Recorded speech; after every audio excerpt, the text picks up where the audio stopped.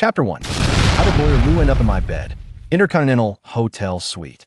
The sound of heavy breathing gradually subsided as Hua Nong's manicured nails left crimson trails on the man's back. A hasty knock at the door roused the inebriated individual from her slumber. What transpired last night?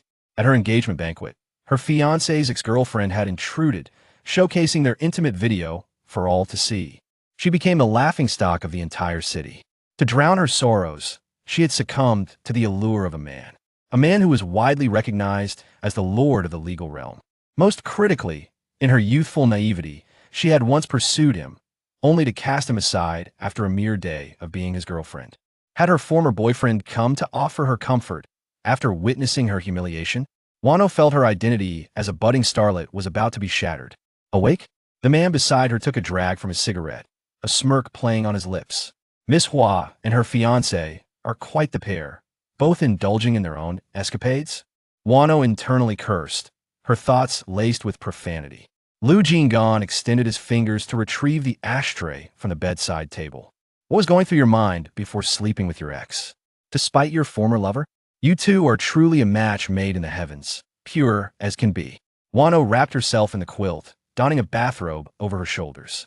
As she turned, her gaze fell upon the man leaning against the headboard, bare-chested, the covers barely concealing his lower half, a freshly lit cigarette gripped between his fingers.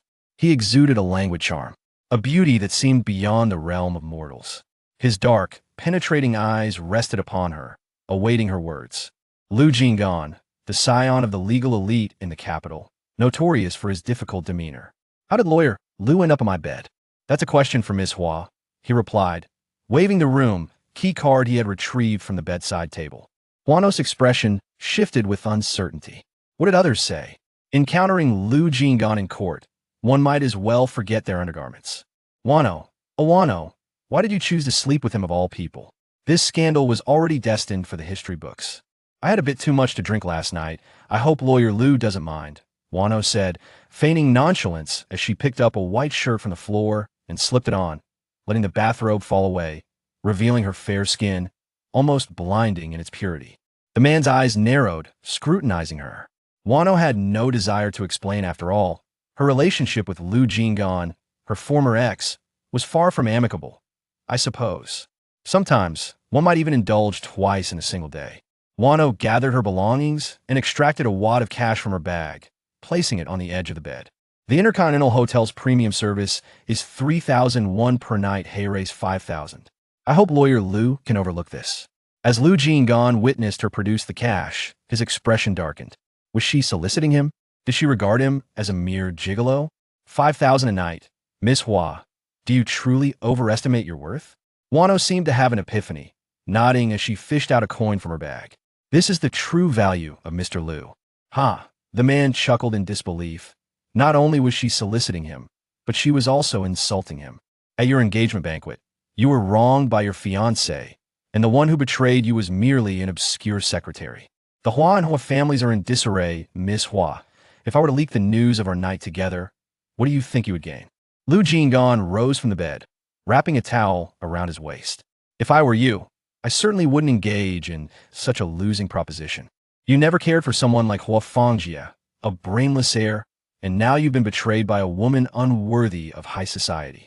If I were you, I would be too ashamed to face anyone. After all, Hua is known as the queen of the capital. Where would you place your dignity? Hua Nong clicked her tongue. What does that have to do with Lawyer Lu? It doesn't, but the man grinned devilishly. Who doesn't enjoy witnessing your downfall? Hua Nong laughed in exasperation. Who would have thought? Lawyer Lu, that beneath that tailored suit lies a rogue. Am awaiting your plea for assistance, Lu Jing'an said, his grip on her chin tightening, his tone icy. Hua Nong shrugged off his hand, retorting, dream on. At the Hua residence, Hua Fangjia knelt on the floor, trembling in fear. Father, I never intended for yesterday to unfold in such a manner. My relationship with that woman was merely a fleeting farce. What farce? Do you believe your elevated status grants you immunity? Engaging in such acts while spouting lofty ideals? Father, I had no choice. I've been engaged to Hua Nong for over a year, and she has denied me any intimacy. As a man, I have needs. Unworthy spawn. Hua Jin had just arrived at the Hua residence when he heard this remark. He approached, intending to strike Hua Nong, but before he could raise his hand, he collapsed, unconscious. In the chauffeur-driven car, Hua Nong's agent gazed at her with an intensity that suggested she wished to peer into her very thoughts. You could have slept with anyone, yet you chose Lu Jing'an. Hua Nong, do you wish to sabotage your career? Do you believe Lu Jing'an would hesitate to report you for solicitation? Hua Nong pondered could be true. Would he not deny being a gigolo? Who suffers more, you for soliciting him, or him for being your gigolo? Hua Nong, your standing in the entertainment industry is still precarious. How many artists would kill to have Lu Jing'an as their lawyer? Do you realize that? The agent was on the brink of an outburst. Hua Nong felt a headache coming on, playfully clinging to her agent's arm. Regardless, I've already slept with him. Your scolding is futile. Instead, let's devise a public relations strategy to minimize my losses. She had just secured endorsements, films, and advertisements, and now frantic calls were flooding in. If anything went awry, her penalty fees would be astronomical. The agent shot her a disapproving glare. The Hua family has sent Hua Nong and that woman abroad. When did this happen? Hua Nong gasped, her vengeance unfulfilled, and now the culprit was being whisked away? What was the Hua family scheming? Are you jesting? Why would I joke? Your father collapsed from anger at their residence. If it weren't for your father's reputation, what explanation would they owe you? Now, with your father's fate uncertain, they are bound to make arrangements, especially since that woman is pregnant. Hua Nong had initially intended to indulge in a spa treatment that afternoon, having gained nothing from her encounter with Lu Jing'an, feeling utterly drained. Before she could act on her plans, Mrs. Yang's call came through. Sitting in a chauffeur-driven car, Hua Nong sipped goji berry tea from a thermos. Always talking about death, but is it truly imminent? The elder of the Hua family was infatuated, having loved the same young woman for over 20 years, a sentiment that never waned even in death. Despite his age, he continued to attract illegitimate children seeking recognition. Her mother, the elder's second wife, Mrs. Yang Xian, had long grown accustomed to such matters. She was indifferent to the number of his illegitimate offspring, as her inheritance remained intact. Did you not inquire? There is no will. Who should we consult? Lu Jing'an. Uffed. She had just slept with him now. She was to seek his assistance? Find another lawyer. He is the undefeated legend of the capital. Mrs. Yang gazed at her, a grave expression on her face. Mom, I just slept with him. This feels inappropriate. Isn't it perfect? After an encounter, it's much easier to negotiate. Would you prefer those illegitimate children to contend for your inheritance? Hua Nong, if you had to choose between 100 billion and 10 billion, which would it be? Hua Nong thought, who would make such a foolish choice? Obviously 100 billion. Given your current predicament, the Hua family is poised to strike now that your father's condition is precarious, whisking their entire family abroad to evade scrutiny. You stand to gain nothing without your father's support. How will you survive? The meager earnings from your struggles in the entertainment industry? Soon enough, your luxury cars and mansions, your Hermes bags will all be sold off. Do you intend to shop via private jet? In a year or two, Hua Nong will swagger by with his wife and child, flaunting their happiness before you swallow that humiliation? She could not endure it. She could be poor, but could not bear the thought of Hua Nong parading his family in front of her. That was a disgrace. I'll go at once. Chapter 2. A woman's most damning criticism to a man. Lu Jing'an's office was situated in the most renowned building in the capital, occupying a prime position, offering a breathtaking view of the city's vibrant nightlife through its floor-to-ceiling windows. It was rumored that a television series had once sought to rent his office for filming, but Lu Jing'an quoted an exorbitant price of 100 million per day, sending the producers away in defeat. Sitting on the sofa, Lu Jing'an held a coffee cup, his gaze fixed on Hua Nong.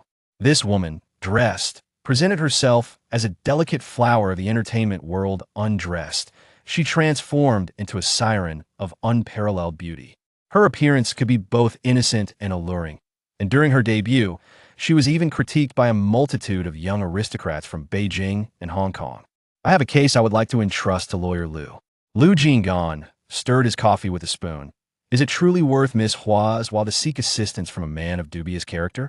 Hua Nong wore a cheerful smile, but inwardly she thought, Mr. Lu may not be aware that, in certain contexts, a man of dubious character could be considered compliment.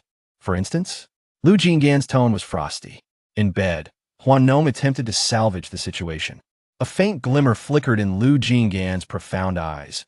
Allow me to remind you, Miss Hua, my consultation fee is 10,000 per hour. Hua Nong, it would indeed be a pity if Mr. Lu did not pursue a career in bank robbery. Rather than robbing a bank, I prefer wealthy individuals like yourselves to generously offer me their money. Hua Nong felt a surge of frustration. The consequences of her actions were swift and relentless. Will you take my case, Mr. Lu? Not interested, Lu Jing'an replied without a moment's hesitation. Why not? The male lead in adult films is likely more skilled than I am. Perhaps you should consider that, Miss Hua. If not, a student from a sports university could also be a decent option. Hua Nong, she regretted drowning her sorrows in alcohol, which only deepened her despair. With so many men in the world, why should she pursue Lu Jing'an? Was her ancestral grave smoking with misfortune? Here she was, Hua Nong, the most beautiful woman in Beijing and Hong Kong, a fresh flower in the entertainment industry, destined to fall into the hands of this man. Hua Nong forced a smile. Mr. Lu, is it truly necessary to hold a grudge? Lu Jing'an lounged on the sofa, balancing a coffee cup on his fingertips. While you may seek to fill the void left by your fiancé with me, it seems you also wish to treat me like a mere escort. Hold a grudge? Not digging up your ancestral grave is already quite gracious. Hua Nong rubbed her temples, attempting to suppress her anger. After all, it was 100 billion involved. A life without money was hardly worth living. How about this, Mr. Lu? You might as well dig up my ancestral grave. Holding a grudge is bad for your health. Once resentment takes root in the heart, it leads to baldness. For the sake of your hair, let me take you to excavate my grave. Lu Jing'an regarded Hua Nong, seemingly taken aback by her audacious words. Miss Hua is quite filial. Ancestral graves have been buried for long enough. A change of feng shui might do them good. This is for their benefit. After all, who wouldn't want to move to a better house? Lu Jing'an chuckled, finding Hua Nong's unreliability amusing. I never expected that while Miss Hua may not be conventionally beautiful, she possesses a kind heart. Hua Nong's patience reached its limit throughout her life. No one had ever claimed she was unattractive, and Lu Jing'an was the first to do so. If she were to express affection towards him, it would be his fortune, yet this insufferable man had the audacity to be aloof. In a sudden burst of anger, Hua Nong leapt from the sofa, snatched the coffee cup from the table, and splashed it on him, her fury boiling over. You, despicable scoundrel, lack the ability to articulate your thoughts, yet seem to possess a healthy tongue. Lu Jing'an was caught off guard, watching helplessly as the coffee drenched his white shirt. Hua Nong, Lu Jing'an. As Hua Nong came to her senses, she turned to flee. Lu Jing'an swiftly closed the distance, pressing the door shut, trapping her between his arm and the door, his voice low and restrained. Splashing me? The lawless renegade, Lu Jing'an. He never stained his hands with blood, yet possessed 100 ways to make you wish for death. I have Parkinson's. Is that so? You exhibited Parkinson's while splashing me, yet when it came to touching me, you seemed perfectly fine? That need not be the case. Hua Nong believed she could not endure such humiliation. Flattering a man like Lu Jing'an was akin to asking her to eat feces. She was accustomed to having others kneel and fawn over her. When had she ever stooped to flatter someone else? If he refused her case, surely she could find a good lawyer elsewhere in Beijing and Hong Kong? If not there, surely she could find one globally. Mr. Lu, if you refuse, then so be it. We are all part of the same circle. If the deal falls through, let's maintain our civility. Name your price, and consider it my apology for today's recklessness. Lu Jing'an's gaze deepened, recognizing Hua Nong's familiar approach of throwing money at problems. The reputation of the foremost sister in Beijing and Hong Kong was not earned lightly. Has Miss Hua made her decision? With wealth, is it not possible to secure a good lawyer? Is that so? Lu Jing'an's expression was enigmatic. Indeed, I wouldn't hire you even if I were in dire straits. A smirk played on Lu Jing'an's lips, his wicked smile stretching to the corners of his eyes as he retrieved a handkerchief from his pocket to wipe the coffee stain from his neck, his nonchalant demeanor provoking irritation. Shall I escort you out? Hua Nong pouted, preferring not to receive money at all.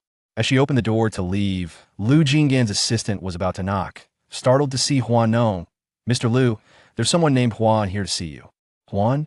Her scheming second brother? Damn. If Lu Jing'an took on Hua An's case regarding inheritance rights, wouldn't that spell certain defeat for her? Would she have to beg her mother for scraps in the future? When that fool Hua Nong passed by with his wife and children, he could still toss her a few coins. Lu Jing'an stood by the wardrobe, removing his shirt to change. "Do not let him and tell him to leave," Hua Nong commanded fiercely, blocking the assistant's path. The assistant was taken aback, glancing at Lu Jing'an just as he turned, fastening his shirt buttons. "Assistant, what a scandalous sight. What is it?" Hua Nong glared menacingly. "Mr. Lu hasn't spoken yet. Does the word of the lady not hold weight?" "Assistant, Wang Defa." Hua Nong slammed the door shut with a bang. Turning, she found Lu Jing'an still at the wardrobe, fastening his cufflinks, a mocking smile playing on his lips as he regarded her. Not leaving? Chapter 3, however, Lu Xiao, while firm, must not be too harsh. Hua Nong pondered, feeling the sting of the unexpected slap to her pride. She gazed at Lu Jing'an, her expression a mix of frustration and defiance. "I could eat dirt." Yet, Lu Jing'an remained insistent. If Huan were to acquire the majority of the inheritance, she would stop at nothing to confront the old man, even if it meant exhuming him from his grave. Lu Jing'an's chest quivered slightly, as if suppressing a laugh. He then nodded with feigned seriousness. "If Miss Hua has such a peculiar hobby, I could reluctantly provide the raw materials." How utterly revolting. However, the man shifted his tone. "When did Miss Hua become the matron of my law firm?" Moments ago, Hua Nong had steeled herself to speak. The man let out a cold chuckle. "I have a meeting, Miss Hua." His hesitance was evident, suggesting he wished for her to recognize the unspoken boundaries. "I shall not disturb Lawyer Lu. Here is my number, should Lawyer Lu come to a decision. Please do not hesitate to call me." With that, Hua Nong departed. Half an hour later, Lu Jing'an entered the conference room to find everyone engaged in distributing coffee. The young assistant was enthusiastically announcing, "This coffee is courtesy of the boss lady. Our General Lu's girlfriend is none other than the entertainment industry's diva, Hua Nong." "Where has Hua Nong disappeared to? America? Provide me with the address. I am determined to confront him." She had been wronged, her father infuriated, and yet he had fled? She could not swallow this indignity. Wei Shi cast a sidelong glance at Hua Nong, stating that her paramount concern should be securing her father's inheritance, rather than becoming entangled with a simpleton like Hua Nong. Hua Nong, exasperated, remained silent for a moment, lost in thought. Noticing her silence, Wei Shi inquired if she desired a drink, to which Hua Nong responded with a sigh. Wei Shi retorted with a glare, challenging her to indulge, only to become inebriated and attempt to seduce Lu Jing'an once more. Wei Shi rebuked her, questioning her audacity. At the villa, Hua Nong, having just emerged from her bath, received a call from Yang Xian, who inquired about the progress of her discussions. Hua Nong responded listlessly, to which Yang Xian questioned if she had already acquired a broken bowl, preparing to beg for sustenance with her mother. She reminded Hua Nong that Hua and was now virtually guarding their father around the clock, and while she didn't expect her to take shortcuts, she needed to be realistic and prepare. She also mentioned hearing that Hua and had approached Lu Jing'an that day. Hua Nong expressed her frustration with the difficulty of dealing with Lu Jing'an. Yang Xian suggested employing overt flirtation and subtle seduction, and if necessary, to learn how. Hua Nong retorted, advising her to refrain from indulging in romance novels, questioning their ability to guide her in securing her inheritance. After a moment of silence, Yang Xian conceded the impracticality and suggested Hua Nong come to keep vigil, hoping that her father's heart might soften upon seeing her and perhaps lead to a verbal will. Hua Nong pondered this, deciding that pursuing a living man was preferable to watching over a dying one, and declared her intention to immediately pursue Lu Jing'an. Hua Nong then perused her social media feeds, recognizing that this group of idle socialites often served as a source of first-hand information. 40 minutes later, Hua Nong appeared at the upscale golf course in Beijing, Hong Kong, adorned with a hat. On the course, Shun Shang stood at the side. Observing Lu Jing'an swing his club with impeccable precision, his stance as steady as a rock, devoid of any deviation. Rumors swirled in Beijing, Hong Kong. Had you become involved with the first sister? Lu Jing'an, poised to make a shot, retorted, "What do you mean by involved?" "It means engaging in all that one ought to and ought not to do." Shun Shang, having grown up alongside Lu Jing'an, gazed at him, their long stares akin to witnessing one's own nakedness. Lu Jing'an, a man of few words, kept his thoughts to himself, Noticing his silence, Shun Shang clicked his tongue. Why choose anyone else when you could have Hua Nong? You'll have your share of troubles ahead. This woman, relying on her talents, strutted about like a proud peacock. Unfazed, Lu Jing'an swung his club to make the shot. As a man, acknowledging a woman's capabilities is not a source of shame. Hua Nong is indeed exceptional. They had known this since childhood. A high achiever, blessed with beauty and emotional intelligence.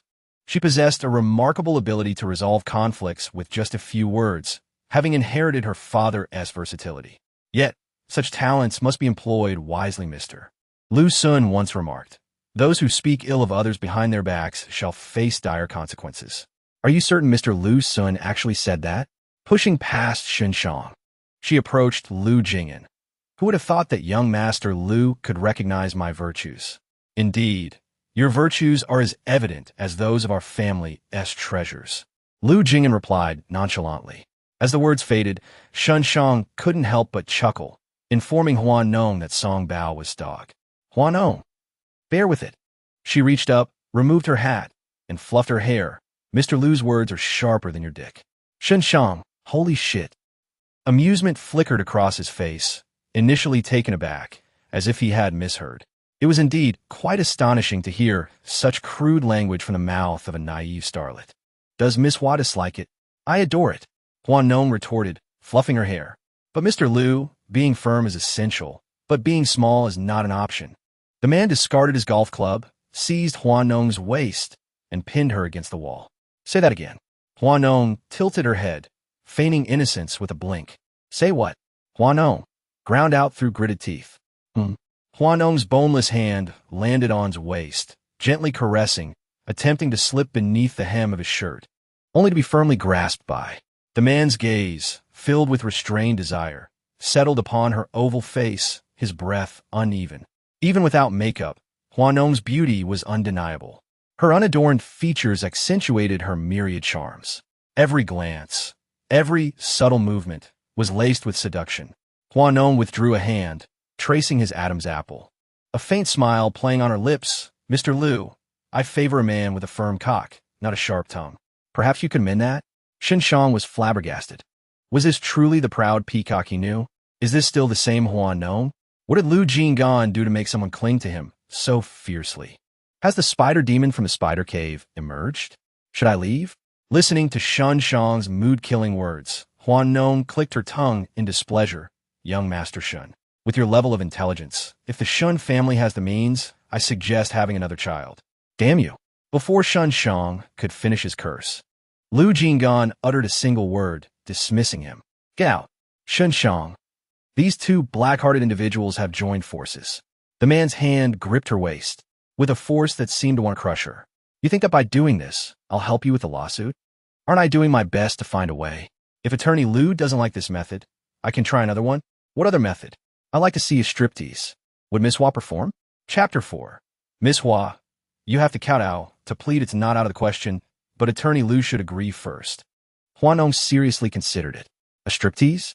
Compared to the inheritance of billions, what did it matter? Lu Jing'an scoffed and released her. Hua Nong was known in Jinggang for her loose tongue, and Lu Jing'an didn't fall for that at all. Attorney Lu, don't leave. We can discuss it. If you're not satisfied with the striptease, I can change to another method. Lu Jing'an removed the wrist guard from his wrist, preparing to leave the golf course. Hua Nong, with her sharp eyes, spotted Hua and then quickly caught up, linking her arm with Lu Jing'an's. No. Second brother, what a coincidence. Hua Nong's visage was clouded as his gaze lingered upon the arms of Hua Nong and Lu Jing'an. No. You are acquainted with Attorney Lu? Hua Nong feigned surprise. Oh, I neglected to introduce him, second brother. This is my paramour. A jolt coursed through Hua's mind. This Hua Nong. Seizing the initiative? Another replacement? Hua Nong mentally retorted. What do you mean, another replacement? No. Attorney Lu is a renowned and promising talent in Jinggang. You must treat him with utmost care. Refrain from being fickle like before, changing partners every few days. As Huan spoke, his gaze shifted to Lu Jing'an, seemingly reminding him of Hua Nong's capricious nature. Unlike you imbecile, marrying 3 wives, each of whom swindled you out of millions, you fool. Second brother, enjoy yourself. We shall take our leave. Hua Nong, arm in arm with Lu Jing'an, proceeded to the lounge. May I release you now? Devoid of sentiment. Lu Jing'an was both amused and exasperated. When she needed him, she could exude a tender, yielding demeanor, only to turn on him afterward and denigrate him. Then, Miss Hua, seek a more amorous individual to litigate your case. Lu Jing'an, disinclined to change out of his athletic attire, grabbed a garment and donned it as he departed. Hua Nong trailed him to the parking area. Are you truly disinclined to accept my case? The remuneration is negotiable. Attorney Lu, profiting from others is profitable, and profiting from me is equally profitable. Could it be that you harbor affection for me, and thus you are reluctant to be in my constant company? Narcissist. Lu Jing'an chuckled in exasperation. Do you know why I refuse to take on your case? Why? Because you are quite demanding. Hua Nong, seemingly oblivious, replied, Am I? If I were truly difficult, how could we have such harmony in bed? What? You two have been together? Is the news true? Shunshang thought Lu Jing'an had lost his mind. Get lost, they both retorted in unison. Shunshang observed that when Hua Nong solicited assistance, she exuded an air of entitlement, as if granting permission for someone to aid her was a privilege. Lu Jing'an gazed at Hua Nong, memories of their school days flashing in his mind. He nearly fell under her enchanting spell once more. It was precisely this captivating visage that had led him astray the previous night, making him cater to her whims, only to be dismissed in return. Hua Nong, my vehicle has been sullied by filth. Are you certain you wish to cling on? Hua Nong merely responded with silence. Bang! Lu Jing'an swiftly shut the car door and pressed the accelerator, departing in haste. TSK, Miss Hua, that is not how one requests a favor. One must flatter. Shunshang felt a surge of delight. Was it possible for ordinary folk to witness a princess in need? Suddenly, from the shadows, several motorcycles surged forth, racing towards Hua Nong. With remarkable agility, she evaded their advance, the rear of one motorcycle carving a perfect arc across the ground before lunging at her once more. Hua Nong swiftly retreated behind the car, retrieving a baseball bat from the trunk. She sidestepped and delivered a powerful swing to the rider's head. Goodness! In a society governed by law, Shunshang finally comprehended the situation and rushed forward to assist Hua Nong. Are you provoking someone? Hua Nong scoffed. Provoking? Is she really that restless? Can you guess which of these individuals is the illegitimate child of our family patriarch? Shunshang replied, I'd rather not guess. My life is more valuable. The genuine fighters had departed, leaving these two novices to fend for themselves. Damn! As Lu Jing'an muttered about Hua Nong, he noticed no vehicles were following them after driving for a short distance. Lowering the window, he glanced in the rearview mirror, catching the fading sound of motorcycles behind him. He opened the car door and took the baseball bat from Hua Nong's hands. You mutt, this is my self-defense weapon. Aim for the body, not the helmet. The latter is useless. Hua Nong watched Lu Jing'an's actions, utterly astonished. This man was undeniably handsome. He looked even more striking when engaged in a fight without uttering a word, far more so than when he was moving in bed. After hiding with Shunshang for quite a while, Lu Jing'an had resolved the situation in just 3 to 5 minutes. Removing the helmet, he tapped it with a baseball bat. It's quite late. Let us grab a late-night snack. My treat, as a token of gratitude for lawyer Lu's life-saving assistance. Lu Jing'an drove, while Hua Nong perched on the back seat, leaning against his chair. I'm in. I'm starving, Shunshang replied eagerly. Did you say those people were your father's illegitimate children? Lu Jing'an inquired while driving, glancing at his grazed arm. That old man has 12 illegitimate children outside and 5 legitimate ones at home. Now that he is on the brink of death, with no written or verbal will, everyone is vying for his inheritance, each displaying their own cunning. With one less contender, there's less competition, and who wouldn't want a larger share of the pie? Hua Nong's father, a figure in the top 50 of the wealth charts. What does that signify? Divided among 15 people, each would receive billions. The amorous escapades of the elder Mr. Hua in his youth have been chronicled into books by the media. Hua Nong pondered, realizing she couldn't simply resign herself to fate. Lu Jing'an cast a sidelong glance at her. A legal professional reminds you, that's unlawful. Irrelevant. Everyone in your firm is aware that I'm your girlfriend anyway. If I break the law, it's as if you do. Lu Jing'an was rendered speechless, finding communication with Hua Nong impossible. Lu, don't you find my plight lamentable? Won't you assist me in my misery? Hua Nong clung to the back of Lu Jing'an's driver's seat. If you refuse to help, the day I'm destitute and starving, I'll take my mother, brandishing broken bowls, and beg at your company's entrance daily, allowing your affluent clientele to witness the ruthlessness of capitalists. Rest assured, Miss Hua, beggars are not permitted access to my building. Then I shall unfurl a banner at the entrance. Hua Nong, Lu Jing'an said, a headache beginning to form. Hua Nong, you are too garrulous. Disembark or be silent. Choose one. The next day, Hua Nong was still in the throes of slumber when Wei Shi's call came through. Awake? In a semi-conscious state. What does that imply?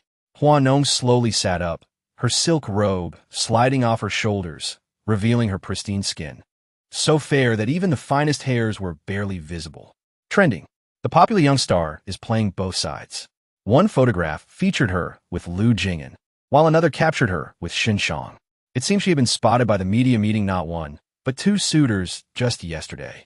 Truly, one cannot be seen in the company of men without attracting attention. Even the hounds of the entertainment industry have become adept at sniffing out such scandals. Before Hua Nong could even glance at the comments, Ms. Yang's call came through. Your father's on the brink of death. And instead of contemplating how to secure your fortune, you're busy with men? And two at that? Didn't you suggest I seduce them? Hua Nong replied, her tone calm and unhurried, while the world around her was in a frenzy. Take it easy. Be cautious lest you end up with nothing but media scrutiny before you inherit.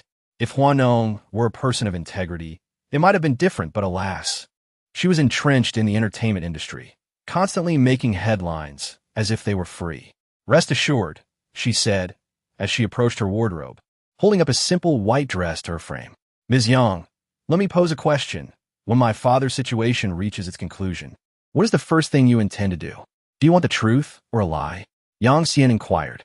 Just spare me the nonsense. Using your father's money to find yourself a stepfather, Ms. Yang replied without a moment's hesitation, as if this were the very ambition of her life. Once the old man passes, her goal would undoubtedly be realized. To ensure you can utilize my father's funds to find me a stepfather, I require your assistance. Huan established a logistics firm in Hong Kong, dealing with both domestic and international logistics, making him arguably the most accomplished of the old man's numerous offspring. Regrettably, the more talented he is, the more determined Hua Nong is to ruin him.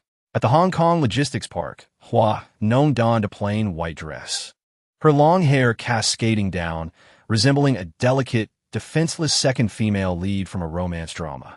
Did you seek me out for a matter? Hua Nong toyed with her hair with her slender fingers. I wish to propose a transaction with my second brother. What sort of transaction? Huan's impression of Hua Nong was that of a mere ornament, one who only knew how to squander the family's wealth.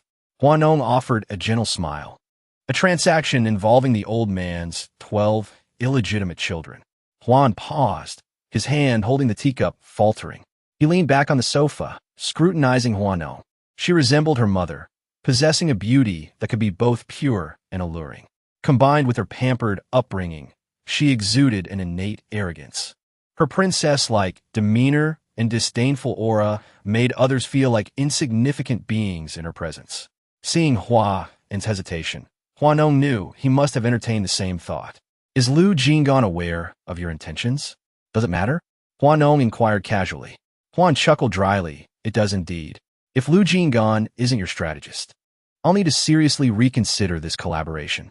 Hua Nong, do you underestimate me? That scoundrel. Huan noticed a change in Hua Nong's expression and sighed, just telling it like it is. After all, the old geezer was quite the character in his younger days. A couple of illegitimate children are hardly worth mentioning. Letting them have a bite of the pie is no big deal.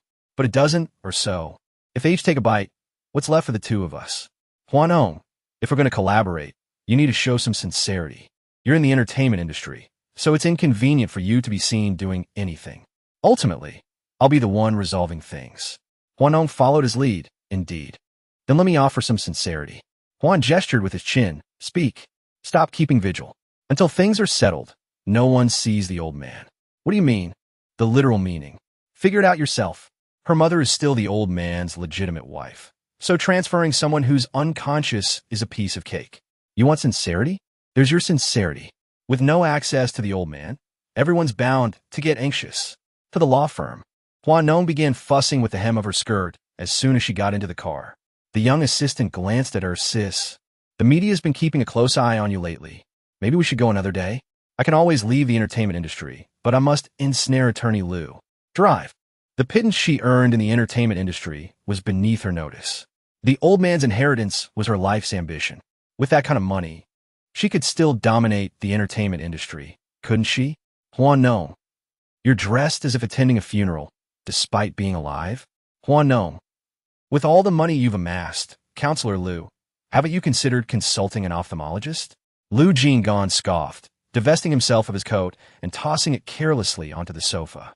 Are you planning to take root here? If it would persuade you to represent me, I am amenable. From her scholastic days onward, Hua Nong's mental faculties have been somewhat askew. Compared to the average person, she possesses a conspicuous deficit of shame. Any object of her desire becomes a target of relentless pursuit, with its subsequent valuation being of no consequence to anyone else. In the words of Shun Shang, this is karmic retribution. Even she has a day when she must entreat others. Shen Shang was just recounting to him today that Hua Nong may appear erratic, but she possesses a certain competence. Last night, she was pursued by an illegitimate son, and today his father was surreptitiously relocated. Those who had paternity tests in the past were truly blessed by their ancestors. Those who did not should abandon any hope of such an opportunity. Without proof of filial relation, how can one inherit the estate? Hua Nong remains unchanged, feigning madness in public, while her internal calculations are meticulously clear. Hua Nong toyed with Lu Jing'an's pen, watching as he incrementally rolled up his sleeves, revealing his well-built forearms. I have misgivings. Lu Jing'an responded casually. Misgivings about what? Regret that, in my inebriated state the other night, I failed to properly appreciate your physique. Might I have another opportunity? Lu Jing'an. Hua Nong, with the advancements in modern aesthetic medicine, haven't you ever considered undergoing a procedure to thin your epidermis? Hua Nong let out a hum as the phone rang. The person on the other end was speaking, but all Lu Jing'an could hear was Hua Nong saying, I'm very busy and have no time to deal with this.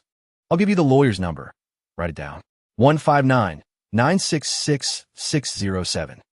Lu Jing'an watched as Hua Nong occupied his boss's chair, holding his business card while reciting the phone number, and he couldn't help but chuckle in exasperation. When did I become your lawyer? He retorted, taking out his phone to answer the call. I'm not her lawyer. All right, you might as well be. The foremost sister of Jinggang has set her sights on you. Can you really escape? It's only a matter of time, so abandon your struggles. It was evident that the caller was familiar with Lu Jing'an and had heard of Hua Nong's reputation. The first sister of Jinggang. The men she desires rarely elude her grasp. The person behind this is Hua Min. I've sent someone to the police station. Hurry over. Let us go. Hua Nong awaited Lu Jing'an to end the call, smoothing her dress as she stood up, exuding an air of confidence that suggested she knew he was stubborn yet soft-hearted. Beneath the flowing white chiffon skirt lay her fair thighs. Lu Jing'an momentarily closed his eyes. His mind flooded with the lavish scene from the night before when Hua Nong had wrapped her arms around his waist, accompanied by her soft gasps. Hua Nong, you said, if I were to break your legs, you wouldn't be able to bother me again, would you? Chapter 6. Is a no cost of sleeping with me? How to describe Lu Jing'an. Hua Nong confined him within the limits of her dwindling knowledge, labeling him as a brooding yet scheming man. During her school years, Hua Nong exhibited a rebellious spirit. While others diligently pursued their studies in junior high, she was entirely preoccupied with seeking romance among the handsome seniors. With a steadfast resolve to ensnare anyone she could, one fateful day on the playground, she caught sight of Lu Jing'an. Believing he reciprocated her affections, she resorted to various charms and gestures, lavishing him with treats. However, one day, as she packed her bag, she stumbled upon the words not allowed. It was only after inquiring that she discovered it was due to a faulty pen. Hua Nong, infuriated, realized that while she believed they were engaging in a sweet, secret courtship, Lu Jing'an perceived her behavior as desperate and clingy. This incident ignited a desire for revenge in Hua Nong, yet she repeatedly failed, hindered by Lu Jing'an's sharp intellect. Should you dare to break my legs, I shall ensure you lose your manhood. No one shall escape unscathed, she declared. Approaching him, her slender fingers toyed with his collar. Mr. Lu, are you gazing at my legs in fond remembrance of that night's intimacy? Lu Jing'an remained unyielding, brushing her hand away from his collar. Miss Huan, do your admirers know of your shamelessness? A pure and innocent flower, do you truly believe you are worthy of such a title? Are today, as fans, merely selectively blind?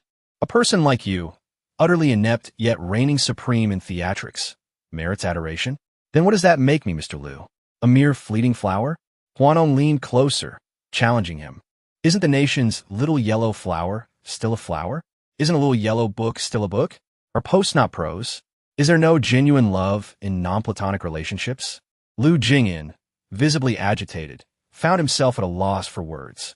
A legal professional, circumscribed by the rigid confines of the law, could never hope to outwit a coquettish starlet when it came to risk of banter. It seemed that Hua Nong was destined to be his nemesis. Police station. When Hua Nong floated into the police station lobby in a white dress, she immediately captivated everyone's attention. Drool practically formed puddles on the floor. The very essence of ethereal beauty seemed to emanate from her. Ahem. A cough from the side broke the spell. Fang Zhou, a close friend of Lu Jing'an, approached and discreetly inquired, avoiding the gazes of others. Did you really sleep with her? Lu Jing'an. Why the pretense of being so reserved? If you'd agreed earlier, you might already have children. It's your good fortune that the most beautiful woman in Jinggang has taken an interest in you. Speaking of your duet, were you the one providing the services? You. Where is she? Lu Jing'an interrupted. Fang Zhou's gossip was cut short. He met Lu Jing'an's somber gaze and stopped talking. This way, I'll take you. Hua Nong overheard their hushed conversation. As soon as Fang Zhou left, she stepped forward and took Lu Jing'an's arm. Lu, why are you being so reserved? It's your good fortune that I've taken an interest in you. Let go, Lu Jing'an said, glancing at Hua Nong's hand clutching his arm. Let go. Dream on. She clearly knew that someone was taking pictures, so why would she let go? In a matter of moments, the gossip headlines would be about their breakup. Checked into a hotel yesterday, broke up today. She would become the biggest joke in the entertainment industry. In the small, dimly lit room, Hua Nong met Hua Ying for the first time. It remained ambiguous whether she was the elder sister or the younger, and the location of their initial encounter was undeniably awkward. Hua Nong drew back the chair opposite her and settled in, crossing her legs as she gazed across. Even in the dim light, her refined aura was unmistakable. You must be Hua Nong? Hua Nong smiled. If you weren't certain, why go to the trouble of targeting me? I had no choice, seeing as you're my adversary, Hua Ying retorted with insubordinate defiance. The old man has lavished a considerable sum upon them over the years, yet they've been deprived of the privileges they deserve. Contrast that with Hua Nong, who enjoys both preferential treatment and financial abundance. An innocent flower in the entertainment industry? TCH, that's a novel expression if I've ever heard one. Hua Nong flicked an invisible speck from her nails, lifting her gaze to meet hers. Enemy? Your true adversaries are the other 12 illegitimate children, not I.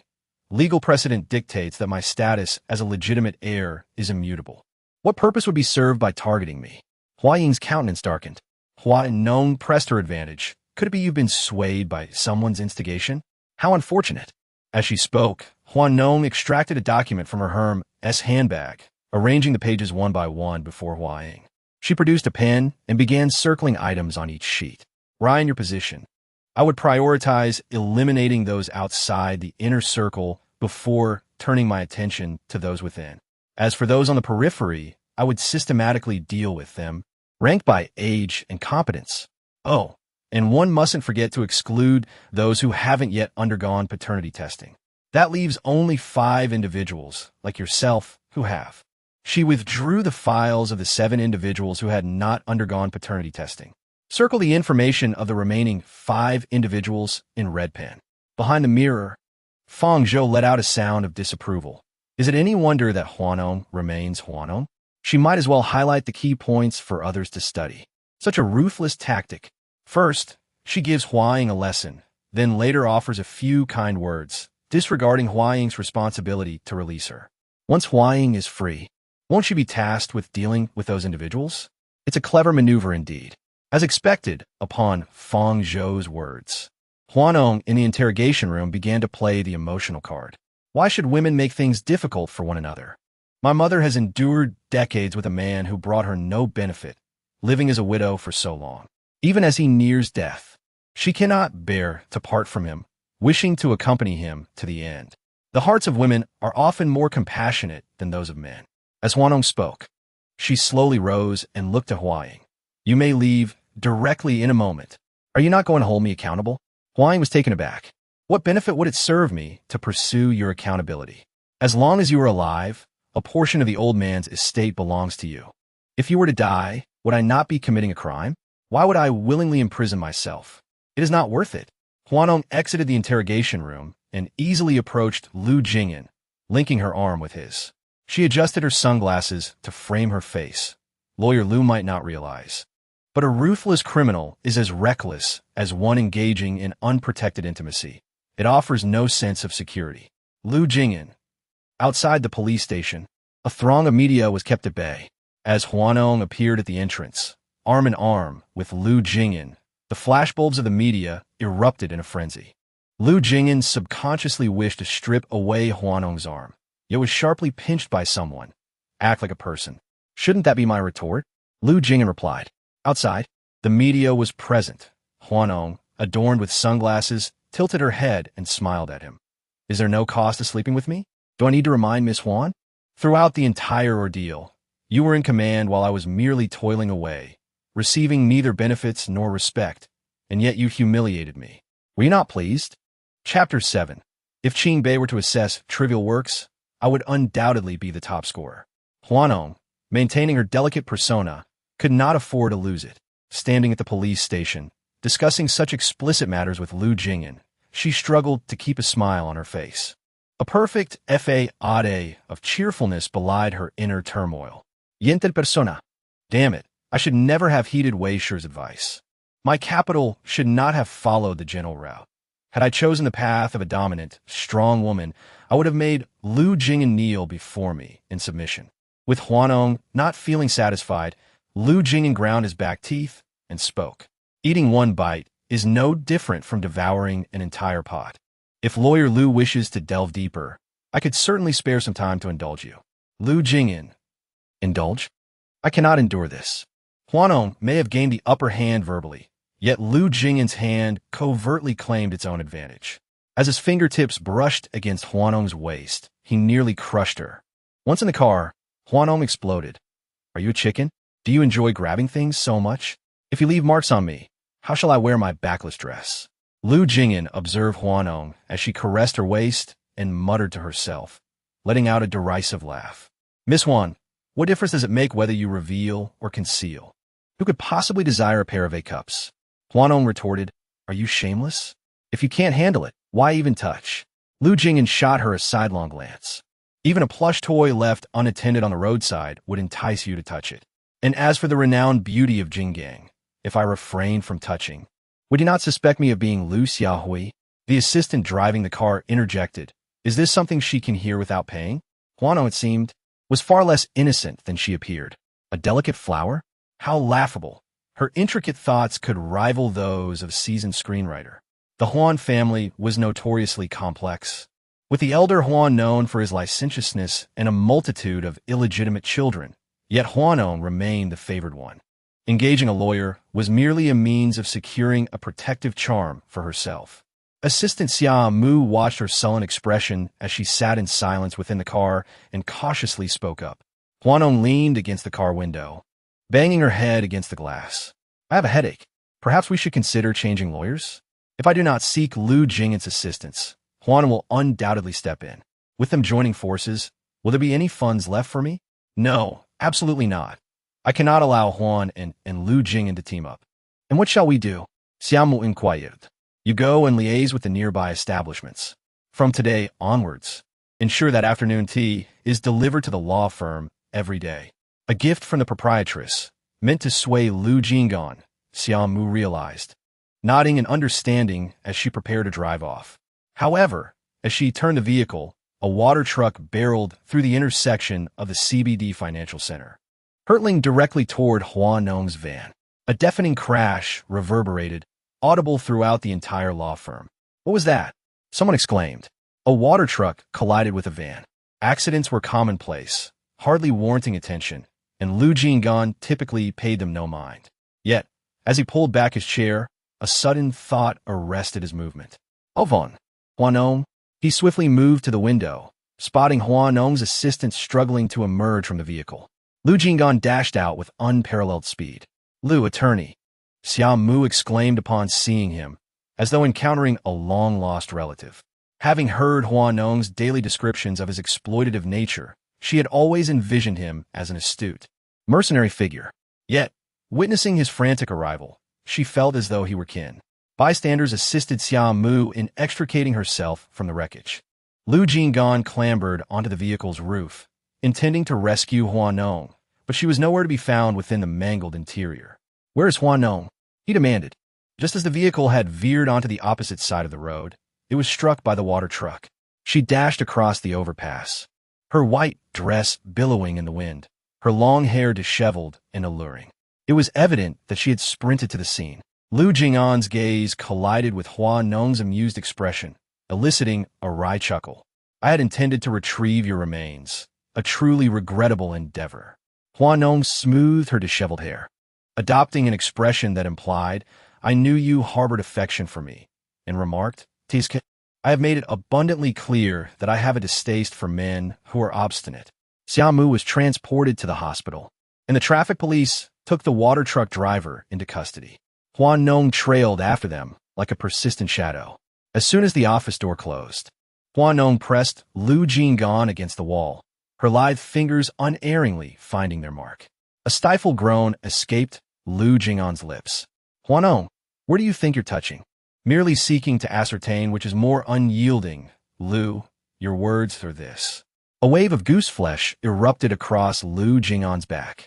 Upon closer inspection, a subtle tremor accompanied Hua Nong's ministrations. In contrast to Lu Jing'an's restraint, Hua Nong's confident composure held sway. Hua Nong's bewitching demeanor prompted Lu Jing'an to grasp her chin. "Hua Nong, from whence did you acquire these antics?" Hua Nong leaned closer, whispering, "From other men, of course." The compendium of her knowledge far surpassed the educational curriculum. TSK. In this modern era, a woman navigating the entertainment industry must outmaneuver men to avoid being exploited. Otherwise, how could she ascend to the position of a seemingly innocent ing new? Lu Jing'an's grip on her chin tightened, his other hand disengaging her fingers. "It is no wonder you failed to gain admission to Tsinghua or Peking University." Hua Nong retorted, "Some individuals possess a mouth that is utterly wasted." Were it not for her reliance on Lu Jing'an, she would have certainly retorted fiercely against a man as loquacious as he. Hua Nong playfully propped her chin with her fingers, declaring, "If Peking University were to assess literary works of a less savory nature, I would undoubtedly emerge as the top contender. Should the qualification exam for legal practitioners involve inquiries about adult film stars rather than legal luminaries, I would surely claim the first prize."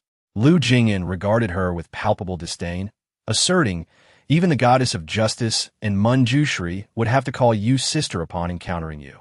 Hua Nong, however, chose not to engage in trivial disputes. When it comes to men, one must master the art of give and take. Chapter 8. Your father's illegitimate child has surpassed the number of men I have ever slept with in my lifetime. Before the vehicle even approached, they observed someone kneeling at the entrance, wailing dramatically.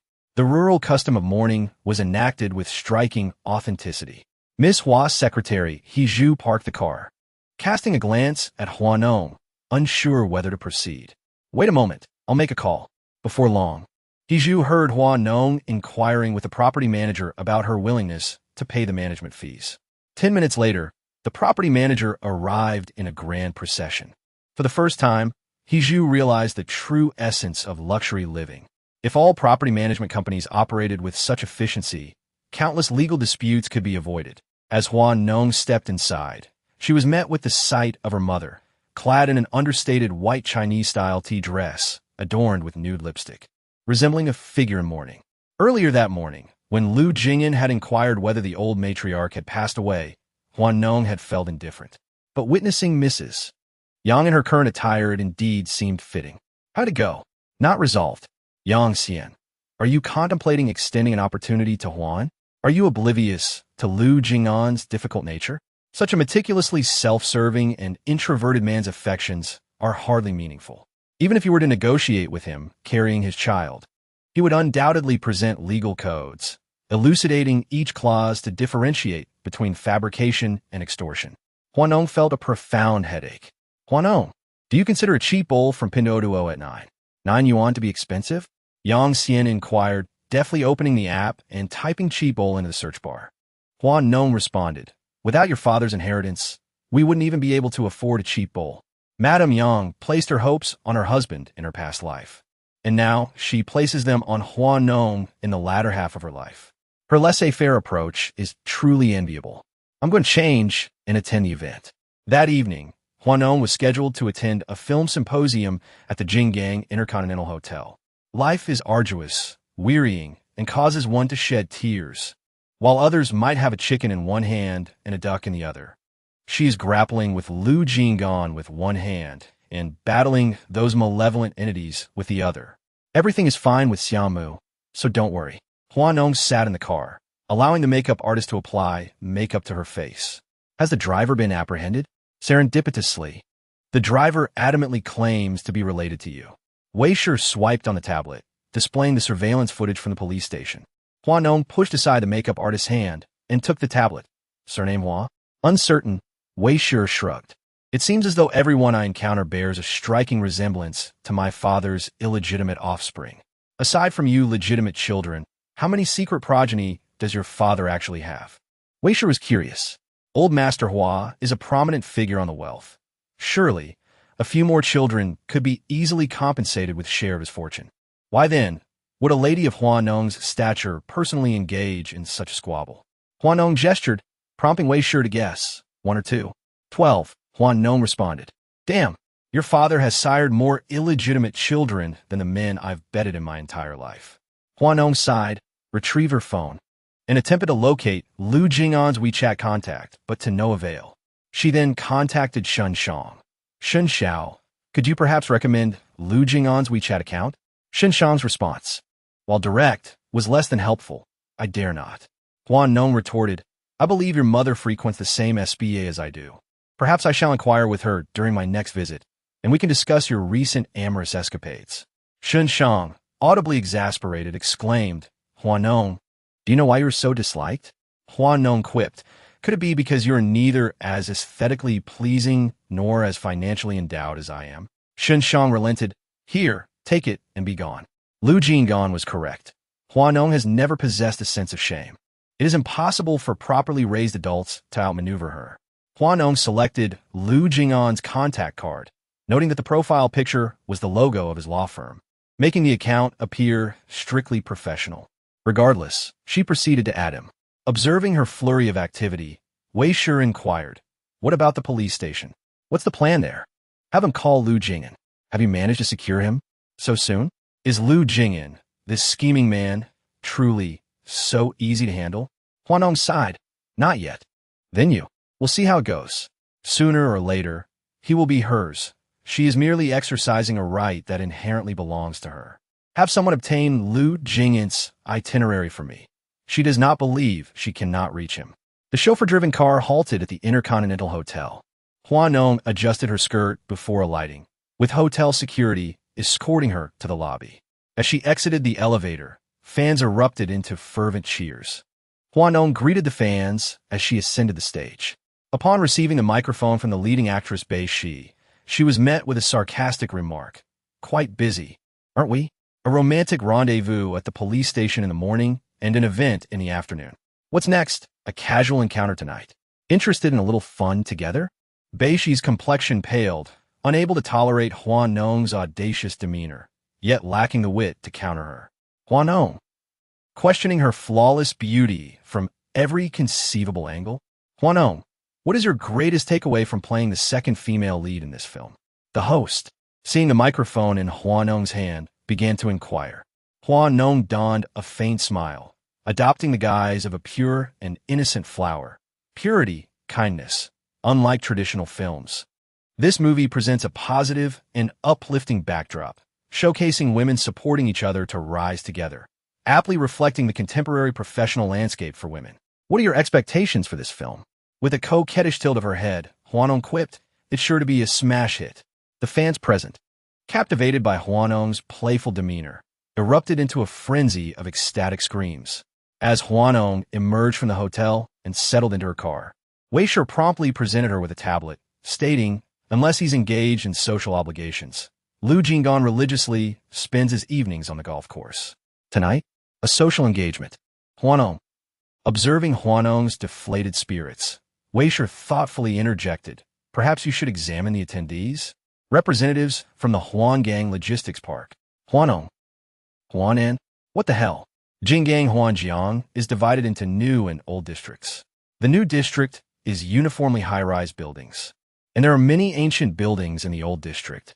Lu Jing'an's engagement with the Huanggang Logistics Park was arranged at a private restaurant along the river, where one could gaze upon the majestic waterway through quaint, antique windows. By the time Hua Nong located the venue, she surmised that their meeting was well underway. Weibo, noticing Hua Nong lingering in the car, engrossed with her phone, inquired with a hint of curiosity, "Not going in? What's the rush?" Hua Nong retorted, "If I were to barge in and impede Lu Jing'an's business negotiations, that devious man would publicly humiliate me. Have a server deliver 2 bottles of wine, ostensibly for me, and inform Huanan of my presence nearby. Subtly caution him against any underhanded poaching." Weibo. Indeed, who else but Hua Nong? Chapter 9. Lu Jing'an. This attire is better left unworn. Inside the private room, a haze of smoke lingered, rendering it a labyrinth even for the likes of Sun Wukong. In this masculine haven, smoke, liquor, and women were the order of the day. 2 of the 3 were certainly present. The restaurant manager, holding the establishment's finest wine, gently knocked on the door of the room and approached Lu Jing'an, whispering, "Mr. Lu, this is the wine that Miss Hua Nong asked me to deliver. She also requested that I remind you to drink sparingly." Upon hearing the manager's words, the expressions of everyone in the room, save for Huanan, resembled that of a dung beetle relishing a fresh find, utterly devoid of distinction. It was indeed true. The affair between Lawyer Lu and Miss Huan had become common knowledge throughout Beijing and Hong Kong.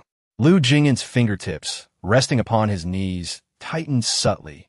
Yet again, it was one of Hua Nong's mischievous antics.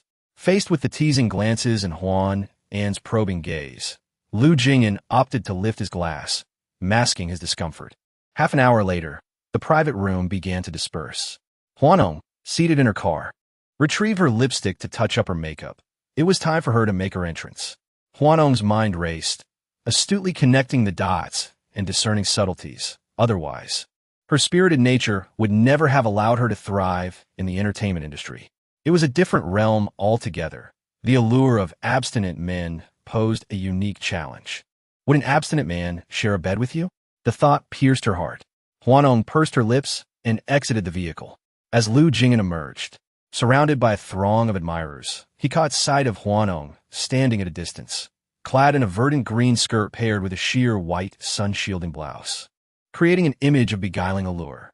The streetlight cast its glow upon her, outlining a scene that was tantalizingly suggestive, yet enticingly elusive.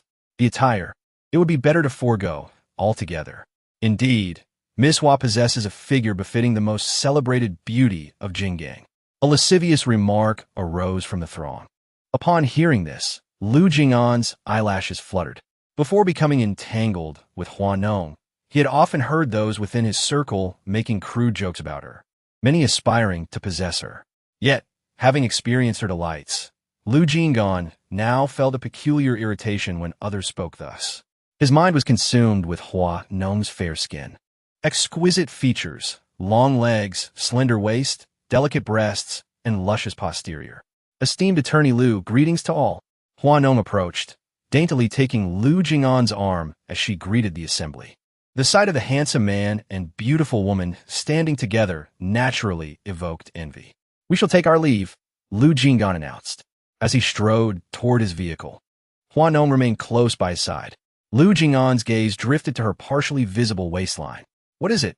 Is your father on death's door, leaving you unable to afford proper attire?" Hua Nong followed his gaze to her sun-protective garment, then drew near to Lu Jing'an. I wore it specifically for Attorney Lu. Do you approve? Such garments are easily torn in haste, requiring little effort. Hush! Lu Jing'an interjected, covering Hua Nong's mouth with his hand. Can you not be silent? Bashful? After sharing such intimacy? Preposterous! If genuine bashfulness were present, and a desire to avoid her advances, then an acceptance should be swiftly forthcoming. Hua Nong's delicate eyebrows arched, and she extended her tongue to caress Lu Jing'an's palm, embodying a provocative allure. Will you consent to my request? Lu Jing'an felt a tightening in his coccyx as he beheld Hua Nong, a captivating beauty of this world, both pure and alluring. It was truly astounding that no man was beyond her reach. Yet, he had somehow become her plaything. How perplexing. It seemed a pity that the star of adult films was not pursuing Miss Hua. If she were not partnered with Lawyer Lu for such endeavors, it would indeed be a loss. With her delicate wrist poised to glide toward Lu Jing'an's lower back, the man discerned her intentions and prudently took a step back. Was that so? In terms of skill, he was merely average. In terms of physique, he fell short of the athletic boys from the sports academy. What then? Was Miss Hua lamenting? Hua Nong thought to herself, why is this taciturn man so resentful? She felt an urge to explode. Lawyer Lu was undeniably handsome. There was no second to be found in the entire Beijing-Hong Kong region. Each day, Hua Nong found herself either socially mortified or on the verge of such embarrassment. Encountering Lu Jing'an was indeed a stroke of fortune in her life. The boys from the sports academy could not compete with Lawyer Lu's wealth. Wealth and good looks could overshadow any flaws. Lu Jing'an smirked. Can impotence be overshadowed as well? Hua Nong remained silent. Upon entering the car, she guzzled an entire bottle of water to quell her frustration, while Weishur observed her leisurely. Have you been bested again? Could you omit the word again? The mineral water bottle in her grip crunched ominously, clearly a sign of her suppressed rage. What again? It made her feel utterly inept. What reality show?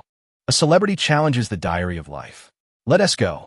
Hua Nong felt an overwhelming sense of despair, pondering how such a dismal fate could befall her. The man stood by the entrance, removing his attire. As Zhu spoke up, Lawyer Lu, we have a murder case. What murder case? Lu Jing'an inquired, perplexed. The water truck you had me follow today has been classified by the police as a premeditated murder, with the victim being the proprietress. Lu Jing'an was taken aback. The proprietress is. Suddenly, it dawned on him, Hua Nong. Among the staff at the law firm, whispers had begun to circulate regarding her plight. Miss Hua is truly unfortunate, being pursued for 2 consecutive days, and it's all been calculated. The police are already deliberating whether to dispatch someone for her protection. Boss, at this rate, are you going to end up a widower? Zhu expressed his concerns, perhaps due to the recent circumstance that had rendered him more sympathetic. Zhu, since when did you become so compassionate? The man replied with an indifferent tone. Zhu sighed. Isn't it because Miss Hua is the proprietress? Have I admitted that? The boss retorted. It doesn't matter. It is a blessing for all of us that Miss Hua has taken a liking to you, the foremost lady of Jinggang, and her boss is destined to be the future husband of the foremost lady. The wealth of the Hua family, even a mere fraction inherited by Hua Nong, would suffice for several lifetimes of an ordinary person. Lu Jing'an had heard this saying countless times during his academic years. At that time, Miss Hua was inexplicably enamored with him, relentlessly pursuing him. A girl, akin to a child captivated by a beautiful toy, was not sufficient to capture his affections. In the face of Hua Nong's persistent advances, he remained unmoved. Everyone advised him that it was a stroke of fortune for someone like Hua Nong to take an interest in him, with some even suggesting he should consider becoming a son-in-law. Chapter 10. Are Hua Nong and Lawyer Lu in a romantic relationship? The first filming location for the variety show that Hua Nong participated in turned out to be at Shunshang's private club. Shunshang was notorious in the Beijing-Hong Kong area for his debauchery, and Hua Nong described him as a flower that lacked charm. He had frequented various high-end venues, not just mingling but also monopolizing business opportunities. His business acumen was cunningly applied to exploit human weaknesses, catering to the desires of both men and women. Legal implications? Not a concern, especially with Lu Jing'an ensuring that lawfulness prevailed. Hua Nong crossed her arms, gazing at Shunshang, who stood before her with an expression of delight. Clad in a cotton Chinese-style shirt and toying with a set of prayer beads, he remarked with amusement upon noticing her discontent. Seeing me must be quite distressing. Hua Nong inhaled deeply, slowly closing her eyelids. She was a celestial being, unfit to gaze upon unclean matters. The gossip mill had been ablaze, claiming that Miss Hua had been pursued relentlessly for 2 consecutive days. I thought you would need to hide for a while, he continued, but you seem rather resilient. Hua Nong chuckled in exasperation. The worse my situation, the happier you seem. Shun Xiao? Of course, Shen Shang replied, his fingers deftly manipulating the prayer beads. It is evident that he is in high spirits now. Who is Hua Nong? For the past 20 years, his journey has been marked by a certain pride, having suffered losses in her hands. With Phoenix in decline, he must be quite pleased. Shen Shang. She possesses a certain beauty. It seems to lack the savoir-faire of life. What a pity. If only Shen Xiao were to relinquish his tongue, he might as well donate it. Hua Nong brushed past him, heading towards the resting area arranged for them at the club. Shen Shang followed closely behind Hua Nong. I remained quite curious when you applauded alongside Lu Jing'an. Was it you attending to him, or he to you? What truly transpired that night? You were intoxicated, and so was Lu Jing'an? Bang! Hua Nong furiously slammed the door, shutting out the noise from the entrance. TSK, what a formidable figure she is. The variety show's format is live broadcasting. The production team provides a box from which everyone draws lots, engaging in whatever project they select.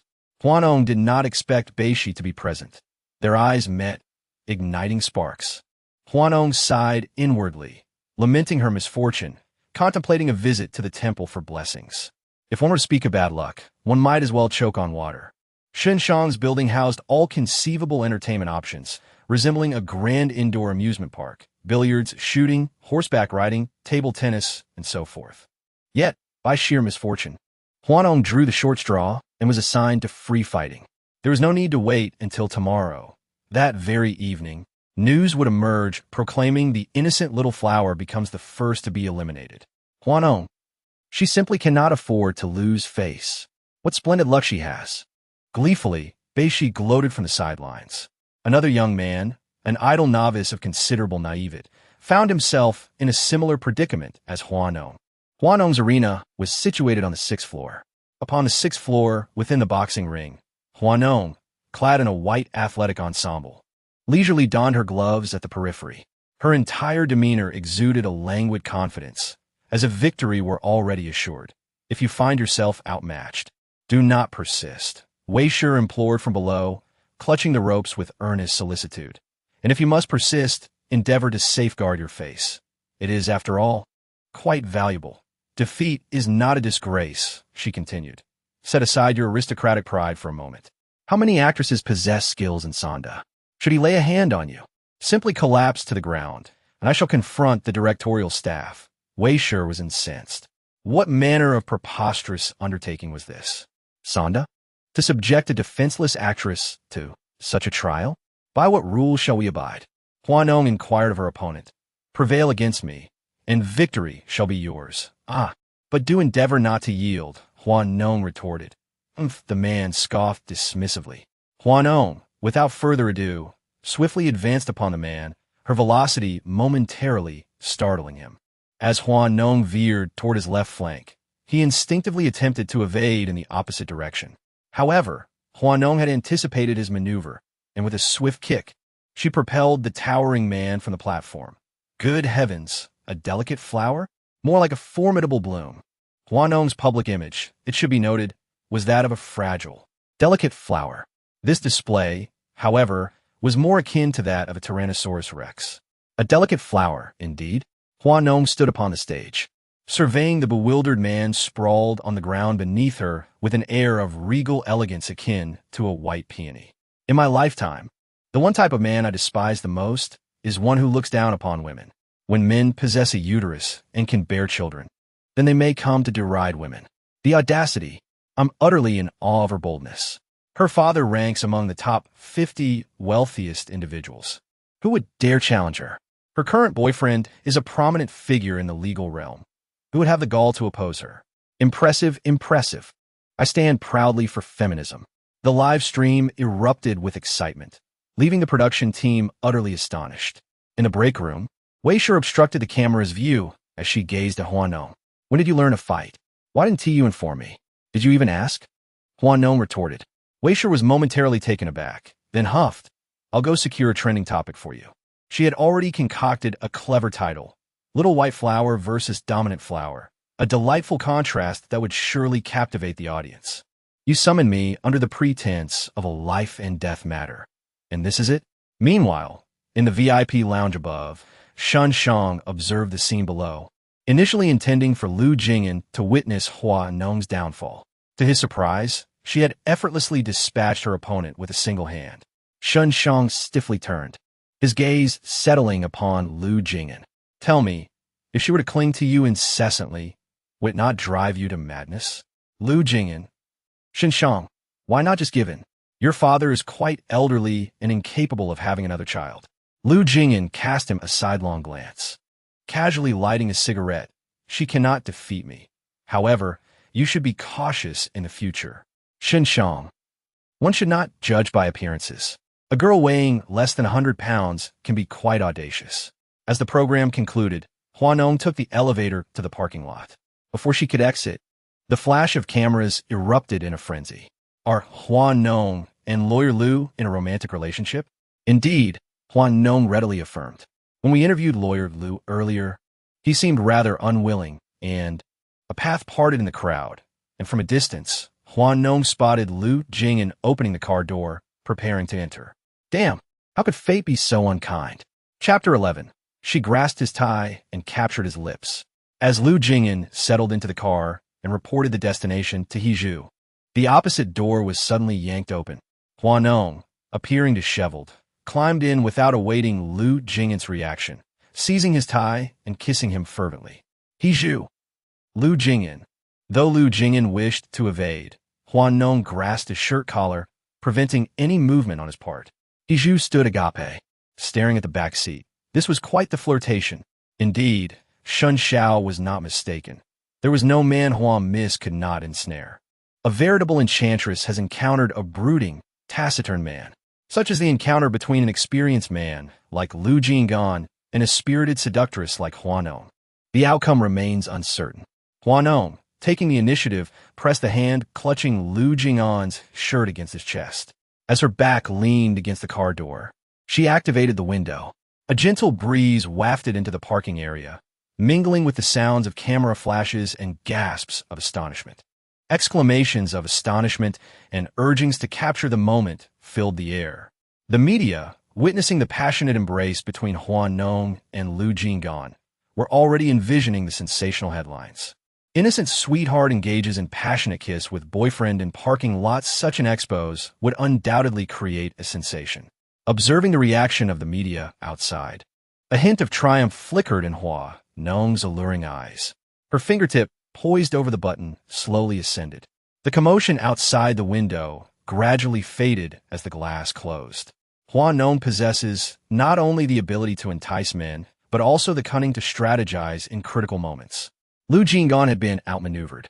Hua Nong, pressing against Lu Jing'an's chest, gently pushed him away. Her fingertips, adorned with nude nail polish, delicately traced his lips. Lu, I'm sorry for the inconvenience, she murmured. Why so fierce, Lu? You frighten me so. Hua Nong, mid-sentence, paused as a thought occurred to her.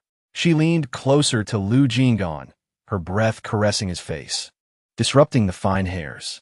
Lu, are you perhaps embarrassed and enraged because I took advantage of you? Hua Nong. Lu Jing'an's breath hitched slightly.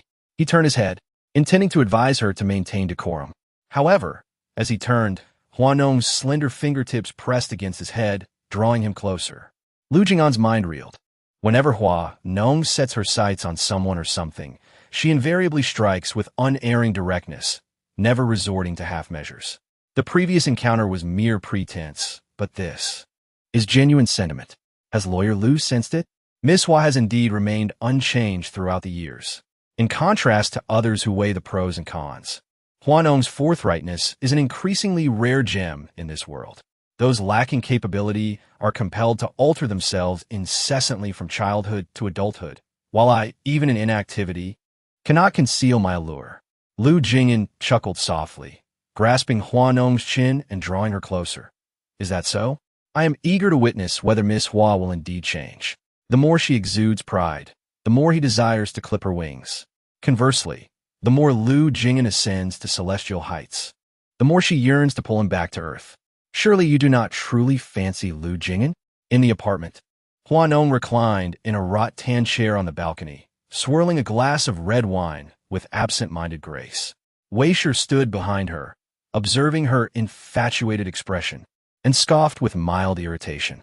Hua Nong lifted her glass and took a sip. He is handsome. Can good looks be eaten? I shall survive on dew. Weibo retorted. With your pure and noble disposition, you could at least relinquish your father's fortune. Weibo, having shared a bed, are you unaware of whether he possesses abs? Perhaps I drank too much. Now that I reflect, I regret it. If given another chance, I would certainly approach it with clarity. Hua Nong, you're finished, Weibo lamented, deeming the young lady incorrigible. To fancy Lu Jing'an? Engaging with him would leave her destitute after a divorce. Marrying such a callous lawyer like Lu Jing'an would result in her losing a layer of skin for every floor of his 32-story building in a divorce settlement. Lawyers from every sector would find themselves on the receiving end of Hua Nong's ire. Of all professions, a lawyer was the worst choice, especially a top-tier one. Who said anything about marriage? I merely desire to sleep with him. Weibo was speechless. Sister, the trending searches are out, Xiaomu announced, emerging from the room to hand Weibo a tablet. Shocking. Beloved starlet shares passionate kiss with boyfriend in parking lot. Weibo, infuriated, tossed the tablet to Hua Nong. Had I known you intended to generate your own trending topics, I wouldn't have bothered buying them for you. What a waste of money. The following day, Lu Jing'an arrived at the law firm to find the building swarming with onlookers. What's happening? Hiju wordlessly presented him with the trending searches on Weibo, hesitant to speak. Given Hua Nong's audacity the previous night, her pursuit of man was relentless, regardless of location. Observing the trending topics, Lu Jing'an's eyes twitched slightly. Take it down, then issue a clarification. Hiju glanced at Lu Jing'an with apprehension before opening WeChat. Hua Nong's charming voice echoed from the other end. Hiju, be sure to inform your chairman Lu that if he dares to utter a word, I will hold a press conference claiming I was cheated on and dumped. Doesn't lawyer Lu prefer to maintain a low profile? So, I goad the fans every day to come downstairs to your law firm and wail with banners. He Candle awkwardly touched his nose, looking at Lu Jing'an. Boss, why not? Just bear with it. Miss Hua's brought us a lot of business. Recently, the Family Affairs Department has taken several high-priced divorce cases of big stars. Some people in a law firm have already begun to worship Miss Hua as the god of wealth. Lu Jing'an. She is good at pleasing people and winning people's hearts without anyone knowing. Lu Jing'an knew it long ago. Don't be angry. Don't be angry. Getting angry will only please Hua Nong. Lawyer Lu, good morning. Lu Jing'an suppressed his anger and pushed open the office door. Catching sight of Hua Nong sitting in his chair, she propped her chin and showed her neat teeth, looking at him. The pink suspenders hung on her shoulders, about to fall off, and her long hair was casually draped over her shoulders, blocking the cleavage that was about to be revealed, creating a scene of infinite reverie. Lu Jing'an felt that if he continued to be tormented by Hua Nong, he would kneel under her pomegranate skirt and lick her sooner or later. This woman, with her charming eyes, soft waist, and the cleavage that was about to be revealed, was all enticing people to commit crimes. Chapter 12. Miss Hua is wearing less, and less Miss Hua is wearing less and less. Isn't it just to make it easier for lawyer Lu? Lu Jing'an didn't say a word, scoffed. Hua Nong really can say anything outrageous. When passing by Hua Nong, his eyes fell on a food box in front of her. A loving breakfast. Lu Jing'an didn't care. Are the reporters downstairs also a loving breakfast? The magpies in the morning, Mr. Lu, don't you think their calls are very beautiful? In the entertainment sphere, those who command the attention of reporters from the early hours are invariably figures of prominence. Idly, Hua Nong rested her chin in her hand, her gaze leisurely fixed upon Lu Jing'an. Casting a sidelong glance at Hua Nong, Lu Jing'an divested himself of his suit jacket and, with sleeves rolled up, proceeded towards his desk. With due awareness, Hua Nong shifted her position. Why not remove your tie? Lu Jing'an. When you're not wearing a tie, You exude a restrained, rakish charm. Can a scoundrel truly be abstinent? Miss Hua, did you somehow evade the compulsory 9 years of education? From primary school through university, Old Master Hua has endowed numerous buildings. This is common knowledge in both Beijing and Hong Kong. Lu Jing'an's words struck a nerve. Hua Nong, seated across from him, toyed with Lu Jing'an's pen, her nonchalant demeanor somewhat louche. Regarding the matter of the water truck driver from a few days ago, Counselor Lu has yet to provide me with feedback. Oh, and whose counsel does Counselor Lu provide? Huan's? Lu Jing'an cast her a sidelong glance. Are you guarding me so closely for fear that I might accept Hua An's representation? Hua Nong gazed at him, blinking her eyes, aside from myself. No one in the Hua family is permitted to engage your services. And if they were to do so, oh, then let them try. Hua Nong is by no means a benevolent individual. Has Counselor Lu ever had a girlfriend? And how is that relevant to Miss Hua? Curiosity. Lu Jing'an. Has Miss Hua become unemployed? Are you annoyed with me? Then I shall go find He Zhu and the others to entertain myself, Hua Nong remarked, making a motion to rise. Angry with me? Hua Nong gazed at Lu Jing'an, who remained momentarily unresponsive. Mr. Lu, Chairman Lin has arrived, the secretary entered, noticing the atmosphere in the office only after she had finished speaking. As the office door swung open, Lu Jing'an raised his hand, tossing a blanket over Hua Nong. Wrap this around yourself. I have a whole office of interns. Please be mindful of the impression you leave. It was early in the morning, and the sight before him was enough to give him a headache. Hua Nong was acutely aware of the man's vulnerabilities. As Lu Jing'an attempted to depart, Hua Nong smirked and blocked his path. Mr. Lu, is your early morning exuberance fueled by the frustration of desire unfulfilled? If you wish for satisfaction, I would not be opposed to accommodating you. The assistant stood there, wide-eyed, taken aback. Miss Hua, are you truly that audacious? Are you serious? Yet today, Hua Nong's delicate hands, seemingly boneless, ignited a spark. Hua Nong, Lu Jing'an seized her wrist, his tone quavering slightly. Do you realize that in such moments, I could easily sever your grasp and keep the compensation to a mere 4 digits? Oh, Hua Nong replied nonchalantly, tilting her head to gaze at Lu Jing'an with an alluring expression. Before you take such drastic measures, might you first shed your garments and allow me a touch? The assistant stood frozen at the doorway, utterly dumbfounded. How shameless can one be? Suddenly, the words of He Zhu made sense. Hua Nong, this enchanting little temptress, pursuing a man like Lu Jing'an, who was solely focused on amassing wealth, was indeed a waste. A complete waste. Had it been any other man, wouldn't he have groveled? Lu Jing'an's face was somber as he tossed the document onto the floor, seizing Hua Nong's hand and pinning it behind her. With gritted teeth, he cautioned, Hua Nong, don't push your luck. Hua Nong tilted her head, a smile playing on her lips, her radiant eyes outshining her alluring cleavage. With her hands restrained, she rose on her toes and kissed Lu Jing'an. I wouldn't have guessed it. Attorney Lu has a penchant for the risque. Assistant, erase. Watching any further requires payment. Lu Jing'an was at a loss with Hua Nong, her relentless persistence remaining a mystery to him. It hadn't changed over the decades. Hua Nong, watching Lu Jing'an's shocked retreat, was in high spirits. She had raised a proper little wolf, encircling him, slowly grinding him down. This sensation was truly delightful. Hua Nong disdainfully cast off her shawl, picked up her bag, and descended the stairs. Sis, what were you doing just now? Your lipstick is smeared. Xiaomu noticed the lipstick smeared all over her lips the moment she saw her. Hua Nong took out a mirror to touch up her makeup, engaged in matters unsuitable for minors. You pounced on Attorney Lu again? Sis, are you looking for someone to litigate for you, or are you interested in him? Hua Nong closed the mirror. Xiaomu, Attorney Lu is my lucky charm now. Before I get my hands on the assets, I can't afford to lose him. So many members of the Hua family are watching me. If I don't have a capable lawyer by my side to steady things, what do you think they'll do? 12 illegitimate children, and only 2 of them lack wit. Those who conceal their talents and hide their prowess are truly formidable. It is fortunate that my sister possesses intellect, yet one cannot help but pity Lawyer Lu. Xiaomu, after this matter has passed, what do you think about breaking Lawyer Lu's legs and keeping him by my side?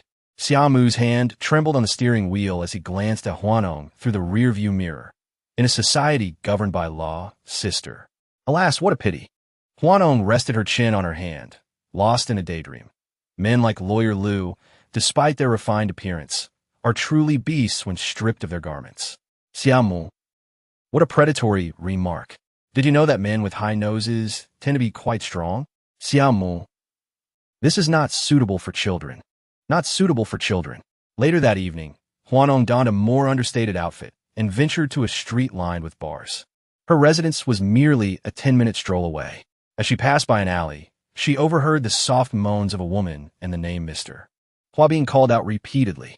Hua Nong's first instinct was to assume her father was up to his usual mischief. She peered into the alley. Chapter 13. How far have you progressed with Lawyer Lu? It seems Mr. Hua knows how to have fun.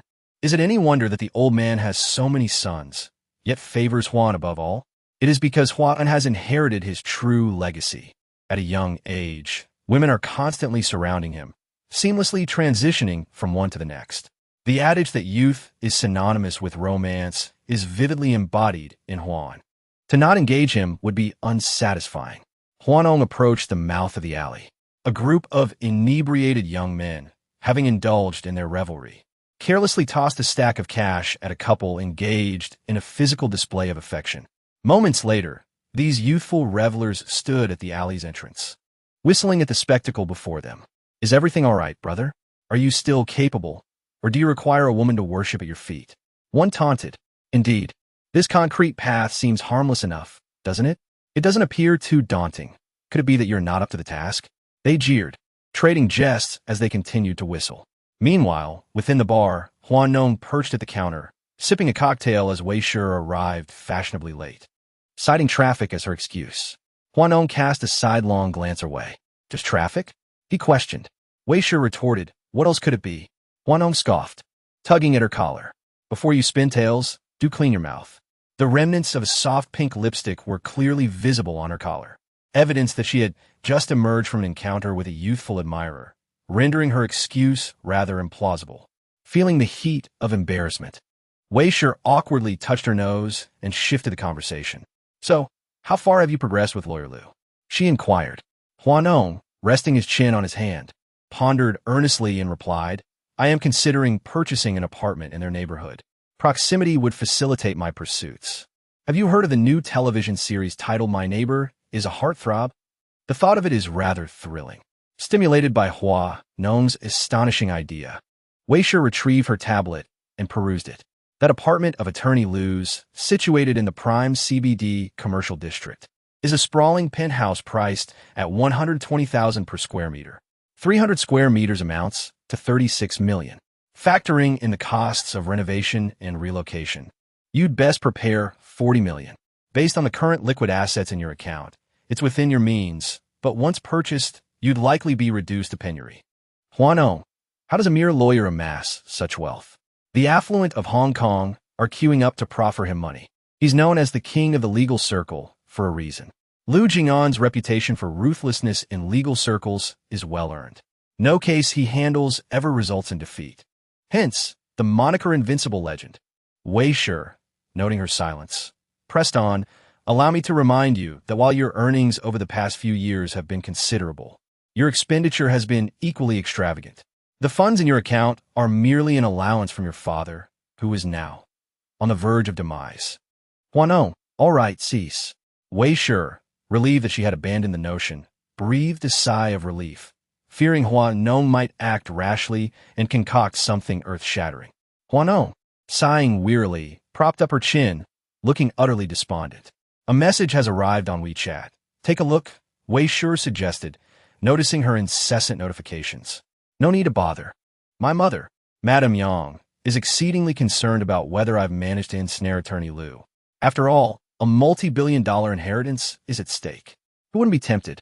Hua Nong languidly opened WeChat, greeted by a barrage of messages from her mother. The second message was from He Zhu.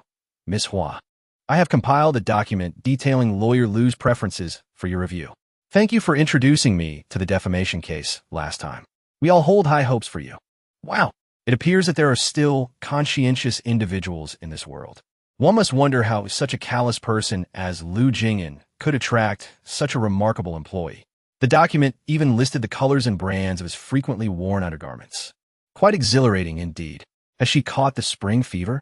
Weisher observed Hua Nong smiling, her demeanor utterly enchanting. Close enough.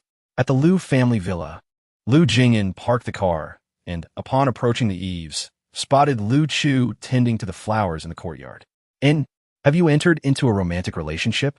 Lu Chu, being a national research scholar, exuded a gentle and refined demeanor. Aside from his research endeavors, he had a penchant for nurturing plants. Such a trifling matter. Lu Chu paused his work, gazing at Lu Jing'an with a soft sigh. When you find someone suitable and appealing, do not be overly concerned with their family background. Our Lu family does not adhere to such pretensions. Suitable? No, no, no. Hua Nong is not an appropriate choice for marriage. The unfortunate marriage of his parents loomed before him, and he was resolute in not repeating their mistakes. As for affection, it is difficult to say. Hua Nong's delicate form is undeniably captivating. It has not yet reached the level of genuine fondness. My marriage with your mother may not serve as the best example, but I hope you do not let the discord in your parents' union instill a fear of marriage in you. I'll see what I can do. Upon entering the house, Lu Jing'an noticed Aunt Sue engrossed in news about Hua Nong on her tablet. What are you looking at? Lu Jing'an inquired. Su Ziyang, having devoured several days' worth of online gossip, including scandalous rumors of intimate encounters, probed, brother, aren't you intimidated by having such an accomplished girlfriend? She's the heiress of the wealthiest family in Jinggang and a rising star in the entertainment industry. Don't you feel a lot of pressure? I heard she was the one who cornered you. Lu Jing'an sighed. Su Jiang, where do you hear all this gossip? Weibo. Before Lu Jing'an could even sit down, his phone rang. I'll take this call. It was Hiju. Boss, Miss Hua was hit by a motorcycle. Lu Jing'an muttered, this is truly vexing. Their weekly rendezvous was thwarted by Hua Nong's misfortune. At the police station, Hua Nong sat on a chair, eyes closed in repose, while the motorcycle thief was in another interrogation room. Fang Zhou, observing Hua Nong's disheveled state, poured her a glass of water and couldn't resist teasing. Guess what he just said? My elder brother? Or my younger brother? Fang Zhou gave Hua Nong a thumbs up. Miss Hua, you're brilliant. The man claimed to be your elder brother. Hua Nong, unfazed, remarked, not surprising. I'll have a sip of water to compose myself. Glancing at the disposable cup placed before her, Hua Nong recoiled with disdain. Fang Zhou chuckled. Well, of course, the princess wouldn't deign to use something so pedestrian. I happen to procure a glass cup for a mere nine from an online retailer. I suppose I can condescend to offer it to you. Fang Zhou rinsed the cup and poured Hua Nong some water. Honestly, you're practically our group's mascot. Those in the know are aware of your misfortune, but others might think you're boosting my performance out of collegial sentiment. Hua Nong, Fang Zhou, do you know why I find you so disagreeable? Why? Because your loquaciousness is an utter disservice to your handsome countenance. A face radiating integrity coupled with a flippant mouth, it's truly tempting to slap you a few times. Fang Zhou, unfazed, interlaced his fingers behind his head, gazing languidly at Hua Nong. Say whatever you please. I'm unperturbed. When Lu Jing'an refuses your case, and upon your father's demise, those illegitimate children will divide your assets, and your haughtiness will dissipate. A fallen phoenix is inferior to a chicken, your highness. Hua Nong's countenance stiffened, her gaze toward Fang Zhou becoming somewhat sullen. Fang Zhou lowered his hands from the back of his head, leaning on the table as he regarded her. The entire upper echelon of Jinggang knows you've been fawning over Lu Jing'an to secure your father's assets. Miss Hua, if you were to lose, how utterly mortifying would that be? As Lu Jing'an entered, he overheard Fang Zhou's words, eagerly anticipating the unfolding drama.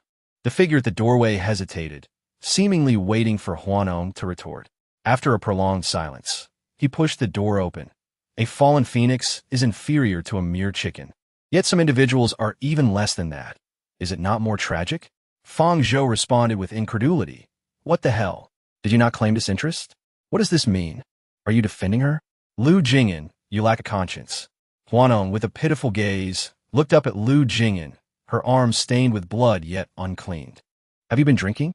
Hua Nong answered weakly, and Lu Jing'an couldn't help but laugh in exasperation. He hadn't even had a chance to eat, while she had already finished her drink and was now causing him trouble. He glanced at Fang Zhou, sensing the atmosphere, discreetly rose and departed to the adjacent interrogation room. Once the coast was clear, Hua Nong cautiously tugged at Lu Jing'an's coat, pouting as she implored. Considering the countless heartfelt lunches I once prepared for you, could you lend me a hand? Lu Jing'an cast a sidelong glance at Hua Nong's grip on his sleeve and gently extricated himself. I didn't consume a single bite of those supposed heartfelt lunches. I don't believe you. You may inquire with Xinshang, who partook in them. Miss Wan's temper flared. Lu, the lawyer, chuckled softly but remained silent. If Hua Nong discovered who had devoured her cherished lunches, she would not wait until tomorrow to confront them.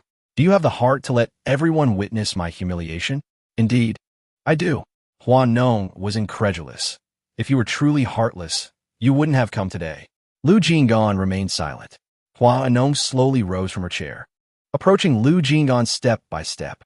Every time she saw Lu Jing'an impeccably dressed in a suit before her, Hua Nong felt like a beast. Lu, counselor, she began, do you know? The more you resist, the more I desire to strip you bare and force you to serve me in bed. Lu Jing'an, unperturbed, thought to himself, to call Hua Nong a deviant would be an understatement. Not only does she want to strip me bare and pin me to the bed, but she also wants me to serve her. Huh.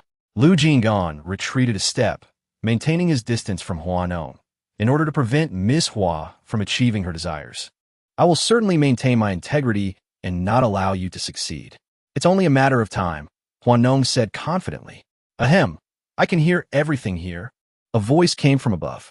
Fang Zhou kindly offered a reminder. Lu Jing'an was indifferent. He wasn't the one being flirted with. Hua Nong was even more unconcerned. The entire city knew she was pursuing Lu Jing'an. Half an hour later, Fang Zhou emerged. He confessed, your biological father is the one behind it. Before your father's incident, he had been providing them with living expenses. This month, the allowance suddenly stopped, and they heard rumors that your father was on his deathbed. So they resorted to desperate measures. He glanced at Lu Jing'an. What does Counselor Lu say we should do? No settlement, Lu Jing'an said, looking at Fang Zhou. Fang Zhou gave an okay gesture. Besides the 2 I have locked up here, there's still 10 left.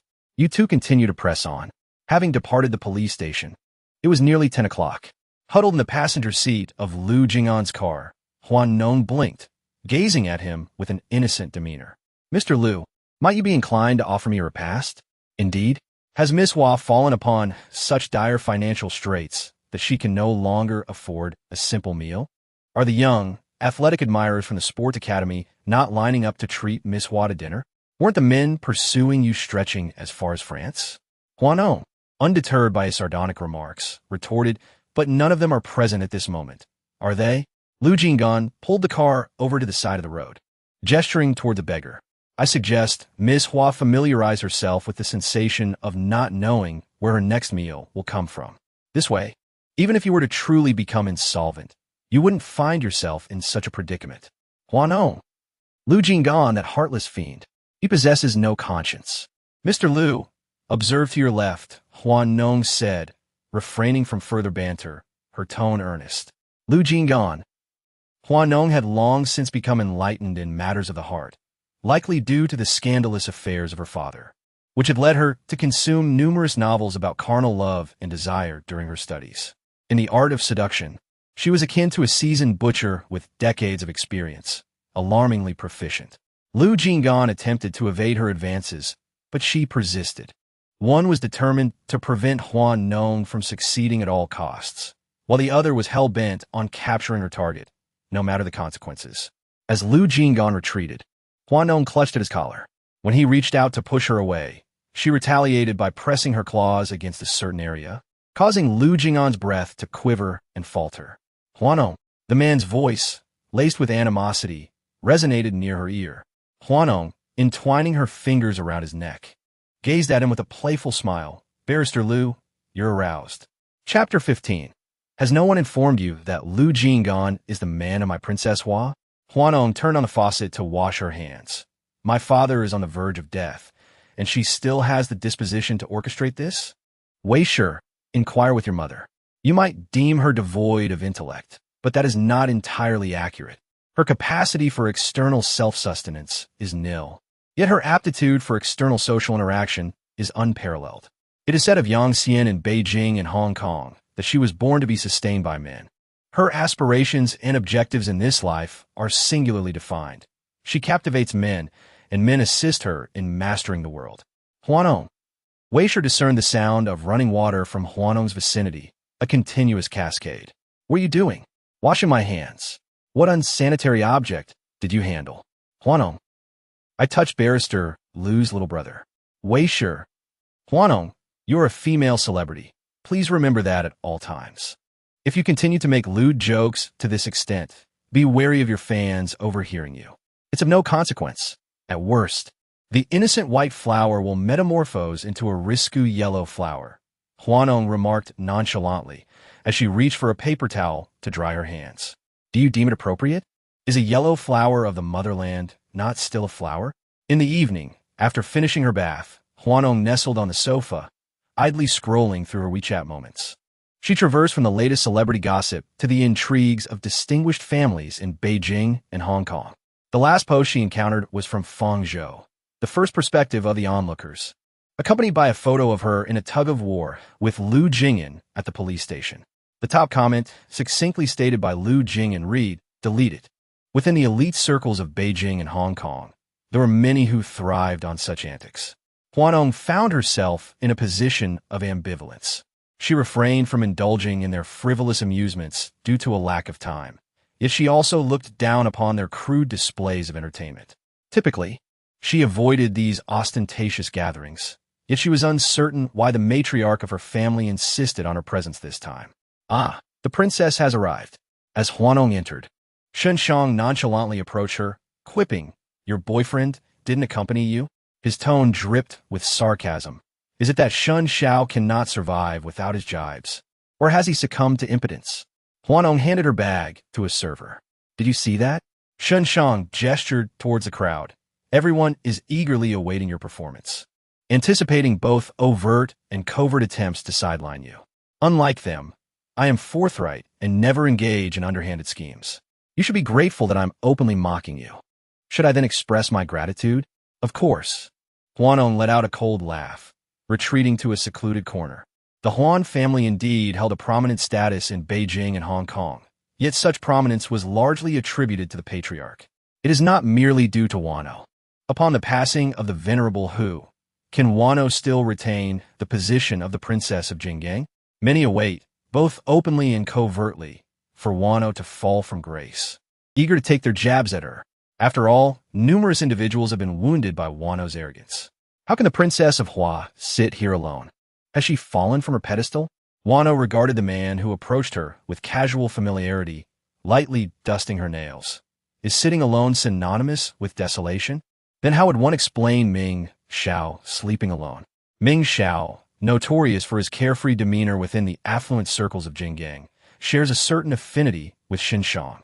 Both are known for their irreverent tongues, yet neither indulges in ostentation. Hua Nong's impression of him is neither particularly favorable nor unfavorable. Since he is here, shall we engage in a game of billiards? Hua Nong's previously dulled gaze flickered with a hint of interest. How we play? I've heard you all play quite extravagantly. Hua Nong raised an eyebrow at him. Ming Xiao sighed. It's merely boredom. Unlike Princess Hua, who has her own endeavors, we, the idle souls, must seek our own amusements. Shall we place a wager? I am certain everyone would be willing to part with their money. The implication was clear, to take advantage of these second-generation heirs. Hua Nong found a certain delight in using others' funds for her own enjoyment. The billiards table in the lobby was cleared, with Ming Xiao and Hua Nong each taking a side. Shen Shang sauntered over and whistled. Shall we wager? Who are you betting on? Shen Xiao. With a playful grin, Shen Shang pointed at Hua Nong while holding his drink, bending slightly with laughter. Then I shall undoubtedly bet on Ming Xiao, wagering that you, Hua Nong, will end up losing your trousers. Who isn't cognizant of the fact that Princess Hua is inept at physical labor and unfamiliar with agricultural practices, let alone billiards? Indeed, upon hearing Shen Shang's pronouncement, virtually everyone present wagered on Ming Xiaoyu. Hua Nong's side, however, remained conspicuously barren. Holding her cue, she surveyed the desolate array of chips before her and sighed. Very well. I shall wager on myself. It appears her reputation in Jinggang is truly unfavorable. Whose break is it? Ming Xiaoyu, with a touch of gallantry, offered, ladies first, naturally. Then, I shall not demur. Hua Nong twirled her cue, selected a position, and gracefully arched her back, taking a stance before striking the cue ball with a resounding crack, scattering the balls across the table. Hua Nong's break caused Xinshang some consternation. A trained player? Unlikely. Ming, play with diligence. Do not be lenient. Ming Xiaoyu scoffed. If you deem me inadequate, then step up yourself. Throughout the game, Hua Nong circled the table, uttering not a superfluous word, observing the gasps of astonishment from the onlookers as millions in chips flowed into her coffers.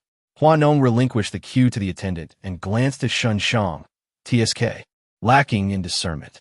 Remember to convert it to cash and deposit it into my account. Attorney Lu, may I have the privilege of adding you on WeChat? Hua Nong. Lu Jing'an. Upon arriving at the parking area, Hua Nong observed someone attempting to flirt with Lu Jing'an. Who is this girl? Familiar. Yet her name eluded her. Hua Nong, clutching her purse, leaned against the wall and declared, Attorney Lu, should you dare to stray, your leg shall be forfeit. The young woman was startled by the intrusion of the third voice. As Hua Nong strode confidently towards them, she stood beside Lu Jing'an and linked her arm with his. Sister, did no one inform you that Lu Jing'an is the man of my royal lineage? I merely wish to consult Lawyer Lu, the young girl stammered, trembling in fear. For Hua Nong's reputation in Beijing and Hong Kong was notoriously vile. Those of respectable standing in the elite circles seldom engaged with her. Oh, Hua Nong replied haughtily. The young girl quickly apologized and fled. Lu Jing'an brushed Hua Nong's wrist aside, frowning slightly as he scoffed. Are you still haunting me? Hua Nong corrected him. It is fate. What brings you here today? Who did you meet? Do I need to report to Princess Huan about my appointments? Hua Nong teased, playfully tucking a stray lock of hair behind her ear. I am simply curious. Chapter 16. Lu Jing'an took a deep drag of a cigarette, sealing her lips with his. The reason he had come to this place today was to meet Huanan, but evidently, that rendezvous would not materialize. Just leave. Give me a ride. Hua Nong, just as she was about to hop into Lu Jing'an's car, opened the passenger door, but had yet to settle in. A figure clad in red gracefully approached from the elevator. Have you hidden him away? Mrs. Hua, one must speak with evidence. Is this not a case of baseless slander? Hua Nong adjusted her stance, gazing at Shirwan with a playful smile. Shirwan was Huanan's original wife, who after multiple marriages and divorces, had concluded that the original spouse was the most manageable, thus returning to live with him. However, the original wife, in her naivety, heeded Huan's advice to cohabit without formalizing their marriage, merely sharing the upbringing of their child. Was this not akin to gifting the man a license to act without consequence? If it were not for you, how could my father, a man lost to unconsciousness, simply vanish? Hua Nong leaned against the car door, tossing her bag into Lu Jing'an's passenger seat, with incessant references to father. One would think she relished the notion of recognizing paternal figures. Does every elderly man on the street become your biological father? Shall I remind you, Monsieur One, that from a legal standpoint, you're divorced from Hua and renders you no longer a member of the Hua family? When did it become the prerogative of an outsider to meddle in our affairs? Lu Jing'an, rubbing his temples, wished to remain uninvolved in the convoluted dynamics of Hua Nong's family. The complexity of their relationships necessitated a diagram just to navigate their interactions. As Hua Nong spoke, she retrieved her phone and with a mere tap, explicit images materialized on the screen. Unfazed, she held up the phone for Shirwan to see, noting her pallid complexion, and kindly reminded her, this was taken yesterday. It's freshly minted. I will send it to you shortly. No need to express gratitude. With that, Hua Nong slammed the car door shut. As Lu Jing'an drove out of the parking lot, he could not resist a sardonic remark. One would have guessed that Miss Hua has such unique tastes. Those who associate closely will inevitably be influenced. Lawyer Lu. Hua Nong, if you were to be likened to an object, do you know what you would represent? What? The onion, layer upon layer, remains opaque. You say she is a delicate princess, yet she possesses an intimate understanding of each family member's vulnerabilities. You claim she is ruthless? In public, She presents herself as a fresh flower in the entertainment industry. Lu Jing'an, behind the wheel, let his slender fingers rest on the steering wheel, tapping idly, a rhythm that stirred a restlessness in Hua Nong's heart. Hua Nong propped her head, gazing at him, her eyes curved like crescent moons, rippling with autumn's charm. As she contemplated how to ensnare Lu Jing'an, just as she was about to tease him, Lu Jing'an's phone rang. 158-0777. Huan's number? Damn, that scoundrel met with Huan today? Lawyer Lu, such a lack of integrity. Hua Nong reached out to mute Lu Jing'an's call on the car display, her tone frosty. I don't quite understand. Miss Hua, could you elucidate? While entangled with me, you still maintain contact with Huan. Lu Jing'an parked the car, stealing a glance at Hua Nong during the red light. If I recall correctly, it is Miss Hua who is entangled with me. Hua Nong, both amused and exasperated, took a selfie and posted it on her social media. Another delightful day with Lawyer Lu. So happy. Meanwhile, in another private room, Huan awaited Lu Jing'an, who was supposed to arrive at 7. It was now past 8. He waited, yet the call remained unanswered. The door swung open, and Sherwin entered. Phone in hand. Stop waiting. Hua Nong will not grant you the opportunity to connect with Lu Jing'an. With that, she opened Hua Nong's social media post for Huan to see, causing his expression to stiffen. With a sharp crack, a palm struck the table. Indeed, the most unscrupulous figure in the legal circles of Beijing and Hong Kong. Lu Jing'an and Hua Nong made for an intriguing pair. The innocent flower paired with the ruthless lawyer, a perfect match. In the apartment parking lot, the man exited his vehicle, and Hua Nong swiftly approached, blocking his path. Lawyer Lu, be wary of indulging in both your plate and pot. You might end up with a troublesome offspring. Lu Jing'an remained silent, tugging at his tie before retrieving a cigarette from his pocket and lighting it. Miss Hua, would you care for a lawyer? How about Lawyer Lu? Being the second in the legal field of Beijing and Hong Kong, Lu Jing'an had been thoroughly vexed by Hua Nong for several days, longing only to escape this young lady's clutches. Hua Nong scoffed, I only desire the first, as I always have. As Lu Jing'an took a drag from his cigarette, his gaze met hers, and he noticed that today, Hua Nong wore a black deep V dress, complemented by a sheer lace corset beneath. While such attire might seem unremarkable on others, Hua Nong's choice to approach him in such a manner left Lu Jing'an feeling unbearably heated. He lowered his head, flicking ash into the air. The delicate smoke enveloped his face, creating an ethereal illusion that made Hua Nong feel a sense of unreality. In that fleeting moment, memories of that night in the hotel shower surged through her mind, where she had pressed against the fogged glass, Lu Jing'an behind her. Hua Nong gasped, holding her breath. Fang de fa. Good heavens! Lu Jing'an, with a cigarette between his fingers, approached and seized Hua Nong's chin, compelling her to meet his gaze. In a hoarse voice, he uttered, Hua Nong, my patience is finite. Your beauty is insufficient to justify your constant provocations before me. Undaunted, Hua Nong reached out, encircling Lu Jing'an's neck with her hand. If beauty is insufficient, what if I add my figure? Instantly, Lu Jing'an took a deep drag from his cigarette and sealed her lips, the smoke permeating her senses. Chapter 17. Hua Nong abducted. Hua Nong's cough echoed through the underground parking lot. Lu Jing'an, that cur, she sputtered. He actually used smoke to choke her. Supporting her back, Hua Nong pointed at Lu Jing'an, coughing for a long while, unable to utter a single word. Lu Jing'an, you. Lu Jing'an, unhurried, held his cigarette, stepping back and gazing at Hua Nong, who was coughing and unable to straighten up. He appeared like a deity looking down upon a struggling mortal. A phrase from her close friend suddenly surfaced in Hua Nong's mind. What did you see in a nouveau riche capitalist from a humble background? Looks or his physique? Miss Hua, discretion is the better part of valor. Hua Nong touched her lips with the back of her hand. If I retreat, will you turn a Huan? Choose your words carefully. What do you mean by turn a Huan? He's not homosexual. Lu Jing'an, indeed, your character is tougher than your lower half. Lu Jing'an tapped off some ash, awaiting Hua Nong's next words. Who is Hua Nong? The princess of Beijing and Hong Kong, as long as the venerable Mr.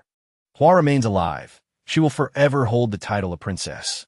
Lu Jing'an, time and again, humiliated her. Could she endure such indignities? Fueled by rage, She approached Lu Jing'an and delivered a sharp slap across his face, her finger raised in warning, declaring, "This is the price for sleeping with me." Rather than responding with anger, Lu Jing'an chuckled, cigarette in hand, teasingly remarked, "Miss Hua, your punishment makes me want to sleep with you even more. Should I spread the word in Beijing and Hong Kong that one slap from the princess is the price for a night with her? I wonder how many men would eagerly await their turn to be slapped to death by you?" Infuriated, Hua Nong felt her temper rise and decided that today was not the day to engage in a battle of wits with Lu Jing'an. Grabbing her bag, she turned on her heel and left. In the spacious penthouse, Lu Jing'an stood by the floor-to-ceiling window, a plump ragdoll cat lounging at his feet. Thoughts of Hua Nong caused him a headache. This princess was not easily placated. What was once a simple life focused on extracting wealth from the affluent had been disrupted by Hua Nong, and everywhere he went, he was bombarded with inquiries about his encounters with the princess. With a deep sigh, he extinguished his cigarette and prepared to take a shower, muttering to himself about the relentless annoyance of it all. "Not you," Lu Jing'an glanced down at the hefty cat, contemplating that if Hua Nong were a feline, she would undoubtedly be an incessant chatterbox. At 10:30, Lu Jing'an emerged from the shower, only to find Shun Shang approaching with a bottle of wine. "So, you have the leisure to indulge? Are you not mindful that my good brother is currently navigating a turbulent phase in life? I surely must exert myself." Lu Jing'an, your words possess a certain artistry. Indeed, just as the two of them were savoring their drinks, the doorbell rang, catching Lu Jing'an by surprise. In this exclusive high-end apartment, where one must use a fingerprint or access card to ascend in the elevator, who could possibly be ringing the bell? A member of the Lu family? Unlikely. Peering through the display screen, Lu Jing'an spotted the property staff alongside Feng Zhou, momentarily taken aback. As the door swung open, Feng Zhou was immediately struck by the rich scent of expensive alcohol emanating from Lu Jing'an. "Have you been drinking? Is this how you commence the celebration?" Lu Jing'an furrowed his brow. "What brings you here? I didn't wish to come either. Every visit to your place feels like being battered by this merciless society. We graduated from the same school at the same age. Yet you reside in the most opulent flat of the affluent districts of Beijing and Hong Kong, while I am still cramped in a dilapidated old place." Lu Jing'an felt agitated, as those he had encountered recently had been rather loquacious, all seemingly adopting a verbose tone. "Speak plainly." Feng Zhou's expression turned serious. "Hua Nong has been abducted. You were the last person to see her. We are here to investigate." Lu Jing'an, having been apart for less than 2 hours, the speed of her abduction is quite astonishing.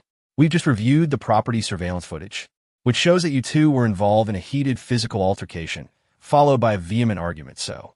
Upon hearing this, Shun Shang burst out of the room, exclaiming, "What do you mean by a heated physical altercation?" Lu Jing'an. So, Feng Zhou cleared his throat, aware that Lu Jing'an was not involved in the kidnapping. "I'll give you a back channel. Forget about the investigation and help us find her. I know you're capable." He needs to be grateful. Someone's about to die. Can your conscience bear it? Feng Zhou inquired. Lu Jing'an. If you ask me, Princess Hua is truly unfortunate. As soon as her father faltered, before outsiders could invade, her own siblings turned on her, and before the inheritance could even be divided, she vanished. To make matters worse, she's a celebrity with considerable influence. If this gets out, our department's bonuses for this year are as good as gone. Feng Zhou lamented while driving, noting that Hua Nong was genuinely wealthy, but also incredibly unlucky. Don't just sit there. Utilize your underworld connections. Feng Zhou nudged Lu Jing'an. Lu Jing'an retorted, "What underworld? Cease your pretense, for there is no one else present. Haste is of the essence. Should the Princess Hua meet her demise, so be it. However, if she yet lives and suffers defilement, consider the ramifications. Would she not hold you accountable for failing to provide her sanctuary this eve, thereby precipitating her abduction and subsequent descent into madness, forevermore haunting your days?" Lu Jing'an. Silence. He was unwilling to lend an ear. A half-hour hence, intelligence arrived from Lu Jing'an's quarter. Hua Nong had been seized and thrust into a nondescript van, which vanished into the wheat fields on the western outskirts of the city, devoid of any occupants. Upon Lu Jing'an's arrival at the scene, naught but the imprints of a motorcycle's passage were visible. Chief, the abductors are broadcasting live.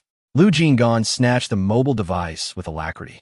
Within the live feed, the perpetrators were adjusting the camera's focus, revealing Hua Nong bound to a chair, bereft of consciousness, adorned in the same ebony V-neck dress. Verily, a star of renown, with skin as delicate as the finest silk. Shall we indulge in a prelude? Methinks it is a propitious notion. Upon hearing these words, Lu Jing'an was consumed by an incandescent rage. Fangzhou, a live broadcast. Contact has been established. It shall commence forthwith, Fangzhou stammered, his hands trembling with trepidation at the homicidal tone in Lu Jing'an's voice. Chief, the IP address. Assemble a contingent. We make haste. It was common knowledge that Lu Jing'an possessed an intricate web of connections.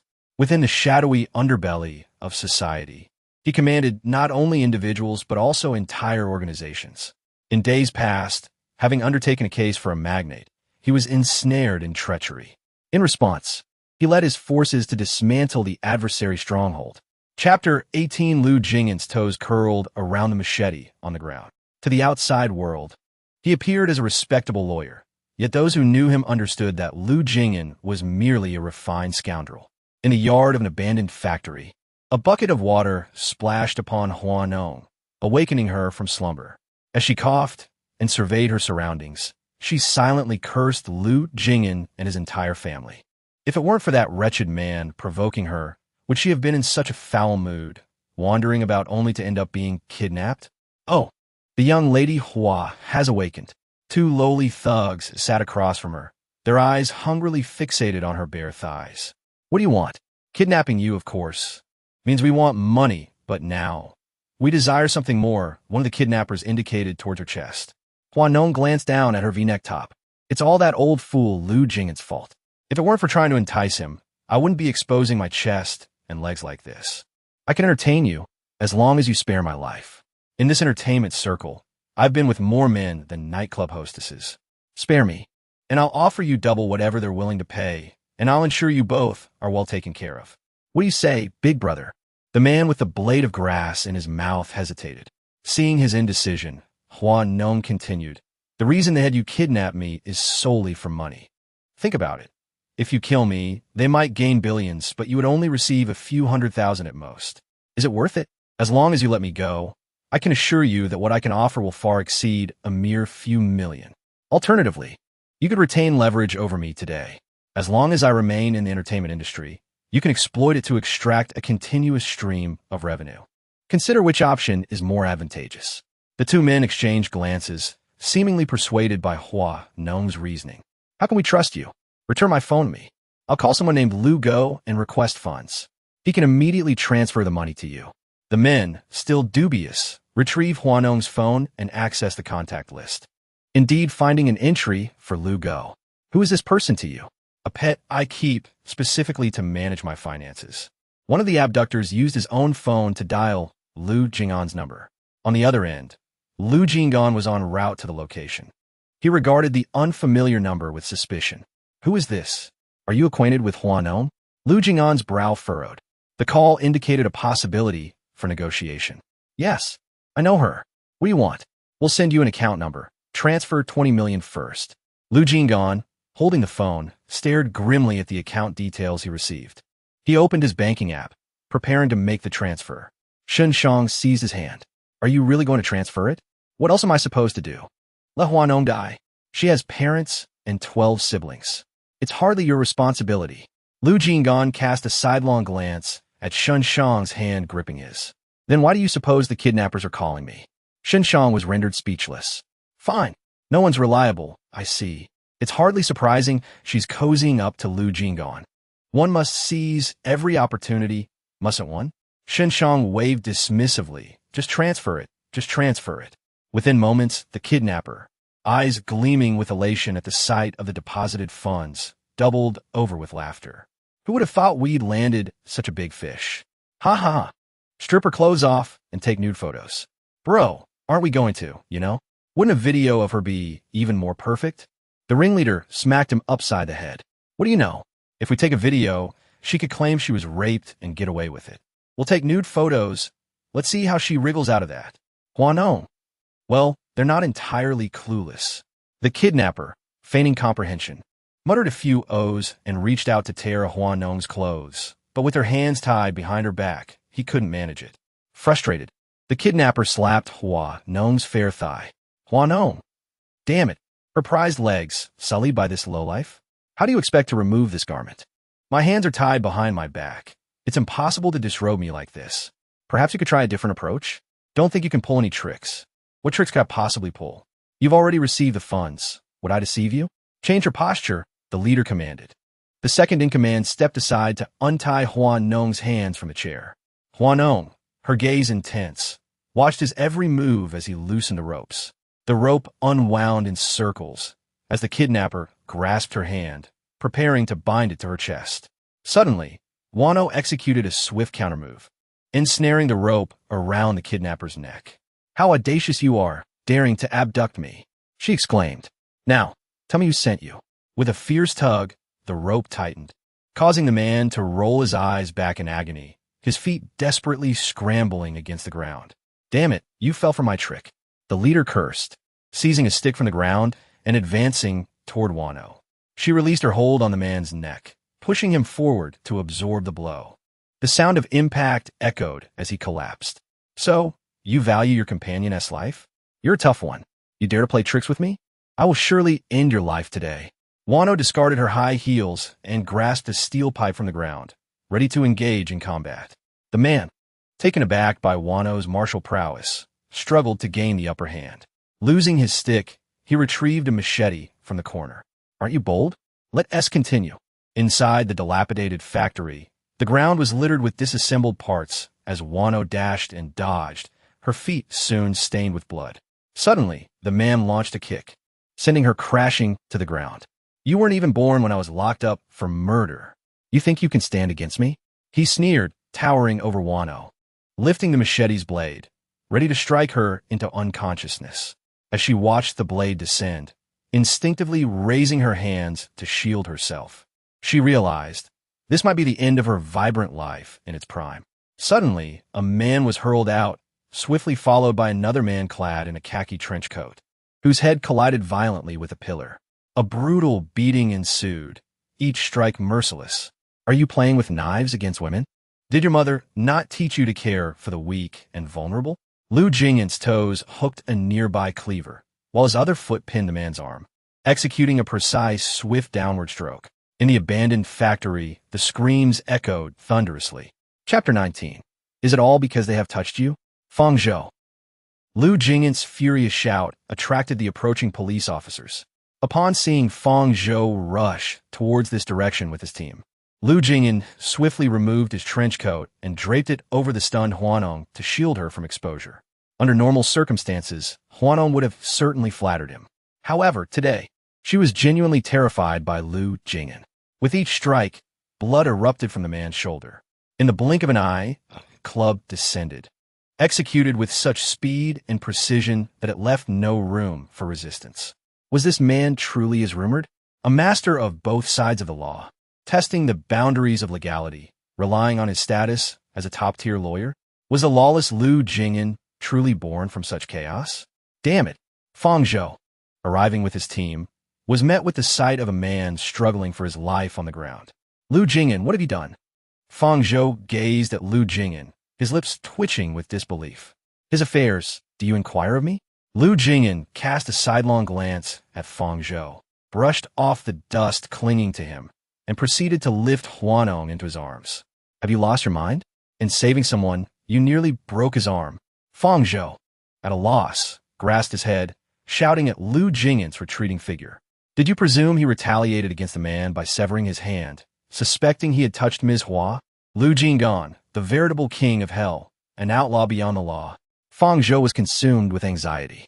Furthermore, inform me of the prison in which he is held upon his incarceration. If I do not deal with him, my name is not Lu Jing'an. Feng Zhou, are you deranged? Expending money and effort, and now demanding the man's arm? Lu Jing'an, is your brain addled? Has Ms. Hua's flattery made you believe yourself to be someone of importance?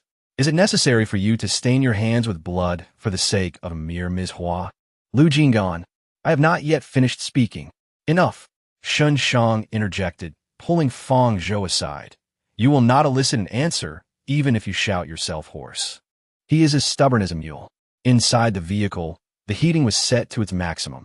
Ms. Hua, enveloped in Lu Jing'an's coat, nestled in the passenger's seat, shivering.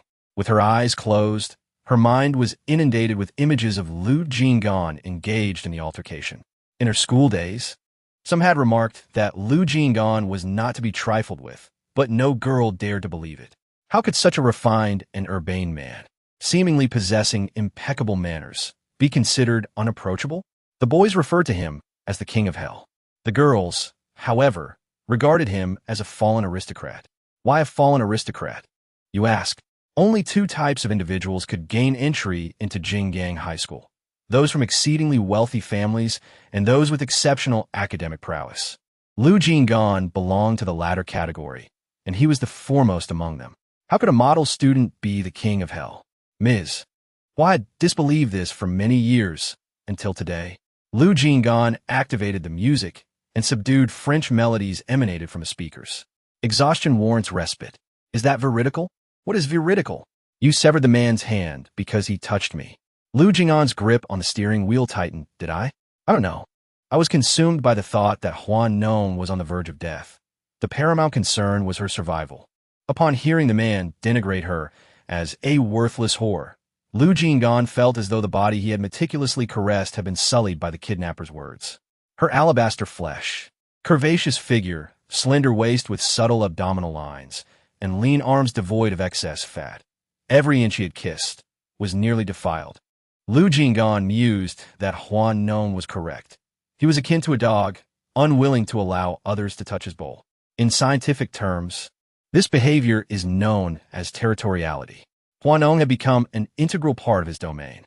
Lu Jing'an chuckled coldly. Hua Nong, I have engaged in countless actions. Does that imply they were all incited by someone touching you? Hua Nong scoffed. Lu Jing'an, persist in your obstinacy. The day will come when I compel you to prostrate yourself and worship me. Hospital. Lu Jing'an parked the car at the entrance, extending the chivalrous gesture of opening the passenger door. Hua Nong was on the cusp of being moved by his gentlemanly conduct, extending her arms in anticipation of being carried. However, the subsequent moment shattered her expectations. Walk yourself. Hua Nong's outstretched arms froze mid-air. Fine, fine, fine. I shall walk myself. I have already run. What is walking? Hua Nong alighted from the car, draped in Lu Jing'an's overcoat, her bare feet leaving crimson imprints on the ground with each step. Lu Jing'an. Brother? What does it mean when one is so unfortunate that even drinking cold water gets stuck in their teeth? Su Jiang works at this hospital, and Lu Jing'an did not anticipate her presence in the emergency department tonight. What's wrong? Su Jiang inquired of Lu Jing'an, yet her gaze was fixed on Hua Nong. Upon witnessing Hua Nong's true appearance, a surge of astonishment coursed through his mind. A look of a bystander was painted across Lu Jing'an's face. His leg was injured, and his white shirt bore specks of blood, scattered remnants from others, overshadowed by Hua Nong's wounds. On the emergency bed, Su Jiang examined Hua Nong's foot, her expression turning somber. Bear with it. Your wound is quite deep. When the hydrogen peroxide touched her foot, Hua Nong's scream pierced the ceiling. It hurts, it hurts, it hurts. There's a piece of metal, so the disinfection must be meticulous. Otherwise, there is a risk of tetanus infection. Endure it for the sake of your foot, so you can walk again. Su Jiang gently urged her. Hua Nong's eyes were red. She understood the rationale, but the pain was unbearable. As the hydrogen peroxide was applied, Hua Nong clutched Lu Jing'an's arm and bit down hard, trembling all over. In contrast, Lu Jing'an remained motionless, allowing Hua Nong to vent her fury upon him. Not only did Hua Nong bite, but she also cursed. Lu Jing'an, if I die, I will haunt you as a ghost, and I will curse you. When you marry and are intimate with your wife, I shall appear to frighten you, scaring you into impotence. It hurts, it hurts, it hurts. Su Jiang was startled by Hua Nong's bold words, causing her to fumble, and the cotton-tipped tweezers accidentally pricked Hua Nong's foot. Lu Jing'an's gaze remained fixed on Su Jiang, one hand held by Hua Nong, the other resting behind her, supporting her with impeccable gallantry. Noticing Su Jiang's hand tremble slightly, he called out, his tone gentle yet laced with a hint of displeasure. Jiang. I'm being mindful, Su Jiang responded. Brother, please don't stare at me. It's quite unnerving. Is this concern I detect? Such close observation? And just a few days ago, he was still being obstinate. Hua Nong, having had her foot attended to, was utterly spent, her body drenched in perspiration as if she had been dragged from a river, now prostrate on the emergency room bed, all tears exhausted. Su Jiang, carrying a tray, drew the curtain and exited. Indeed, a captivating beauty, he mused. Even her tears are exquisite. Hua Nong and Wei Shi, upon receiving the news, rushed over, only to find Hua Nong utterly debilitated. Where are you hurt? She inquired anxiously, scrutinizing her. Lu Jing'an, observing her frantic behavior, tersely replied, her foot. Wei Shi breathed a sigh of relief. Thank heavens it's not your face. If you couldn't inherit your father's estate and were disfigured to boot, you wouldn't even be able to afford to eat. Hua Nong was speechless, as was Lu Jing'an, who remarked, quite the comforting words. Lu, thank you so much. Upon hearing Wei Shi's gratitude towards Lu Jing'an, Hua Nong, with her remaining strength, feebly pointed at him, trembling for a moment before her hand fell limp. And she lost consciousness. It was well into the night by the time Hua Nong was settled. Wei Shi had elderly family members at home and could not remain at the hospital for long, as her own mother was tending to her father. Consequently, the responsibility of caring for Hua Nong fell solely upon Lu Jing'an. At 2 a.m, Shun Shang called. She's at the People's Hospital. Which floor? Which ward? Inpatient Building 2, 17th floor. When Lu Jing'an arrived, clad in a bloodstained shirt, Feng Zhou reacted as if startled by a predator. It was as though this merciless figure, not content with merely crippling someone, was now prepared to ensure they faced charges of kidnapping, intentional harm, and malicious extortion. Offenses that, coupled with Hua Nong's status as a public figure, would be more than sufficient to incarcerate them for well over a decade. However, such ruthless extermination was something Lu Jing'an executed with practiced ease. How many people were involved? Just one. How many did you expect? Hua Nong mentioned 2 individuals. Lu Jing'an's gaze lingered on Feng Zhou. Feng Zhou shuddered. Damn it. Did someone manage to escape? Silence permeated the hospital corridor, broken only by the scent of disinfectant and the nauseating aroma of blood. Feng Zhou regarded Lu Jing'an, remaining silent for a long while. Lu Jing'an was not someone to be trifled with. To call him a mere lawyer would be a gross understatement. Everyone knew who Shun Shang was really earning money for. The Shun family of Jinggang were merely laborers working to enrich him. This black-hearted fiend was like a tyrannical protagonist from a romance novel brought to life. Rest assured, I've caught you. How is Princess Hua? Lu Jing'an, one hand in his pocket, stood with the straightness of a pine tree. She is of no consequence.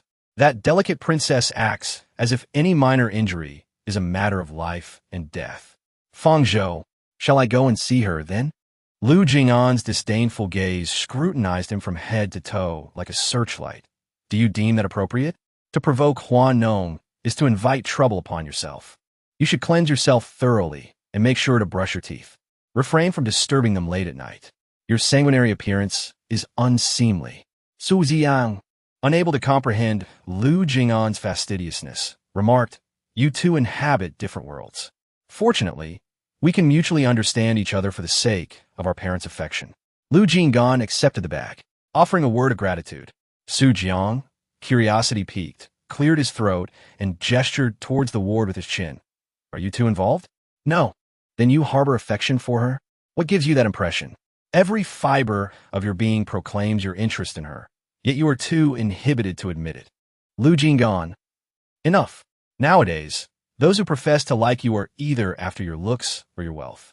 Hua Nong is different. She is drawn to your talent. Seize the opportunity and get on board. In the dead of night, Hua Nong was roused by pain, whimpering as she curled up in bed, sobbing uncontrollably. Her distress awakened Lu Jing'an, who had been reclining on the sofa, gently coaxing the young lady to take a painkiller. He only ceased once the medication took effect. Sister, are you awake? Upon opening her eyes, Hua Nong was greeted not by Lu Jing'an, but by Xiaomu. Where's the dog? What dog? Xiaomu was taken aback. Where's Lawyer Lu? Lawyer Lu mentioned he had a case to attend to this morning and left early. Hua Nong, feeling irritable, expressed her frustration. Did I make it to the trending list? Xiaomu shook her head. Not yet. Wei Jia said lawyer Lu has it under control. Hua Nong replied. Sister, what exactly does lawyer Lu do? His abilities seem rather extraordinary. When I arrived this morning, I overheard the staff at the nurse's station discussing how you bit lawyer Lu last night, and they had to get a tetanus shot. He didn't even take a breath. Hua Nong rolled her eyes. Does one good deed erase 100 wrongs? If he didn't breathe, would he still be alive? Had it not been for that despicable creature lacking any gentlemanly decorum, I would not have been kidnapped and endured this ordeal. Please find out who the lawyer at Jinggang number 2 is. I want to change my attorney. Huh? You're not going with lawyer Lu anymore? I can't afford him. The hospital was not a place for her to linger, and Hua Nong could not remain there any longer. At noon, Xiaomu wheeled her out for discharge. After Lu Jing'an returned from the court to the hospital, he discovered the ward was empty and learned from a nurse's station that she had been discharged. The head nurse then retrieved an envelope from her drawer and handed it to him, saying, Lawyer Lu, Miss Hua Nong requested that we refund the medical expenses to you. Lu Jing'an was indignant, feeling betrayed. He had rescued her, and once she was safe, she simply absconded. Who had saved her the previous night? Who had coaxed her into taking her medicine? Who had held her feet through the night to prevent her from thrashing about? Hua Nong, as always, was ungrateful, a trait she had possessed since childhood. The second perpetrator had been apprehended and interrogated. They confessed to nothing more than a few inappropriate touches, causing no real harm. Rest assured, Feng Zhou assured Lu Jing'an, eager to relay any updates lest the formidable Lu Jing'an seek retribution. I understand. You sound off, Feng Zhou observed. Were you dumped? It makes sense. A woman as haughty as Hua Nong would only indulge in a fleeting fancy with you. If she desires amusement, countless men would eagerly pursue her. Come out for a drink, won't you? Are you idle? Lu Jing'an retorted. Hua Nong had not contacted Lu Jing'an for a week, and the law firm's afternoon tea had ceased for the same duration. Just as everyone began to miss Miss Hua's afternoon treats, a scandal erupted. Innocent starlet's secret rendezvous at boyfriend's residence. Iju was jolted by the news. Last night, but Lu was working through the night at the office.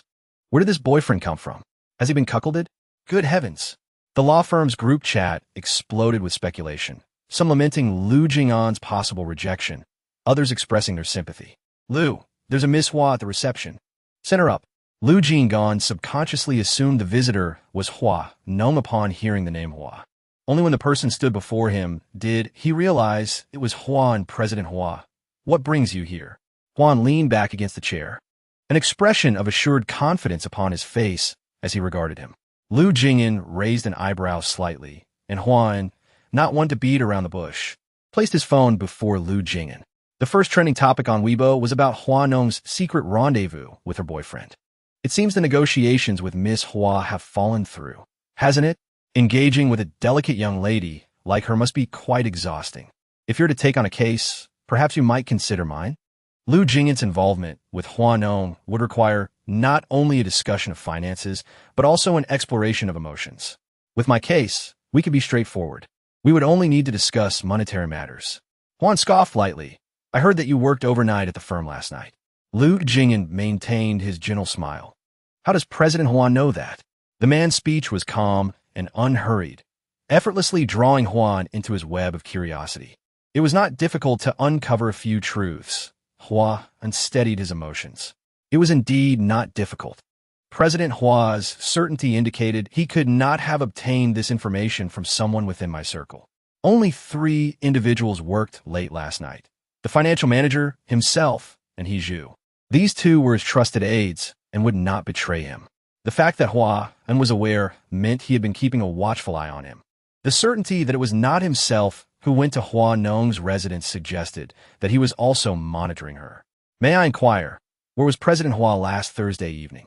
Lu Jing'an rested his chin upon his interlaced hands, gazing at him with an air of leisurely intrigue. Last Thursday evening, Hua Nong was abducted. Huan fixed his gaze upon Lu Jing'an. Mr. Lu, I'm here to discuss a collaboration, not to be interrogated. Indeed, Ive overstepet, Lu Jing'an conceded, pressing the intercom to instruct Hiju to prepare tea. As Hiju entered with the teacups, Lu Jing'an, phone in hand, rose to his feet, announcing he needed to make a call. He exchanged a glance with Hiju as he passed, signaling him to keep an eye on Hua and aren't you busy. Secretary Hua Nong inquired, raising her eyes to meet Hiju's. Hiju offered a sheepish smile, busy, but I wouldn't dare neglect our guest. Huan's fingertips traced the rim of her teacup. I have the distinct impression that Secretary He is guarding me. President Hua, you're mistaken. We in the legal profession would never break the law. To put it kindly, it's guarding. To put it less so, it's illegal surveillance. Huan, to be targeted by him? A mere secretary dared to target him? A disdainful chuckle escaped Huan's lips. President Hua, shall we reconvene another day? Something urgent has come up, Lu Jing'an said, entering the room, grabbing his coat from the rack, and subtly dismissing her. Very well, Mr. Lu, when shall we meet? Let's see, Lu Jing'an mused. How about tomorrow evening? One Peking mansion is a place reserved for the affluent, renowned as one of the top 10 luxury residences in Peking. This property was a gift from her father on Hua Nong's 18th birthday. In Hua Nong's words, she doubted she could afford such a place even after 8 lifetimes as a celebrity. A luxurious duplex flat is worth over 100 million. Not to mention that Hua Nong resides in a villa. Confined within her home, she spends her days gliding about in a wheelchair. Zhang Ma, someone is knocking at the door. I'm coming, Xiao Mu exclaimed, swiftly rising from the sofa to answer the door. As soon as she opened it, Lu Jing'an, impeccably dressed in a suit, stood at the threshold, casting a thorough gaze over Hua Nong, who was seated in her wheelchair. Upon recognizing Lu Jing'an, Hua Nong felt a lump in her throat. What brings attorney Lu here today?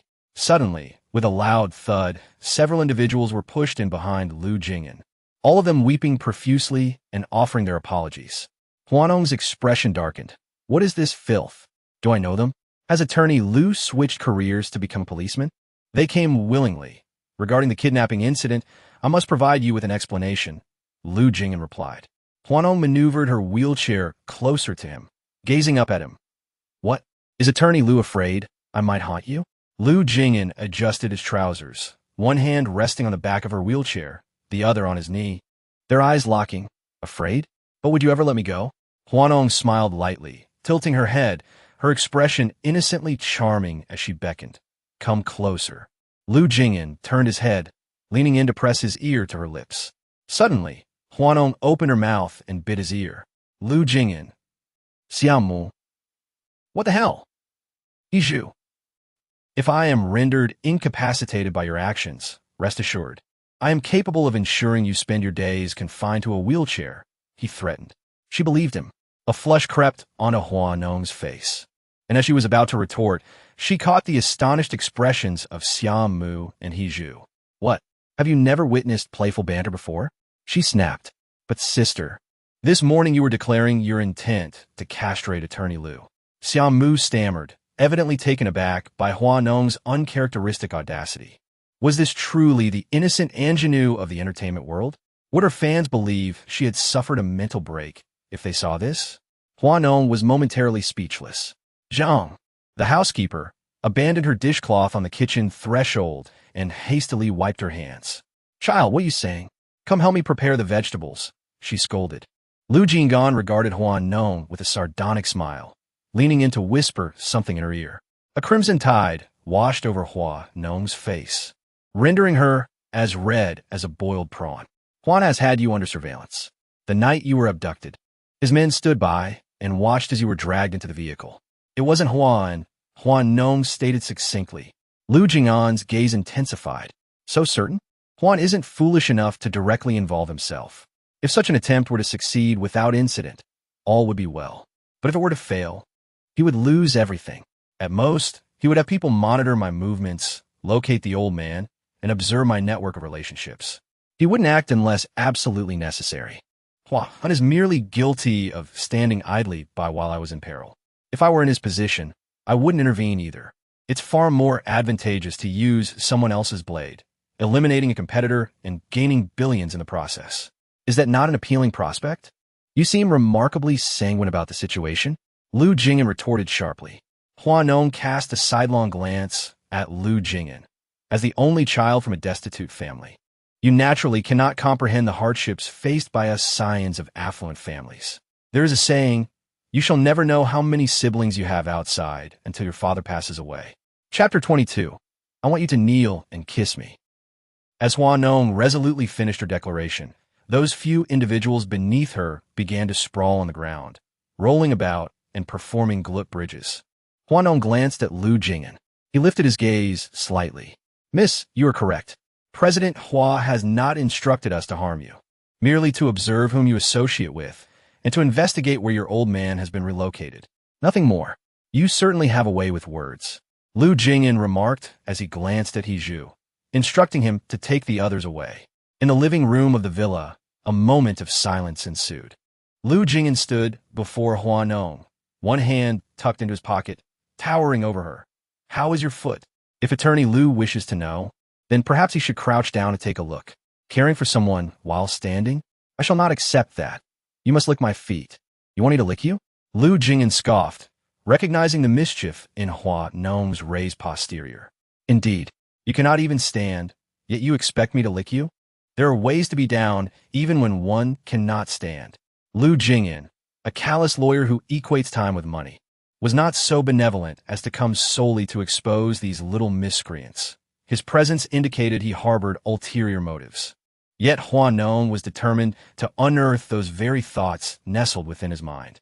Their gazes locked, an intricate web of schemes subtly unfurling in the air. Hua Nong harbored a flicker of intrigue towards Lu Jing'an, while Lu Jing'an contemplated Hua Nong. Neither of them possessed virtuous intentions. A brief chuckle echoed through the living room. What are you laughing at? Lu Jing'an retorted. Do you think I find something amusing? The thoughts of those in unique circumstances are often unfathomable to us, the so-called normal individuals. The spectrum of peculiar minds is vast. Yet, when juxtaposed with the ordinary, they simply emerge as aberrations. Is he insinuating that I am mentally unhinged? Lu Jing'an leaned slightly, placing his hands on the armrests of Hua Nong's wheelchair. Sometimes, I ponder whether you are merely a delicate flower in the entertainment industry or a scheming heiress entrenched in a world of wealth. Hua Nong toyed with Lu Jing'an's tie, winding it around her fingers, and, with a breath as fragrant as orchids, she inquired, So, Lawyer Lu, you think of me? Hua Nong. She was beginning to act erratically again. She pressed further. When does Lawyer Lu usually think of me? During the day? At night? Or in those quiet, solitary hours? Lu Jing'an's lips curled downward slightly. He wished to avoid further entanglement with Hua Nong, his hands loosening from the wheelchair's armrests as he prepared to rise. However, at that very moment, Hua Nong yanked his tie sharply downward. Lu Jing'an stumbled, his hand bracing against the back of the sofa behind Hua Nong. Their breaths mingled, tantalizingly close. As Hua Nong noticed the fine stubble on Lu Jing'an's chiseled face ruffled by her exhalation. As his gaze descended, it fell upon the man's rolling Adam's apple. Hua Nong, captivated by its movement, couldn't help but reach out to caress it. Lu Jing'an felt a shiver run down his spine, his hand resting against the back of the sofa. Instinctively tensed. Just as Lu Jing'an parted his lips to speak, Hua Nong seized his collar, compelling him to kiss her. One sat, the other leaned forward, a scenario that should have allowed Lu Jing'an to take the initiative. However, Hua Nong denied him the opportunity to lead. Gripping his collar with one hand while pressing against the back of his head with the other, adjusting her posture to accommodate him. In the stillness of the night, the atmosphere grew increasingly intimate.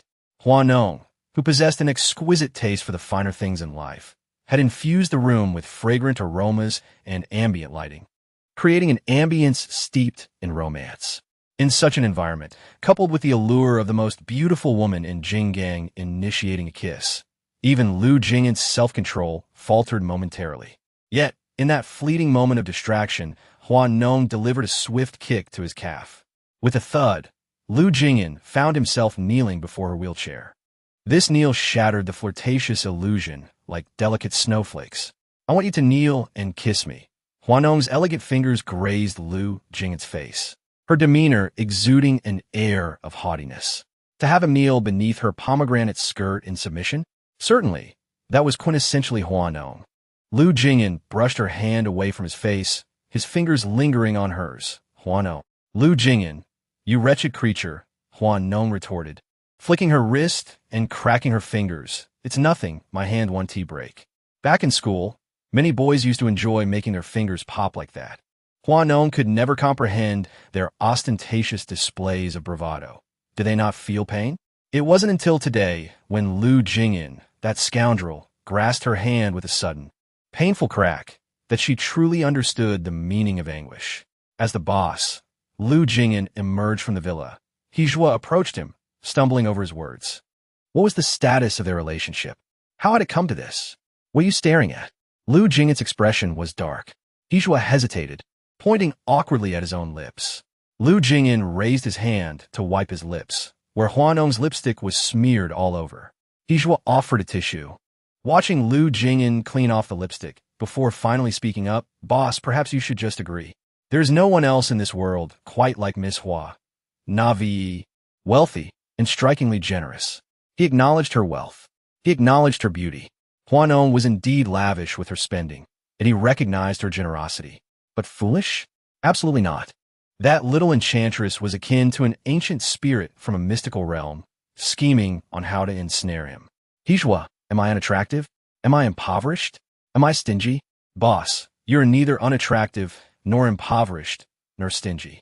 However, can you truly compare yourself to Miss Hua? After her father's passing and upon the conclusion of the litigation, she is a billionaire heiress. You toil endlessly, while she merely had to endure the loss of father. What a simpler path.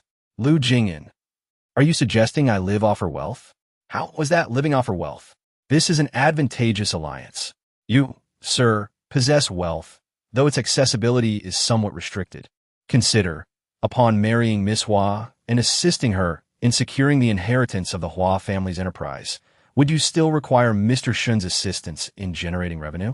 Miss Hua, you see, would hardly relish managing the company. Is the entertainment industry not sufficiently diverting? Is the life of a wealthy socialite not appealing? The company would remain yours, wouldn't it? Hua persuasively enticed Lu Jing'an to take the bait. Lu Jing'an, listening, seemed to find the logic compelling, nodding repeatedly. Who instructed you? No one did. Deducting your bonus or telling the truth, which do you prefer? Attorney Sue, Chapter 23. Appearing as though one had just been flirted with. Sister, the flush on your face is reminiscent of a millennia-old spider spirit that has been dyed, Xiaomu remarked, emerging with fruit in hand. Upon seeing Hua Nong seated before the French windows, her cheeks flushed, appearing as though she had just been teased. Radiantly charming. Are you capable of engaging in conversation? Hua Nong clicked her tongue, casting a flirtatious glare at Xiaomu. Xiaomu coughed awkwardly, handing her the fruit. Sister, what did Attorney Lu say to you just now? Your ears turned crimson instantly. Hua Nong, what did he say? That scoundrel, Lu Jing'an, threatened to snip off my manhood. Would you be willing to part with it? Hua Nong massaged her temples, casting a glare at Xiaomu. I asked you to have someone monitor Hua Ying. What have you discovered? She did indeed meet with several individuals yesterday, but none of them were your siblings. Hua Nong now finds it unbearable to hear the words brothers and sisters, for it is these very siblings who have sent her already tumultuous life into further disarray, nearly costing her life on several occasions. She sends 1,000 curses to that old fool. Who are they? Xiaomu remarked. It seems to be some dubious acquaintances she has made outside. There are many matters that Hua Nong cannot address directly, yet they cannot be left unresolved. If she were to confront them head-on, the repercussions could be dire if the truth were to come to light. The only reliable course of action is to remain a passive observer, watching the tigers fight from a distance. Hua Nong's slender fingers drummed against the armrest. Continue to monitor. Do not let your guard down. When Lu Jing'an departed from one courtyard, he took Hua Nong's people with him. By the time the news reached Huanan, it was already deep into the night. Huanan was engrossed in his endeavors with a woman when he received the call. Who took them? Lu Jing'an. Huanan responded with disbelief. What were you all doing? How could this have been discovered? The person on the other end lamented. We had no idea. Everything was fine in the afternoon when suddenly a van full of men in black showed up and caught us off guard. What did Lu Jing'an say when he took them? That living hell certainly wouldn't treat them kindly. He merely stated, rest assured, we will not engage in any illegal activities. Who is Lu Jing'an? He has held the esteemed position at the pinnacle of legal affairs for many years. Once he has taken someone, reporting it to the police is futile. They would not be involved in any illicit activities, but rather, everything is conducted with utmost propriety. Clad in a bathrobe, Huan arose from his bed. Come and fetch me. It was no wonder that Lu Jing'an had hesitated when suggesting they meet tomorrow evening. He had foreseen that Hua Nong would seek him out tonight. The Wangjing terrace was ablaze with lights late into the night. On the 31st floor, Lu Jing'an reclined on a sofa, meticulously peeling an apple with a fruit knife, his nonchalant demeanor suggesting he held an objet d'art. Whose men? Shen Shang inquired, observing several individuals bound to chairs upon his arrival. Hua Ants. Why did you bring his men here? Shen Shang questioned, perplexed. I heard of a collaboration just days ago. How could they be at odds so soon? Isn't this preposterous? Care to venture a guess? Lu Jing'an responded, his eyelids remaining lowered, his tone a nonchalant tease. Would it happen to be on behalf of Hua Nong? Would it? Lu Jing'an continued to peel the apple in silence. Standing behind him, Hiju exchanged a knowing glance. Shen Shang muttered, keep your hands off Hua Nong's affairs. I've been hearing whispers of turmoil within the Hua family. The board of directors is beginning to lose control. Lu Jing'an's hand paused in its task. Observing his reaction, Shen Shang approached Lu Jing'an. Think carefully. Hua Nong may be wealthy, but some fortunes are a death sentence. Boss, Huan has arrived. Lu Jing'an severed the apple peel, causing it to fall to the ground with a soft thud. Escort him to the rooftop. The vista point at Wangjing Terrace was circumscribed by barricades, where several figures were suspended mid-air by Lu Jing'an. Upon entering, Huan beheld Lu Jing'an, impeccably attired with a tie, seated beneath the platform, leisurely peeling an apple. Mr. Lu, even in failed transactions, decorum should prevail. Lu Jing'an's lips curled sardonically. I have no regard for decorum with Mr. Hua. If Mr. Lu wishes to secure the logistics park project, he will require my vote. Lu Jing'an was ostensibly a lawyer, yet his true nature was an open secret. Did Mr. Hua genuinely believe his vote held such significance? Mr. Lu, it is prudent to leave room for future reconciliation, is it not? Did Mr. Hua not consider this day when he dispatched individuals to shadow me? Lu Jing'an sliced the apple with his blade, consuming each piece. Where was the image of a legal luminary? Was he not simply an impudent scoundrel? Surveilling Mr. Lu was a measure of desperation. Had Mr. Lu not become entangled with Hua Nong, we would not have resorted to such actions. What do you say? Hua Nong's heart pounded with trepidation. Offending Lu Jing'an was of no benefit, yet he found himself in an untenable position with no recourse. Lu Jing'an cast a sidelong glance at Hua Nong, causing the latter to tremble. Lu Jing'an was attempting to intimidate him with his aura. Must my associations be subject to Mr. Hua's approval? Crack! The apple slice Lu Jing'an had carved fell to the ground, accompanied by screams from above. A drab, grayish substance. Was it cement? A wave of apprehension washed over Huan, his countenance paling as he involuntarily retreated a step. Lawyer Lu is uncertain about his course of action. However, when faced with such indignities, there must be some repercussions to be endured. His excessive measures may have intimidated Huan, yet it has inadvertently favored Hua Nong. To remain passive would merely portray him as feeble. Lu Jing'an tossed the half-eaten apple into the trash bin, his fingers twirling the knife as he rose. A moment of reflection, a cleansing of the soul, urging them to repent and start anew. As Lu Jing'an entered the elevator, Shen Shang offered him a brief remark. You are doing this for Hua Nong. You have not clothed them in finery. If this is for yourself, then why squander your energy on someone like Huan? True joy cannot be purchased with gold. I must inform you, this could escalate to personal threats. It is against the law, my friend. Lu Jing'an cast him a sidelong glance, questioning the humanity of those involved. A few assistants lowered a figure, revealing merely a couple of sandbags. Shen Shang stood in astonishment, giving Lu Jing'an a thumbs up. As expected of you, a paragon of lawfulness. After a 10-day respite, Hua Nong's foot had finally healed. Xiao Mu shared a post reflecting on the challenges of the past days. In the morning, Hua Nong felt restored, and Wei Shi arrived in the afternoon to resume work. Even the speed of a skinflint, like Zhou Beiopi, could not match her pace. The same variety show awaited. If she delayed any longer, Bei-Shi would trample her into the ground. The director announced that the 4th episode would air tonight, and her presence was essential. The trending topic had already been released, and her fans were quite supportive. She must join the live broadcast, no matter the cost. Chapter 24. After hearing your words, I'm rather inclined to marry Lu Jing'an. At Wang Jintai, it's still a blind box draw. This time, however, it's different. After drawing, everyone has half an hour to seek guidance from an instructor. Let the drawing commence. Hua Nong, you should go first. She's just recovered from an injury. We ought to defer to her. Beishi retreated a step with calculated insincerity. She wasn't foolish enough to volunteer as a guinea pig. Shishi, you're so kind. I'm so moved I could ask you to be my stepmother. Hua Nong feigned tearful gratitude. Her gaze toward Bei, she shimmering with manufactured sincerity, a performance of utter guilelessness. Beishi, observing Hua Nong, twitched her lips, such an actress. So adept at pretense. Miss Hua, what brand of plastic bag are you? So capable of containing? In moments unseen by the camera, the two exchanged subtle barbs. Hua Nong, what did you draw? As the director's camera focused on her, Hua Nong shook the box and retrieved a slip of paper. Horse riding. Beishi chuckled inwardly. Beasts don't comprehend human speech. It would be ideal if an accident were to occur.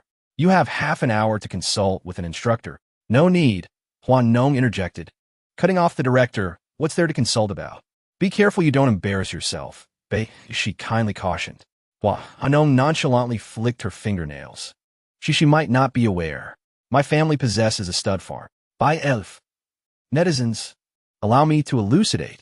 I've noticed that everyone invariably overlooks the fact that Hua Nong also has a father who ranks among the world's top 50. It's hardly surprising that her family owns a stud farm. Beishi's embarrassment is quite palpable. What utter rubbish. Are we certain that the production team didn't rig the draw to ensure she received this outcome? Indeed, my heart aches for our Shishi. I dare say she wouldn't deign to cheat. She drew archery. Hua Nong drew equestrianism, while the others received an assortment of peculiar activities. Hua Nong fell into the latter category. Upon entering the lounge, Wei Shi positioned himself in front of the camera, glaring at Hua Nong. Couldn't you be a tad more discreet? I'm merely stating the truth. Aren't you concerned that netizens will accuse you of cheating? Hua Nong scoffed. Netizens even claim that my father isn't my biological parent. Am I to take that to heart? Wei Shi. This young lady possesses a truly magnanimous spirit. Half an hour later, the livestream audience swelled to over 100,000 viewers. As Hua Nong proceeded to the stables to select a horse, the netizens in the livestream room were already in an uproar, vehemently demanding that Hua Nong redraw her lot. In an effort to satiate the audience's thirst for sensationalism, the production team halted Hua Nong. Hua Nong, we require you to redraw your lot. Why? Is she being treated as a source of amusement?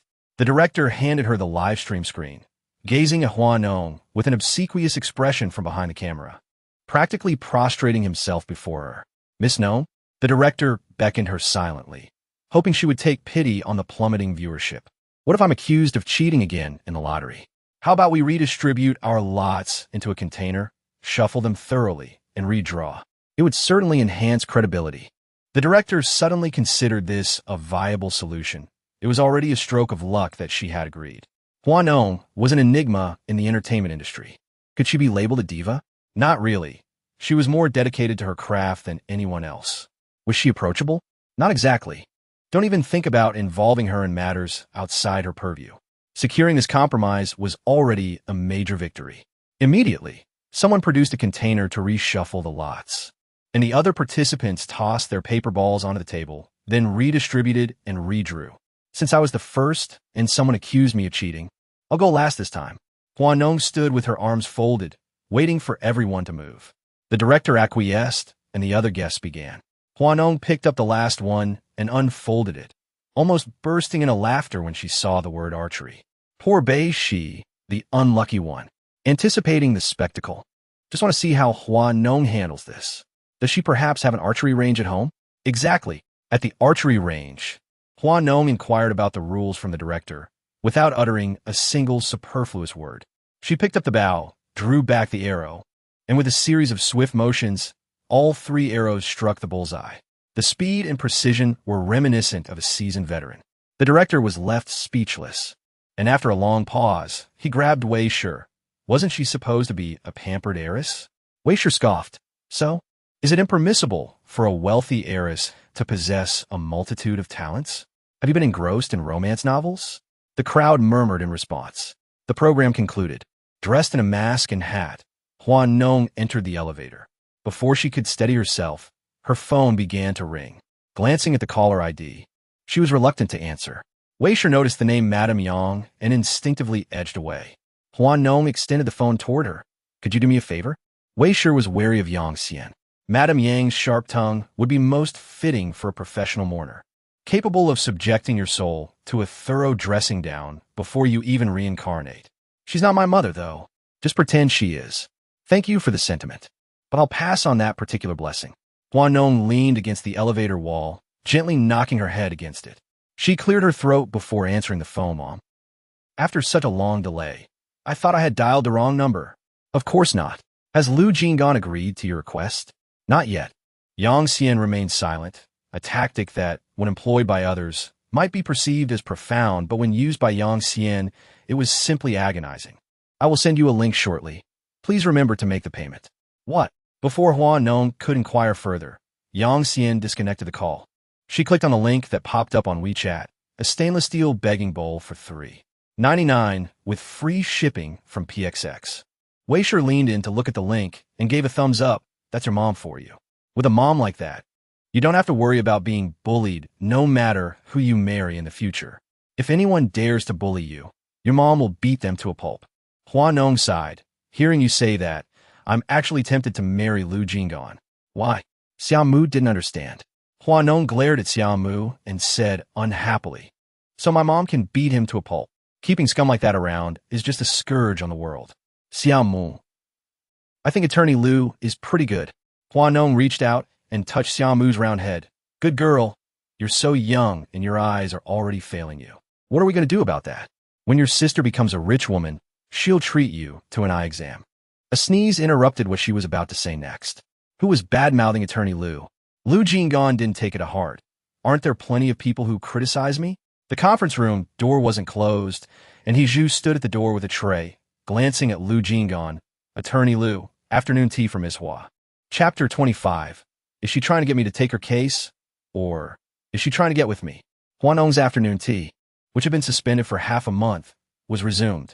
The people at the law firm had a kind of excitement, as if they were being pampered by their own mothers. Weren't you going to stop?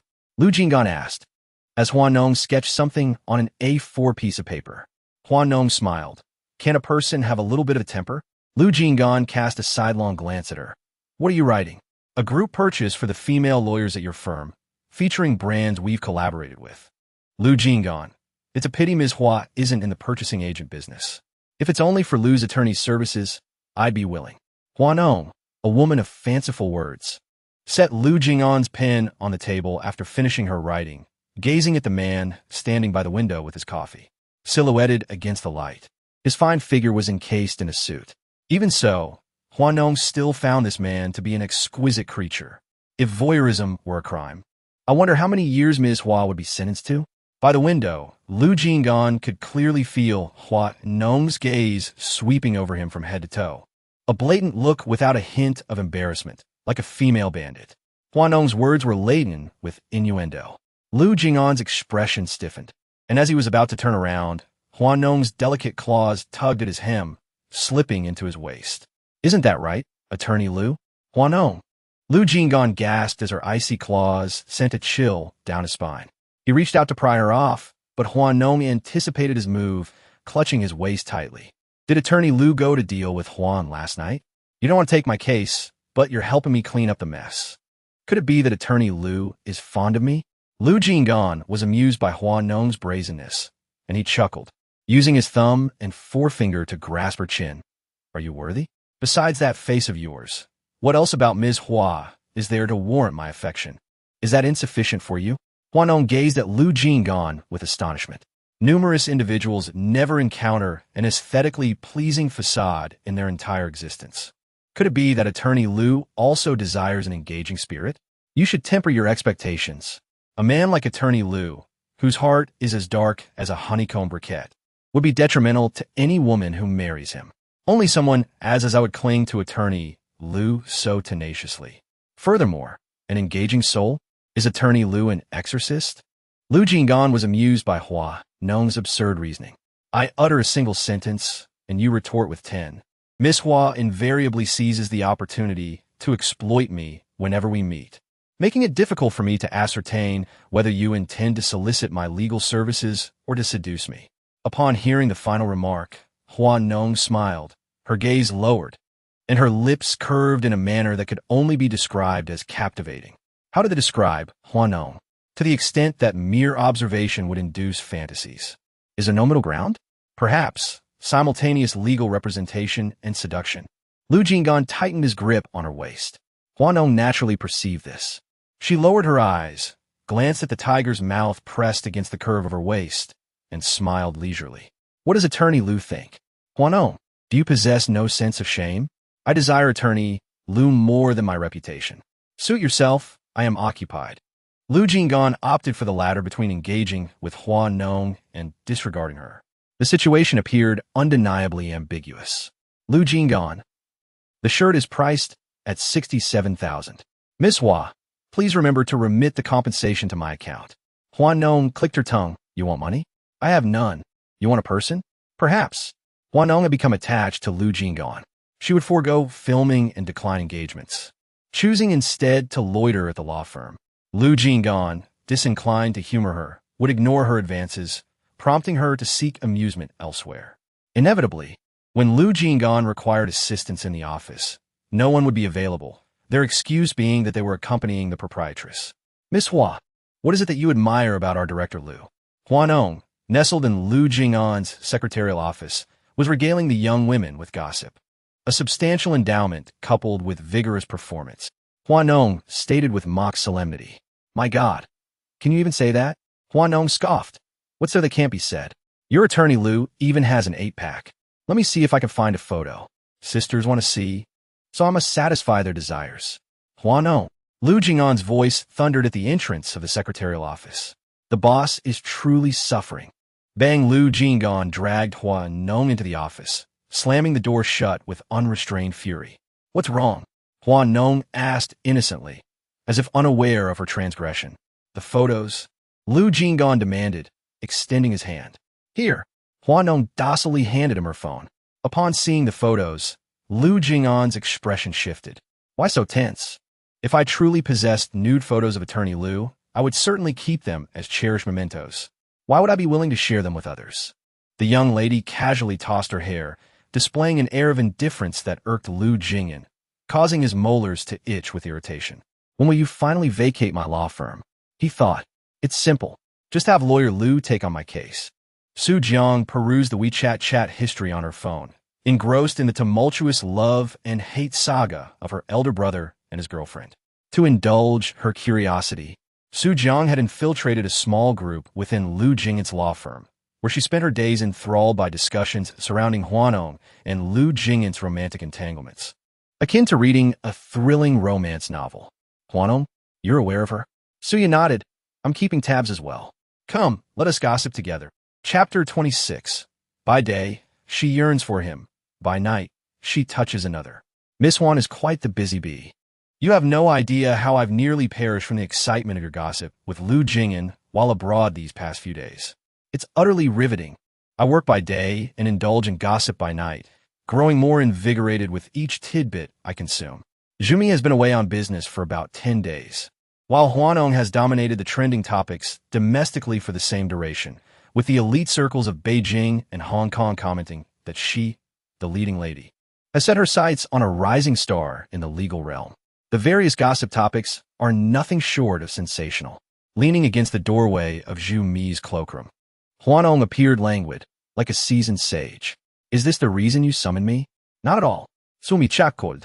In a moment, I shall take you out to lift your spirits after your recent struggles in the realm of romance.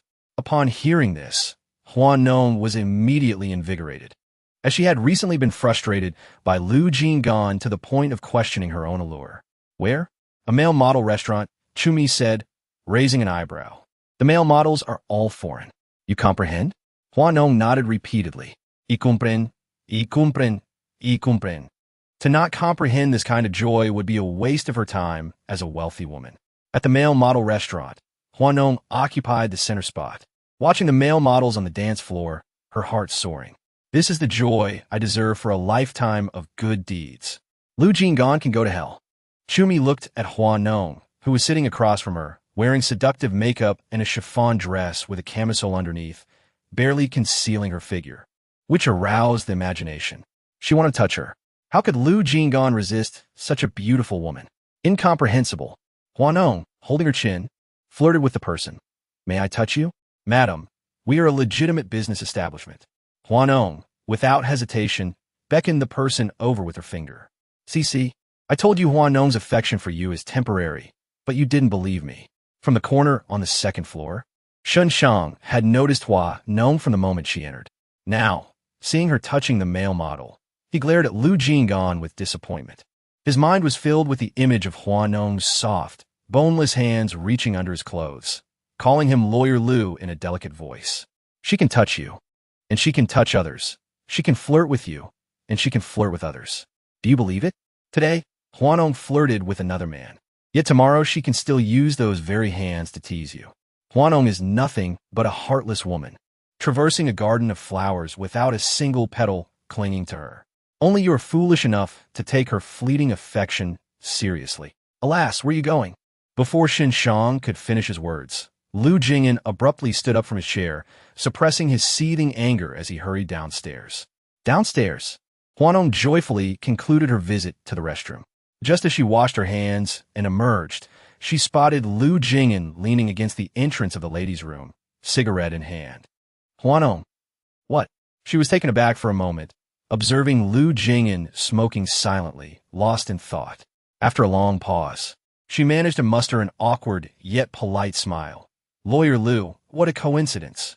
Lu Jing'an exhaled a puff of smoke, flicking the ash into the air, his tone somewhat indifferent. Not a coincidence. I was waiting for you. Is there something you need? Hua Nong inquired cautiously, her mind racing with thoughts of whether this wretched man had witnessed her indulging in the pleasures of a wealthy woman. Lu Jing'an let out a soft sigh, took another drag of his cigarette, and, with it still in his mouth, pushed Hua Nong back into the restroom. Cough, cough, cough. Inside the restroom, Hua Nong choked and coughed, while Lu Jing'an trapped her against the door, gripping her chin. You think about me during the day, yet touch others at night. Miss Huan, you certainly lead a busy life. Hua Nong's eyes reddened from coughing as she gazed at Lu Jing'an. Is it not permissible for me to savor a little broth when I cannot have a meat? Lawyer Lu, you are being rather domineering, aren't you? Domineering? Lu Jing'an was provoked, nodding incessantly as he discarded the cigarette but in his hand. He grasped Hua Nong's waist, placing her delicately upon the bathroom sink, pressing her head down to kiss her. His fingertips were equally engaged, teasing Hua Nong until every hair on her body stood on end. In the bathroom, their emotions soared. Hua Nong, aroused by Lu Jing'an's caresses, breathed heavily, just as she contemplated their next move when someone began to push against the bathroom door. Lu Jing'an's gaze flickered, and he swiftly pulled Hua Nong into a stall, sitting on the toilet with her. Hua Nong? Hua Nong? Where have you disappeared to? Came Chu Mi's disdainful voice from outside, piercing through the air. The man's grip on Hua Nong tightened painfully, eliciting a startled gasp from her. What the hell? Chu Mi exclaimed. In the blink of an eye, she declared, enjoy yourselves. I'll keep watch. As sisters, we must support each other's endeavors. Inside the stall, Hua Nong, feeling at a disadvantage, bit into Lu Jing'an's shoulder, causing him to inhale sharply. Chu Mi, not only placing a maintenance sign at the bathroom entrance, but also turning off the lights, had taken protective measures that were, in fact, quite thorough. It was as if she feared Hua Nong might not be satisfied. With a string of prayer beads in hand, she toyed with them, her fashionable spirit both intrigued and perturbed by the scene unfolding before her. We're all just weary workers in this world. What is Shen Shao trying to portray? She thought, cringing at the sight. Shen Shang, aware of Chu Mi's aversion to unattractive spectacles, chose not to engage, simply inquiring, where's your girlfriend? Reveling in joy. With whom does she find such delight? Such matters are not for the ears of Mr. Shan. Shen Shang had intended to speak, but considering Hua Nong's profession within the entertainment industry, he thought it prudent to exercise discretion, despite her financial independence from her vocation. He cast a knowing glance at Chu Mi, who, with keen perception, followed him upstairs. It became immediately apparent to Chumi that this establishment, too, was under Shen Shang's dominion. The young Mr. Shun's business acumen was indeed formidable, monopolizing the diverse needs of various demographics. Shen Shang poured her a cup of tea, casting a glance at her as he raised his eyes.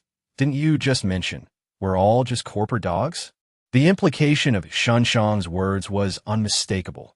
He was not the proprietor of this establishment, but merely an employee. Sip your tea, take a seat, and bide your time. Awaiting what precisely? You awake your female confidant, and I, my esteemed companion. Chumi. Is Lu Jing'an also present? Shen Shang cast a profound glance at her. If my conjecture holds true, they are likely engaged in joyous endeavors. Chumi. Good heavens! How utterly captivating! Chapter 27. If you're incapable, then refrain from touching me. Upon realizing she was seated upon Lu Jing'an's lap, a fleeting moment of ecstasy plunged her into a state of uncertain bewilderment. Had she just reached a climax? And why then? Was Lu Jing'an still impeccably attired in his suit, his garments unblemished, devoid of any post-coital disarray? Hua Nong discerned the rustling sound of tearing paper, and comprehension dawned upon her. You resorted to manual means? Lu Jing'an wiped his fingertips with a paper from the restroom stall, responding with a nonchalant hum. Hua Nong felt a surge of indignation. It was an utter humiliation. How many men yearned to be beneath her skirts? How many desired to fawn over her? Yet here was Lu Jing'an, bestowing his fingertips upon her as if they were a mere charity, leaving Hua Nong feeling as though her dignity had been trampled. Inside the stall, Hua Nong raised her hand, delivering a sharp slap across Lu Jing'an's face. If you can't, then don't touch me. Lu Jing'an remained unfazed, tilting his head and licking his cheek with a devilish glint in his eyes as he gazed at Hua Nong. Is it possible or not? Hasn't Miss Hua already verified it? Are you attempting to insult me today? Lu Jing'an tossed his fingertip into the trash, hissing softly. Who told Miss Hua that her words carry no weight? What did I say? He continued, reminding her word by word, only to serve me. Lu Jing'an grasped her chin, as if to ensure she understood. Hua Nong scoffed, brushing away his hand from her chin. It's merely playful banter between adults. Is lawyer Lu truly so naive? In this day and age, who isn't feasting from both bowl and pot? Should lawyer Lu really feel wronged over such trivial matters concerning your fingers?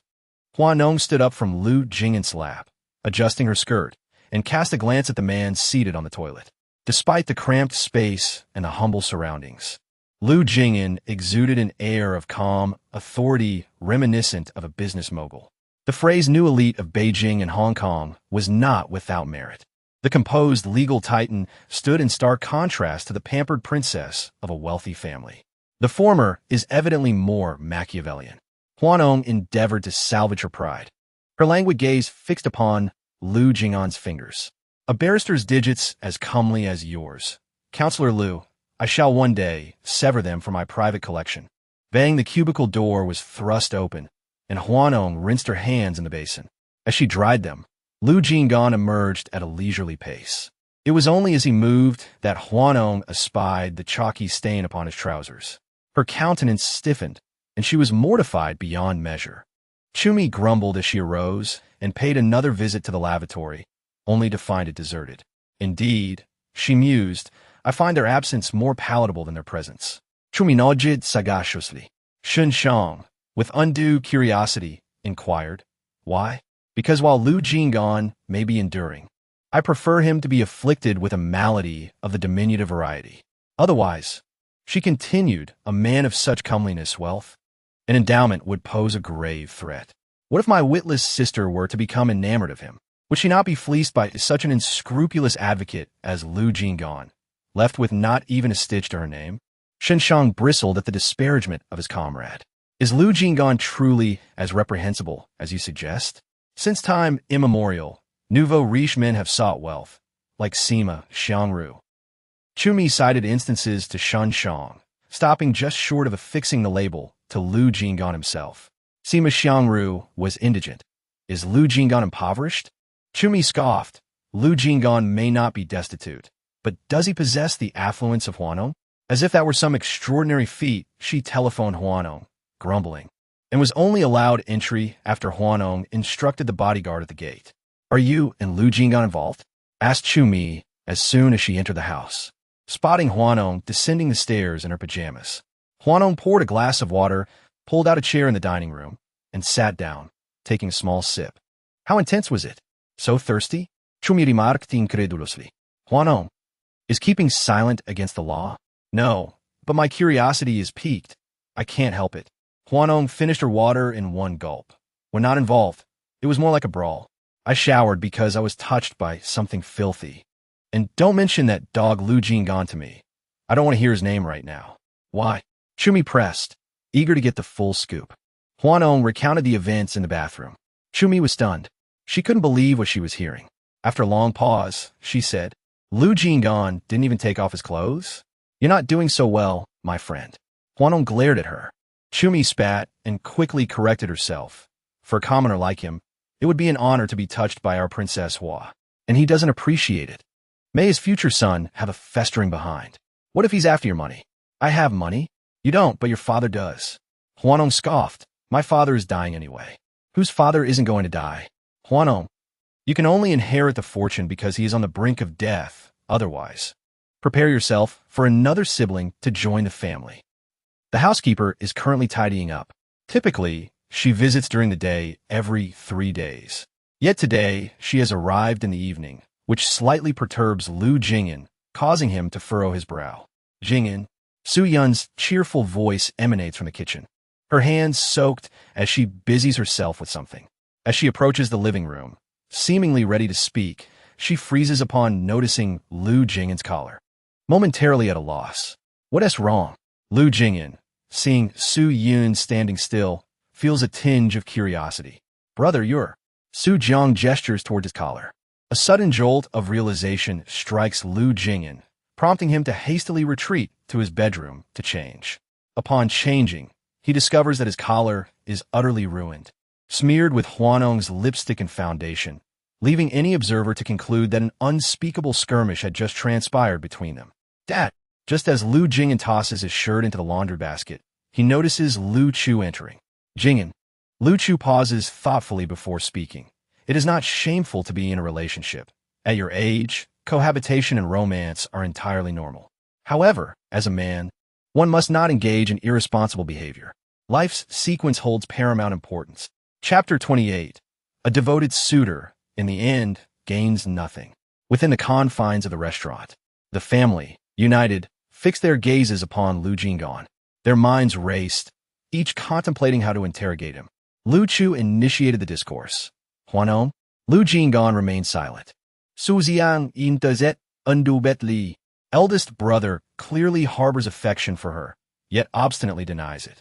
Lu Jing'an, with a growing headache, offered no response. Lu Chu inquired further. "Hua's family boasts an affluent lineage. Do they perhaps look down upon our household?" Su Jiang countered. "Does not eldest brother possess substantial holdings? Though not on par with old Master Hua, it should suffice to provide for Hua Nong's extravagant lifestyle for generations."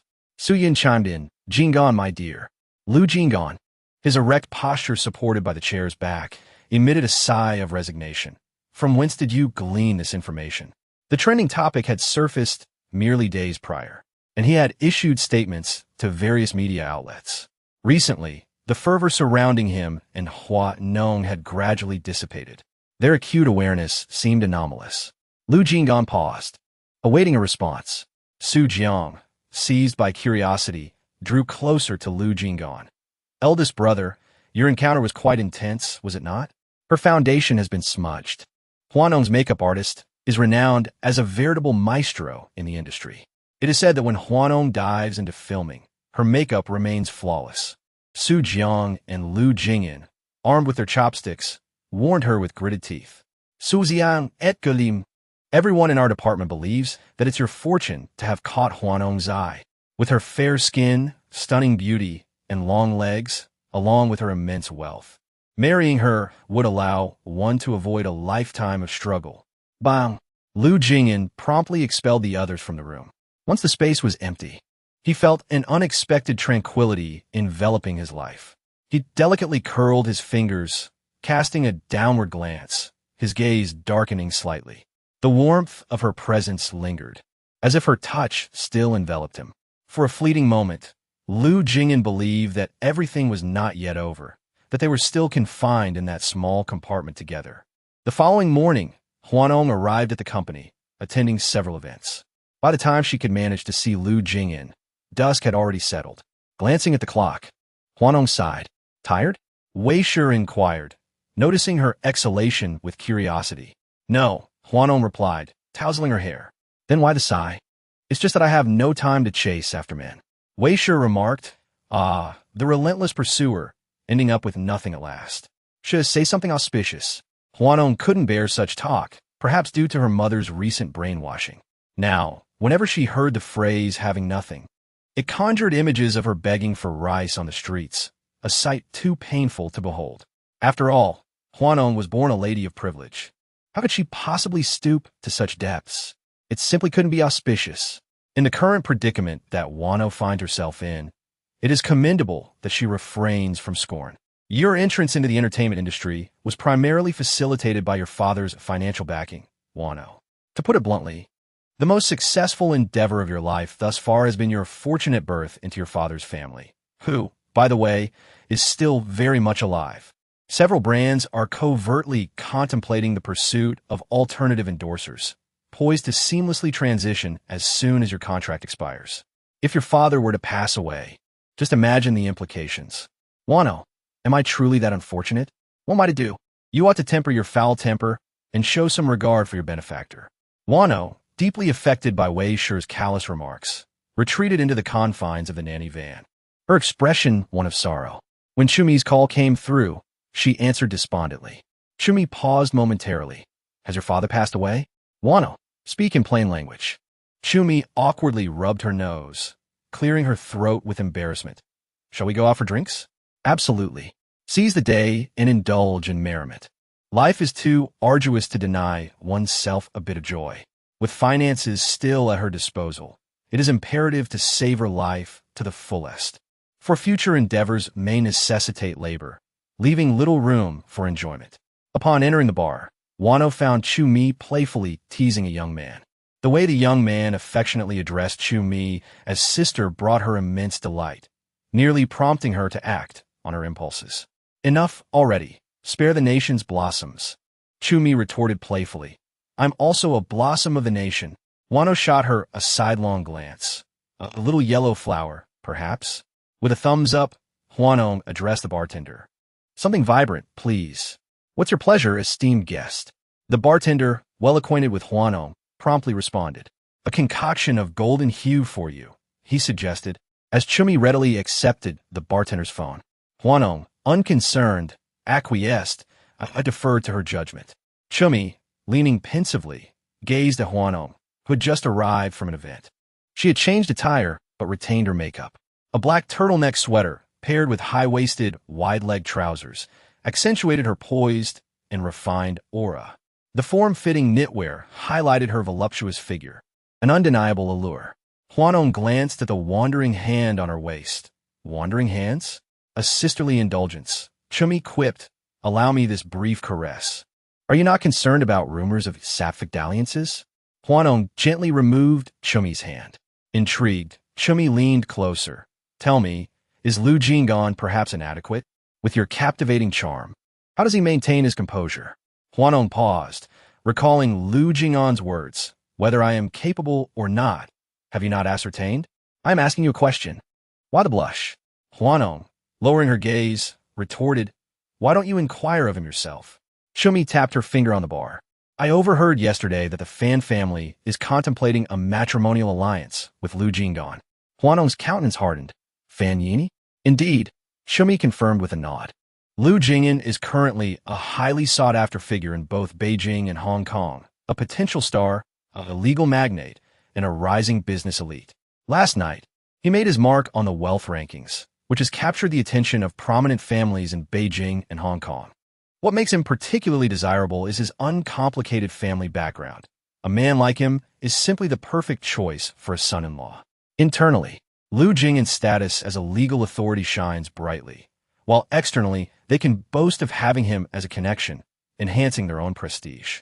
Hua Nong remarked, indeed, this aligns perfectly with the manipulative style of those affluent families. They covet him, yet look down upon him, all the while attempting to ingratiate themselves through indirect means. Quite amusing. She raised her glass, took a sip of her drink, and scoffed, but they must possess the capability to snatch him away from me first. Chapter 29. Do you wish to pursue me?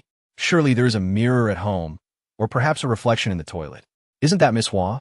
I thought Hua Lao was nearing his end. Yet, she appears utterly unfazed.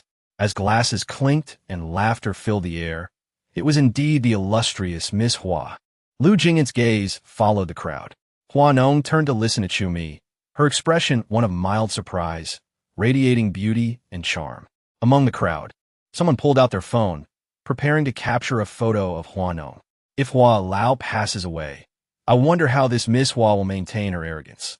A rotund man, with a face resembling that of a pig, spoke eagerly, his jowls quivering with delight, as if he were eagerly anticipating Hua Nong's fall from grace so he could trample upon her. It is common knowledge among those in the inner circles that this executive is notoriously lecherous. He once drunkenly harassed Hua Nong at a reception, only to be severely beaten and expelled by Master Hua. Now that he has seized this opportunity, wouldn't he hasten to seek revenge? As the corpulent man was about to capture a photograph with his phone, a hand suddenly reached out from behind and seized it. Director Deng, what does this signify? Attorney Lu? Deng Feng questioned Lu Jing'an, his face laden with profound implications. The conventions of our circle are tacitly understood. There's no need for this. Lu Jing'an's tone was subdued, his gaze fixed on Deng Feng, carrying a hint of sinister intent. He is well versed in both law and the intricacies of human nature. How many magnates in Jinggang both admire and detest him? Deng Feng might dare to offend Hua Nong in her current state, but he would hardly dare to offend Lu Jing'an. If he were let it go at this point, he would be unable to save face. Attorney Lu, could the rumors circulating outside be true? Are you and Hua Nong entangled in an affair? Lu Jing'an released his grip, indifferently curving his lips into a smile. Is it of any concern to Director Deng? Indeed, it is. Deng Feng's tone escalated. If Hua Nong has a connection with Attorney Lu, then I will concede. However, if there is no such connection, the first thing I will do upon Master Hua's demise is to subjugate her beneath me. A resounding thud echoed from the second floor of the bar. The portly man tumbled down the wooden stairs, his 200-plus pounds nearly shattering the floor. At the bar on the first floor, Hua Nong was startled. What the hell? What's happening? Who is this? Chu-Mi approached for a closer look and chuckled. Isn't this Director Deng? What's wrong? Did he have too much to drink? Pray tell, wherefore art thou compelled to intrude, to grovel at the feet of Ms. Hua? After these 2 years of unrequited longing, Hua Nong cast a peculiar gaze upon Deng Feng, then upon Lu Jing'an, who stood resplendent in his suit on the second floor. As she pondered this curious scene, Deng Feng erupted, his voice a coarse bellow directed at Lu Jing'an. Lu Jing'an, you dare assault me, sir? Hark, your highness. He did proclaim that upon your father's demise, his paramount desire was to subjugate you beneath his loins. Lu Jing'an, with one hand nonchalantly pocketed and the other resting upon the balustrade, observed Hua Nong with an air of detached amusement. Hua Nong, bemused, exclaimed, "What preposterous drivel is this?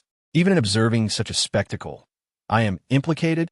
With a resounding crash, Hua Nong hurled a bottle to the floor, where it shattered near the corpulent head of Deng Feng. She descended to his level, retorting, "Verily, the magnitude of your girth is matched only by the audacity of your spirit. Has the excess of your flesh encroached upon your intellect? I did beseech my father to spare you, yet was it merely to await his death, that you might then lay claim to my person? To defile me? Are you even capable?" Hua Nong arose, her foot aimed with precision at Deng Feng's nether regions. "Harlot, what is your intent?" "To relieve you of your manhood, of course."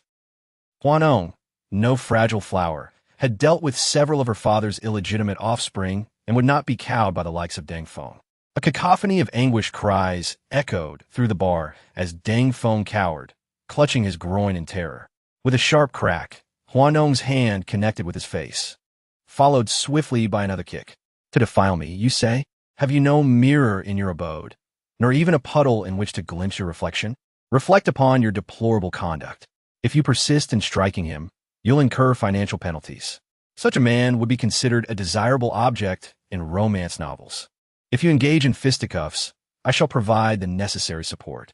Is this not the quintessential narrative of a domineering CEO and an affluent heiress? You and Lu Jing'an could adapt your lives into a television series. What kind of series? A domineering CEO and a bankrupt heiress. Could you perhaps amend the term bankrupt? The greatest virtue in life is to bravely confront reality. Reality is excessively cruel. I refuse to acknowledge it. Depart hence. Do you not intend to leave? I have pressing matters to attend to. In simpler terms, to pursue a romantic liaison. I am not ignorant of your intentions.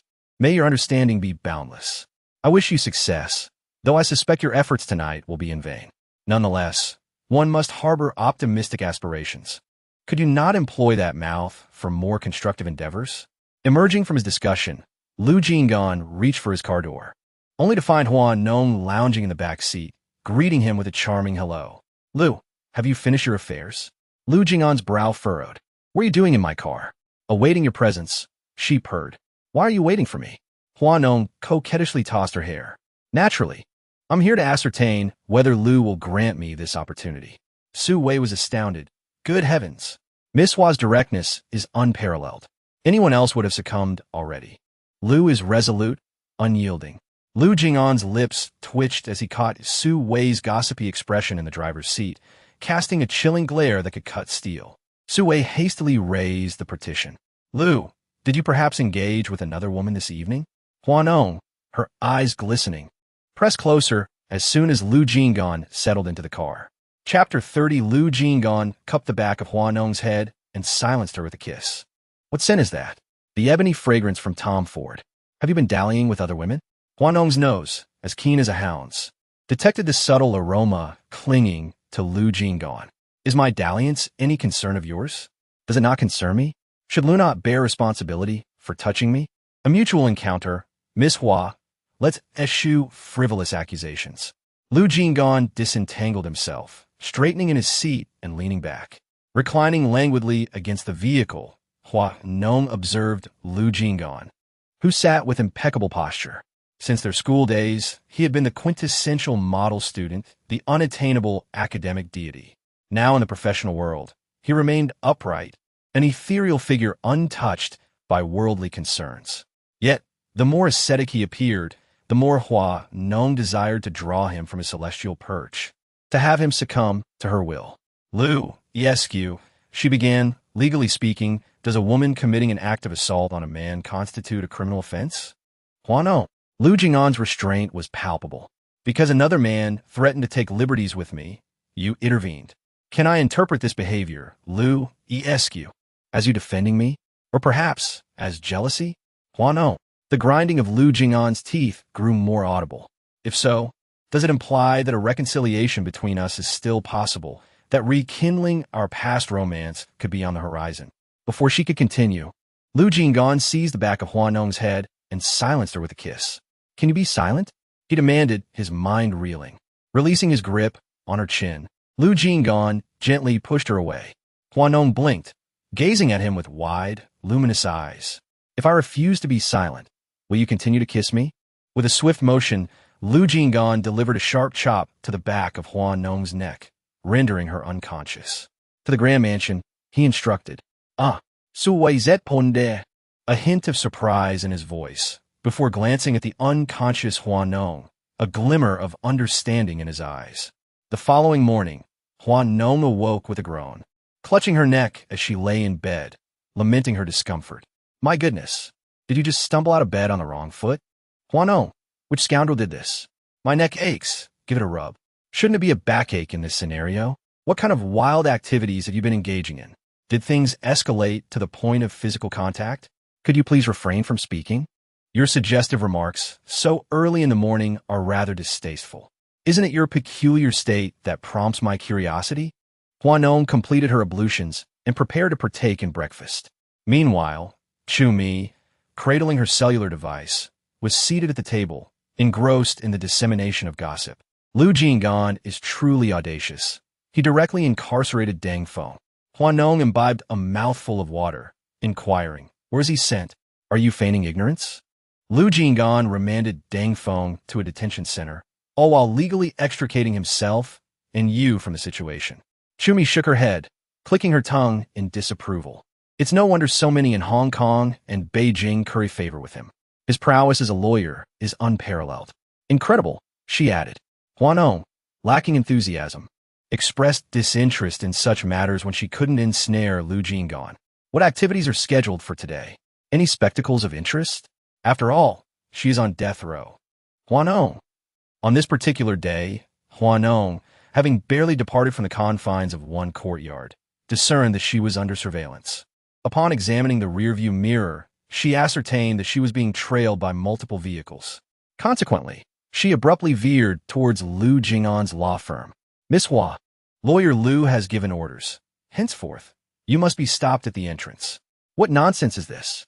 Hua Nong was taken aback, gazing at the young receptionist, nearly bursting into laughter in exasperation. "Dear sister, have you enjoyed my afternoon tea?" The receptionist nodded awkwardly, feeling a twinge of guilt for her earlier remarks, which stemmed from having partaken in Hua Nong's delightful tea. "Be good. I shan't make it difficult for you. Just go to the restroom now, and let us pretend I never arrived." "Ah, I'll go right away." Another young lady flashed an okay gesture at Hua Nong and promptly led her away to the lavatory. Ascending to the office on the top floor, Hua Nong was met with bright eyes from the onlookers, who wouldn't relish the presence of a generous benefactor. In their eyes, Hua Nong was undoubtedly a veritable harbinger of wealth. Within Lu Jing'an's office, there was a flurry of activity, yet Hua Nong did not rush inside. Leisurely leaning against the wall, while fiddling with her nails and displaying an air of subtle arrogance with her exquisite Hermes handbag worth over $1 million. After a few moments, the door to Lu Jing'an's office swung open, ushering out a guest. The individual turned sideways, failing to notice Hua Nong standing against the wall. With a raised eyebrow, Hua Nong thought, ignoring me? What the hell? Vang Difa, Lu Jing'an.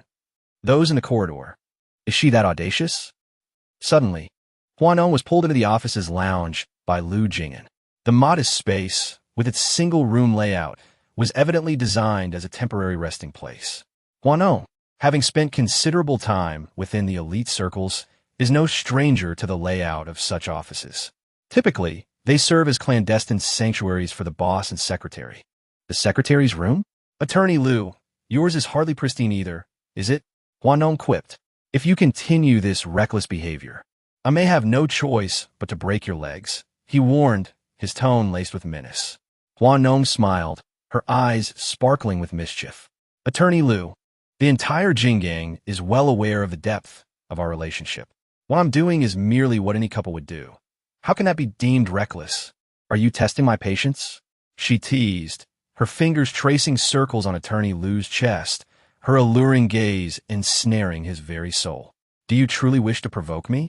Fine, fine, fine. For someone like me, once I set my sights on a person, nothing can deter me.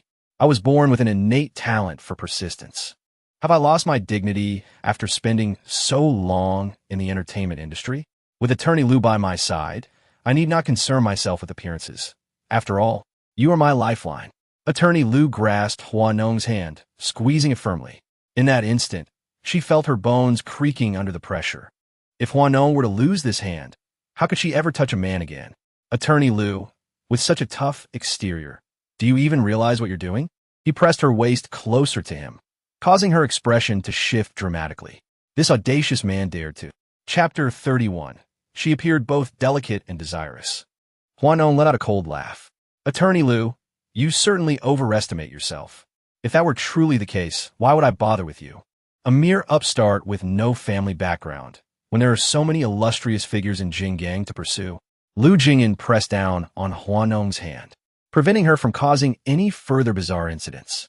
After your father's death, your worth is merely this facade, who in Beijing and Hong Kong is unaware of your extravagant spending. How long can you squander your father's meager inheritance? With a sudden motion, Lu Jing'an released Hua Nong's hand, causing it to collide painfully against the door panel, eliciting a wince from her. This wretched man, with his cutting words, made her want to silence him. Hua Nong, rotating her wrist and massaging the spot that had struck the door, suddenly laughed and said, "Lawyer Lu, what are you afraid of? In terms of beauty, I am unrivaled in Beijing and Hong Kong. When it comes to figure, who dares to claim a top spot if I say I am second? As for intelligence, am I not on par with the likes of Fan Yini? That pretentious little green tea? Are you so eager to expose me, hoping to push me away?" Hua Nong was not foolish.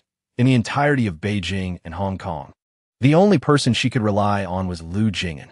Without him, a formidable presence to ward off the lurking predators intent on overpowering her, she would be at the mercy of the many men who had grievances against her.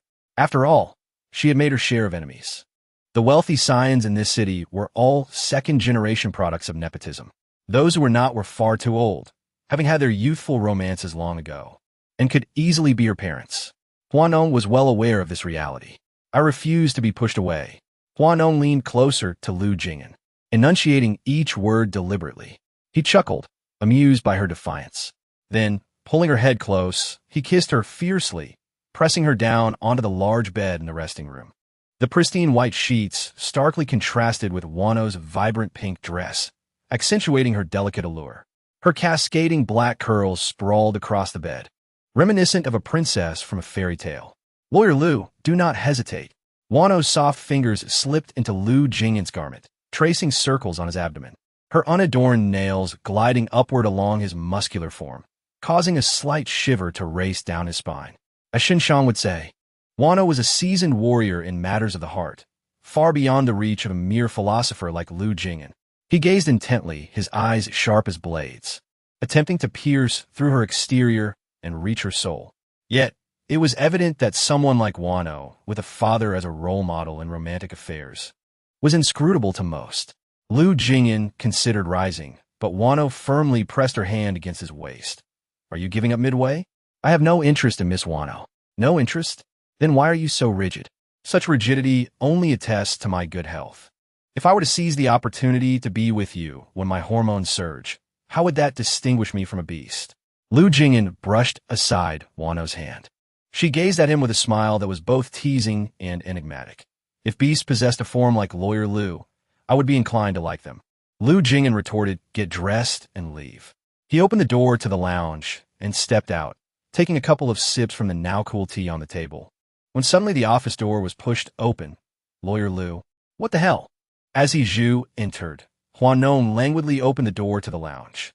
Her attire was disheveled, her hair in disarray, and her lipstick smeared across her lips. Had she just finished? Or hadn't she had the opportunity to start? Zhu found himself hoping for the latter, for if it were the former, their brilliant lawyer, Lu, might be afflicted with a diminutive endowment. Lu Jing'an, noticing Zhu's gaze, ground his teeth and roared Hua Nong. Hua Nong, leaning against the door, retorted, "I heard you. Zhu, why must you be so tactless?" Hua Nong cast a coquettish glance at Zhu, her eyes brimming with a delicate accusation. As Hua Nong settled into her car, she received a call from Shirwan. "Sister, the phone," Xiaomu remarked, hearing the persistent ringing. "I see it. Why aren't you answering?" "Guess who's calling?" "Who?" Xiaomu inquired, intrigued. "My nominal brother's ex-wife. The relationship is as convoluted as a labyrinth," Hua Nong mused, surprised that Shirwan would call her. Xiaomu was taken aback. She had likely heard of Shirwan, aware of her saintly nature, divorced yet still living with and caring for her former in-laws, enduring her ex-husband's infidelities. "Will you answer it?" "Of course. What if she's had an epiphany and wants to join forces with me?" Half an hour later, at a CAF near the law firm, leaning back against the sofa, Hua Nong toyed with her coffee, her captivating eyes narrowing slightly as she observed Shir when entering with a bag that seemed remarkably familiar. "Was that bag a gift from Juan?" she inquired. "What's the occasion?" Sherwin harbored no fondness for the young heiress, were it not for the recent incident involving Hua and a fatality. She would not have sought her out. Did Hua neglect to mention that only 3 of these bags exist worldwide? Sherwin's countenance shifted. Hua Nong needed not elaborate further. She comprehended the unspoken. Huan would hardly be so magnanimous as to bestow upon her one of the limited edition bag worth millions. It was likely counterfeit. Men, she mused, one can discern their true nature by observing their treatment of you. Sherwin settled into a seat, extracted her personal belongings from the bag, and summoned a server to arrange for a local courier. She dispatched the bag to Hua Nong's office. Hua Nong remarked, "Has a divorce truly sharpened your intellect?" Sherwin glanced at Hua Nong, noting her languid posture in the chair, her long hair cascading freely behind her. She wondered how long she had been there. A French novel lying open before her, seemingly well-read. "I've come to you regarding Hua and proceed directly," Hua Nong responded, her chin resting upon her interlocked fingers. Concise and to the point. "I require your assistance." "Name your terms," Hua Nong inquired. "Assistance with what precisely?" "Juan has been cavorting with a woman in your entertainment circles, and she is now pregnant, with intentions to carry the pregnancy to term." Hua Nong understood, her eyebrows arching slightly. "And therefore, I beseech you to facilitate its termination." Hua Nong smiled. "I refuse to engage in any unlawful activities, and what leverage do you possess to negotiate with me?" Sherwin remained silent, retrieving her phone and tapping an app that displayed a tracker interface. Chapter 32. On technology, lawyer Lu cannot compare to the young athletes of the sports academy. "You should require the locator in Huan's car," she said. Hua Nong glanced at the content on the screen, her expression darkening. She lifted her gaze to Sherwin. "Shall I remind you? It's illegal. If it isn't you who installed it, then what law have I broken? Even if the police were to discover it, it would pertain solely to my relationship with Hua and with no connection to you." Sherwin contemplated taking matters into her own hands. But the entertainment industry was fraught with dangers. She could easily fall prey to others. Seeking Hua Nong was the most prudent choice. Once that woman gave birth, wouldn't half of her son's inheritance be at stake? Sherwin scoffed. "She's not exactly a virtuous individual." "What of it?" Hua Nong nonchalantly sipped her coffee. "I have no curiosity about Hua Nong's whereabouts, but taking a life demands retribution." Sherwin's countenance darkened. Evidently, her proposition lacked allure. "You may speak plainly." Hua Nong's slender fingers tapped rhythmically against the cup, her scrutinizing gaze fixed upon her. "I require evidence of Hua Nong's criminal activities." "Can you provide that?" Sherwin choked slightly. No matter Hua Nong's faults, he was still the father of her child. Evidence of criminal activities?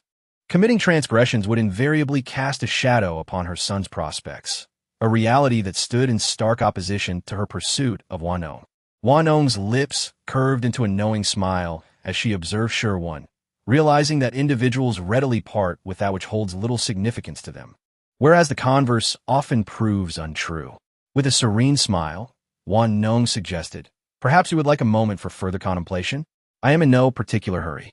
Having spoken, Hua Nong summoned a server to settle the bill, unwilling to squander any more time on Sherwin. Could you refrain from sighing so audibly? Upon departing the CAF, Hua Nong, at a loss for alternative destinations, decided to visit Chumi. Envy welled within her as she contemplated Chumi's enviable existence as the proprietor of an international supermodel agency, perpetually surrounded by a retinue of handsome and beautiful individuals. Yet, amidst her envy, she couldn't help but lament her own seemingly ill-fated destiny. "I am beset by melancholy." "What troubles you?" Chumi inquired. "I am vexed by my inability to secure a man, or another man, or yet another man," Hua Nong lamented. Chumi responded with exasperation. "Your intellectual capacity is even more limited than I had previously assessed." "What about Lu Jing'an?" "Who else?" Hua Nong retorted. Chumi rolled her eyes, retorting, "To call you dim-witted would be a gross understatement. Lu Jing'an is like a briquette, liable to exploit you to the point where you would be ignorant of your very lineage." "Your denseness knows no bounds," Hua Nong retorted, settling into Chumi's executive chair. "Presently, Lu Jing'an represents my most advantageous prospect in the entirety of Jinggang. As a legal luminary, clinging to his coattails would spare me considerable tribulation. Furthermore, with my father teetering precariously on the brink of mortality, numerous affluent families in Jinggang are eagerly awaiting our downfall. Are you aware of this? Clinging to Lu Jing'an, do you have any comprehension of the multitude of imbecilic, idiotic, and undesirable romantic entanglements I can fend off? If she were to publicly proclaim herself as his woman, wouldn't a considerable number of affluent second-generation heirs have to pause and reflect before approaching me?" "Chumi, that seems somewhat reasonable." Nevertheless, do not be disheartened. I have extended invitations to a few individuals. To whom did you extend invitations?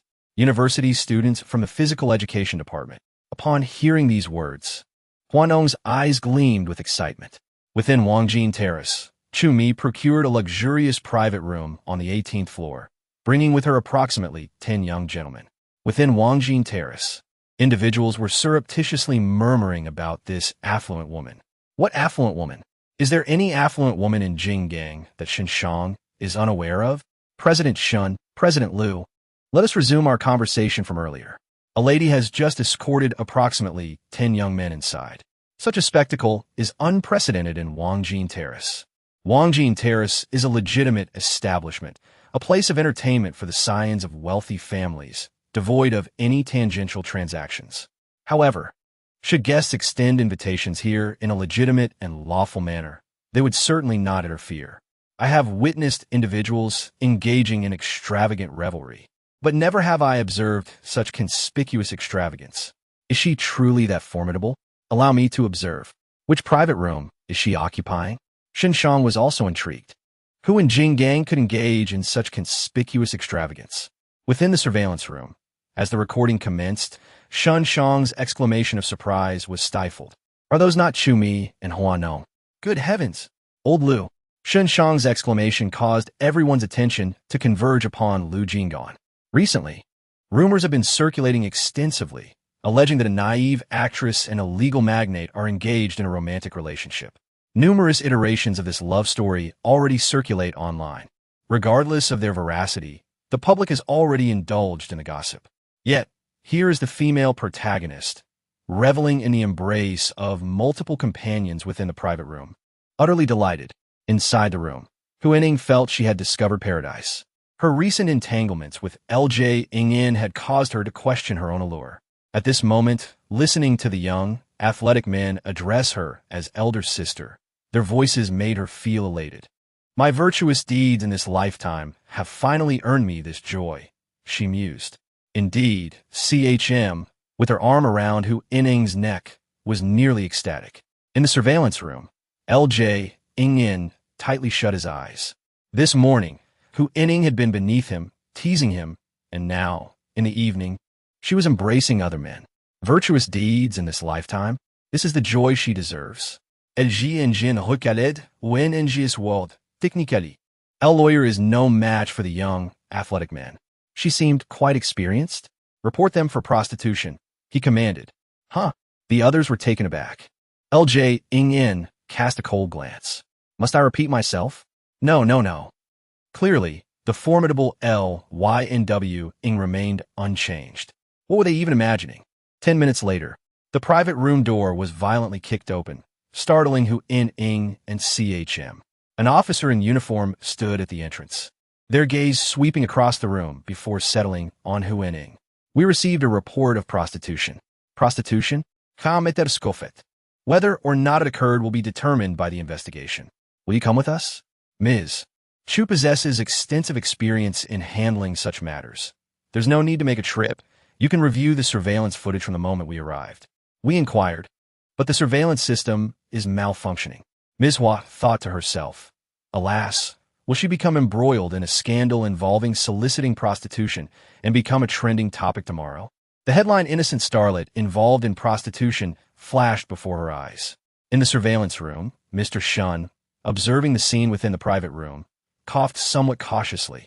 Aren't you being a bit excessive? If it becomes front-page news tomorrow, how will Ms. Hua continue in the entertainment industry? Mr. Shun realized something amiss. Logically, Ms.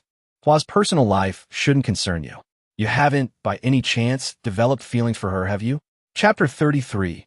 Mr. Lu held Ms. Hua by the waist as she sat on the bar behind him. Who? Mr. Lu. At the entrance of the 18th floor private room, Mr. Shun, having dismissed the police, leaned against the door with his arms crossed, observing Ms. Hua with a nonchalant air. A devoted suitor will eventually be left with nothing, Ms. Hua. Mr. Shun's gleeful demeanor ignited Ms. Hua's anger. To report her for soliciting prostitution? Such a despicable act. Even if a business transaction fails, basic decency should prevail. If she were taken away by the police, tomorrow's headlines would undoubtedly be quite sensational. Ms. Hua, filled with rage, grabbed her bag and left. Mr. Shun, recognizing the situation, stepped aside to make way for her. The princess is enraged. You're too idle. Ms. Chu glared at Mr. Shun, who was enjoying the spectacle. Mr. Shun shrugged indifferently. Off to watch the drama unfold? As soon as Lu Jing'an arrived home, a loud banging echoed at the door. Hua Nong, filled with rage, nearly kicked it down. Entering a private residence without permission is a crime, but Lu Jing'an firmly grasped the doorknob with one hand while using the other to block Hua Nong from entering. With fury radiating from her, she exclaimed, "I'm not afraid of soliciting, so why should I fear trespassing?" She forcefully pushed past Lu Jing'an into the house. "Well, Attorney Lu, you present yourself so impeccably, yet your actions are so beastly." In response, Lu Jing'an subtly implied that Hua Nong was not without her own faults, remarking, "Compared to Miss Hua, I am still lacking. What benefit do you derive from my soliciting?" He moved to the bar, poured himself a glass of water, and casually uttered, "Peace and quiet. Are you suggesting that if I were incarcerated, you would have your peace? You underestimate me, Hua Nong. As long as you resist me, whether you end up buried 6 feet under or I do, I will ensure your emergence." Lu Jing'an, taken aback, replied, "Hua Nong, I can refer you to a hospital for your face." "Great. Then I shall find a urology clinic for you, so you can examine your functions," he retorted. Lu Jing'an had always recognized Hua Nong's erratic thought process, but he never anticipated it to be this extreme. "You possess no shame, while I, on the other hand, do not. That endeavor of yours would merely serve as a decoration. Attorney Lu, do you not question its viability?" Hua Nong's sharp tongue is renowned in the realms of Beijing and Hong Kong. Emboldened by her father's influence, she confronts all with audacity, having clashed with most of the prominent second-generation elites in the area. It is no wonder that she has amassed numerous adversaries. Presently, many in Beijing and Hong Kong are merely biding their time, awaiting her father's demise. Lu Jing'an, after finishing half a glass of water, gazed at Hua Nong standing before him, his deep-set eyes glinting with an inscrutable brilliance. Clad in a soft yellow sweater paired with wide-legged white trousers, her long hair, loosely braided, cascaded down her back, exuding an air of opulent languor. She undoubtedly possessed the allure to vex any man.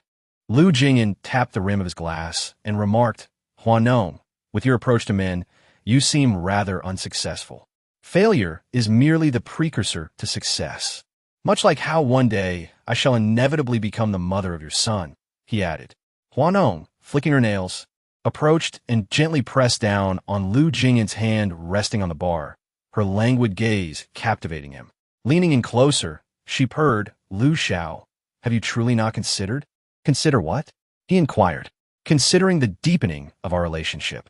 As Lu Jing'an lowered his gaze, he caught a glimpse of the suggestive neckline of Hua Nong's attire, which seemed to artfully tease with its revealing yet coy design, perfectly enticing any man who crossed her path. "And then to take my manhood," he quipped. Hua Nong, taken aback, thought, "Why does this man hold such a grudge?" She quickly attempted to clarify, "How could that be? I cherish her too much to cause her any pain." Lu Jing'an's hand, gripping Hua Nong's chin, drew her face closer as his lips sealed hers. He pressed her slender waist against the bar behind them, their mouths engaging in a fervent dance. Hua Nong reached out, tearing off his tie, her fingertips divesting Lu Jing'an of his suit. She tugged at the hem of his shirt, her fingers tracing his abdominal muscles, moving upwards. Their breaths mingled, and Lu Jing'an, grasping Hua Nong's waist, seated her on the bar behind him. Just as he was about to proceed further, his hand, resting on Hua Nong's posterior, paused abruptly. He looked up to find his hand covered in blood.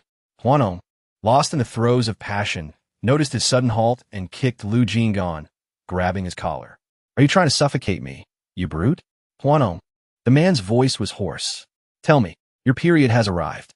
Hua Nong's nails left red marks on his neck, as she thought that this black-hearted man must be deliberately tormenting her. "My period has been dead for many years. Are you up to it?" Lu Jing'an, gripping her shoulders, pushed her back slightly, presenting his palm to Hua Nong. "Hua Nong, damn it!" She was so close to tasting the forbidden fruit, so close to caressing Lu Jing'an's 8-pack abs. Was the heavens conspiring against her? Enraged, Hua Nong slapped the back of Lu Jing'an's neck. Hua Nong, it's a bit yellow. Hua Nong nestled on the sofa of Lu Jing'an's apartment, a blanket draped over her, while a river of crimson flowed beneath her. She held her phone, venting to Chu Mi about her recent predicament. Chu Mi exclaimed, "What a timely revelation. Is your period causing you such agony?" Hua Nong retorted, "I am furious." Chu Mi inquired, "What shall we do then? Engage in a bloody battle?" A man like Lu Jing'an, despite his reserved demeanor, should be relatively clean. The likelihood of illness is low. Hua Nong replied, "You are truly wicked." Chu Mi teased, "Now, speak again with your conscience?" "Sister, I know precisely what you are thinking." Suddenly, the apartment door swung open. Lu Jing'an entered, carrying a bag filled with sanitary napkins. "Why did you buy so many?" "I didn't know your preferred brand, so I brought a whole bag of each," he explained. Hua Nong remarked, "The supermarket Annie must have praised your thoughtfulness toward your girlfriend, right?" Lu Jing'an smirked. "How did you know?" She replied, "You're the type she adores, a true victim." Lu Jing'an gazed at her, his expression darkening, akin to a child scolded for performing a good deed. Realizing her misstep, Hua Nong awkwardly touched her nose and asked, "Do you have any pants I could wear?" "Pajama pants, perhaps." 10 minutes later, after tidying herself in the bathroom and tossing her soiled pants into the apartment's washing machine, Hua Nong stepped out to find Lu Jing'an in the kitchen, diligently chopping vegetables. At first glance, the elegantly domestic Lu Jing'an left her momentarily dazed. Was this truly the same man who had forcefully pinned her against the bar just moments ago? Chapter 34. Can a woman not endure? Have you not eaten? Lu Jing'an looked up to see Hua Nong emerging in a pair of black satin sleep pants, the trousers excessively long, prompting her to roll up the cuffs slightly. "Well, let's order takeout. Cooking is too much trouble." Lu Jing'an, as expected, oblivious to the hardships of the world. "Hua Nong, why do you always ignore me?" she inquired, pulling out a chair to sit at the kitchen entrance, gazing at him, clad in a white shirt and black trousers that accentuated his tall frame. Who could have imagined that the new elite of Beijing and Hong Kong, upon leaving the business arena, would take the time to prepare soup? This blend of restraint and domesticity stirred a sense of intrigue within Hua Nong. "Miss Hua, is it not enough to simply share a bed with someone? Has anyone ever mentioned that your mind is quite something? Or rather, a rather colorful something?" Hua Nong rested her chin on her hand, observing Lu Jing'an as he meticulously chopped vegetables and prepared noodles. Before long, a bowl of clear broth with lean meat noodles was presented, exuding a light yet fragrant aroma. "Is there none for me? Did not Miss Hua already eat? Did I? Have I so quickly forgotten what I said while embracing a university athlete in the private room?" Lu Jing'an lifted a pair of chopsticks, gently blowing on the noodles, entirely disregarding the awkwardness etched on Hua Nong's face. Hua Nong cleared her throat and gazed at Lu Jing'an, who was engrossed in his noodles. "I do not wish for this predicament either, but I have faced numerous setbacks with Lawyer Lu recently. After all, I am the most esteemed beauty of Beijing and Hong Kong, known as Princess Hua. My father has nurtured my pride for over 20 years, and all of it seems to have been squandered in my encounters with you. If you could merely offer me a hint of kindness, I would not be compelled to seek solace in the arms of other men." Lu Jing'an replied, "Is it not more prudent to reflect upon oneself rather than to manipulate others? Hua Nong, your audacity is commendable. Is it truly my fault that you find comfort in the embrace of a younger man? Lawyer Lu, look at me. I am in such a pitiable state. Would you not consider extending a helping hand? Wherein lies your pity, Miss Hua?" Lu Jing'an continued to eat his noodles with an air of indifference. "The entire community of Beijing and Hong Kong awaits my father's demise. Upon his passing, how many will vie to trample upon me? In such a scenario, lacking support and resources, might I not be crushed by their machinations? What does that have to do with me?" Lu Jing'an countered, "Indeed, my interactions with Miss Hua in private have been rather pleasant. However, aligning myself with you in the struggles of the elite is far too cumbersome. Instead of concerning myself with your familial disputes, I would prefer to contemplate how to profit from the wealthy." Hua Nong retorted, "The nouveau riche of Beijing and Hong Kong certainly speak with conviction." After Lu Jing'an's sharp remarks, he noticed her silence and glanced over, only to find her pale face, clutching her stomach, curled up in her chair. "What is the matter with you? You infuriate me." Your demeanor suggests that I have poisoned you with pesticide. Lu Jing'an was taken aback by her pallid complexion and carried her to the sofa. Is your stomach hurting? Hua Nong weakly murmured in affirmation. Lu Jing'an inquired. Pain relief medication or warm water? Both. He glanced at Hua Nong, pulled out his phone, and called the bodyguards downstairs, instructing them to procure pain relief medication and bring it up. Hua Nong had always been aware of Lu Jing'an's entourage. Yet it was her first time hearing him summon someone over the phone. Wrapped in a blanket, she curled up on the sofa, vaguely hearing Lu Jing'an leave and then return. Soon after, a warm hand rested on her abdomen, gently kneading it. With her gaze hazy, Hua Nong fixed her eyes on Lu Jing'an and, after a moment of contemplation, asked, "Do you have quite a few ex-girlfriends?" Lu Jing'an's hand, which had been massaging her abdomen, paused, his expression stiffened, and he withdrew his hand. What kind gesture met with such ingratitude? Don't leave. Hua Nong grabbed his arm, looking at him with a pitiable expression. Any man with a modicum of common sense would know that Miss Hua was alluding to someone with her words. Hua Nong pouted, disinterested in quarreling with Lu Jing'an. After taking the pain relief medication, Hua Nong became utterly docile. Lying on the sofa with someone massaging her belly, she felt so comfortable that she was on the verge of snoring. Much like the ragdoll cat raised by Su Jiang. When energetic, it would leap around the room, but when lying down to be petted, it was obedient enough to incite a desire for indulgence. Lu Jing'an's hand paused in its motion, suddenly feeling a twinge of wickedness.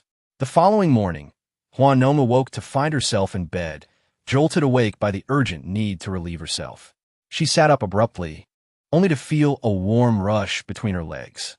Damn it, she exclaimed inwardly. Could there be anything more mortifying than staining someone else's bed with one's menstrual flow? With a swift motion, Hua Nong threw back the covers, revealing a large, crimson stain on the gray sheets. Her spirit nearly fled her body. Would that skinflint, Lu Jing'an, make her pay for the bedding? Just as Hua Nong was about to venture out of the bedroom in search of Lu Jing'an, her gaze fell upon a note on the bedside table. In court, help yourself. Succinct and to the point, devoid of any superfluous words. After a moment's contemplation, Hua Nong tossed the blanket over the stain and made her escape.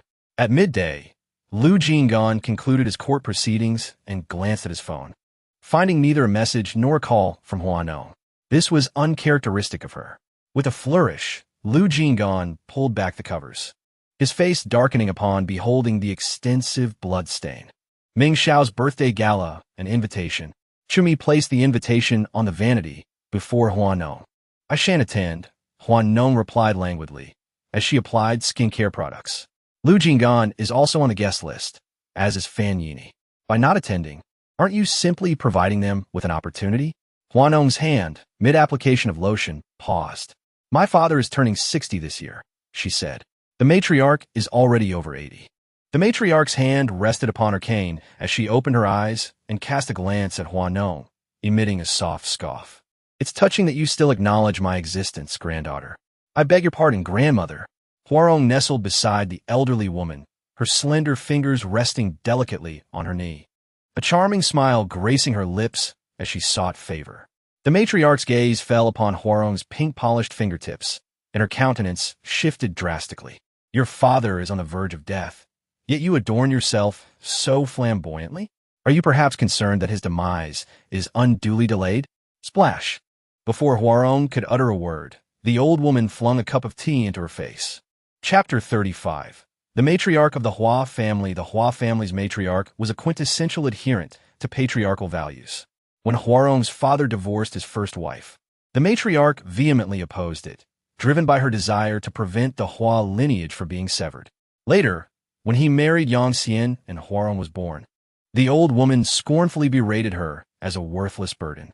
Hua Nong delicately touched the droplets of water on her face. Relieved that she had only applied a touch of sunscreen that day, she flicked the water from her fingertips. What has transpired to incite such ire, grandmother? You.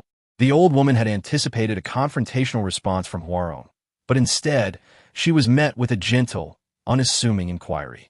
Observing the old woman's astonishment, Hua Nong feigned a sigh of resignation.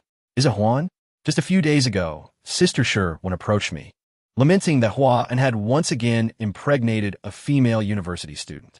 They nearly came to blows over the matter. Alas, elder brother is merely prone to licentiousness and revelry. Please do not dwell on it. When did this occur? The old woman's expression hardened. Hua Nong blinked thoughtfully. A few days ago, I believe. I have been engrossed in filming and paid little attention. The elderly lady, infuriated, spat out, "What a scoundrel! How could I have devoted so much effort to nurturing him only to see him turn out like this?" A glint of sharpness flashed in Hua Nong's eyes as she gently placed her hand on the old woman's chest, saying, "Please do not be upset." With this deft maneuver, she successfully diverted the old lady's attention towards Hua and seizing the opportunity while the old woman was distracted from her biological father, Hua Jing. She took the initiative to speak. "Grandmother, why not move to the manor with my mother? Recently, there have been many rogues causing trouble at the Hua family gate, and I fear for your safety." The old lady's gaze deepened. Hua Nong sighed. "You are aware that the rumors about my father's declining condition have been circulating with great detail. Those whom he has offended in the business world are all waiting for him to take his last breath, not to mention the women from his past, each one eager to claim a share of the Hua family's fortune, wishing to see us torn apart. My mother has been driven to the brink of neurosis by them." As Hua Nong spoke, tears streamed down her face, her expression somber. The elderly lady cast a troubled glance at Yang Xian, fully aware of her son's true nature. "I have put you in a difficult position." Yang Xian, with her acting skills honed to perfection, choked back a sob upon hearing the old lady's words. "I can endure some hardship, but if the Hua family falls apart, I would have no way to face our ancestors." Hua Nong comforted the old lady and Yang Xian as they made their way to the suburban manor. Watching the two depart in a vehicle, she entered her car with a scowl. "Damn it, has that old crone troubled you again? Why is she so averse to you? Am I no longer perceived as a woman?" The vehicle sped off. "Where are we headed?" "Listening Wind Pavilion." Chumi exclaimed in astonishment. "What are you planning?" She glanced at Hua Nong, adding, "You're truly ruthless. Are your fans blind? How could they see you as an innocent flower in the entertainment industry with such a black heart?" Listening Wind Pavilion's parking lot. Hua Nong, seated in the back, retrieved a lipstick from the center console, carefully applying color to her lips. Shortly after, the car door beside her opened, and a woman adorned in a traditional cheongsam settled in, glancing at Chumi in the driver's seat. "New chauffeur?" "Indeed. Everything we discussed over the phone has been arranged to your satisfaction, rest assured." "What have you discovered regarding Lu Jing'an, whom I asked you to investigate?" Lu Jing'an's background is rather intriguing, with a complex web of connections. Most interestingly, he seems to have ties to the capital. "The capital?" Hua Nong inquired with surprise. The woman nodded. "Affirmative. Elaborate. I cannot provide specific details. As you know, those in the capital who wish to remain hidden do so for a reason. It's not a matter of our incompetence, but rather the depth of the intrigue." Chumi's hand, which had been propping up her head, slipped, and she mentally exclaimed, "So, Lu Jing'an possesses such an impressive background? No wonder rumors suggest he has influence across various spheres." Hua Nong furrowed her brows in contemplation, while the woman beside her chuckled softly. "Still haven't managed to win him over. If Lu Jing'an were easily won over, would he still be Lu Jing'an?" Hua Nong. A momentary hush fell over the carriage as Hua Nong toyed with her lipstick case, her mind abuzz with calculations. "Were I in your position," she began, "I wouldn't afford a doddering elder the opportunity to meddle. An octogenarian's demise can manifest in myriad ways: a sudden cardiac arrest, an unexpected ailment." Upon hearing these words, Chumi couldn't resist glancing at her through the rearview mirror, struck by the casual manner in which she spoke of such things. As if contemplating a grocery list. "A life for mere lucre?" she wondered.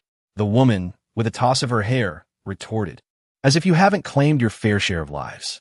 Chumi, taken aback, regarded Hua Nong with a hint of astonishment. Hua Nong, oblivious to her gaze, remained lost in thought until Chumi's abrupt cough disrupted her reverie. "Something you wish to inquire about?" she asked. "About the lives on your hands." Chumi is cutest piqued. Hua Nong offered a slight smile. "You yourself called them lives, did you not? Do you truly expect me to divulge such information?" Chumi. "So, not blood sisters then? It's for your own good."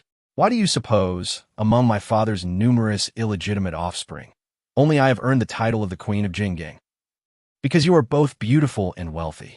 Hua Nong, abandoning her machinations, playfully replied, I accept your flattery.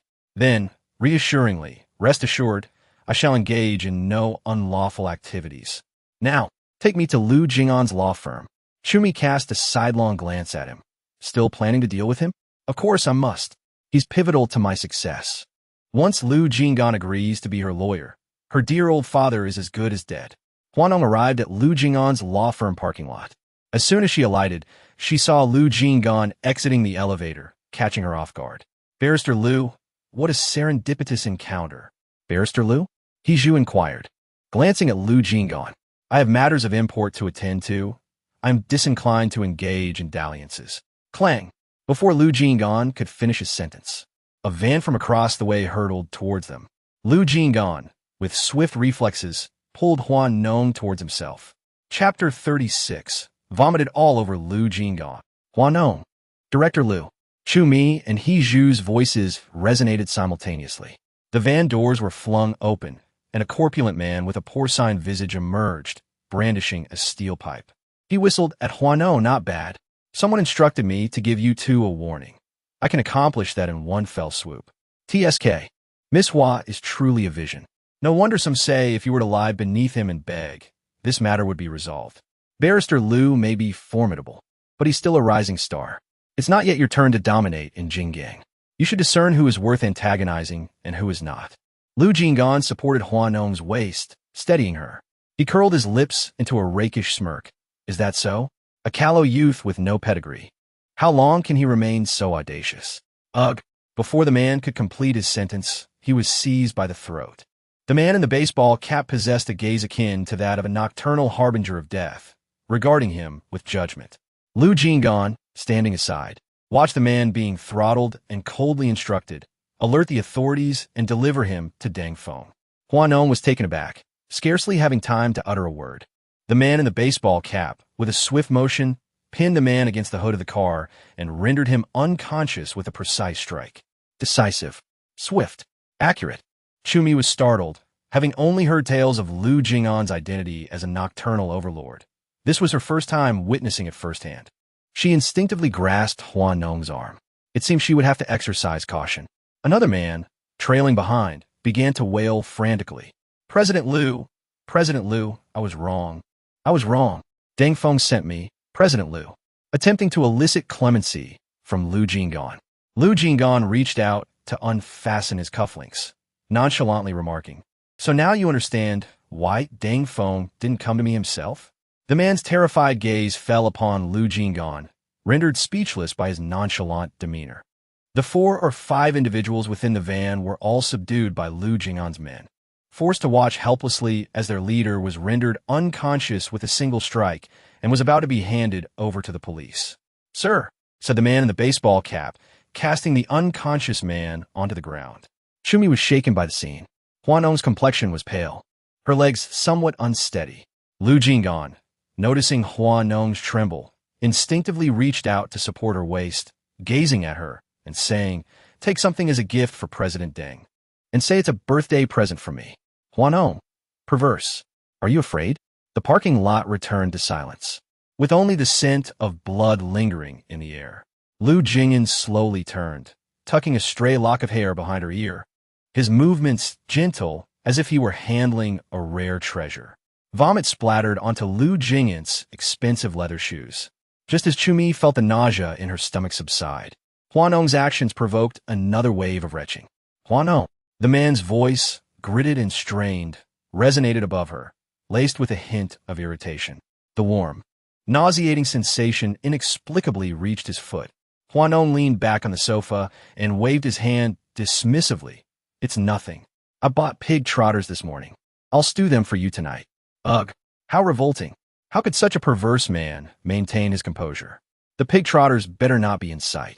That evening, Ming Xiao organized a birthday celebration aboard a cruise on the river, and Hua Nong appeared in a scarlet cheongsam in the Grand Hall. She exuded a languid allure with an air of nobility. TSK, truly deserving of the title of the leading lady of Beijing and Hong Kong. Hua Nong was certainly stealing the spotlight.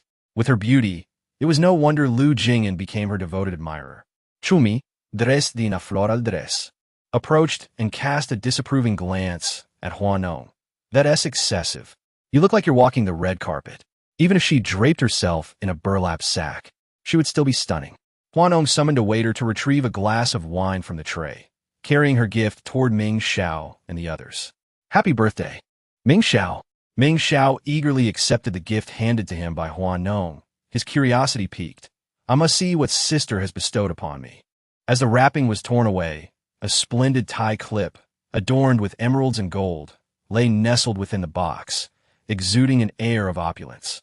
Someone recognized the origins of the tie clip. Impressive, Sister Nong. This piece is valued in the tens of millions. Isn't this the treasure from the last Jinggang auction? Such generosity. Hua Nong blinked, her long eyelashes fluttering with playful charm. You have a keen eye. Well, Ming Xiao, you're quite something.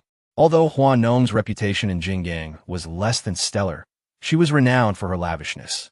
Ming Xiao tucked the gift away and, draping an arm around Hua Nong's shoulders, clinked glasses with her. You've really outdone yourself. Hua Nong shot him a sidelong glance, and Ming Xiao chuckled awkwardly, just as he was about to speak when he sensed a chilling gaze directed at him from a distance.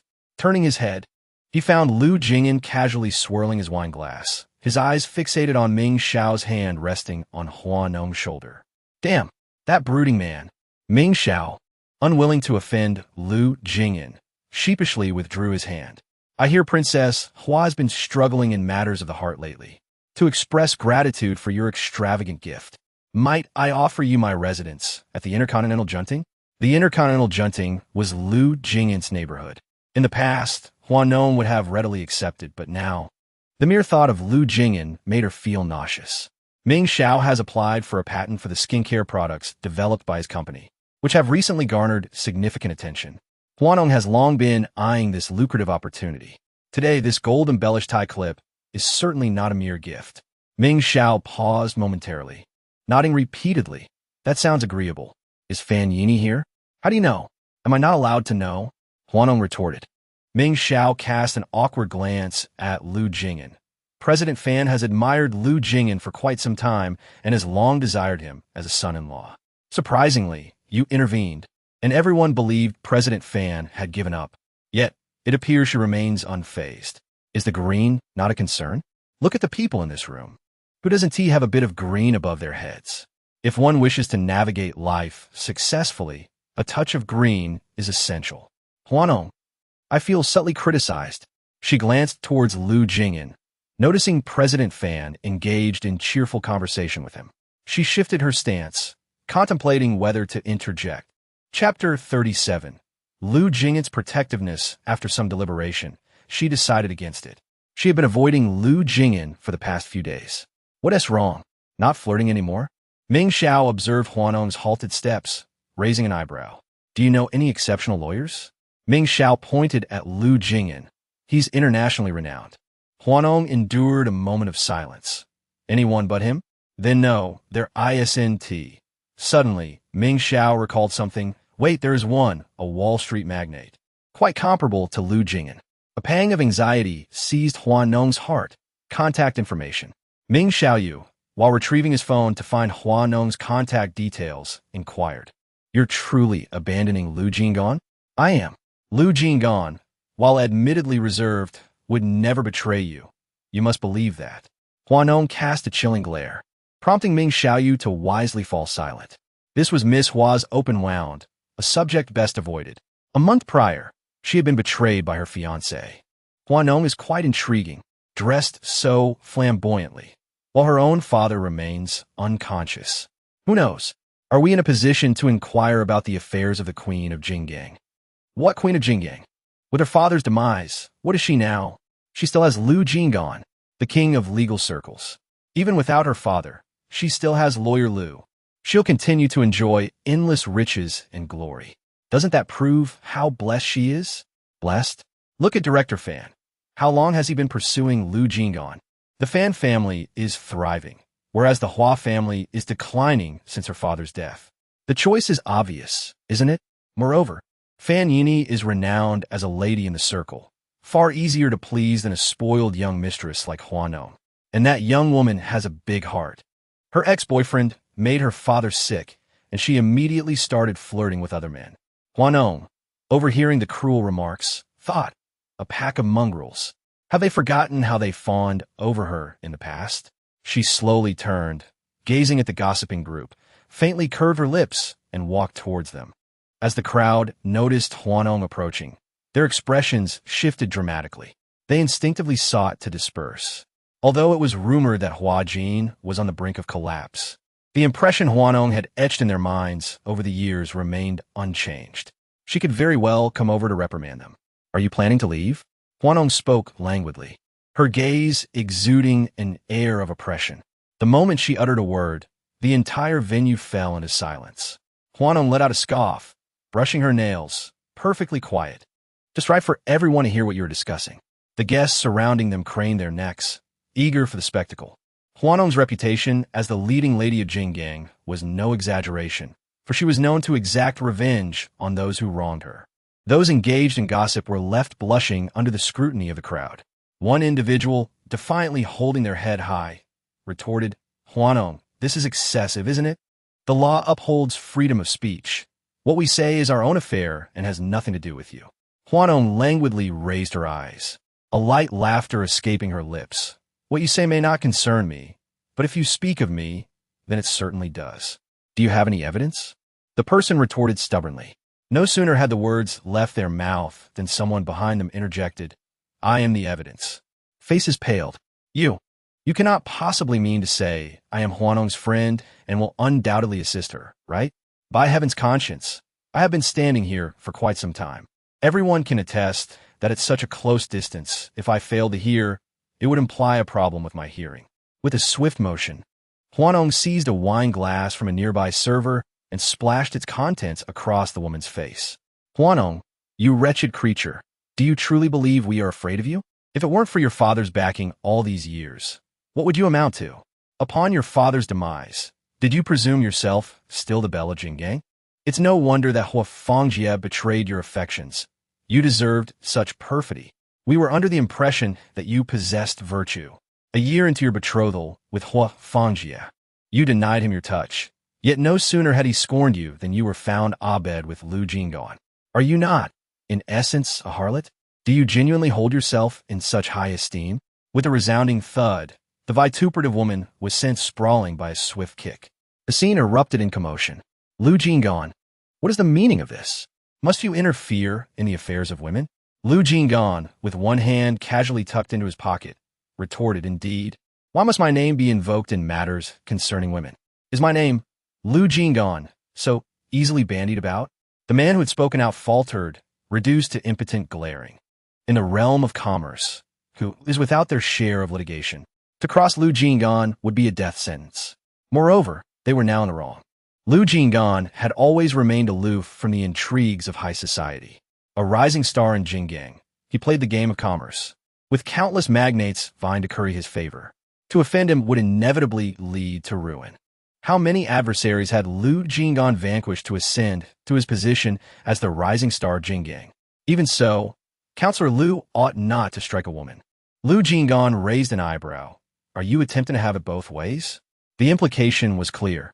If they were free to malign a woman with their gossip, was he not equally entitled to strike her? Ming Xiao, sensing the escalating tension, swiftly intervened to mediate. Esteemed guests, today is my birthday, and I have invited you here to revel in merriment. Why must we incite discord? To speak candidly, the pace at which the elite families of Beijing and Hong Kong experience succession is beyond the realm of description. Why must we mock each other's shortcomings when we are all equally flawed? Flowers do not bloom for 100 days. It is wise to leave a thread of connection for future encounters. It is indeed true that Lu Jing'an looks down upon these scions, and as he observes their discontented yet powerless demeanor, he scoffs and ascends to the second floor. The first floor serves as a playground for the offspring of affluent families, while the second floor is a social arena for capitalists. Are you being protective? Shen Shang walked alongside him, startled by his recent actions. Lu Jing'an remained silent. Mr. Lu, Lawyer Lu, you have repeatedly come to Hua Nong's aid. Do you harbor lingering feelings for her? The man paused. Lingering feelings? You two were once a couple, even if only for a day. Lu Jing'an responded, if you cannot speak wisely, then remain silent. Chapter 38. The Shadow Emperor, are you upset?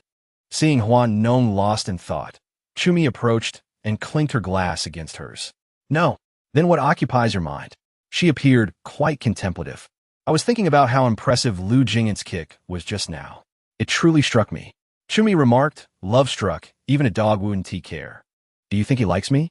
Come on, let us head to the deck. Chumi urged Hua Nong, who was puzzled. Why go to the deck?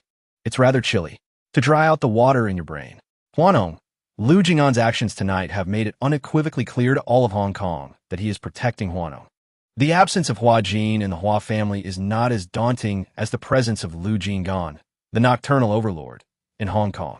His recent entanglement of Deng Feng with the authorities, coupled with the subsequent lawful yet severe treatment within the detention center, has sent shivers down the spines of many in Hong Kong. Yet, given his dominance in the legal realm, it is hardly surprising. In the annals of Hong Kong's business world, few have risen from humble beginnings to such prominence in such a short span.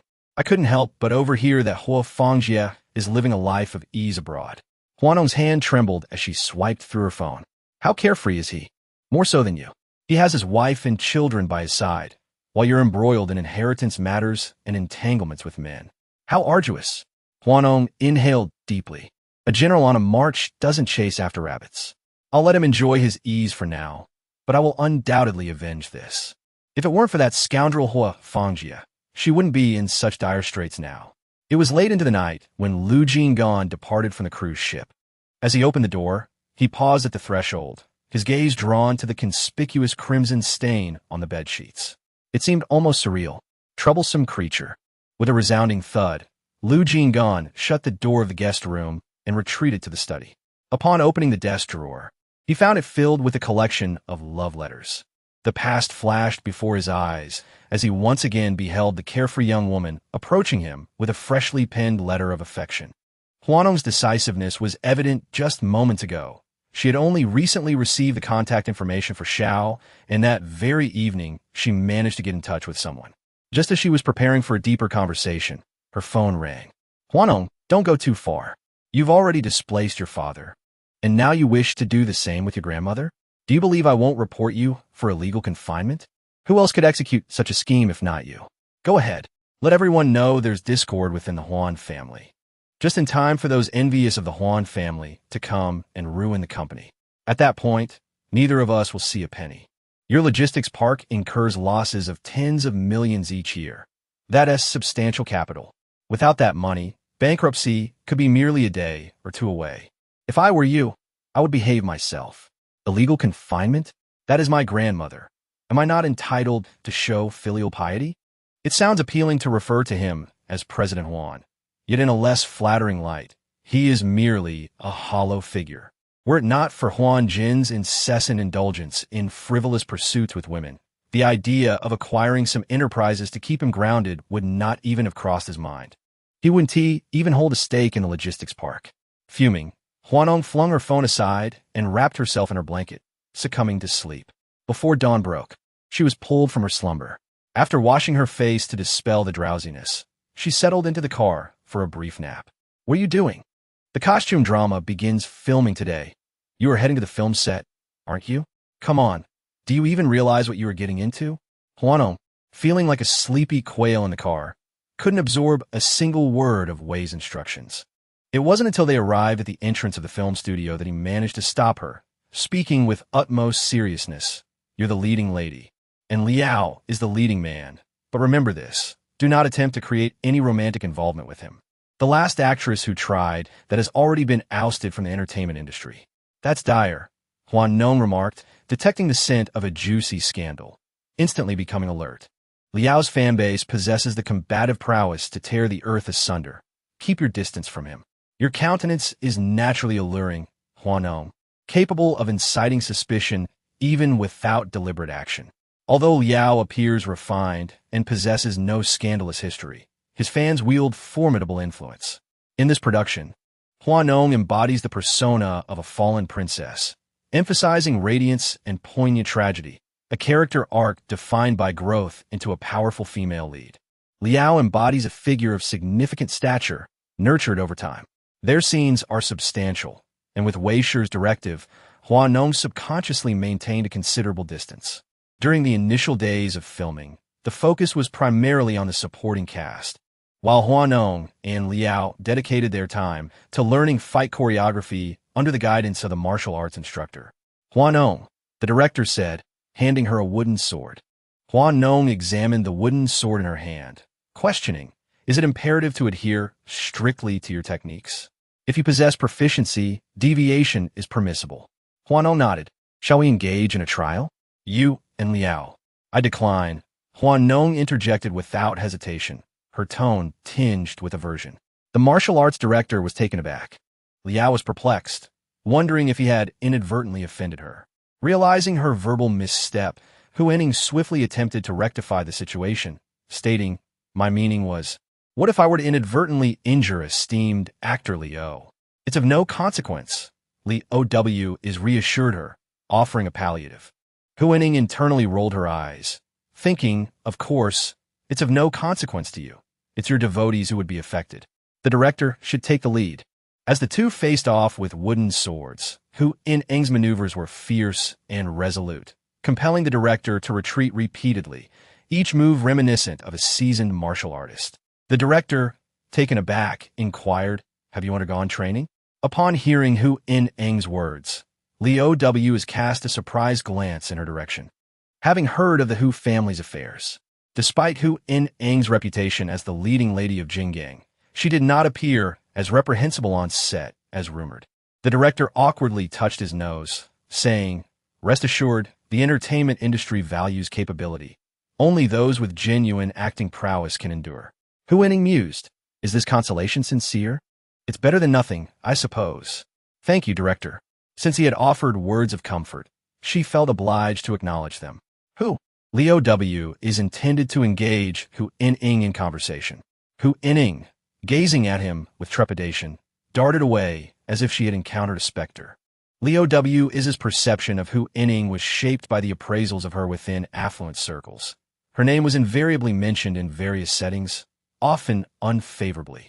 Arrogant, haughty, aloof, and selfish were the epithets commonly associated with her.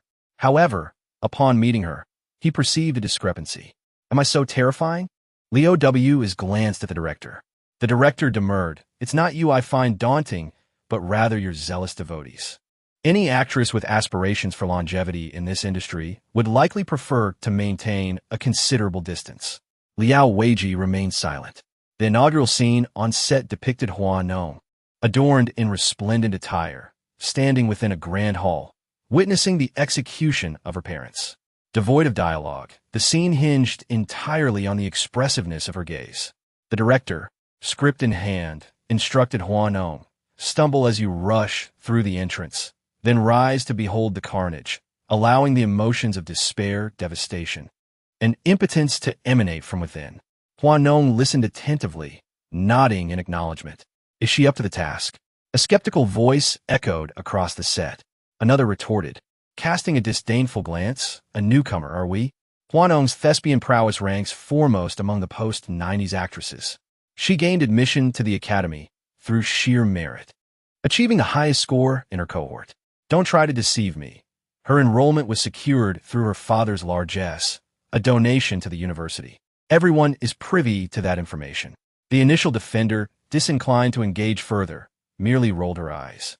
There's no point in arguing with you. Just wait and watch. Chapter 39. High heels and stockings scattered about. Amidst the chorus of ongoing skepticism, Hua Nong remained unfazed. After absorbing the director's instructions, she proceeded to her designated position, immersing herself in the emotional atmosphere. Upon the director's call to action, the cameras commenced rolling. Emerging from the bend at a frantic pace, Hua Nong faltered upon reaching the grand hall's entrance, her composure shattered by the scene before her. Collapsing to her knees, she struggled to rise, a maelstrom of terror, devastation, and despair washing over her as she beheld the carnage. Silent tears streamed forth from her lifeless eyes, reflecting a heart now turned to ash. Cut. The director's voice resonated through the space. Instantly, Hua Nong composed herself, reverting to the aloof, unapproachable persona of the celebrated actress from Beijing and Hong Kong. Director Mu? She inquired, her gaze fixed upon him. The director gestured his approval. Excellent. One take. A subtle curve graced Hua Nong's lips as she retreated to a nearby resting chair. Brother Liao, wasn't it said that Hua Nong's acting was subpar? A voice questioned. They were apprehensive before coming here, concerned that collaborating with someone like her would lead to relentless criticism. Had the company not insisted on this project, Emperor Liao would not have accepted the role. This Hua Nong, she's truly a hidden gem. Liao Weiji stared at Hua Nong, his face etched with astonishment. Like many others, his perception of her had been that of a privileged heiress, flaunting her father's wealth with impunity. Yet, today's encounter revealed a stark contrast. Thus, one must form their own judgments, rather than relying on hearsay. Assistant, Weiji, what do you think? I told you, this production will undoubtedly benefit you.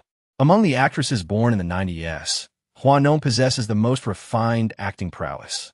In the entertainment industry, where beauty and capital abound, negativity often arises. It's best to simply disregard it. To disdain someone is to invite their apprehension. Your supporters wield a formidable force, capable of dismantling the very planet. Even now, before any significant event has transpired, condemnatory remarks against Hua Nong are circulating on Weibo. A fleeting expression of awkwardness crossed Liao Weiji's countenance as he offered a conciliatory smile, admitting, "My perspective was indeed limited."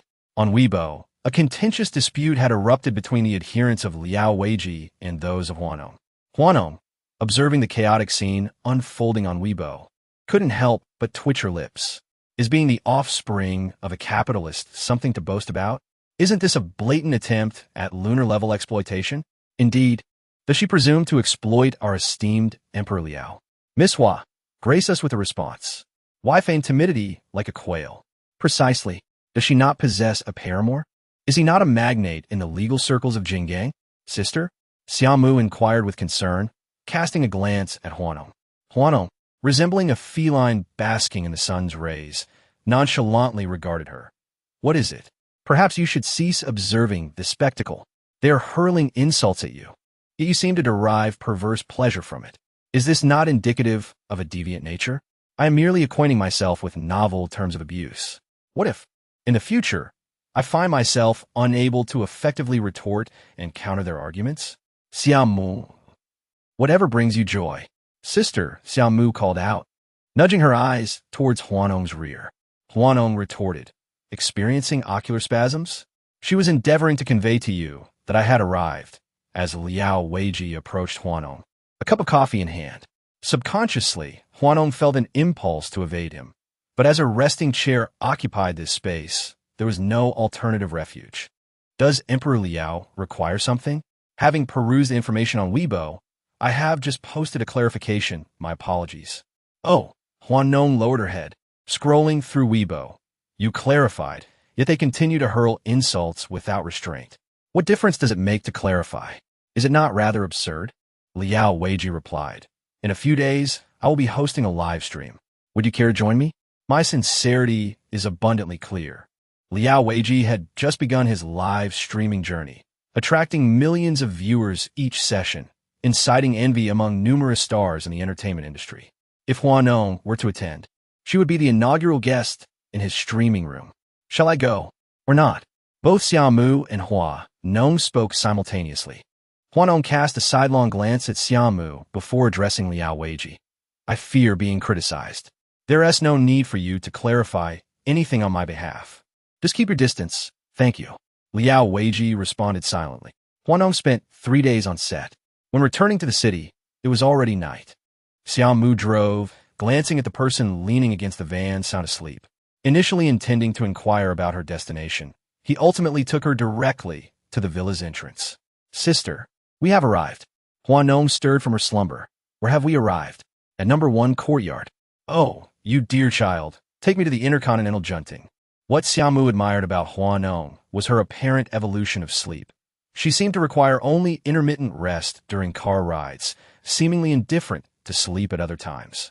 Even at 1 in the morning, she was still contemplating pursuing romantic endeavors. Sister, you've been exhausted for several days.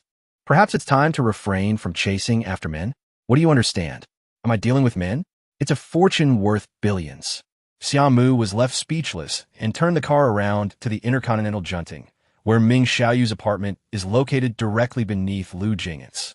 When Hua Nong pushed the door open, the cleaning lady had already been there. Observing the uniformly and exquisitely decorated space, Hua Nong felt a twitch at the corner of her mouth. Is it true that urban elites are fond of such a minimalist aesthetic? At 3 in the morning, Lu Jing'an was awakened by loud thuds from downstairs. Initially thinking he had misheard, he lay in bed with his eyes wide open, listening for a while. The noise returned. Ming Xiaoyu had numerous luxurious residences in Beijing and Hong Kong, yet he predominantly resided in the courtyard. What could possibly be causing such a ruckus at this hour? Lu Jing'an picked up his phone and called Ming Xiaoyu, his tone laced with impatience.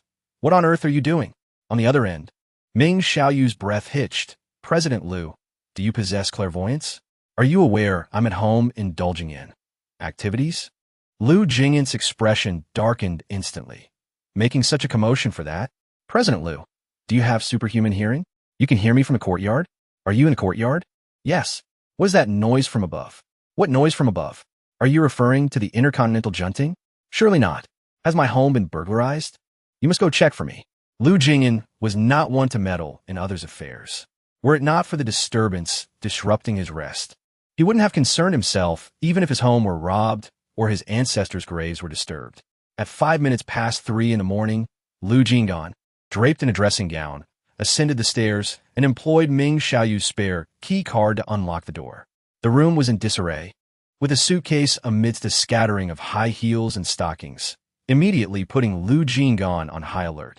The circuit breaker was abruptly switched off, causing Hua Nong, who was in the midst of showering, to freeze. Damn it, a power outage? She muttered, attributing it to Ming Xiaoyu's mischief. She hastily grabbed a bathrobe, emerged from the bathroom, and had barely taken a few steps into the bedroom when the door was thrust open. The sight of the shadowy figure in the doorway sent a shriek of terror through her. Chapter 40. What are you intending by sneaking into my home in the dead of night clad only in sleepwear? This is it, she thought, panic-stricken. Is this where it all ends for me? No, I haven't lived enough. I can't bear to die just like this. I haven't yet won over Lu Jing'an, and even if I can't secure my father's inheritance, I can't let anyone else have it. Please, sir, take whatever you want, just spare my life. She pleaded. Upon hearing the familiar voice, Lu Jing'an's brow furrowed. Hua Nong, Lu Jing'an? She retorted. Damn you to hell. Are you some kind of phantom, materializing in someone else's home in the middle of the night? What is the meaning of this? What are you doing here? He inquired. In the dimly lit room, with only the faint glow of moonlight filtering through the curtains, Lu Jing'an could vaguely discern her bare shoulders and detect the lingering fragrance of her bespoke shampoo. With a soft click, the lights in the room illuminated. Lu Jing'an inquired once more, what are you doing here? To which she retorted, shouldn't I be the one asking you? Hua Nong regarded him intently, arms crossed, the bath towel draped around her revealing far more than it concealed. The pale contours of her figure were laid bare in the air. In the dead of night, their gazes locked, each harboring their own secrets. This was the residence of Ming Xiao. Hua Nong declared, he gifted it to me. It is mine now. Lu Jing'an responded, is there not a single rational soul among us? How did you gain entry? Hua Nong scrutinized him from head to toe. You didn't T-scale the wall, did you? I never imagined that lawyer Lu had such peculiar inclinations. Lu Jing'an, at a loss for words, remarked, is the water from your bath clouding your judgment? Show me you could possibly climb up to the 30th floor. Ah, so whatever lawyer Lu says goes, does it? Trespassing at such an hour. What do you suppose would happen if I call the police? As she spoke, she reached for her phone, intending to make that very call. Upon observing her determination, Lu Jing'an's expression shifted, and he swiftly stepped forward to snatch the device from her grasp. Before he could articulate a response, Hua Nong pivoted sharply, cradling his head in her hands and deftly pushing him down onto the sofa. Their positions were decidedly unconventional, with her above him. Lawyer Lu, she teased. What were you hoping to accomplish by showing up at my home clad in sleepwear at this hour? Were you attempting to seduce me? I must say, it's quite surprising. Lawyer Lu, by day, the composed and commanding figure, yet by night, delivering himself to my doorstep. Lu Jing'an felt a flush rise to his cheeks. His gaze upon Hua Nong marked by a hint of restrained desire. Are you certain you wish to trifle with me in such a setting? Arched an eyebrow. More than just trifling, indeed. Her kneeling posture upon its abdomen descended ever so gradually. S pupils dilated sharply. You, attorney, you're aroused. S tone carried a hint of provocation as her slender nails burrowed beneath sleepwear.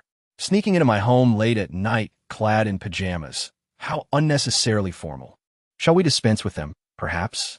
In all my days of virtuous deeds, is there truly anything I ought not to behold? Seized's restless hand, his voice laced with restraint. Attorney, I've already launched a full-scale offensive. Are you certain you wish to maintain such reserve? In her haste, she had emerged from the bathroom unclad, and as she now pressed against, a draft caressed her skin. As dressing gown sash lay languidly upon the floor, the scene steeped in opulence. But with a swift maneuver, reversed their positions, Pinning's hands above her head. What is the true motive behind your repeated attempts to entice me? Blinked, her eyes wide. Is it not sufficiently evident? I desire you. And thereafter, he refused to believe that sought merely a casual dalliance. Why? To have attorney become enthralled by my beauty and thus be wielded to my advantage, of course. The inheritance litigation is proving rather arduous, after all. S aura turned frigid, his grip upon its hand tightening gradually. Indeed, the woman's objective has been unequivocally clear. Then Miss shall likely find herself disillusioned. Hua Nong, what is the significance of this? Is this man truly capable of such restraint, even in his current state? Could it be an indication of inadequacy? Lu Jing'an, should you dare to depart this day, I shall not hesitate to denounce your virility on social media tomorrow. Lu Jing'an remained indifferent, impervious to her provocations. It was common knowledge that the words of a fickle woman, such as Miss Hua, held little credibility. Fickle? Hua Nong seemed to have identified a crucial point. What was Lu, the lawyer, apprehensive about? Was he fearful that she might engage with another before returning to him? Lu Jing'an released Hua Nong, rose, and fastened his mourning robe. To describe her as fickle was an understatement. A woman like Hua Nong, capable of simultaneously dispatching love letters to multiple men, defied description. What did you say? Under the cloak of a moonless, windy night, with him in his sleepwear and her in a state of undress. She had still failed to ensnare him? Was the fault hers or his? Hua Nong, burdened by a headache, leaned on her hand, a look of melancholy on her face. Her frustration with Lu Jing'an had cost her a night's sleep. Your dejected appearance suggests a sleepless night spent pining for a man you failed to seduce. More than that, I endured an entire night of erotic dreams. Chumi clicked her tongue in disapproval. It's truly lamentable to be a woman who has lost her virginity. A lifelong singleton like myself has no such troubles. Hua Nong, what sort of appalling consolation is that? You seem rather proud of it. It doesn't count. It doesn't count. Tonight, I'll take you out for some exhilarating board games. Interested? What kind of board games? You'll find out when we get there. Later that evening, when Hua Nong arrived at the location, she realized what kind of stimulation she was in for. This is quite the thrill, she exclaimed. It was a CEO board game, exclusively catered to wealthy women. The penalty for losing was a wall-pinning encounter with the CEOs. Anything and everything was permitted within legal and reasonable bounds. You certainly know how to have fun, Hua Nong remarked. Of course, I'm always in the know. At Wang Jintai, Ming Xiaoyu wore a fawning smile as he gazed at Lu Jing'an. Attorney Lu, CEO Lu, Master Lu, I genuinely forgot to mention it to you. Lu Jing'an sat across from him, his expression frosty. The smoke from his cigarette curled around his fingers as he narrowed his eyes at Ming Xiaoyu. When you gifted the house to Hua Nong, didn't you anticipate a day like this? It's just a house. I gave it away, so it's gone. Who even remembers such a trifling matter? Ming Xiaoyu lamented, his mournful gaze almost overflowing. Besides, Hua Nong owns so many properties. It's not as if she'd reside in mine every day. She probably just wanted a change of scenery. Shinshang scoffed. The entire city knows that Hua Nong is clinging onto Lu Jing'an now. Gifting her that house was practically akin to moving the Civil Affairs Bureau to their doorstep. The implication was clear. Ming Xiaoyu was feigning ignorance. Shun Shang casually chimed in while scrolling through his phone, implying that Ming Xiaoyu, that dog, was acting foolish. As my fingertips glided across the screen, a sudden exclamation escaped my lips upon seeing Chu Mi's post. Chapter 41. You speak of the flesh. I speak of the soul. While I marveled, I handed my phone to Lu Jing'an, saying, I told you, Hua Nong is merely toying with you. She frequents male model restaurants and indulges in tabletop games. Don't invest too much emotion in her. Why are you snatching my phone? Before Xin Shang could finish her sardonic remark, the phone was whisked away. Lu Jing'an opened Chu Mi's video and scrutinized it closely, faintly discerning Hua Nong walling someone in. Indeed, she was shamelessly flirting with him yesterday, and today she's walling another man?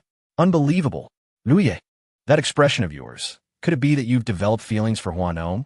Ming Xiaoyu observed Lu Jing'an's tense grip on the phone, slightly incredulous. He resembled a man whose wife had strayed, and it was rather intimidating. Ming Xiaoyu's puzzled gaze turned to Xin Shang, silently inquiring. Xin Shang merely shrugged. The depths of Lu Jing'an's thoughts were inscrutable. Whether he truly liked Hua Nong remained uncertain. Let me say this. Hua Nong, a celestial beauty, possesses fair skin, striking features, and long legs, coupled with a humorous and intriguing spirit. However, these attributes are only appreciable in the context of friendship. Marriage, that is utterly out of the question. Who in the capital and Hong Kong is unaware of Hua Nong's true nature? Since childhood, she has been indulged by Hua Jin, receiving everything she desires, as if every encounter is a novel experience. With a playful spirit and a lack of responsibility, she has been influenced by her father's affairs with women, leading her to embody similar traits. As I was about to offer an objective analysis, Lu Jing'an's ominous gaze swept over, laden with a warning and a hint of menace.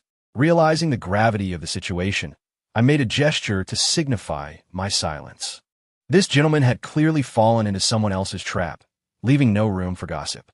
Lu Jing'an, oh Lu Jing'an, your fate is sealed. Xin Shang took the phone from Lu Jing'an's hand. Return my phone. I won't pester you. Upon uttering these words, Lu Jing'an proceeded to make a call. Sensing the shift, I leaned closer to Xin Shang. Have they truly become involved? Xin Shang, unfazed, replied. Haven't they been involved for some time? You refer to the physical aspect. I speak of the soul. Do you believe Huanua's soul would engage with him? I shook my head. Even if they are involved, it would merely be fleeting. Then what is the point of such unrequited affection? It is akin to a slow suicide. Meanwhile, Huanua and Chu Mi were enjoying themselves when their boss entered. Apologizing for the interruption. I am truly sorry, but we must close. Chu Mi, taken aback, exclaimed, Isn't it supposed to close at 3 in the morning? What time is it now? The proprietor exhaled wearily, his countenance etched with vexation. I'm at a loss as to who meddled and reported us. The Bureau of Industry and Commerce just telephoned, stating they'll be here imminently for an inspection. You all should depart promptly. Lately, the Bureau has been conducting live-streamed sweeps of establishments to meet quotas. It's utterly perverse. Hua Nong and Chu Mi were speechless. Seated in the car, Hua Nong leaned against the seat, a melancholic expression upon her face. Chu Mi, after some deliberation, voiced her unease. Are you perchance a jinx to me? When I'm on my own, nothing untoward ever occurs, but when I'm with you, endeavors are invariably thwarted. Is it my fault, then? Is it my destiny to be without a man? How can you say that? Is Lu Jing'an not a man? Chu Mi responded incredulously. This is inauspicious. Hua Nong, disinclined to mention Lu Jing'an, languidly reclined in the passenger seat, still grappling with her vexation. A WeChat notification appeared. Liao Weiji has requested to add you as a friend. Hua Nong wondered, why would he add me? Who? Chu Mi inquired. Liao, the cinematic luminary. Good heavens, my idol. Quickly accept. Hua Nong set down her phone, rolling her eyes in resignation. I dare not accept. His devotees are too formidable. I fear they would tear me apart. As it stands, nothing has even transpired. I've already been subjected to a round of vitriol on Weibo. If something were to actually occur, imagine. Chu Mi retorted speechlessly. Have you no mettle? You've already discarded all semblance of decorum. Are you still afraid of being torn apart? His fan's greatest achievement was driving someone out of the circle. What will I eat and drink after stepping away? I will support you. Spare me the chatter. Just add me quickly. Hua Nong. Chumi noticed she remained motionless for quite some time, seizing the opportunity at the red light to snatch her phone and swiftly add her. Liao Weiji. Hello, Miss Huan. I am Liao Weiji. I wanted to inquire about your consideration regarding the guest for yesterday's live stream. The mere mention of the live stream sent Chumi into a frenzy. You're going to be a guest in his live stream. Can I join? She is a die-hard fan of Liao Yingdi, one who would never waver in her loyalty. Such a splendid opportunity lay before her. It could not be missed. If she declined, there would be no financial gain. She decided it was for the sake of sisterhood. Her friend had long desired to pursue him. It wouldn't be fair for her to land the man while she remained a lifelong singleton, would it? The phone rang. Hand it over. Hua Nong observed as Chu Mi's phone vibrated, extending her hand to take it. Who is this? Miss Huan, right? I am the woman your father has outside. Let's meet. Hua Nong furrowed her brows, her gaze drifting ahead, just as she saw Chu Mi park the car. Is it really necessary? Do you not wish to know what transpired between me and your father? What could there possibly be? It is merely the same old story. Women like you are a dime a dozen around my father. Do you truly believe I would take this to heart? With a decisive click, Hua Nong alighted from the vehicle, her purse clutched in hand, and proceeded directly toward the elevators. As the elevator doors parted, Hua Nong's advance faltered momentarily. Fate, it seemed, had orchestrated an unwelcome encounter. None other than Lu Jing'an, that scoundrel, stood within the elevator's confines. As the doors threatened to close, Hua Nong remained stationary, showing no inclination to enter. It was only when Lu Jing'an extended his hand from within, gently arresting the door's closure, that the silent standoff was broken. He held the elevator, his gaze fixed upon her, an unspoken challenge hanging in the air. Yielding to the pressure exerted by her adversary, Hua Nong reluctantly stepped into the elevator. A derisive snort escaped her lips as she retorted, What claim do you possess to make demands of me? By what right do you presume? In bygone eras, you wouldn't even qualify as a concubine, merely an kept woman. You would approach me with deference, addressing me as esteemed eldest daughter. I would be well within my rights to cause you trouble, yet here you are, daring to confront me. My father and you? What manner of relationship exists between you? Merely the hormonal interplay between consenting adults. Furthermore, what transpires between two adults is of no concern to me, their daughter. Given that all actions were consensual, what do you hope to achieve by voicing these sentiments? Your intentions are transparent. Chapter 42. Pregnancy is your responsibility?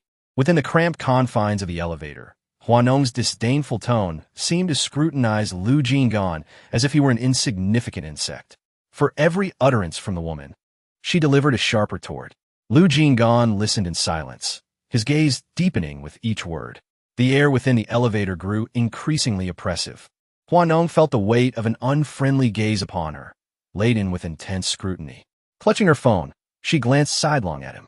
The elevator halted on the 31st floor. In an instant, Lu Jing'an swiftly dragged the person out of the elevator, embracing them tightly. Hua Nong, initially poised to unleash a torrent of invective, paused as she remembered her call had not been terminated and the necessity of maintaining her identity as a princess. Only after finally ending the call did she begin to assert herself. Lu Jing'an, what are you doing? Suddenly, the sound of running water filled the bathroom as the faucet was turned on. Lu Jing'an seized Hua Nong's hand, positioning it beneath the faucet and dispensing soap with fervor. Lu Jing'an, are you out of your mind? This is my hand, not a pig's trotter. Be gentle. What madness is this? Why are you scrubbing my hand with a toilet brush? Lu Jing'an, I curse you and your ancestors. Hua Nong's exclamations echoed, yet Lu Jing'an's relentless actions persisted. The cacophony of her shouts filled the bathroom, and it became evident that the intensity of her curses was matched only by the fervor of his scrubbing. It wasn't until her voice fell silent that Lu Jing'an, with a decisive motion, tossed the brush onto the floor. Have you finished your tirade? Hua Nong cradled her now crimson hands, gazing tearfully at Lu Jing'an. If you're unwell, seek medical attention. Is it that other men are more pleasant to touch? What? Hua Nong thought she must have misheard him. Is it because I've touched other men that you're treating me this way? Lu Jing'an grasped Hua Nong's chin firmly, pressing her against the door. You may touch other men without concern, but to use hands that have caressed others upon me, that is a grave transgression. A love letter sent to a dozen suitors, hands that have roamed the world. Indeed, she is quite the Hua Nong. Over a decade has passed, yet her wayward nature remains unchanged, promiscuous and indiscriminate, oblivious to the concept of responsibility. Hua Nong let out a derisive laugh. Has Lawyer Lu never touched another woman? I do not disdain your lack of purity, yet you scorn me for my past? Slander? No, the truth. The pressure of Lu Jing'an's fingers deepened as he left a crimson mark upon her fair cheek. Hua Nong forcefully swatted his hand away. Who I have touched is of no concern to you, Lawyer Lu. Are you my husband or my boyfriend? What right do you have to interfere? When I cherished you, you were a treasure. Now, when I cast you aside, you are but shattered glass. I shall no longer indulge you. Such a brooding man. If it weren't for a modicum of talent and a handsome face, who would bother to fawn over him? With a heart as black as coal, not even a dog would take notice. I, Hua Nong, am the queen of Beijing and Hong Kong. Were it not for dire circumstances, would I lower myself to him? One absurd joke. My Lu Jing'an is not someone you can simply choose to desire or dismiss at will. Just as Hua Nong stepped away, Lu Jing'an seized her arm and pulled her onto the sofa. As harsh words rose to her lips, Lu Jing'an captured her jaw and kissed her deeply. The shirt on Hua Nong was torn to shreds in Lu Jing'an's hands. The living room was in complete disarray. Hua Nong transitioned from cursing to a state of comfort. Fortunate that Lu Jing'an possessed such remarkable skills. Last night, had it truly happened? Had she awakened? With a rustle, Hua Nong lifted the quilt to cover her face. Lu Jing'an paused at the threshold of the bedroom. The clean clothes are at the foot of the bed. What are you doing? Hua Nong emerged after changing, only to find Lu Jing'an crouched before the sofa, wiping something with a damp tissue. He smirked slightly. What do you think? Hua Nong. The muddled remnants scattered across the sofa were self-evident. The previous night's events had indeed been intense. If their first encounter had been fueled by intoxication, then last night was purely a delightful collision of souls. Otherwise, how could Lu Jing'an's costly leather sofa be left in such disarray? I saw nothing. I cannot bear to look. I cannot bear to look, Hua Nong thought, simultaneously feeling embarrassed yet relieved to have savored the pleasures of the night. Did you forget something? Are you even a man? Lu Jing'an discarded the damp tissue into the smart trash bin. Your inquiry about my masculinity was validated last night, especially when you begged me, calling me daddy. Hua Nong, if I were to become pregnant, would you take responsibility? Lawyer Lu, what is your mindset behind not wearing protection? Simply that we had none at home. Hua Nong was incredulous, fixing him with a stare. Are you jesting with me? A bachelor's residence without prophylactics is akin to a bank vault bereft of a passcode. Lu Jing'an, I perceive that your mind is indeed replete with such bizarre analogies. What I say is the truth. I have no reason to deceive you. Hua Nong, procure for me a contraceptive. She uttered the directive and retreated into the lavatory. Scarcely 2 seconds elapsed before a shriek reverberated from within. Lu Jing'an, you scoundrel. You want to assist me in removing my makeup? What is your motive? Are you oblivious to the exorbitant sums I expend annually on this visage? Are you ignorant of the perils of slumbering with makeup intact? Lu Jing'an, this has given me a headache. I'm not versed in such matters. It would indeed be peculiar if he possessed such knowledge. Hua Nong would undoubtedly accuse him of being a philanderer. Hua Nong. Incensed, she slammed the bathroom door shut. Upon emerging, her countenance was dark. The takeout and contraceptive had arrived. As Hua Nong peeled back the foil, poised to ingest the pill, she paused. Esteemed Attorney Lu, now that we've shared intimacy, might I entrust my lawsuit to your capable hands? Now that matters have progressed to this juncture, surely he cannot shirk responsibility? Lu Jing'an poured her a glass of water and offered it. Those are two separate matters. Hua Nong. She flung the pill into the waste receptacle. Lu Jing'an arched an eyebrow. What is the significance of this? I've lost my appetite. Pregnancy would be ideal. If I'm too impoverished to provide for the child, we'll simply impose upon your law firm for sustenance. Lu Jing'an. Chapter 43. My indiscretion with Lu Jing'an. Furthermore, What were you engaged in last night? You've developed blemishes. Wei Shi, arriving at Intercontinental Royal early in the morning, bombarded Hua Nong with a myriad of inquiries. Hua Nong, reclining on the sofa, appeared devoid of energy, languidly sprawled out. Did you solicit illicit relations last night? Hua Nong hissed. Could you perhaps wish me well?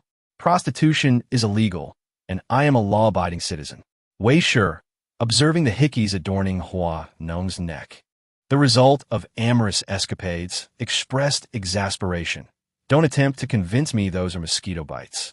I succumb to temptation and share a night with Lu Jing'an. Wei Shi, Xiaomu, have you become enamored with this act? You seem rather proud, considering he's a skinflint. Is he truly worth such repeated dalliances? Sister, congratulations, Xiaomu uttered in a daze after her initial shock. Hua Nong winked at her coquettishly. Good girl. Wei Shi, lunatics, you're both deranged. Lu Jing'an is mentally unstable, and so is Hua Nong. Their ideologies possess a certain degree of perversion. I'm eager to witness whether Lu Jing'an destroys Hua Nong or vice versa. In the evening, during the promotional event for the new drama, one must swiftly devise a means to conceal any unsightly marks on one's face and neck.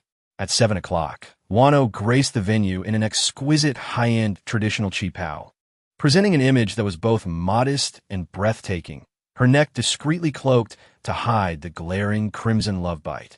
As Hua Nong ascended the stage, positioning herself beside the director, he playfully teased her. Hua Nong, you're in the wrong position. Huh? Hua Nong replied, taken aback. Your place is next to the illustrious actor Liao. With an internal eye roll, Hua Nong pondered whether the director was genuinely unaware or merely feigning ignorance, fully aware that should she approach, the fervent fans of Liao would promptly demand her departure.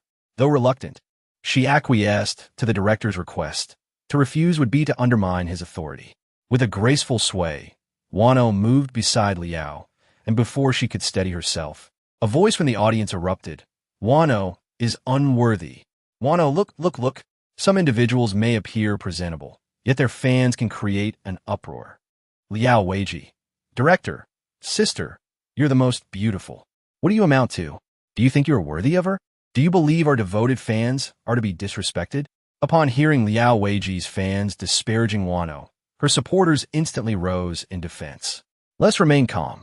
Freedom of speech and the right to express oneself are privileges granted by law. Devoted fans, please refrain from conflict, or I shall find myself in a most troublesome position. Hua Nong interjected, deftly taking the microphone to soothe and pacify her fans. Be good now. There. Her mellifluous voice cascaded over the crowd. Your older sister will fetch you all some coffee later. The moment those words left her lips, the fans below erupted in a cacophony of joyous screams. The promotional event was far from over, yet the internet was already ablaze with the trending topic. A fan war erupts between Liao's devotees and Hua Nong's admirers. Videos capturing the heated exchange had already been disseminated across various online platforms. The consensus was overwhelmingly in favor of Hua Nong's handling of the situation. Inevitably, certain mischievous individuals began to dissect and scrutinize Liao Weiji's actions with ruthless precision. As the promotional event drew to a close, Miss Hua Nong sought refuge in the restroom. Upon emerging, she found Liao Weiji leaning against the wall, awaiting her presence. Mr. Liao, is there something you require? Hua Nong inquired, her hands outstretched, still adorned with droplets of water. Witnessing this, Liao Weiji produced a handkerchief and extended it towards her.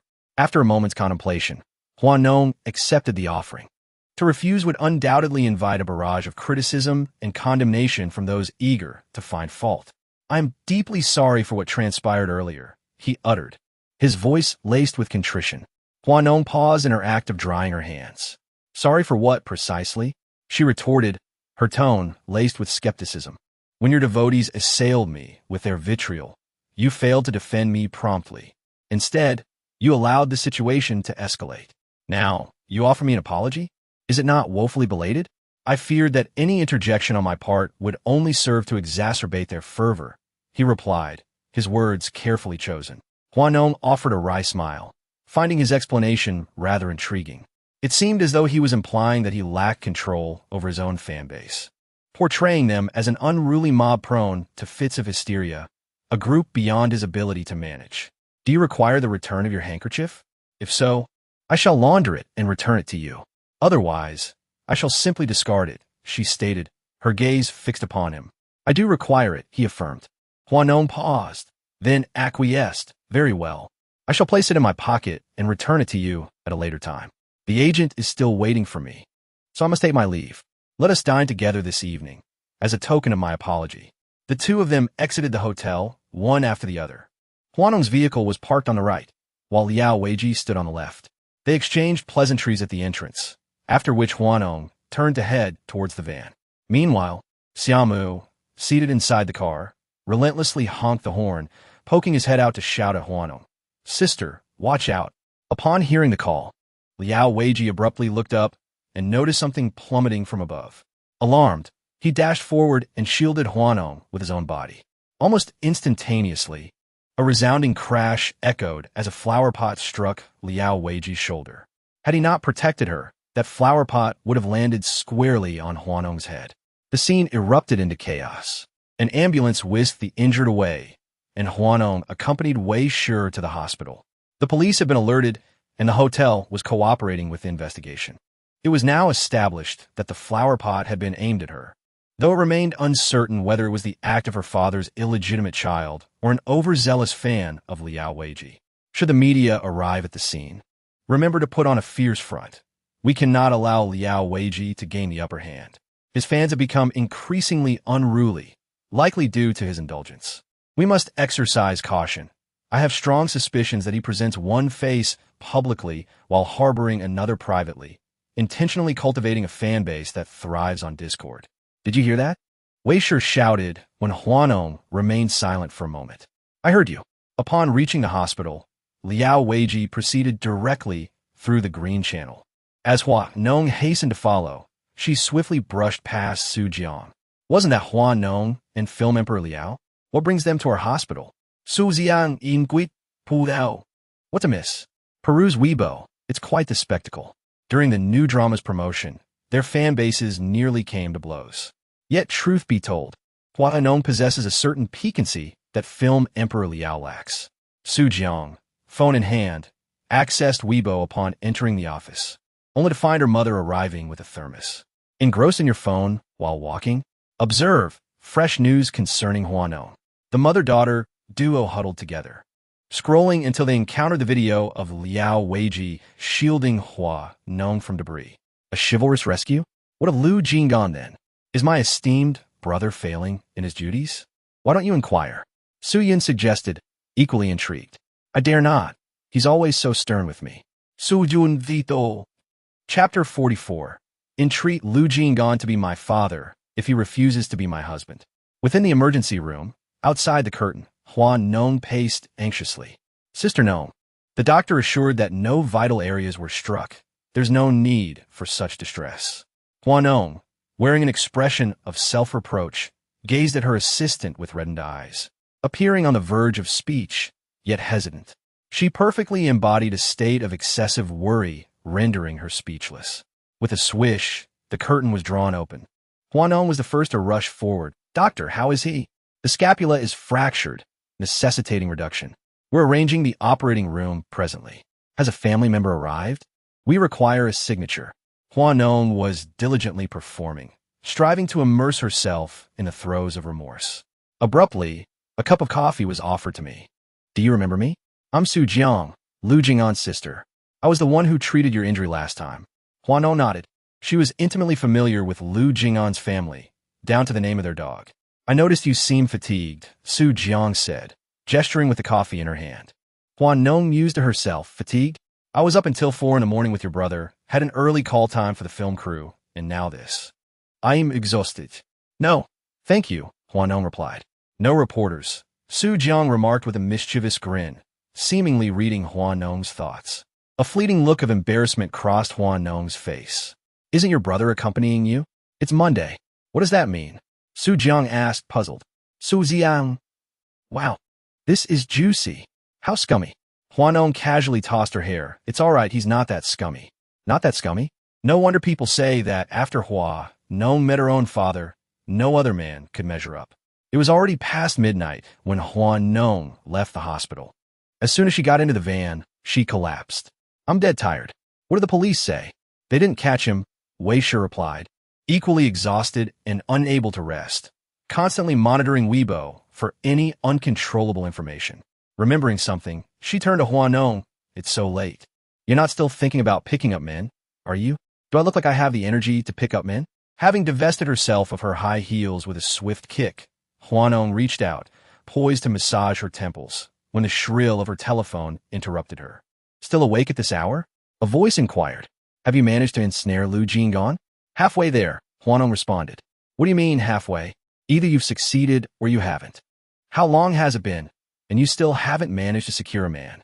Are you prepared to relinquish your title as the leading lady of Jinggang? Or perhaps you're ready to beg for sustenance? Madam Yang, if you possess the capability, by all means proceed. Go implore Lu Jing'an to accept you. If not as his wife, then as his father." Wei Shi interjected. Xiao Mu observed. "She's becoming rather wicked," Xiao Mu remarked. "What's wrong? I detect a note of impatience in your tone," Yang Xian observed, discerning Hua Nong's vexation. "Nothing. I'm hanging up." Hua Nong, already simmering with frustration, found herself further aggravated by her mother's incessant nagging. A chime echoed, ding-dong. Hua Nong, having just set down her phone, retrieved it once more. 5 million yuan has been credited to bank card ending in 0999. Hua Nong mused. Her mother's most commendable trait is her magnanimous generosity. Wei Shi, noticing Hua Nong's entranced gaze fixated on her phone, leaned in for a glimpse. Such profound maternal affection. "I'm envious." In the vicinity of the Huan Gang villas, Huan had just alighted from his vehicle when an individual from within the courtyard approached him. "Mr. Hua, we have been unable to establish contact with the upper echelons of Shengmao International." "What do you mean, unable to establish contact?" Huan retorted, his tone sharp. The secretary, taken aback by Hua An's reprimand, remained silent for a prolonged moment. "Madam," Huan began, but the secretary, noticing Sherwin in her robe at the doorway, interjected respectfully. As Hua An entered, Sherwin's gaze wavered. "Dad, you have mommy's lipstick on your collar." Huan's complexion shifted. He took his son upstairs and, turning at the bedroom door, saw Sherwin applying skincare. "What nonsense are you spouting?" "Nonsense? If stating the truth is nonsense, then I concede." Sherwin scoffed. "If you don't want your son to emulate you, conduct yourself better. Like father, like son, isn't it? The example your father set for you, you'll pass on to your son? Mind your tone." Sherwin's retort insulted 3 generations of his family, betraying a lack of refinement. "Then keep your distance." "Boss, how are the boss and his wife?" "Yes, how are they?" Lu Jing'an, washing his hands in the office bathroom, frowned at Hiju. "What are you implying? You're unaware? Miss Hua had an incident. If you ask me, it was likely perpetrated by Liao Weiji's devotees. His fan base is notorious, attacking any woman he collaborates with if they disapprove. This time, they've escalated by throwing flower pots from above, a lethal act." Lu Jing'an perused the video on his computer, and with Hiju's vivid narration, he gained a comprehensive understanding of the matter. When he dialed Hua Nong, there was no response for an extended period. He attempted again, but still no one answered. "Boss, if the phone goes unanswered, why not pay a visit?" Hiju began to offer suggestions. "Since you're not in court this morning anyway. Your wife endured such a harrowing experience yesterday while you were away on business. One can only imagine her distress. You should go and console her, lest another man seize the opportunity. Someone like your wife, who blossomed in a sheltered environment, has never weathered such a storm. She needs comfort during this time, boss." "Did Hua Nong not deliver your afternoon tea today?" Hiju. "Oops, I've been exposed." Chapter 45. To touch Lu Jing'an's woman interestingly. The perpetrator remains at large, yet Liao Weiji's agency has already begun to play the victim on Weibo. How could he not be a celebrated actor? Wei Shi lamented.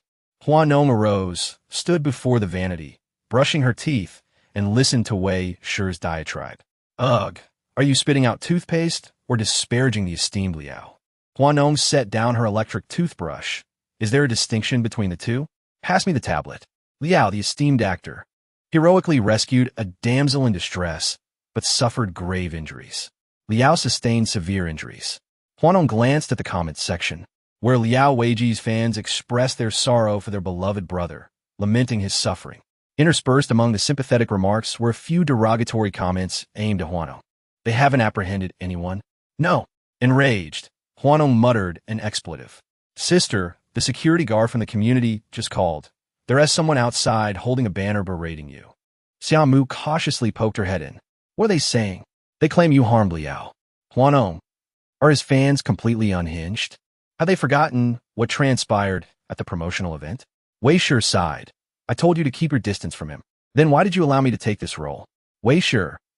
It's evident that this fool is troubled, yet you still accepted this project, which is bound to weigh heavily on your heart.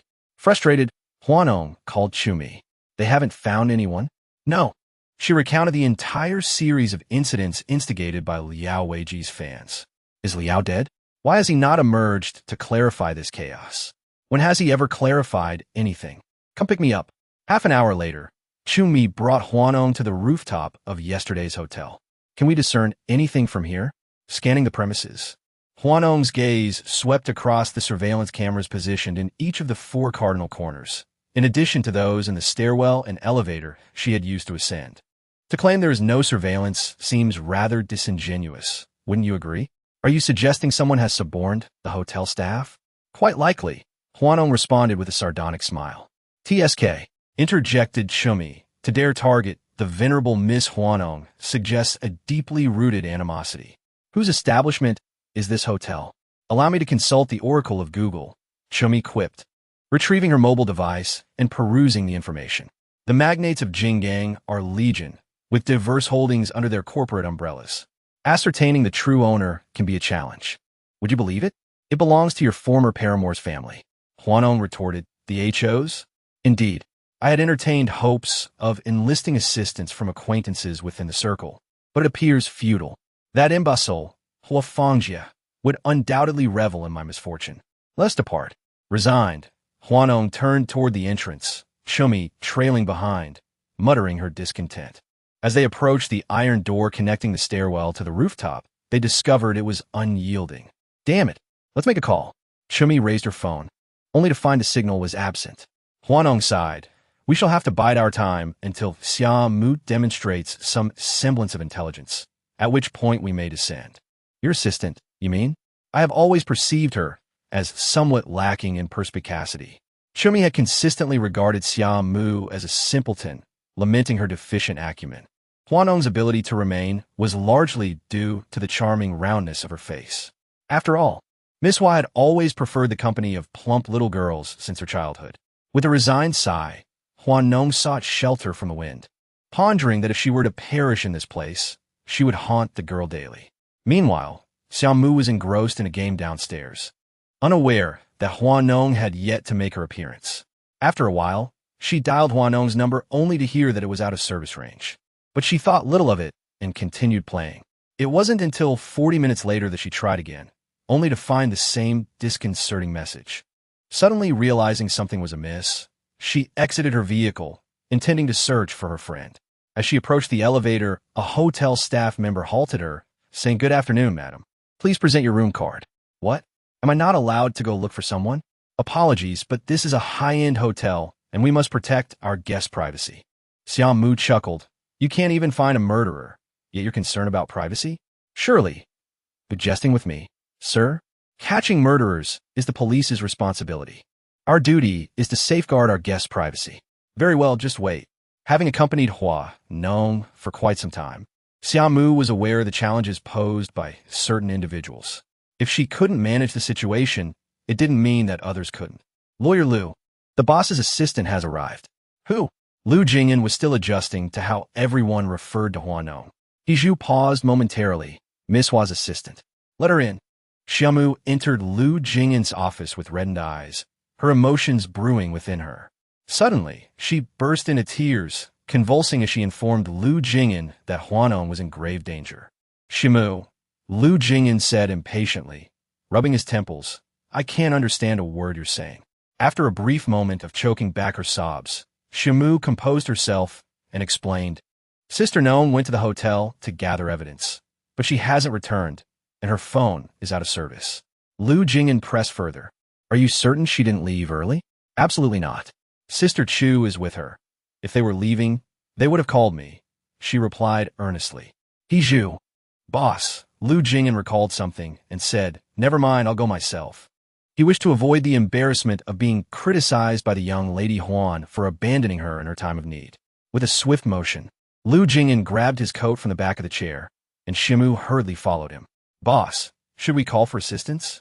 Gather the dozens of interns who came in a few days ago, he ordered. To touch Lu Jing'an's woman? That takes some audacity. At the hotel entrance, no one impeded Lu Jing'an as he strode in. Even when he pressed the elevator button, he faced no obstruction. Shimu gasped in disbelief. She glanced at Lu Jing'an, who smirked mischievously. Are you fixated on that young lady? Hiju, call the police. You, Mr. Lu, let us discuss this amicably. There is no need to involve the authorities, the lobby manager interjected, having recognized Lu Jing'an and approaching him with exaggerated deference, almost as if bowing down. The king of Beijing and Hong Kong. Who doesn't he know him? Lu Jing'an was indeed unique. Was he not? Lu Jing'an's fingers, hanging by his side, gently rubbed together. Then let us commence a live broadcast, he declared, to expose the irregularities within your esteemed hotel. The manager was taken aback, his mind reeling as he processed the statement. Was Hua Nong truly the woman of the formidable Lu Yanwang? Chapter 46. Miss Hua, even embracing requires discretion impossible, he thought. Who would dare provoke the king of Hong Kong? If she were truly Lu Jing'an's woman, how could anyone have dared to lay a hand on her? No, he refused to believe it. Lu Jing'an cast a frigid gaze upon Hiju. Swift as lightning, Hiju had already initiated the live broadcast, complete with commentary. Exposing the scandalous practices of the renowned H Hotel, he announced. Yesterday, the celebrated actress Hua Nong was targeted with a flower pot thrown from the hotel's heights. Today, the hotel has taken it upon itself to confine guests on the rooftop. Come, everyone, observe this lock, he exclaimed. It is evident that it was deliberately secured from the outside. Most reprehensibly, there is also a signal jammer in the corner designed to prevent any plea for assistance. Is it possible that the hotel's failure to apprehend the perpetrator of the object-throwing incident is a deliberate act? Esteemed netizens, you are welcome to speculate. Lu Jing'an turned his gaze towards the manager, who had been compelled to follow. Open the door, he commanded. I do not possess the key, the manager replied. Are you certain? Lu Jing'an's countenance darkened considerably, his gaze threatening to bury the man where he stood. Lu, sir, please do not place me in such a predicament. I am merely an employee. Lu Jing'an found the statement most irritating, scoffing coldly as he reached out to seize the manager's collar. The law makes no allowance for whether you're an employee or not. If anything happens to the person on the roof, do you think you can escape liability? Lu, Mr. Lu, please have mercy, the manager pleaded, drenched in a cold sweat. Go inquire about my reputation in Hong Kong, Lu Jing'an retorted. With Lu Jing'an's release, the manager nearly tumbled over the railing, saved only by Lu Jing'an's swift grasp. Below lay a dizzying expanse of several dozen meters, and before him stood what felt like the grim Reaper himself, clutching his arm. The manager, trembling, seized Lu Jing'an's arm. I'll talk. Someone instructed us to do this. Who? What are you playing?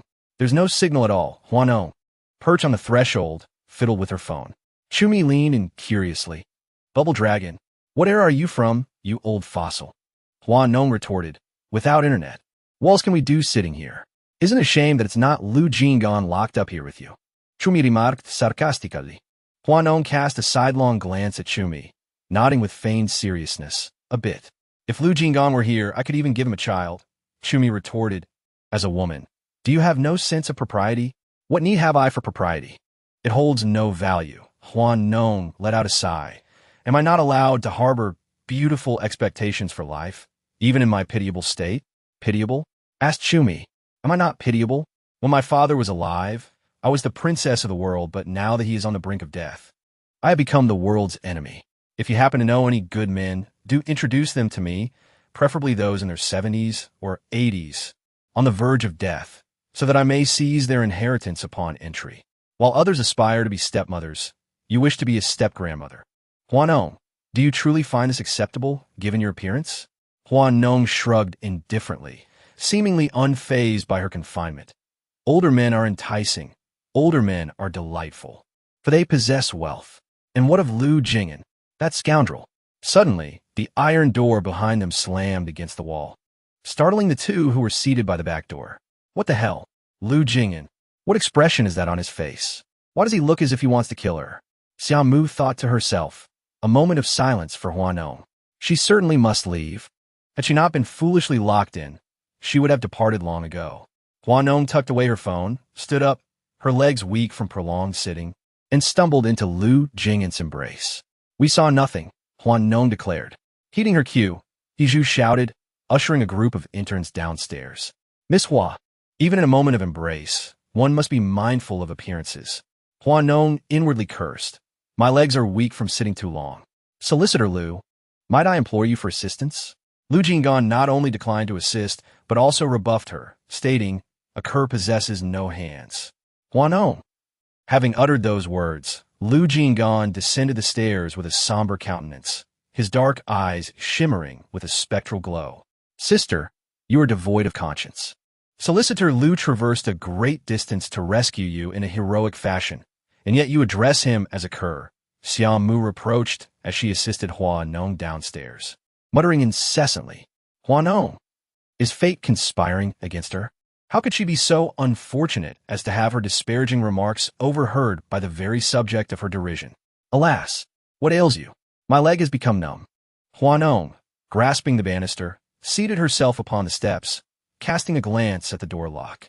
The iron chain dangled precariously, and beside it lay a signal jammer. It was evident that this was a premeditated act. Should she discover the perpetrator, she would flay them alive. She would ascertain who dared to tyrannize her, Hua Nong. Sister?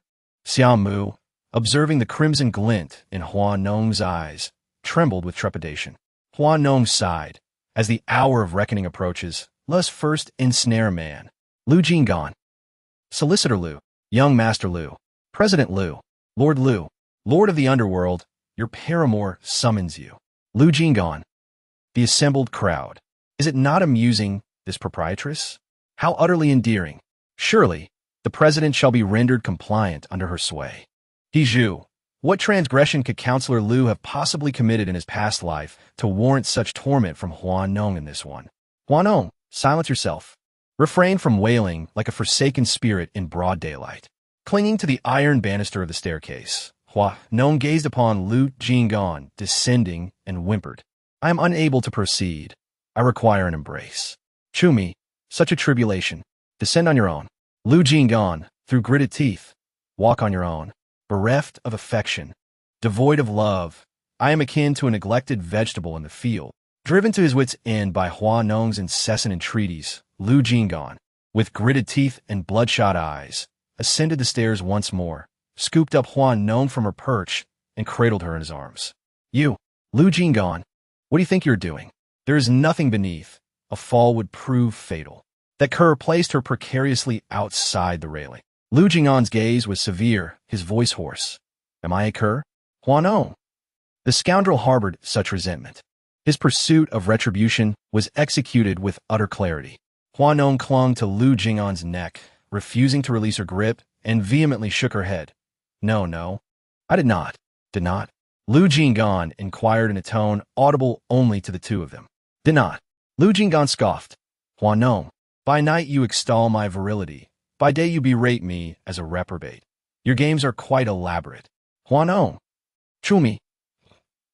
Although she hasn't subscribed, these are things she desires to hear. Xiao Mu. She has always been devout and virtuous throughout her life. These are things she deserves to hear. What's wrong? Enough, Hua Nong interjected, covering Lu Jing'an's mouth with one hand, mortified. Chumi's gaze was piercing. Don't stop, she urged. I'm enjoying this. Continue. I concur, Lu Jing'an added. Lu Jing'an cast a sidelong glance, causing Xiao Mu to shudder, and he promptly fell silent. Back at the villa, Hua Nong nestled on the sofa, cradling her head, feeling a throbbing ache. Chumi, munching on an apple, observed Hua Nong's melancholy and sked. What's troubling you? It's not as if I haven't witnessed your shamelessness before. I strongly suspect that Lu Jing'an, that repressed man, has harbored feelings for you for a long time, but has been reluctant to admit it due to certain factors. Although she was a lifelong singleton, Lu Jing'an's special treatment of Hua Nong was evident. A man's possessiveness is akin to vines in the spring soil, growing rampantly, quietly lengthening with the rain. The drama between Hua Nong and Lu Jing'an is like rain meeting vines in their growing season. Hua Nong ran her fingers through her hair. Isn't it natural to be attracted to me? After all, I possess beauty, kindness, and an engaging spirit. Could one possibly find another like me in this world? Xiaomu retorted, Sister, compared to you, a restrained and highly sought-after bachelor like Lawyer Lu is even more desirable. Hua Nong cast a sidelong glance at Xiaomu. Xiaomu, I haven't settled accounts with you yet. I just checked your phone records. And you managed to squeeze in 2 rounds of gaming while Chu Mi and I were trapped on a rooftop. Xiaomu was taken aback, promptly lowering her head with remarkable prudence. I was wrong, sis. Before Hua Nong could utter a word, Wei Shi came rushing in. Breathless, I told you Liao Weiji was no good. That little scoundrel even tried to play the victim. Look, it was his fans who did it. Wei Shi tossed her phone to Hua Nong, who caught it. Sure enough, she saw the trending topic. The person who threw the flower pot had been found. It was a fan of the esteemed actor Liao, and a fan with considerable means at that. They had bribed someone at the hotel to erase the surveillance footage. But little did they know, the camera across the street captured everything, even their face. Isn't that whole man? Wow, this is getting juicy. Your ex-boyfriend, sister? You're a magnet for men trouble. Chumi exclaimed, getting excited. When had Hua Nong ever suffered such injustice? She had been raised as a darling, cherished by her father and hailed as the leading heiress among the esteemed families of Hong Kong. After being the adored princess for so many years, her fiancé cheated on her, getting another woman pregnant. Then, her father was on the verge of death. Once the news broke, it seemed like everyone who had a vendetta against her had come out of the woodwork. Hua Nong listened to Chu Mi's description, her expression darkening. Her face clouded over as she shifted her gaze from her phone. Find a lawyer, send a cease and desist letter, and pursue this to the fullest extent. Attempted murder should be enough to put her behind bars, right? Aren't you going to ask Lu Jing'an? He's the one who can help you resolve this. Oomph. Seeking his aid would only subject me to his vexations, Hua Nong scoffed. Are you not apprehensive that Lu Jing'an might retaliate if you consort with other men? Hua Nong, indeed, I am apprehensive. That man possesses a disposition as petty as a sesame seed. Inside the police precinct, Fang Zhou nonchalantly observed Hua Man, who was seated across from him, twirling a pen between his fingers. Miss Hua, given that your entire family has relocated to the United States, why were you left behind? Hua Man remained composed, unfazed by Fang Zhou's inquiry.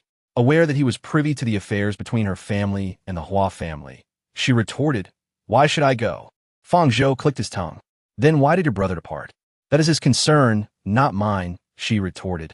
I see, Fang Zhou responded blandly, drawing his chair closer to Hua Man.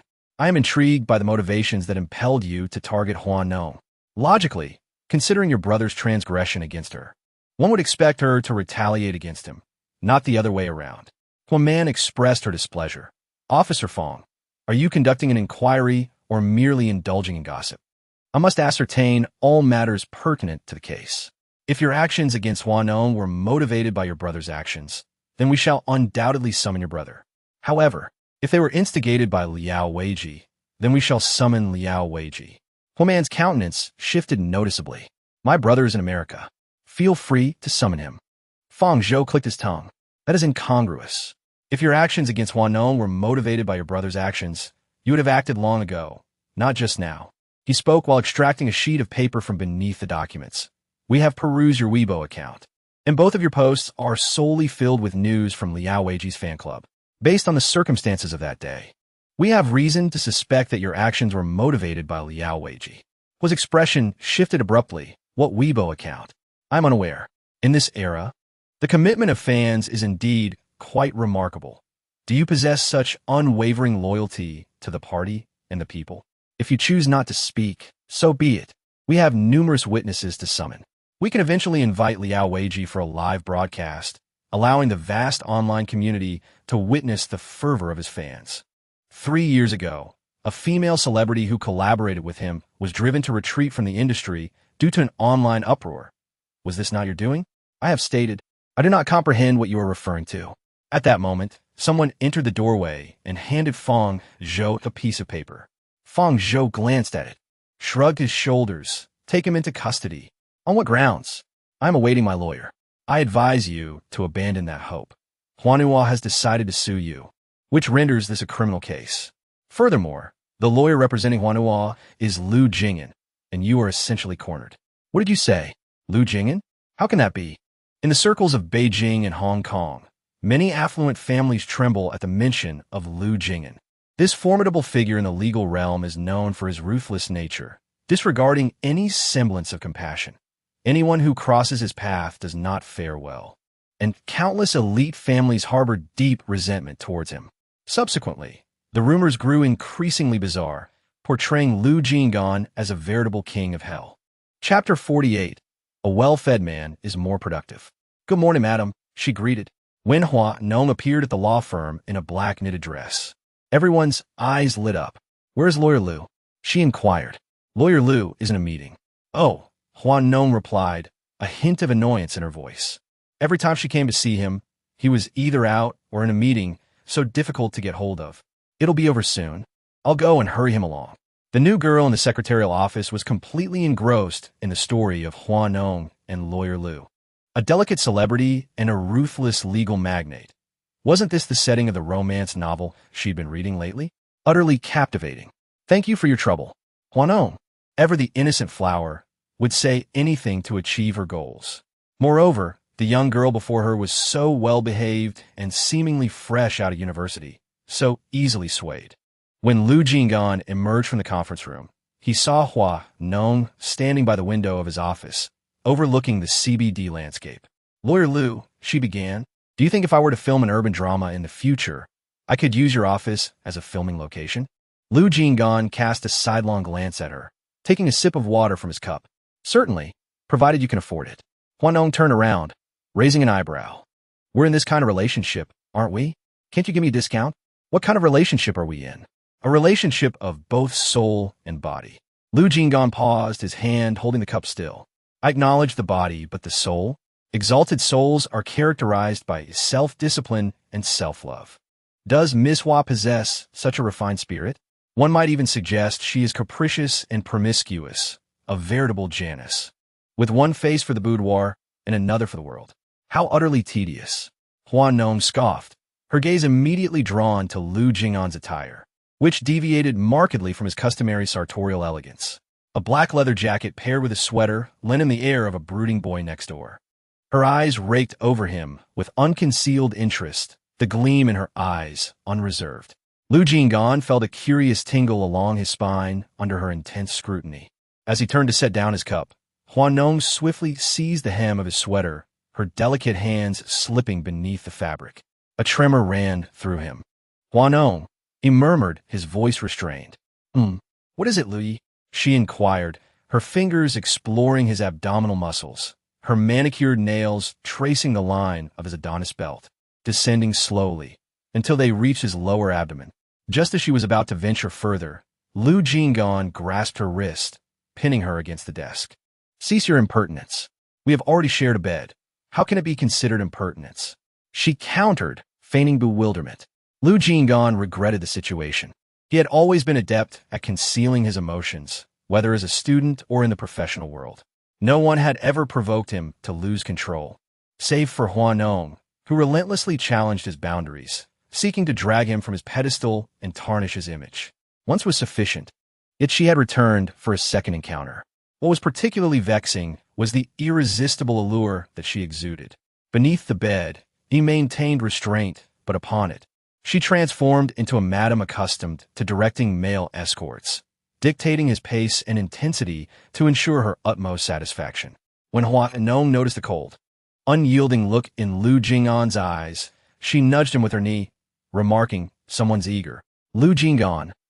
Hua Nong, her hands held captive by him, tilted her head and smiled faintly, gazing at him. Barrister Lu, the afternoon stretches on endlessly.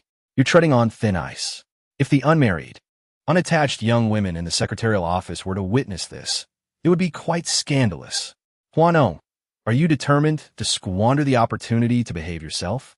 Hua Nong shuddered at Lu Jing'an's crude and violent language, looking at him in astonishment. What? With a rustle, Lu Jing'an seized her hand and pulled her away.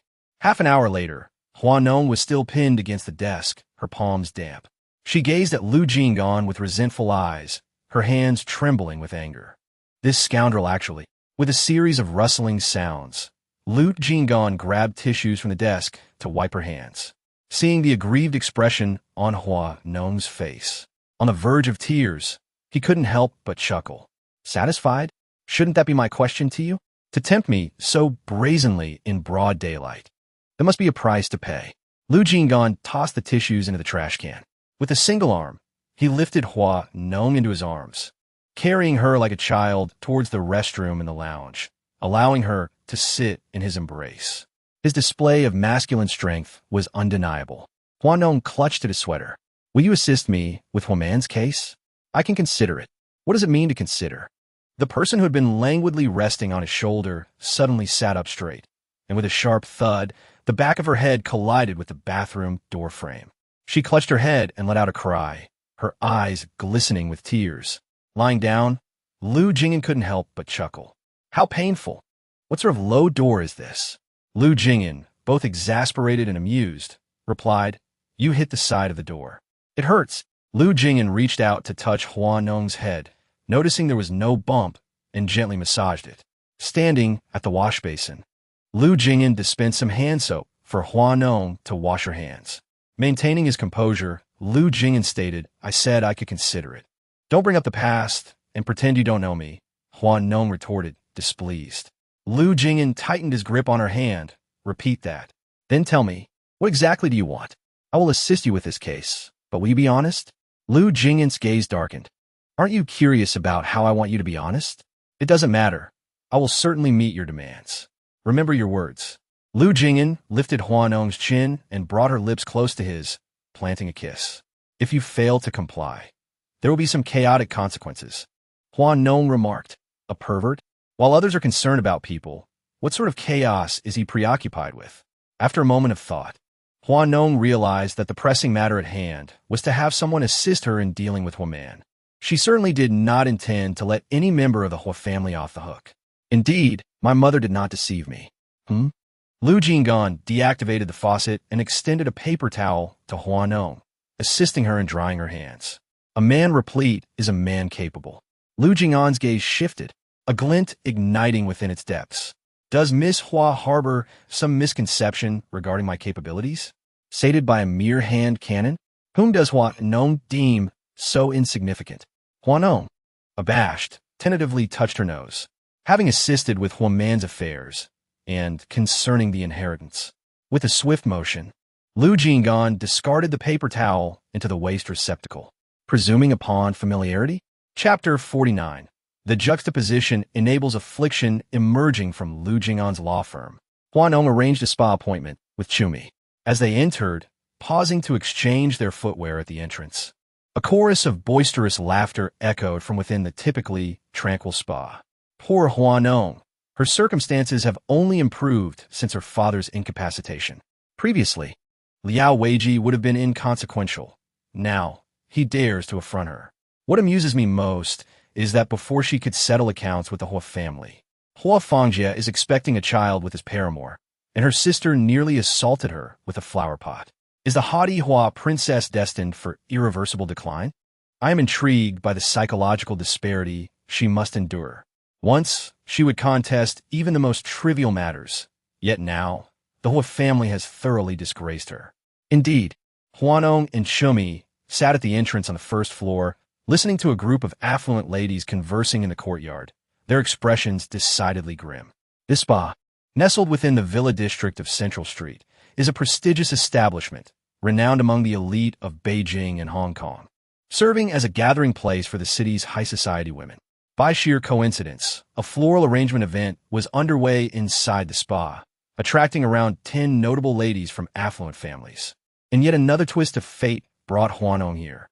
The receptionist's expression was somewhat strained as she prepared to use her earpiece to alert the staff in the courtyard, only to be interrupted by Hua Nong's cold glare.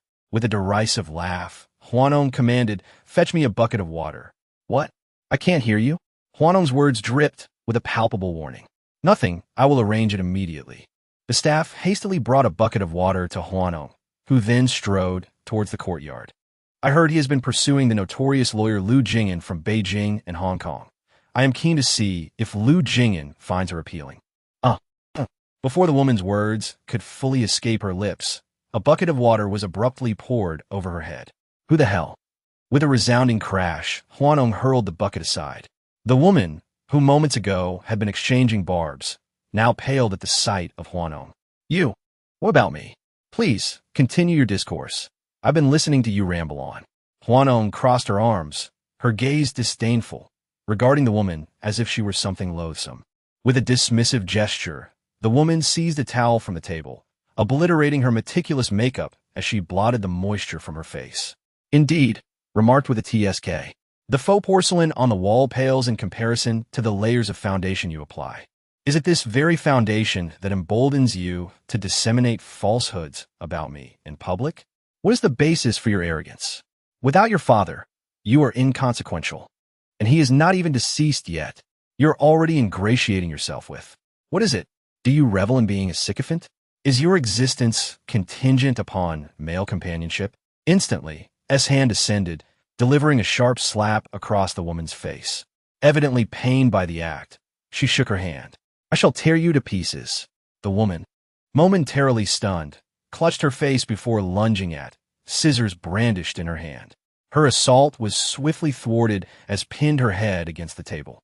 Seizing the scissors, she pressed them against the woman's face. Continue your tirade. Have you lost your senses? Such conduct is illegal. A bystander, witnessing the escalating conflict, interjected with haste. And is slander permissible, then? Hypocrites, interjected at that moment. Even without her father, has me.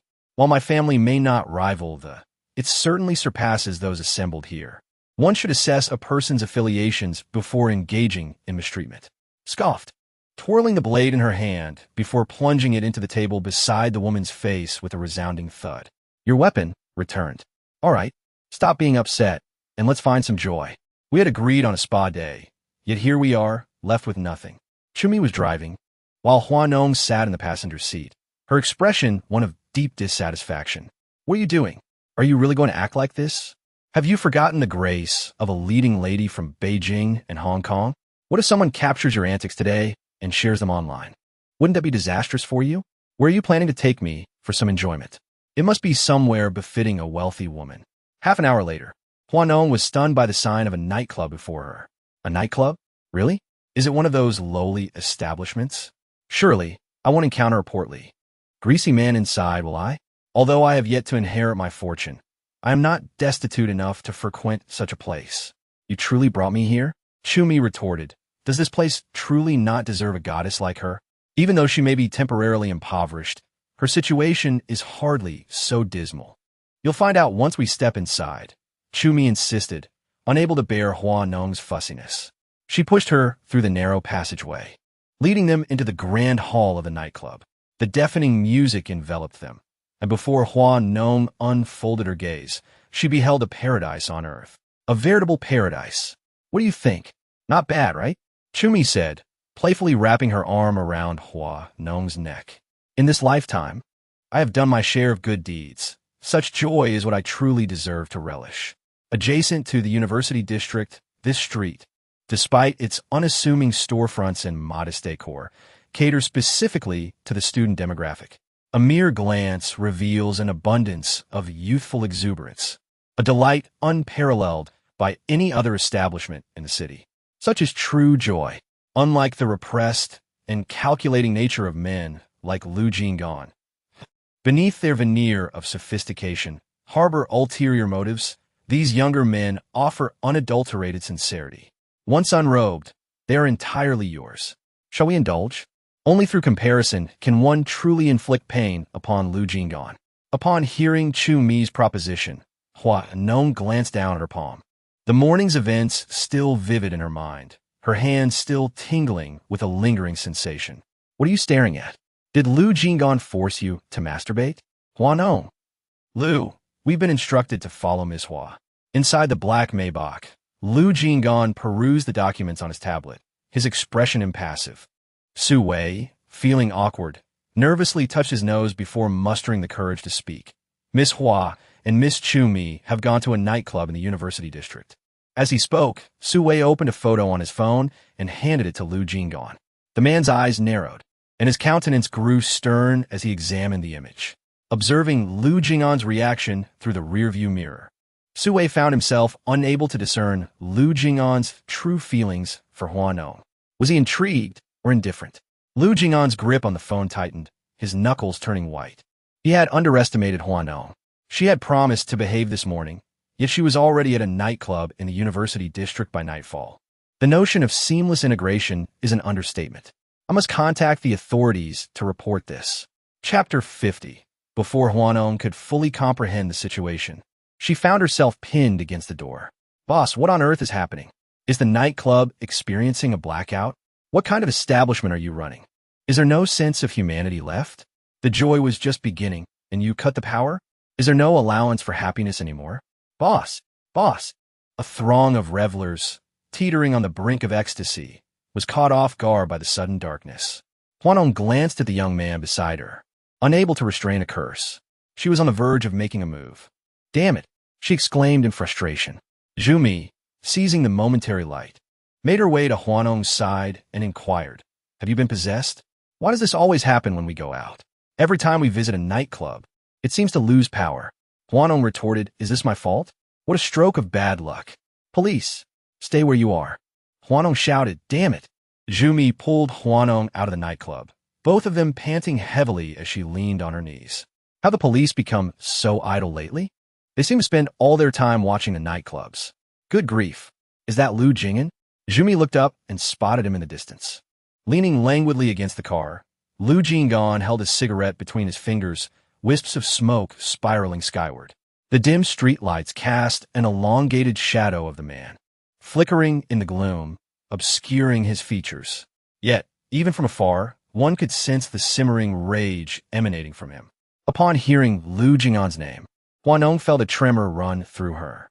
Had she soothed him in the morning only to be caught red-handed in the evening?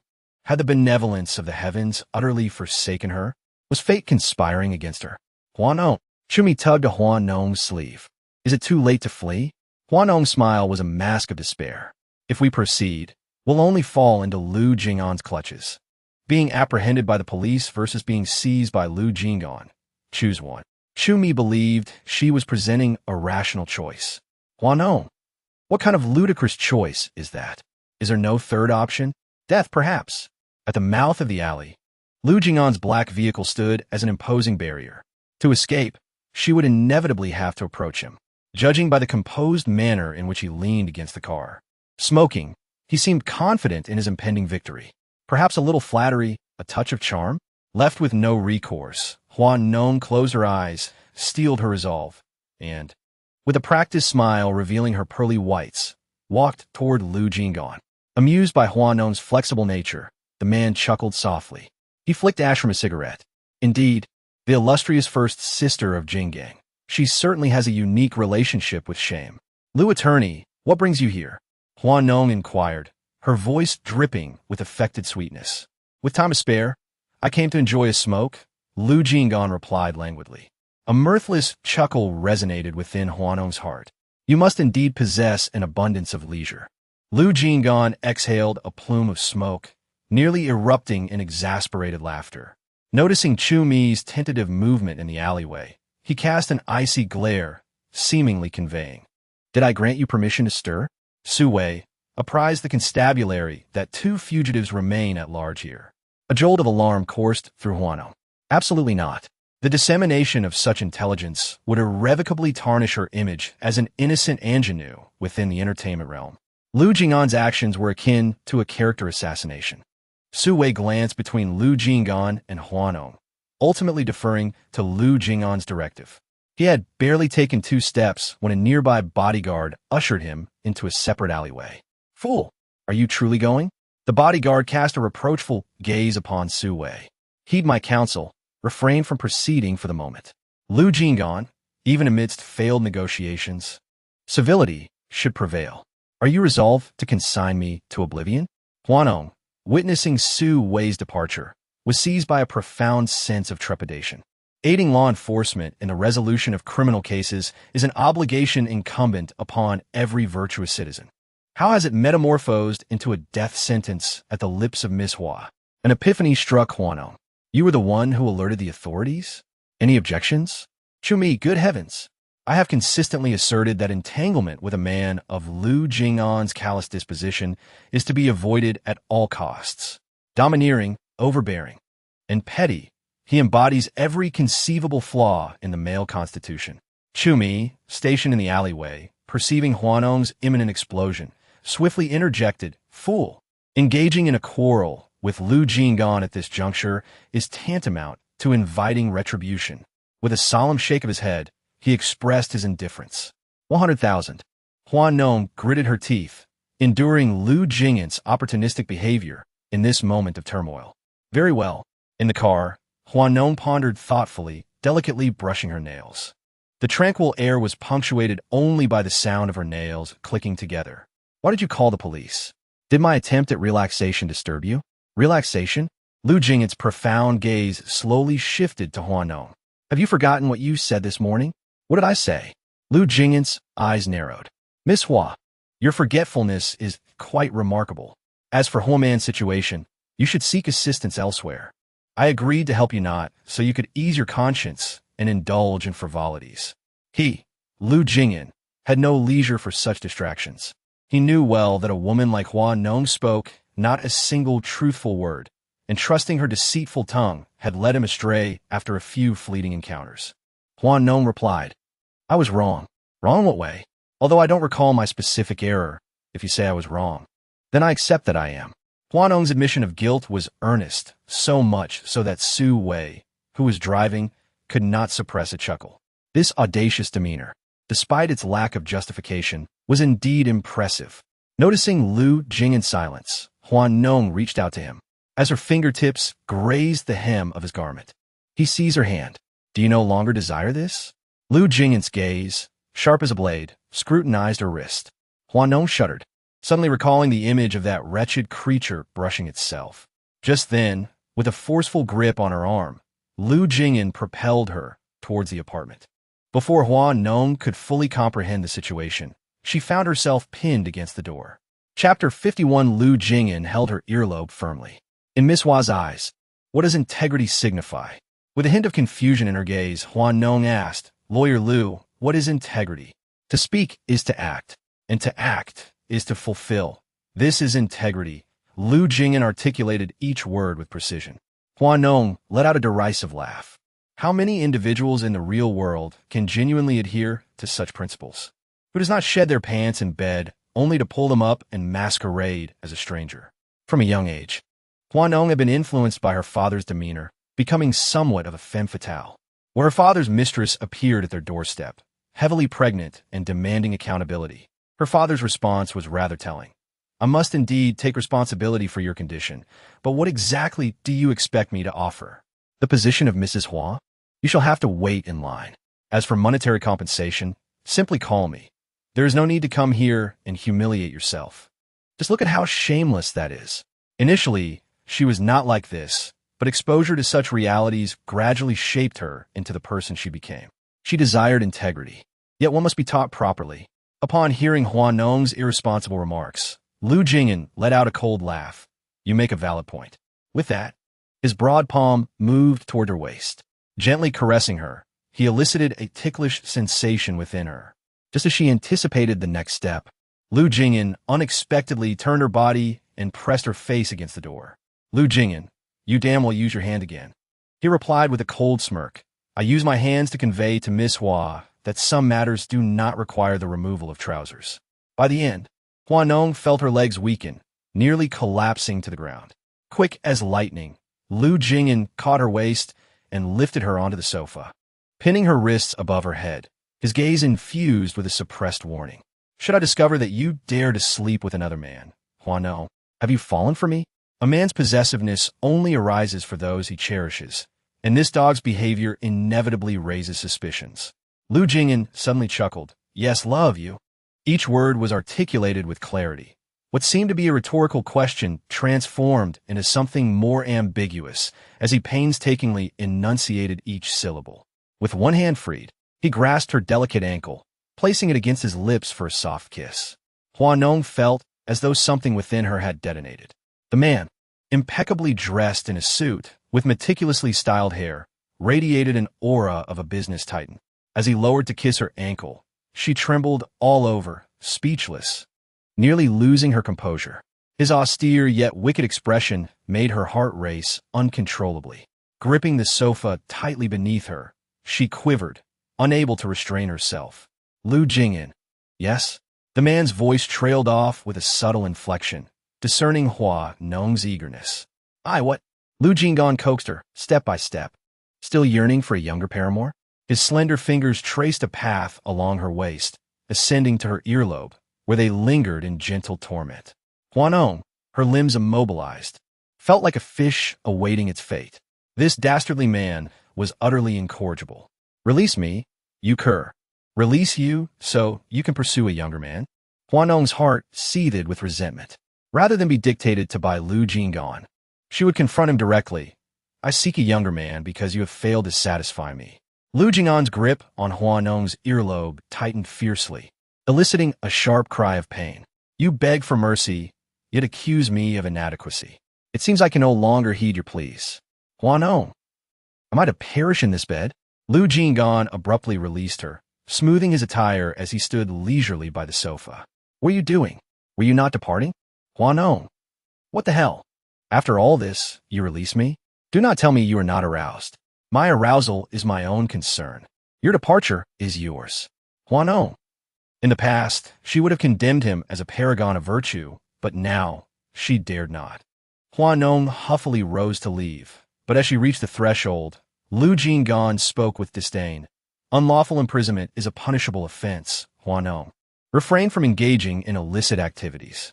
What do you know? Hua Nong's gaze tightened. What do you think? Lu Jing'an sat on the sofa, lighting a cigarette. The swirling smoke obscured his expression. Hua Nong stood at the entrance, observing him. Lu Jing'an, what do you mean? What do you think? Hua Nong's delicate brows knitted together. Do you wish to maintain a relationship with me? Lu Jing'an let out a mocking laugh, nodding at his cigarette. More or less. After all, the body of the capital's sister is coveted by many. Hua Nong, spare me your false kindness. Master. Su Wei entered the apartment, noticing Lu Jing'an smoking on the balcony, and respectfully called out. Good. Furthermore, Lu Jing'an hesitated slightly before speaking again. Disclosed the whereabouts of the Hua family's matriarch to Hua, and Su Wei was taken aback. Isn't that inappropriate? If Hua discovers the matriarch's location, he will surely deal with Miss Hua. And then, Lu Jing'an listened to this. Seemingly unconcerned, she cannot stray from the path. Moreover, until she reaches that point, how can she possibly behave? He understood Hua Nong's character too well. As long as she had even the slightest opportunity to choose, she would not comply. Only a cornered little beast would obediently remain at home, bowing to others. He aims to systematically strip away the pride of the phoenix. Su Wei trembled upon hearing Lu Jing'an's words. Where does this damned possessiveness of lawyer Lu stem from? Miss, is everything all right? Zhang Ma cautiously glanced around the room. Hua Nong furrowed her brows and approached, only to find Hua sitting in the living room, smoking. The scent of smoke, the most detestable odor to her, lingered in the air, and that foolish Hua dared to smoke in her presence. In her own home? What? Have you been discovered for your escapades with women? Seeking refuge here? Is the old lady in the western suburbs? Huan attempted to ash a cigarette, but found no ashtray in Hua Nong's home, so he resorted to ashing it in a cup. Hua Nong cast a disdainful glance at him. If you have something to say, just say it. Can you guess why I came here? A shock coursed through Hua Nong's heart. To keep you from contacting them. My people are already en route to the villa in the western suburbs. Hua Nong. Who informed her? Chapter 52 Hua Nong. Do you still harbor lingering feelings for Lu Jing'an? Hua noticed the pallor on Hua Nong's face and scoffed. Hua Nong. Once the old lady sides with me and claims you are unlawfully detaining her, do you think your position as the queen of Beijing and Hong Kong will remain secure? What good does inheriting wealth do if you end up in prison? Who betrayed her? Which scoundrel sold her out? Hua Nong's gaze sharpened. Lu Jing'an? having just endured a reprimand. That cur was quite capable of such a deed. Composing herself, Ms. Hua beckoned Zhang Ma to pour a glass of water, while she stood by the sofa, divesting herself of her coat. As the garment fell away, a plethora of love bites became visible. Their imprints scattered across her fair skin in a chaotic array. Pray, what leads you to believe you are privy to this intelligence? Ms. Hua languidly reclined on the sofa, accepting the proffered glass from Zhang Ma and casting a casual glance at the astonished woman. Instruct the gatekeepers to secure the entrance, she directed, lest the young master Hua be afforded the opportunity to extricate his associates. Hua Nong, Huan stammered, a tremor of panic in his voice. Was this a meticulously orchestrated scheme? The marks upon Hua Nong's person did not appear to be relics of the past, and an aura of languid allure clung to her, as though she had but recently emerged from a lover's embrace. Huan, to call you foolish would be an understatement, she retorted. Did you truly believe Lu Jing'an to be a man of virtue? You, realizing he had been ensnared in a trap, Huan lunged forward, attempting to seize Hua Nong by the throat. She did not flinch, but merely curled her lips into a smile as she regarded him. I must forewarn you, she said. My chambers are under surveillance. You, Hua Nong observed him with detached amusement, as though watching a simpleton prance before her. Her indifference was palpable. You shall rue this day. Huan spat, before turning to depart. Xiaomu intercepted him at the threshold. My mistress has not granted you leave to depart, he stated. Hua Nong's countenance I may respect, but what authority do you wield? Huan snarled, raising his hand to strike Xiaomu. However, his arm was seized in an iron grip by Xiaomu. Are you a practitioner? You, Xiaomu, let the young master Hua leave. Upon receiving Hua Nong's command, Xiaomu forcefully pushed Huan, who stumbled and exited in haste. Seeing Huan leave, Hua Nong hastily retrieved his phone to call Yang Xian. At the western suburb manor, the doorbell rang. The servant, hearing the sound, set down her task and prepared to open the door. Just then, Yang Xian's phone, resting on the coffee table, began to ring. The servant paused to consider the order of events and took the phone to the kitchen, presenting it to Yang Xian. Madam, it's the young lady calling. Yang Xian answered, What is it? The people from Hua and have arrived at the western suburb. Do not let them see Grandma. We cannot afford to have her upset. Yang Xian was taken aback, halting the servant's movement toward the door. That little brat has quite a keen nose. She donned her coat and opened the manor door, her gaze growing colder upon seeing the person waiting outside. Did that little brat Huan send you? Who sent us is of little consequence. What matters is that we must meet the person we came for. Do you know what crime it is to trespass on private property? Are you mocking us?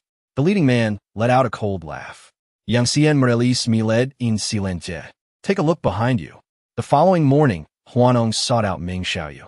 Ming Xiaoyu, still groggy from sleep, was unceremoniously pulled from his bed by Hua Nong. He changed his clothes without washing his face and climbed into Hua Nong's chauffeur-driven car. Why is the young lady awake so early instead of indulging in her beauty sleep? Do you have something to discuss with me? You mentioned that lawyer, and now you want me to accompany you. Where are we headed? Perhaps abroad? Ming Xiaoyu seemed momentarily taken aback. We must leave at once. How shall we get there? I haven't even retrieved my passport. Isn't it rather presumptuous for you to act so recklessly? Thus, I parked my car right outside your door, implying that you should hasten and get it. Ming Xiaoyu was stunned, and under Hua Nong's icy gaze, he scrambled out of the car. Upon entering the house, he promptly called Lu Jing'an. Lawyer Lu, what's going on between you and Hua Nong?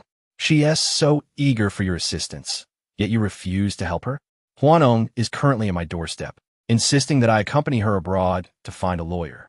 Lu Jing'an paused, his fingers halting on the keyboard. Who? You know her by Fong. Lu Jing'an's expression tightened, veins standing out on the back of his hand as he gripped the mouse. Knowing full well the peril that lay ahead, she was indeed retreating in haste. Speak up. Ming Xiaoyu, feeling exasperated, replied, Don't push it too far. Even a blind man can see that you have feelings for Hua Nong. You're just being stubborn. Do you not realize that with Hua Nong's princess-like temperament, once she finds a suitable lawyer, she won't even spare you a glance, let alone fawn over you? If you like her, embrace it. There is no shame in that. What man doesn't harbor a desire to conquer a woman who once spurned him? That a woman of her caliber even shows interest in you is indeed a stroke of fortune. Moreover, with her father's death, An inheritance worth billions is at stake. Consider this. The immense subsidies from PXX have been directed solely towards you. Isn't that quite exhilarating? Ming Xiaoyu found himself momentarily at a loss for words. His thoughts interrupted by the nonchalant figure of Hua Nong, who leaned against the door with her arms crossed. Hua Nong blinked, her long eyelashes fluttering. Why the sudden silence? Ming Xiaoyu inwardly exclaimed in surprise, forcing a sheepish smile as he replied, "We finished our discussion. With Lu Jing'an?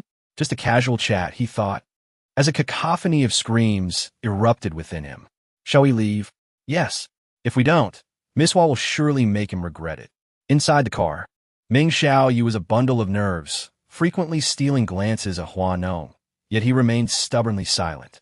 Hua Nong shot him a glance. "Have your eyes gone awry? Or are you mute?" "I was merely pondering the nature of your relationship with Lu Jing and Hua Nong. Do you still harbor feelings for him? May I pose a question? Why did you go to such lengths to win him over only to cast him aside later? Because he is poor." In truth, her initial pursuit of Lu Jing and during their school days stemmed from the allure of his exemplary student image, his outstanding academic performance, striking looks, and the air of mystery that surrounded him, marked by a quiet demeanor and a profound depth that fascinated any youthful heart. There is a certain beautiful sense of fragility in that allure. Hua Nong had always been drawn to beautiful things, and Lu Jing'an, with his melancholic charm, seemed to have been created for her. The pursuit was as thrilling as it was ephemeral. Once attained, it lost its allure, the novelty fading swiftly. Thus, less than a day into their official relationship, she cast him aside. Yet, what compels you to seek him again? Ming Xiao couldn't fathom. "I am foolish." Chapter 53. Lu Jing'an's nude photo? Ming Xiao was momentarily speechless, taken aback by Hua Nong's comment about her folly.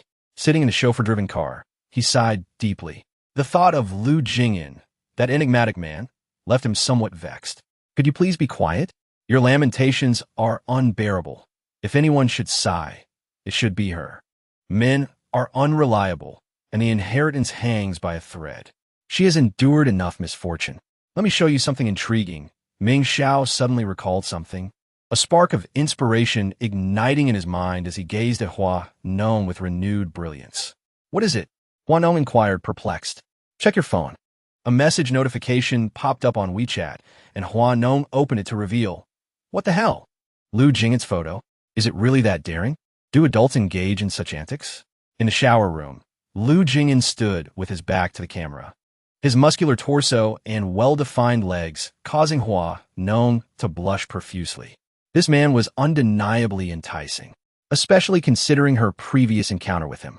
"Sister, what is this? Can I take a look?" Ming Xiao rested his chin on his hand, a mischievous smile gracing his face as he gazed at Hua Nong. "Don't even think about it. Your sister is far too attached. You were practically devouring the photo with your eyes just a moment ago. Is it too late to ask if it's illegal?" Ming Xiao completely deprived Hua Nong of the chance to respond with his disdainful tongue. "Hua Nong." Just as she was about to defend herself, Weisher's call came through. "Where are you?" "In the car." "Where to?" "Going abroad to find a lawyer." "What's the matter?" Weisher was infuriated, unable to comprehend how Liao Weiji could be so despicable. He had actually hired internet trolls to create topics in his live stream. Hua Nong hung up the phone and opened the live stream, and indeed, she saw Liao Weiji lying on a hospital bed, his face pale as he began broadcasting. "I sincerely apologize for the events of the past few days. I had no idea my fans could be so extreme, causing such a significant impact on Hua Nong. Thankfully, Hua Nong is fine. If anything had happened." Hua Nong watched the live stream on her phone, her face turning pale with anger. "Damn it, scheming BTCH. If you have the guts, wipe off the foundation on your lips before you speak. What kind of rubbish is this? A man exhibiting such cunning? It would be a shame if he didn't pursue a career in acting." Soon, internet trolls began to infiltrate Liao Weiji's live stream. "If you want to apologize, do it face to face. Apologizing live. Won't your fans just jump in to scold him again?" "No, it's not merely scolding. They want his life." Hua Nong truly had the worst luck. Filming should be just that, yet someone wanted her life. Wasn't this blatantly putting someone on the grill? Liao, the emperor of film, was indeed quite amusing. The live broadcast room was in an uproar. while the assistants backstage were frantically attempting to block an endless stream of reports. Just moments after the broadcast commenced, it was abruptly terminated due to frequent complaints against Liao Weiji. "What the hell?" exclaimed Liao Weiji's manager, cursing in frustration as he stared at the now-closed broadcast, his mind buzzing with disbelief. It had to be the work of Hua Nong. I had warned that Hua Nong would be a formidable opponent. Liao Weiji gazed at his manager, irritably running his fingers through his hair. "I told you not to proceed this way, yet you insisted. And now look where we are, caught in a trap." Even without her father, Hua Nong was not to be underestimated. "Whose money have you taken to endanger her?" "Liao, Hua Nong has posted on Weibo," a staff member remarked, handing over their phone. Liao Weiji glanced at the screen. "To date, I have not received any apology regarding a certain individual. As an artist, upholding basic professional ethics should not be a difficult task.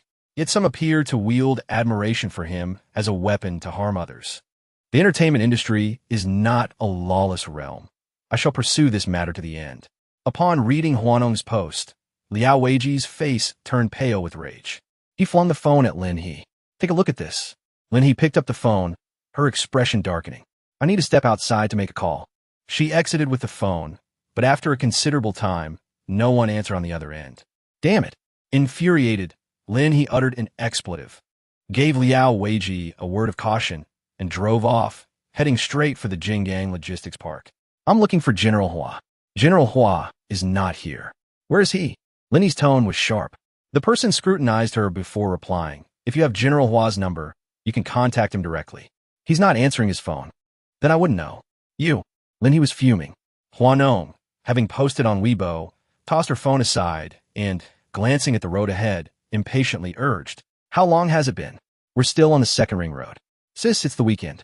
The traffic situation in Jinggang has long been a persistent urban woe, a source of unending public complaint. Seeing the situation, Ming Xiaoyu cautiously suggested, "Perhaps we could go another day?" It's not as if he's going anywhere.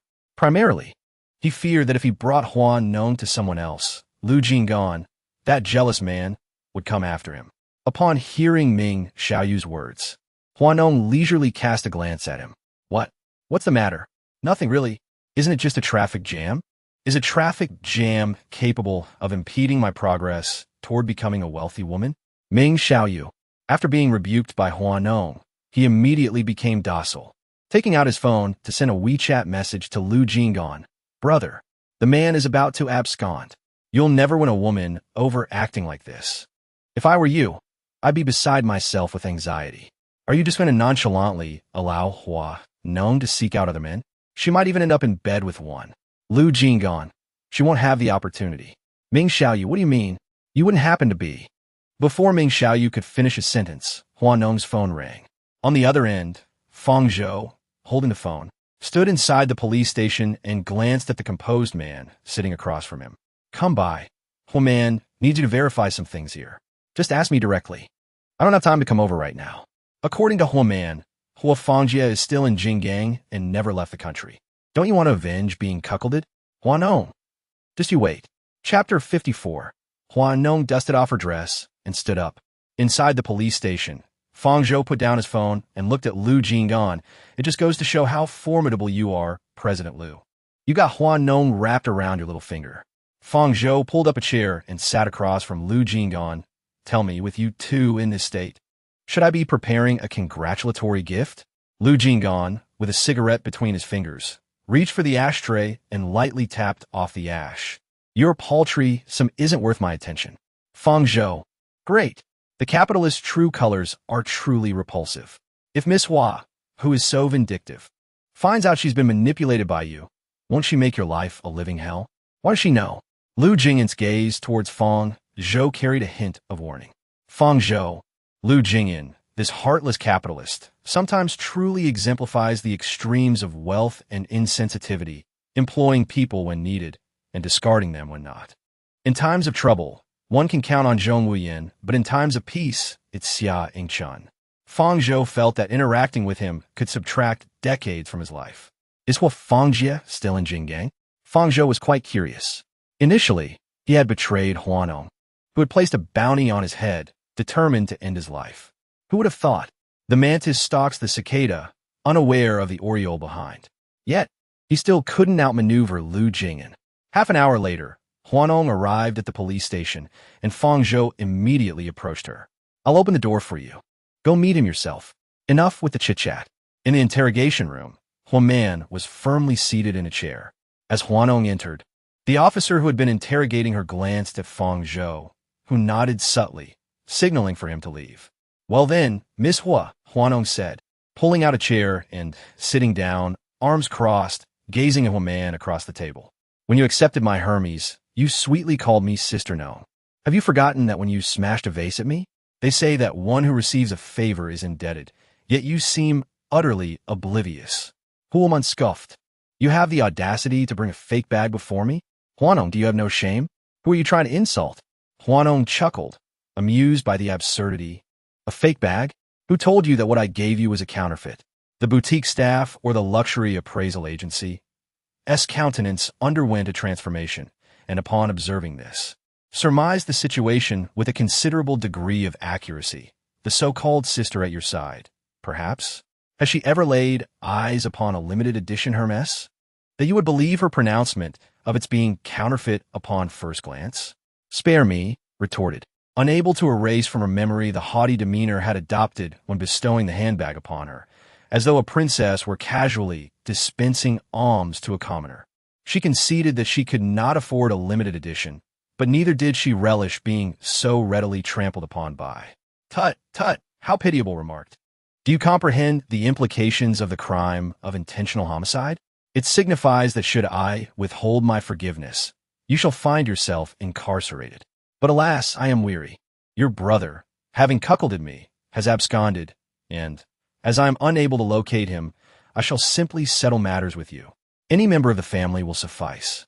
Miss, you have likely never tasted hardship in your life, have you? A sojourn in prison might serve you well." As complexion soured at words, for she knew there was not one to speak idly. She invariably translated her words into actions, a reputation earned through years as the preeminent figure in. Nonchalantly flicked her fingernails. "Alternatively, you could divulge your brother's whereabouts, and perhaps, should my mood be favorable, I might grant you clemency." "In your dreams," she scoffed. "A woman such as yourself, were my brother not to cuckold you, another would. Arrogant and imperious, you treat all as your servants. Who do you fancy yourself to be? A veritable princess?" Furrowed her brow in vexation, disinclined to speak further. "Contact her family and inform them that I intend to pursue this matter to its fullest extent. I refuse to believe that the family will not emerge to secure her release." Hesitated. "Are you serious? Everyone belongs to the same circle. Who among them is truly part of her circle? Does a girl who cannot even discern the genuine from the counterfeit truly deserve to associate with me?" "Fang Zhou, you're impressive indeed. Your lofty demeanor and remarkable nature can insult everyone with a mere phrase." Hua Nong, fuming, emerged from the police station. Upon opening the door of the SUV, she spotted Xiao Mu and Ming Xiao engrossed in a mobile game. Xiao Mu, amidst her busy schedule, glanced at her. "Sister, are we still heading to the airport?" Hua Nong shot her a sidelong glance. "Do you even have the hands to drive?" Xiao Mu's fingers danced across the screen, nearly tangled. "I do, but it will have to wait. Let us skip it. Tonight, there's a barbecue banquet. I'll take you to experience the warmth of humanity and dispel your misfortunes." Later that evening, Shang hosted a small barbecue gathering in the courtyard of his luxurious residence. When Ming Xiao and Hua Nong arrived, most guests had already gathered. The previously boisterous crowd fell momentarily silent upon seeing Hua Nong. Ming Xiao remarked, "What does this mean?" "The presence of a princess graces us, elevating our humble abode." Shang, seated casually with his legs crossed and a beer in hand, eyed Hua Nong. "Are you mocking me? I wouldn't dare. Please take a seat. The circle in Jinggang is vast, yet few truly connect." Ming Xiao and Shang enjoy a good rapport within their social sphere. A simple gesture from them could summon a throng of acquaintances. Hua Nong found a spot and took her seat. A man gazed at her alabaster thighs and clicked his tongue, remarking on how she embodied the essence of a prestigious family's daughter, utterly devoid of blemish, radiating a luminous glow. Someone mentioned, "I heard it's Hua Man?" The Hua family is truly intriguing. They wronged you, incited your father's collapse, and then sought refuge abroad. Now, a young woman emerges, intent on your demise, Princess Hua. Confide in us. Did Hua Fangjie betray you, or did you betray him? The unfolding narrative suggests you were the transgressor. Transgressor? This borders on desecration. Following an inaudible remark, the smile deepened on Hua Nong's lips. Observing that Hua Nong's thoughts were elsewhere, someone nudged Ming Xiaoyu, who winced, clutching his leg, craning his neck to glimpse Hua Nong's phone screen. Choose. Whichever catches your eye, I'll test it out for you. Hua Nong, the third one on the left. Ming Xiaoyu. Indeed, she's quite the player. Ming Xiaoyu cleared his throat. Hua Nong glanced up from her phone, met his gaze, and as she prepared to speak, she noticed Lu Jing'an approaching, one hand in his pocket, the other holding a cigarette. Her lips twitched. Ill fate.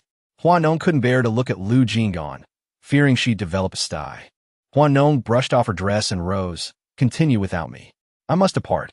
Ming Xiaoyu exclaimed. Where are you going? Didn't you just witness it? I find a third one on the left rather unappealing. She appears to be underage, and engaging with her could potentially lead to legal repercussions. Ming Xiao uttered, modulating his voice to ensure Lu Jing'an could hear him. As anticipated, the man, cigarette in hand, faltered in his stride, a visible tremor running through him. Chapter 55. Lu Jing'an lifted her calf and gently bit it. Out again. Lu Jing'an cast a sidelong glance at Hua Nong as she rose, her miniskirt, high heels, and alabaster thighs shimmering in the night. The gazes of the libertine gentlemen in their midst were frequently drawn to her legs, their appraisals tinged with ill-concealed intentions. Lu Jing'an pocketed his phone, tapping off ash from his cigarette. Leaving so soon? Is there a connection with Lu, the lawyer? The repugnant smirk on the detestable man's face grated on her nerves. Having come all this way, won't you partake in something? Seeing you diminishes my appetite. Is that so? Lu Jing'an's lips curved into a sardonic smile as he surveyed the group, his gaze lingering on Hua Nong's legs. Who was it that, last night in bed, declare me a feast for the eyes? Holy crap. Damn it. Hua Nong. That despicable Lu Jing'an. She entertained thoughts of exhuming his ancestors. Really? I have no recollection of that. Lu, the lawyer, surely you don't believe the sweet nothings women whisper in bed? Take them with a grain of salt. Hua Nong suppressed her simmering rage, grabbed her bag, and departed. Lu Jing'an darted a glance at Shen Shang, following Hua Nong's retreating figure. Shen Shang, unnerved by his gaze, cleared his throat. Still watching? Didn't you discern that Lu Jing'an was merely asserting his dominance? Are you still gazing at someone else's woman? Do you not fear the wrath of Lu Yanwang? Lu Jing'an's reputation in Beijing and Hong Kong is renowned, and it is impossible to say that it is not taboo. Yet, despite the taboo, the curiosity remains. Have they truly become involved? Could it be that Hua Nong has genuinely set her sights on Lu Jing'an, the leading lady of Beijing and Hong Kong, alongside a rising star in the business world? This sounds like a plot straight out of a romance novel. When they are together, is it that Hua Nong finds Lu Jing'an lacking in depth, or does Lu Jing'an find Hua Nong lacking in intellect?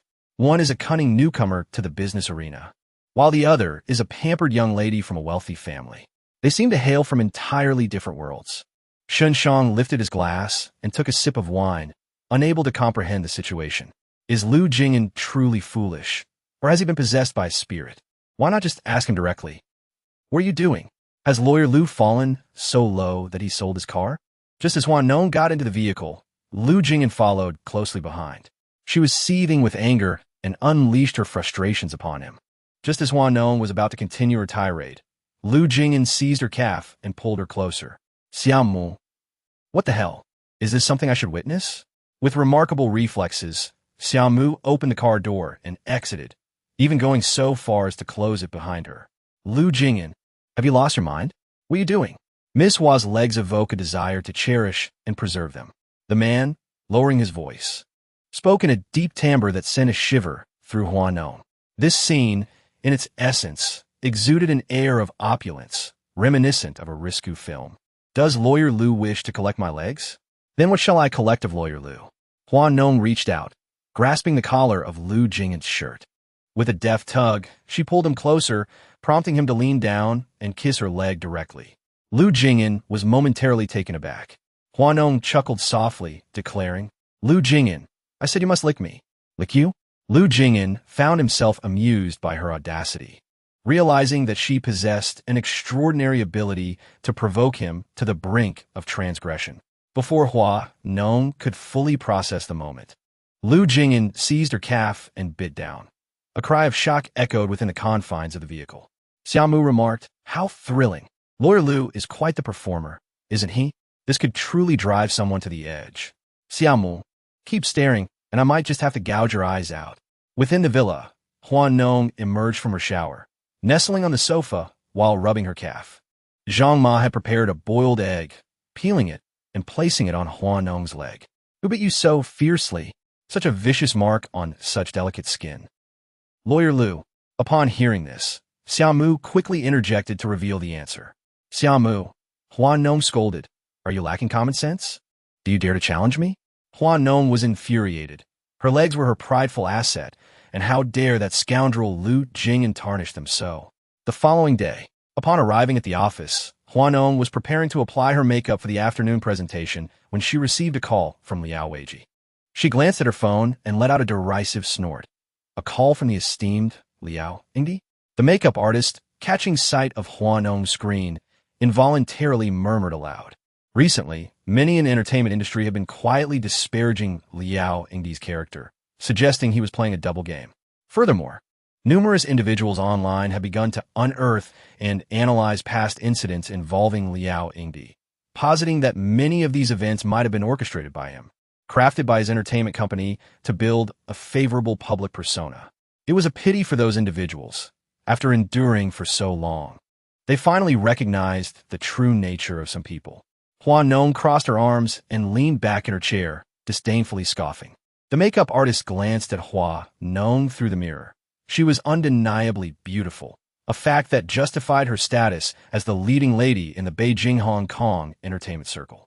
Beauty alone would suffice, but her well-to-do family background added another layer of allure. What does that mean? For a young woman, being attractive coupled with any additional quality is a powerful combination. Whose phone is that? The persistent ringing echoed in the room as Wei Shi entered, finding the noisy mobile phone somewhat peculiar. "It's mine," Hua Nong indicated her phone. "A call from Liao Weiji?" Wei Shi remarked with surprise. "To be honest, if you were to ask me to answer Liao Weiji's call without recording it, I would still hesitate.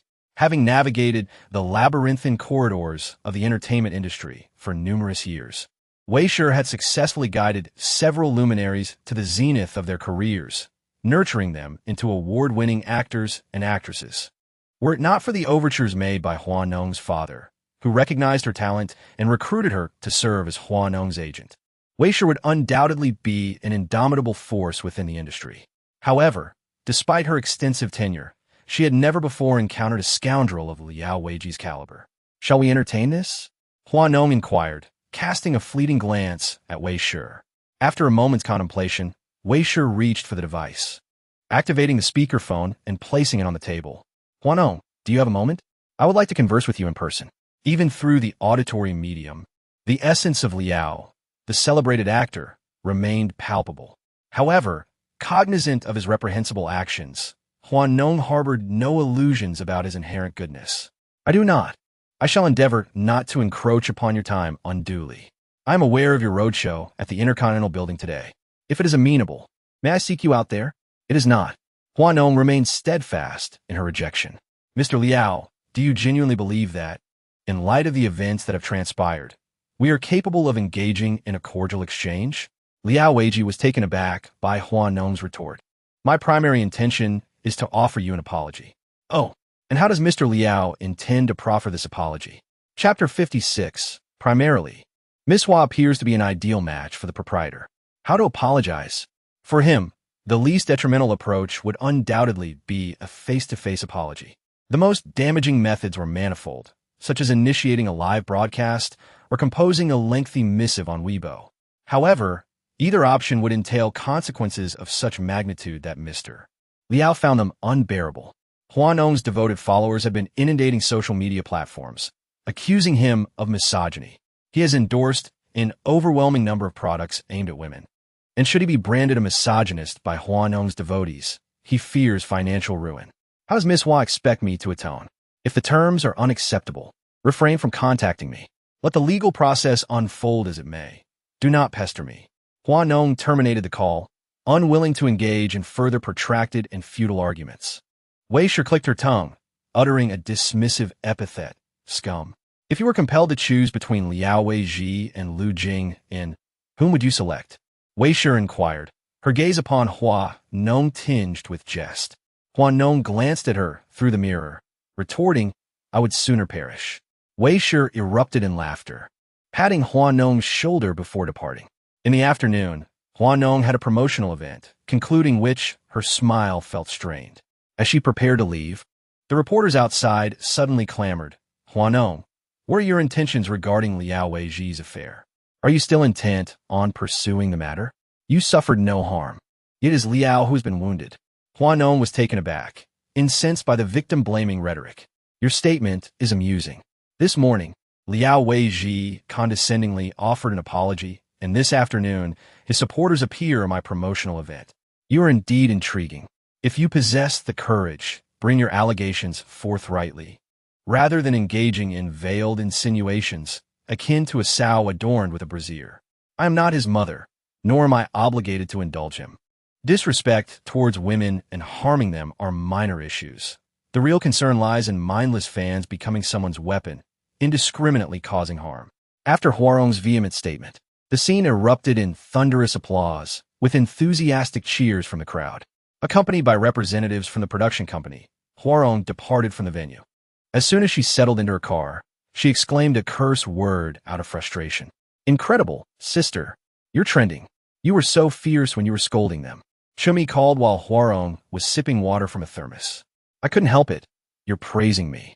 In a moment, Wei Shi will call to scold me. She will definitely criticize her for disregarding her image as a female celebrity. Miserable. To make a living, she is too difficult. At the law firm, Lu Jing'an, adorned with gold-rimmed spectacles, was reviewing documents on his computer. Hiju entered with a file, hesitating whether to leave or stay. Lu Jing'an cast a cold glance. Is there something? Hiju awkwardly touched his nose. They sent me to ask if you and the madam had a quarrel. Lu Jing'an removed his finger from the mouse. Is Huarong's afternoon tea indispensable? Hiju was embarrassed and forced himself to say, it's not that we would betray the boss for a bit of afternoon tea. It's mainly because we think Miss Hua and the boss are a great match, and Miss Hua is more attractive than Miss Fan. That Miss Fan is too aloof. Every time she passes by me, I'm afraid she'll strain her neck like a goose. Lu Jing'an was plagued by a headache. With Hua Nong gone, a new contender, Fan Yini, had emerged. The daughters of affluent families in Beijing and Hong Kong no longer sought out the second-generation rich. Instead, they had set their sights solely on him, a mere commoner. From now on, whenever Fan Yini came around, he would simply declare his absence. Hiju nodded repeatedly, understanding the unspoken implications. If Miss Hua were to arrive, he could feign presence. After all, who wouldn't desire a wealthy spouse for their employer? Lawyer Lu, Mr. Fan has arrived, Hiju announced. Lu Jing'an remained nonchalant, reclining on the sofa as he regarded Fan Chun across from him. Mr. Fan seeks my assistance? Is there something amiss? With a hint of embarrassment, Fan Chun replied, I come on behalf of the Hua family. His gaze bore an unexpected trace of apology. Lu Jing'an sat with a composed demeanor. Yet Fan Chun felt an involuntary chill creeping down his spine. The unspoken pressure in the room was profoundly stifling. Mr. Fan, please speak candidly, Lu Jing'an encouraged. On behalf of the Hua family, I wish to inquire if you might reconsider taking on the case of Hua Man.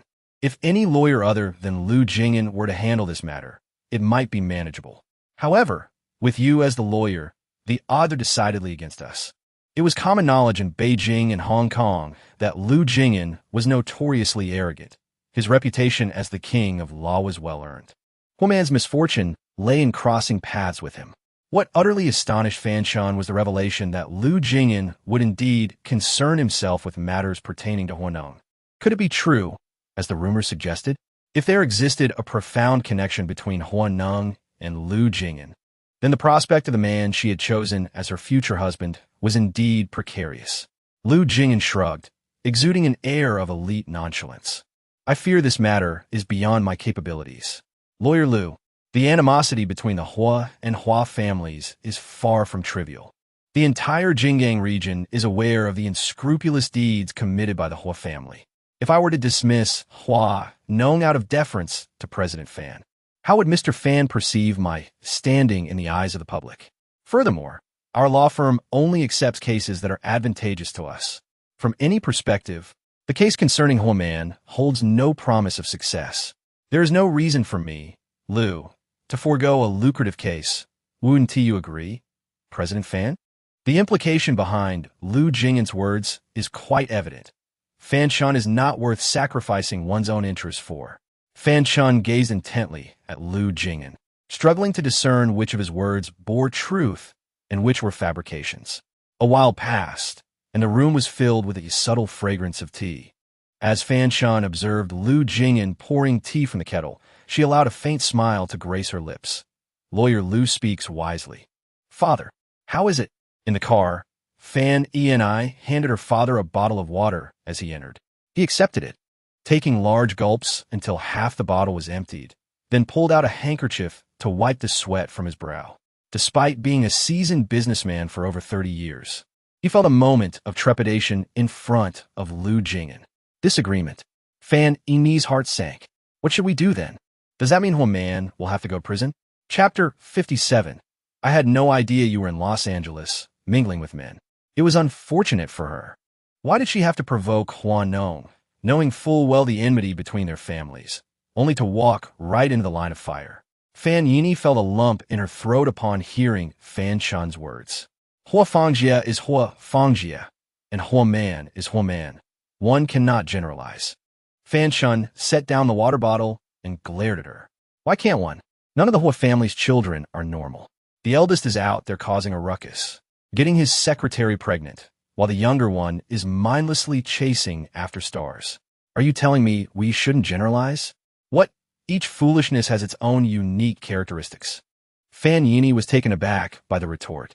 Seeing Fan Chun's fury, she dared not speak further. The thought of having been intimidated by the younger Lu Jing'an infuriated her. After decades in the world, she was being overshadowed by someone significantly younger. It was utterly humiliating, especially since this disgrace was at the expense of another. In the car, the atmosphere was tense. The driver, observing the father-daughter duo, remained silent, afraid to utter a word. It wasn't until Fan Chun's anger subsided that he spoke. You must secure Lu Jing'an.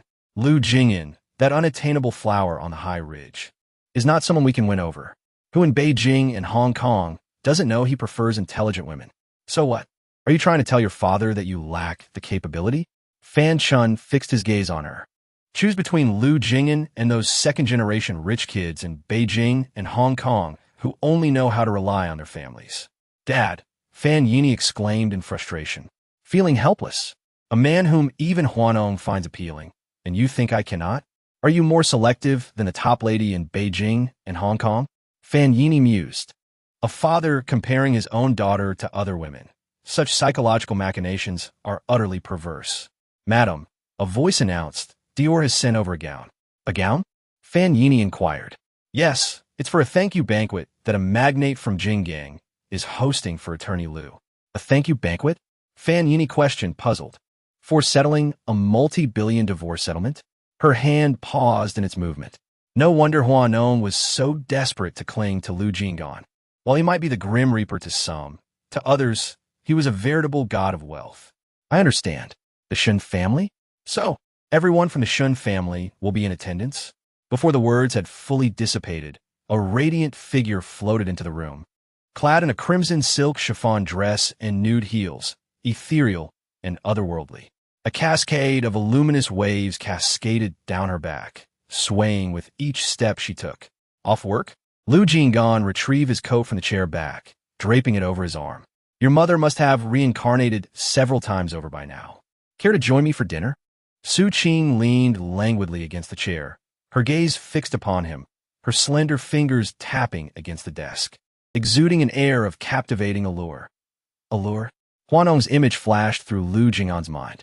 In this day and age, few could rival her in that department. A flicker crossed his eyes as Su Qing drew closer, clicking her tongue. Pining for Hua Nong, are we? I must take my leave. Lu Jing'an's expression remained unchanged as he turned to leave, with Su Qing closely following behind.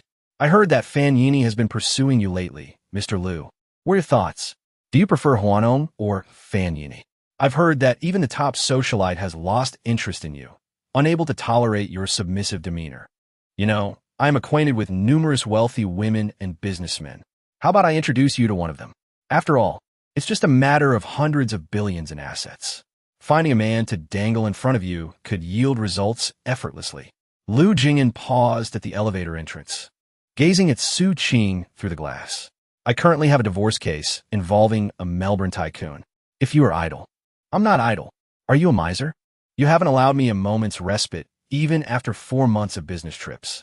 Lu Jing'an scoffed. Don't think that just because you've blocked me on social media, I'm unaware of your escapades in Los Angeles. Su Qing retorted, damn you brooding man. It's no wonder you possess wealth, but lack companionship in this lifetime.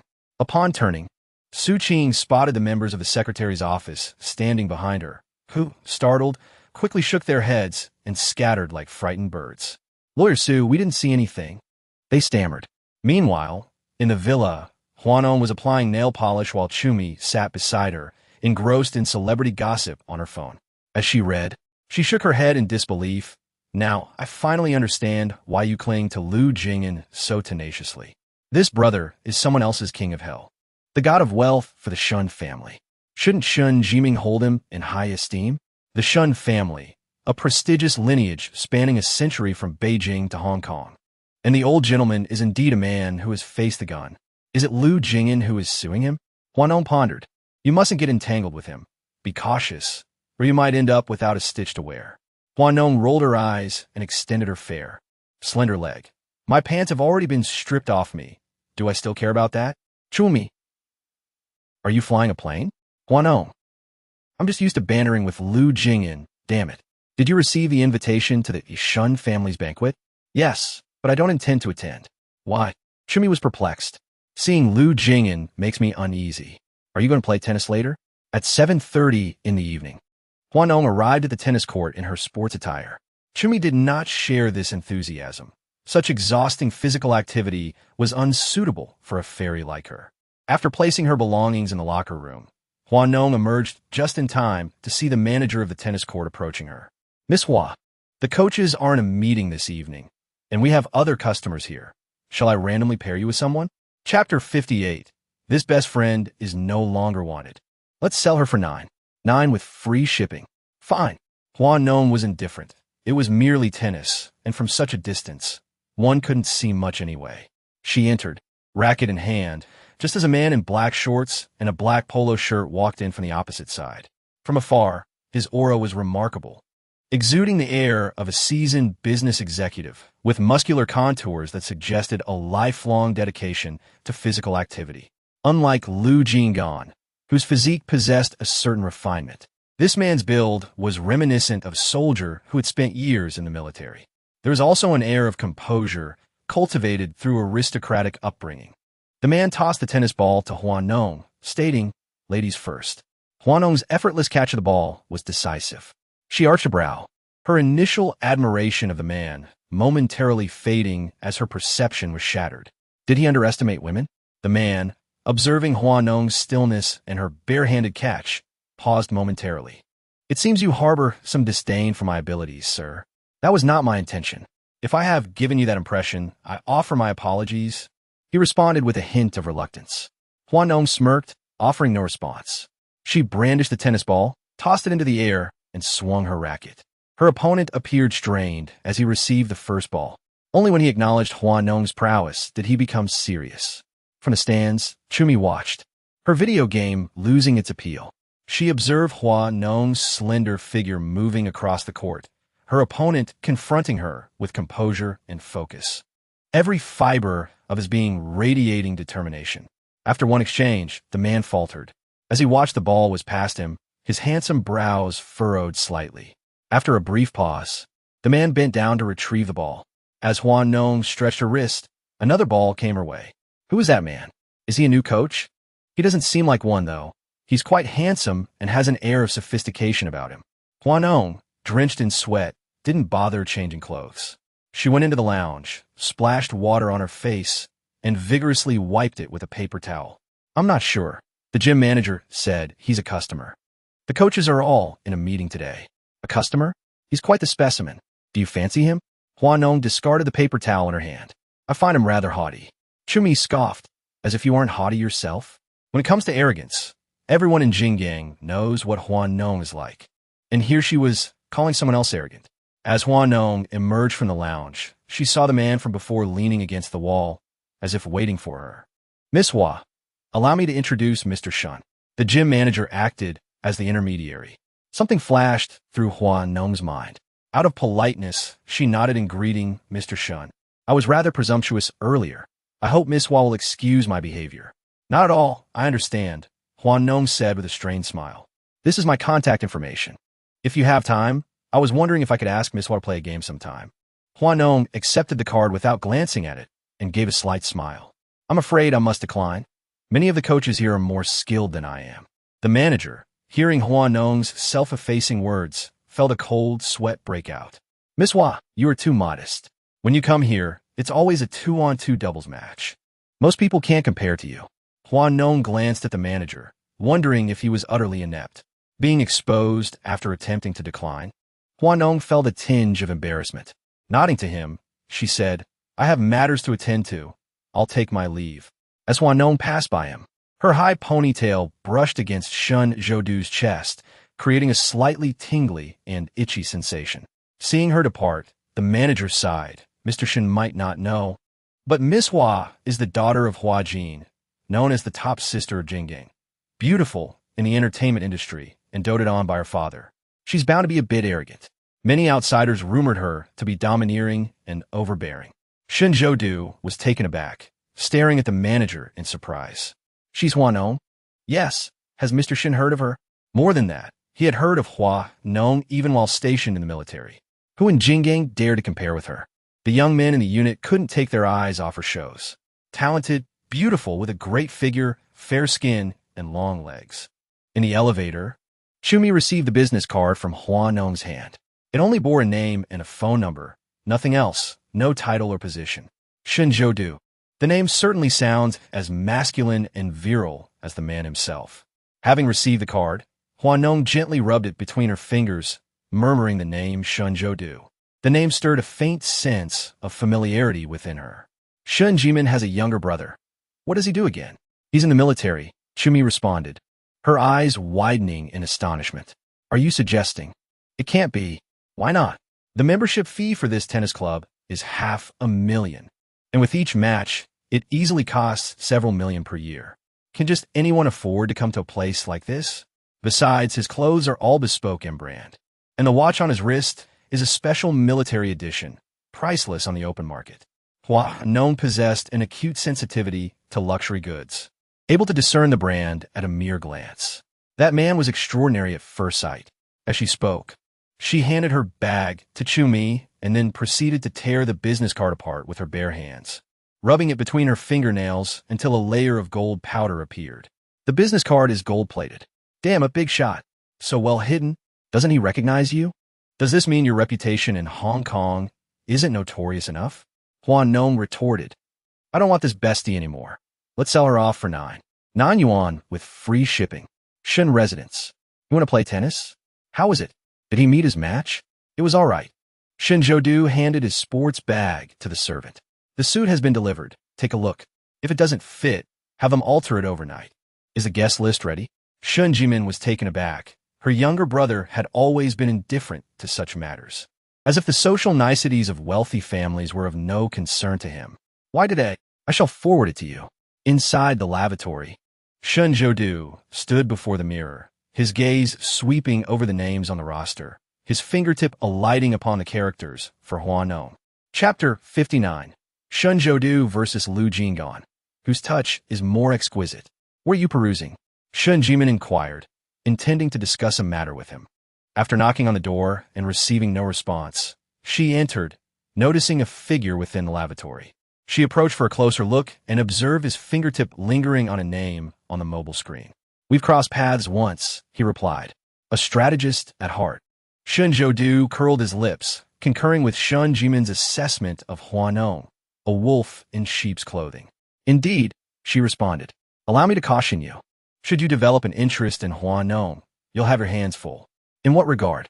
Shun Zhoudu made no attempt to conceal his intentions toward Hua Nong. Shun Jimin patted his shoulder. You have quite the number of rivals. Go ahead and bathe. Seek me out after you've finished. I've just canvassed individuals in both Jing and Hong Kong, and it has been confirmed that Shun Zhoudu is indeed a member of the Shun family.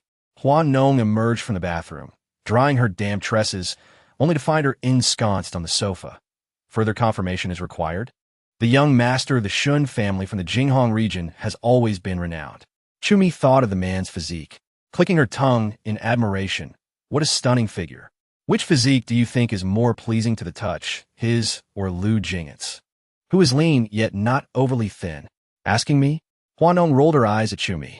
If you let him touch me, I might be able to draw some comparisons. Imagining it from behind my clothes is somewhat perplexing. What is perplexing about it? Just visualize him shedding his garments in your mind, and that will suffice. Hua Nong. If you possess such skill, then you do it. Just as Hua Nong finished speaking, the phone rang. Although we may not be film queens, we are not easily trifled with. Liao Weiji has been replaced by the production team. Hua Nong. Your words give me the impression that my father is still alive. Your father has passed? Wei Shi was taken aback. Has he really passed away after only a few days of neglect? Quietly departed? He might as well have been half dead. When she recalled how her father used to handle everything for her, she could hardly tolerate such grievances. Before she could utter a word, her father would have resolved everything. And Liao Weiji's audacity, this time, was purely because of her father's declining health. Speak more politely. Wei Shi scoffed. Don't let others think you're constantly wishing for your father's demise. Who has taken over the male lead? They will shoot your scenes first. The male lead has yet to be confirmed. Once it is, I will inform you. Must we commence filming before the male protagonist is cast? Grumbled with displeasure. Are you prepared to shoulder the expense of 6 million for each day the production is halted? Relented. Forget I said anything. The following day marked the family's appreciation banquet. Implored to accompany her, insisting that she grace the occasion in one of her latest gown designs as a favor to their friendship. I beseech you to showcase my designs. My dear friend, she pleaded. I turned down lucrative offers from numerous haute couture houses, but you, my friend, are unparalleled in your knack for extracting every last bit of advantage. Nestled against, embracing her waist, and nuzzling her affectionately like a playful puppy. A celebrated heiress and actress in, possessed wealth, beauty, and a captivating figure, making her a sought-after brand ambassador for luxury goods. In the past, whenever a significant event occurred in, luxury boutiques would send their finest gowns to the family, allowing to select her attire before anyone else. Should she attend the family's banquet without donning a haute couture gown, whispers would circulate, suggesting that her family's fortunes were dwindling. However, wearing haute couture would be imprudent, given that the family's event was an expression of gratitude. To arrive in an extravagant gown would overshadow the hosts. After careful consideration, opted to wear a gown designed by, adorned in a figure-hugging, long-sleeved cheongsam, the sheer mesh detailing at the shoulders, combined with the gold-threaded velvet fabric, accentuated her flawless waistline and showcased her exquisite collarbones, exuding an enchanting allure.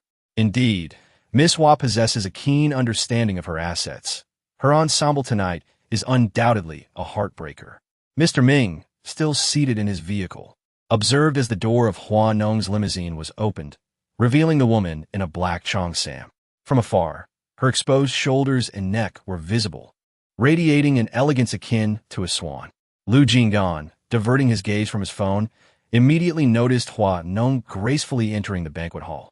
His handsome brows furrowed deeply. If I were a man, Su Qing remarked, eyeing Hua Nong's departing figure, I would exhaust every means to win her over. Some people are simply oblivious. If you're not going to use your mouth, Lu Jing'an retorted, alighting from the car, donate it to someone who needs it. Hua Nong ascended the steps and presented her invitation to a nearby staff member. As she turned, she noticed a man in a suit standing behind her, observing her. The man, who had been in sportswear yesterday, now looked remarkably different in a suit, causing Hua Nong to believe that his appearance had undergone a qualitative transformation. Lu Jing'an's face suddenly flashed through Hua Nong's mind.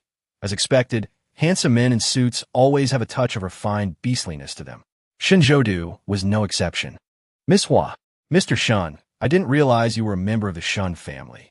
Hua Nong, from a distance, spotted Shun Jiming ascending the steps, and her gaze soon shifted to her brother, whose attention had long since wandered to another individual. Allow me to introduce my brother, Shinjodu. Having met him yesterday, Hua Nong courteously extended her hand in greeting. Chapter 60, Attorney Lu's Jealousy. Upon hearing the man's words, Hua Nong raised an eyebrow, feeling a fleeting twinge of ill humor. Nevertheless, in light of Mr. Shun's gentlemanly demeanor, she deemed it forgivable. Shun Jiming observed the exchange between the two, their playful banter leaving him somewhat bewildered. Catching sight of Lu Jing'an, he offered a faint smile and lightly grasped Shinjodu's arm. Jodu, I entrust Miss Hua to your care. Shinjodu inclined his head slightly. Miss Hua, please. Under his guidance, Hua Nong entered the banquet hall, the man maintaining a distance that was neither too far nor too close. A subtle scent of soap wafted from him, a fragrance that, on others, would have struck Hua Nong as reminiscent of a typical impoverished background. She thought to herself, alas, I am indeed one to judge by appearances. How could Shinjodu possibly accompany Hua Nong? Was she truly that formidable? Had she forsaken Lu Jing'an for someone else? It seemed she was leaving no opportunity for them. Must every man in Beijing and Hong Kong bow before her allure to earn even a hint of her favor? After captivating the rising stars of the capital, now she was entangling herself with the scion of the Shun family? I am thoroughly impressed by this woman. Thus, it is no wonder she is regarded as the queen of Beijing and Hong Kong. Amidst the crowd, voices echoed. Even if Mr. Hua were to falter, Hua Nong would still inherit billions, perhaps even 100 billion in assets. A wealthy matron, young and beautiful, what man wouldn't he be enamored?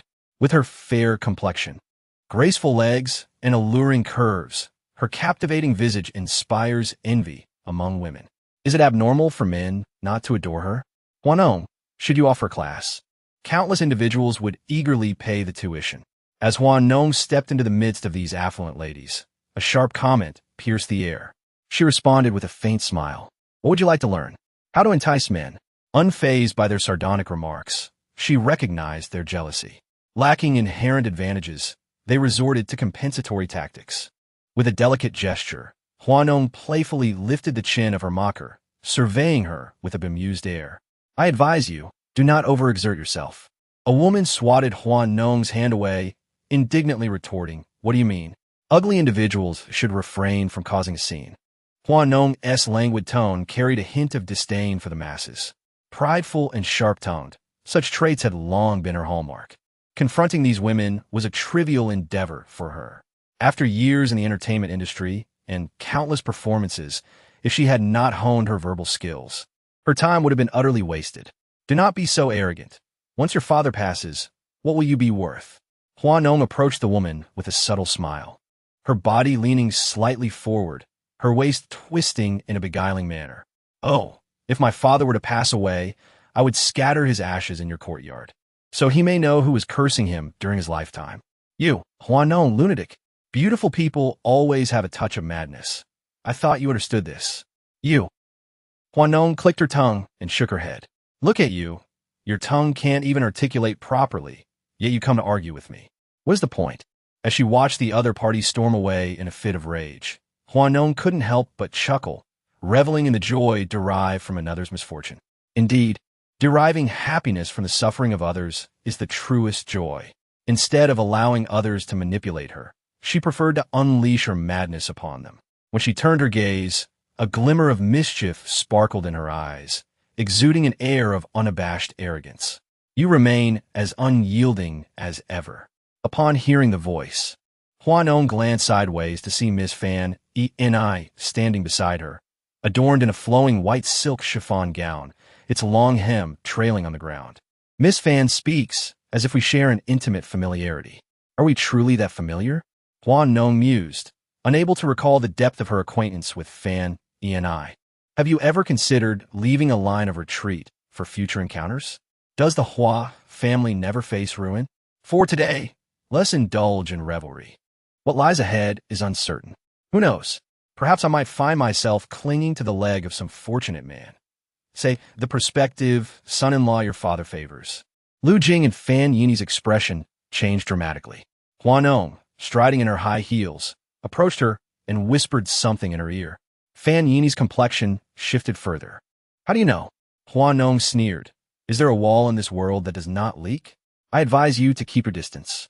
If one day I lose my amusement and reveal this matter, how will you face the world? Hua Nong had no desire to engage in a battle of wits with these ladies from affluent families, as their competitions revolved solely around beauty, figure, wealth, and the value of their attire. It was utterly trivial. She surveyed the venue, seeking a quiet corner to retreat to, just as she was intercepted by Chumi, who had been rear-ended en route. Miss Hua, our young master has sent me to escort you to a secluded place. Hua Nong regarded the sudden appearance of this individual with some suspicion. Who? Shun Zhoudu, young master Shun, the attendant replied, casting a glance at the man standing beside Shun Jimin in the distance. Meanwhile, the Shun family was engaged in cordial conversation with Lu Jing'an. Shun Zhoudu sensed Hua Nong's gaze, and their eyes met across the room, leading him to nod in acknowledgement. Following his line of sight, Lu Jing'an turned and immediately spotted Hua Nong. The man's hands, resting at his sides, tightened imperceptibly. His fingertips seemed to caress not his own skin, but rather Hua Nong's essence. Hua Nong did not dwell on it, and followed the attendant to a secluded corner. Just as she settled in, she noticed Fan Yin joining Lu Jing'an's circle, guided by her father. In the shadow, the hem of the woman's dress fell to the ground, obscuring Lu Jing'an's polished shoes. Viewed from this angle, it bore a hint of intimacy.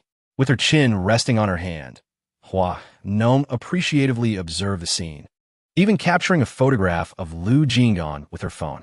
TSK, Lawyer Lu, you're quite the charmer. Upon hearing the click of the camera, Lu Jing'an excused himself from the group and glanced at his phone. Seeing the picture, he subtly shifted his position.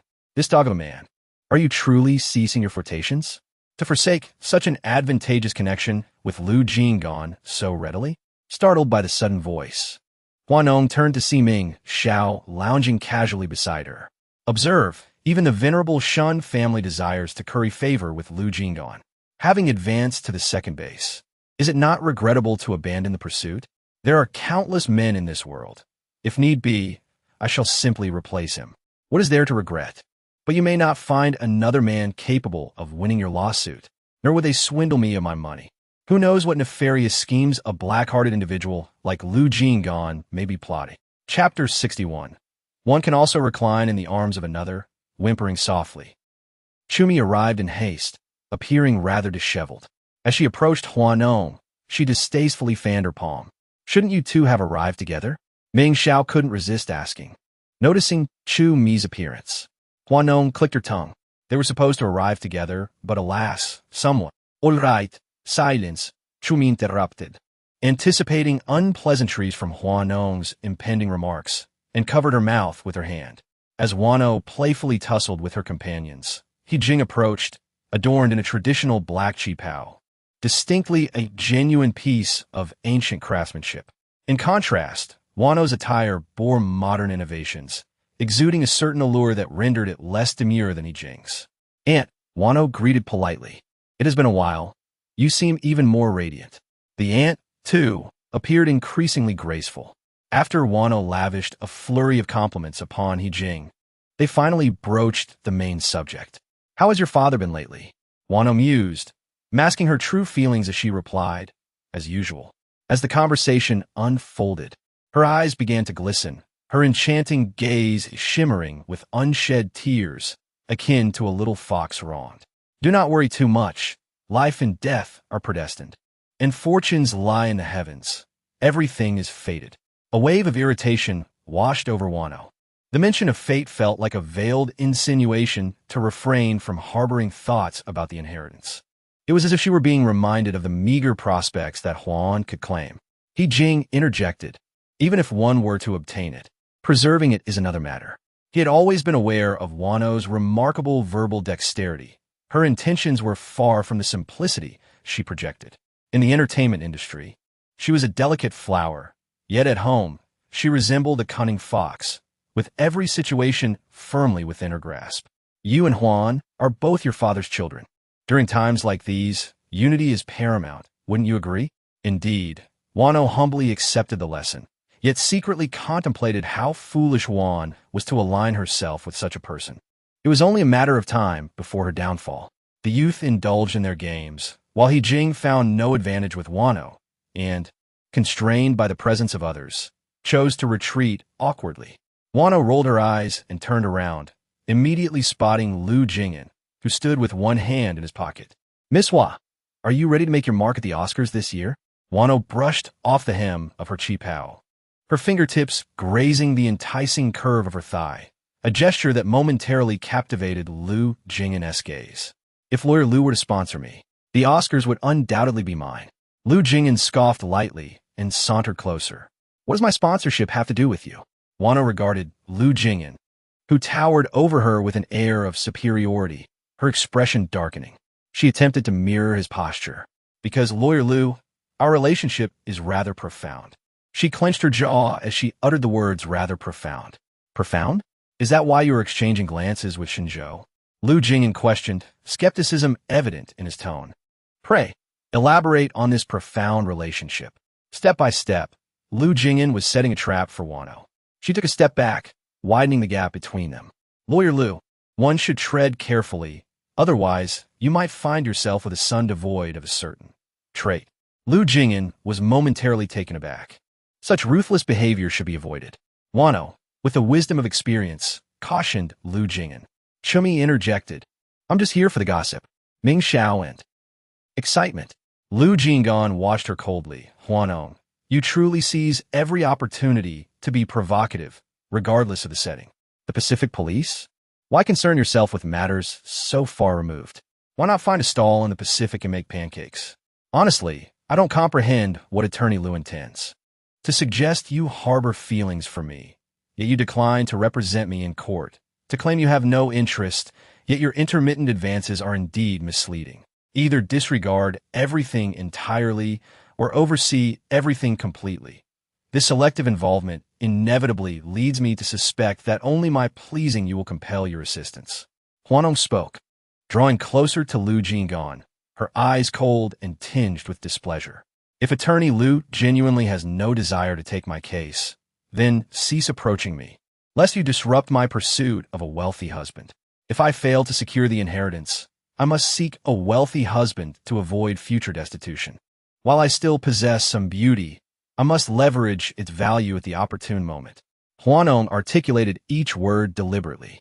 Lu Jing'an clenched his hand at his side, scrutinizing Hua Nong, and retorted with derision, "A wealthy husband? What wealthy man would desire a bankrupt woman? What if someone values more than money? I desire his wealth. He desires my body, an equitable exchange. Counsel, you're likely aware that my physique is appealing to a considerable number of men. I possess the capacity to recline beneath your form, murmuring sweet nothings, just as I could with another." It was her intent to provoke Lu Jing'an, a man of suppressed ardor, inciting in her an incessant desire to subjugate him. Why should she alone endure torment? Lu Jing'an, amused by her audacious pronouncements, nodded subtly. In a swift motion, he grasped her shoulders, propelled her through the balcony doors, and with a single arm encircling her waist, cast her into the pool. "Heavens, have you lost your senses?" she exclaimed. How could he subject her to such humiliation in the midst of a public gathering? Would she not seek retribution? "Mr. Lu, this is excessive." Incensed by her words, Lu Jing'an's actions preceded his thoughts for the first time. Only after propelling her into the water did he realize the gravity of his deed. Such was the potency of her insinuation of lying beneath another's form. As Lu Jing'an hastened downstairs, he observed someone plunging into the pool. Shinzhou, while attending to business calls, sought refuge by the first-floor pool to take a call discreetly. The layout of this banquet hall differed from the norm, with the main hall situated on the second floor and the first floor designated for leisure. While engrossed in his call, he sensed an abrupt descent beside him. Instinctively, he attempted to catch the falling object, but failed. By the time he registered what had transpired, he was submerged in the pool. Hua Nong fluttered, her velvety qipao clinging tightly to her waist, and her exquisite coiled hair had now loosened, resembling a captivating specter adorned in traditional attire. Shinjadu had no time to ponder further. He leaped down to rescue her. Hua Nong sputtered and coughed violently after inhaling water. Wrapping herself in a towel, Shinjadu retrieved his discarded suit jacket and draped it over her shoulders. Hua Nong swiftly pulled the garment over her face, insisting, "Carry me away. Quickly, if the media captures me in this disheveled state, I shall surely have your head." Shinjadu. Chapter 62. How does Shinjadu's chest feel?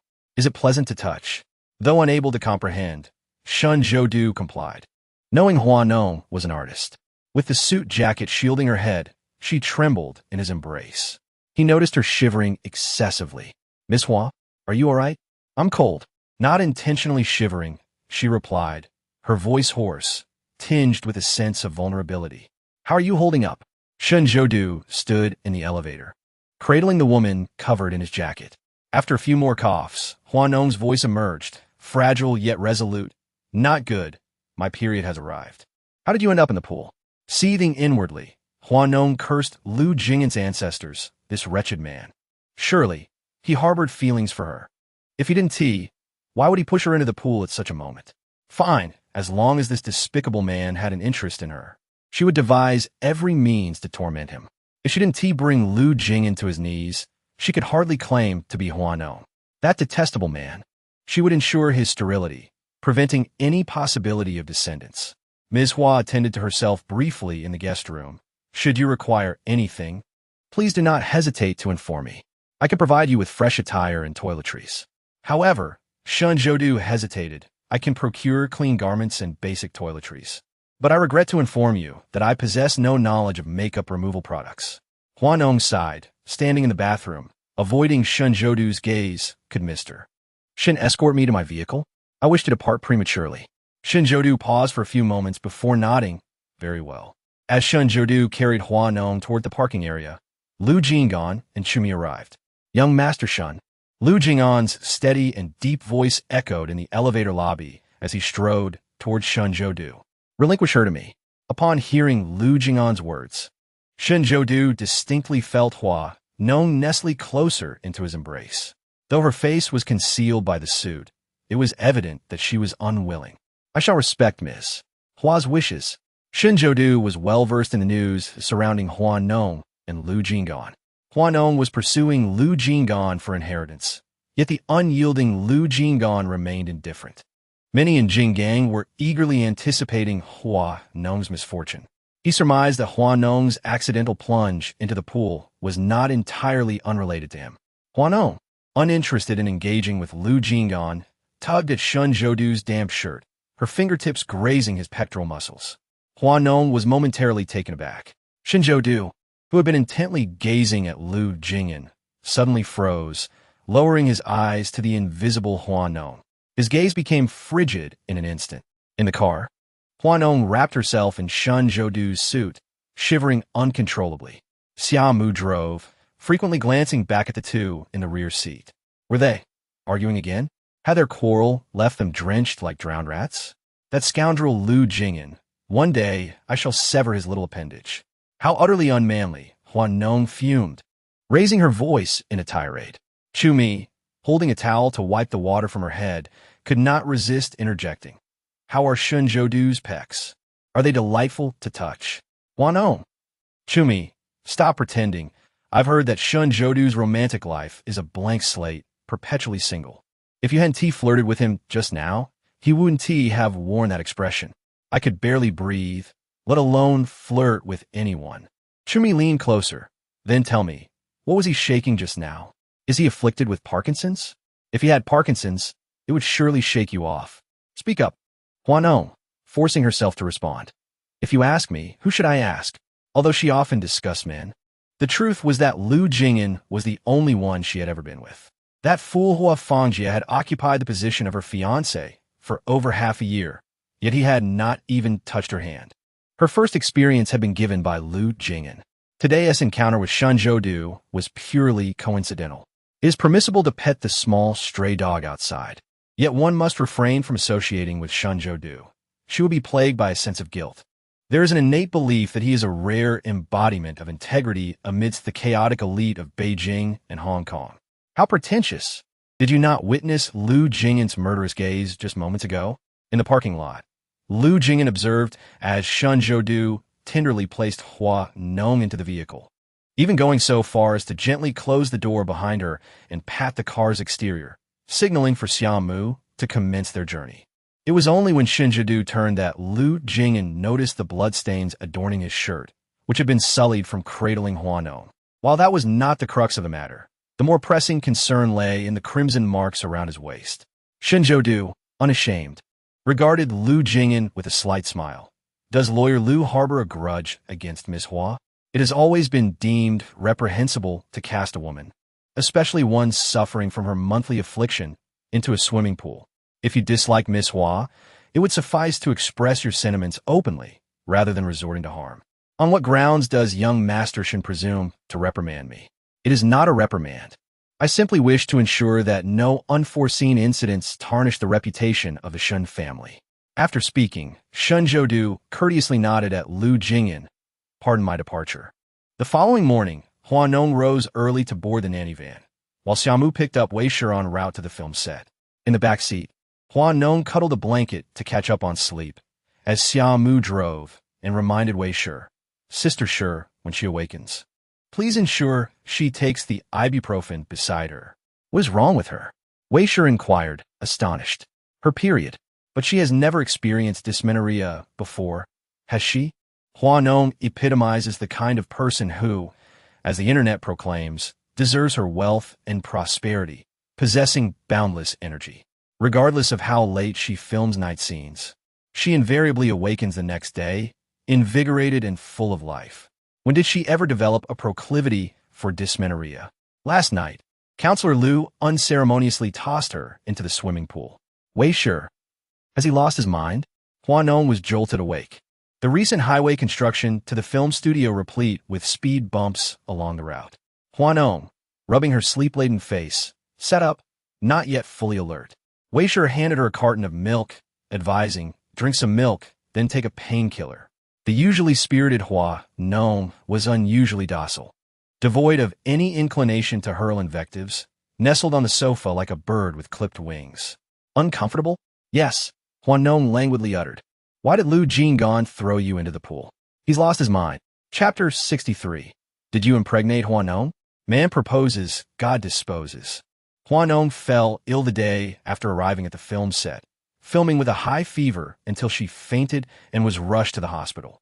The film set was a 2.5-hour drive from Jinggang. When Chumi received Wei Shi's call, she exclaimed in disbelief. That Lu Jing'an, the callous fiend, must have been stabbed to death in his past life. Are you unwell? Drinking is one thing, but why are you cursing? A gathering had been arranged in the circle today. Chumi and Shun Shang were both present. Upon receiving Wei Shi's call, Chumi couldn't help but abruptly stand up. Am I not allowed to berate the ancestors of Lu Jing'an? Is he your father? Why are you so protective? Are you perpetually obsequious? As if you were a famished specter in your previous existence? You would debase yourself even before the most contemptible individuals. With that, Chloe snatched up her purse, poised to depart.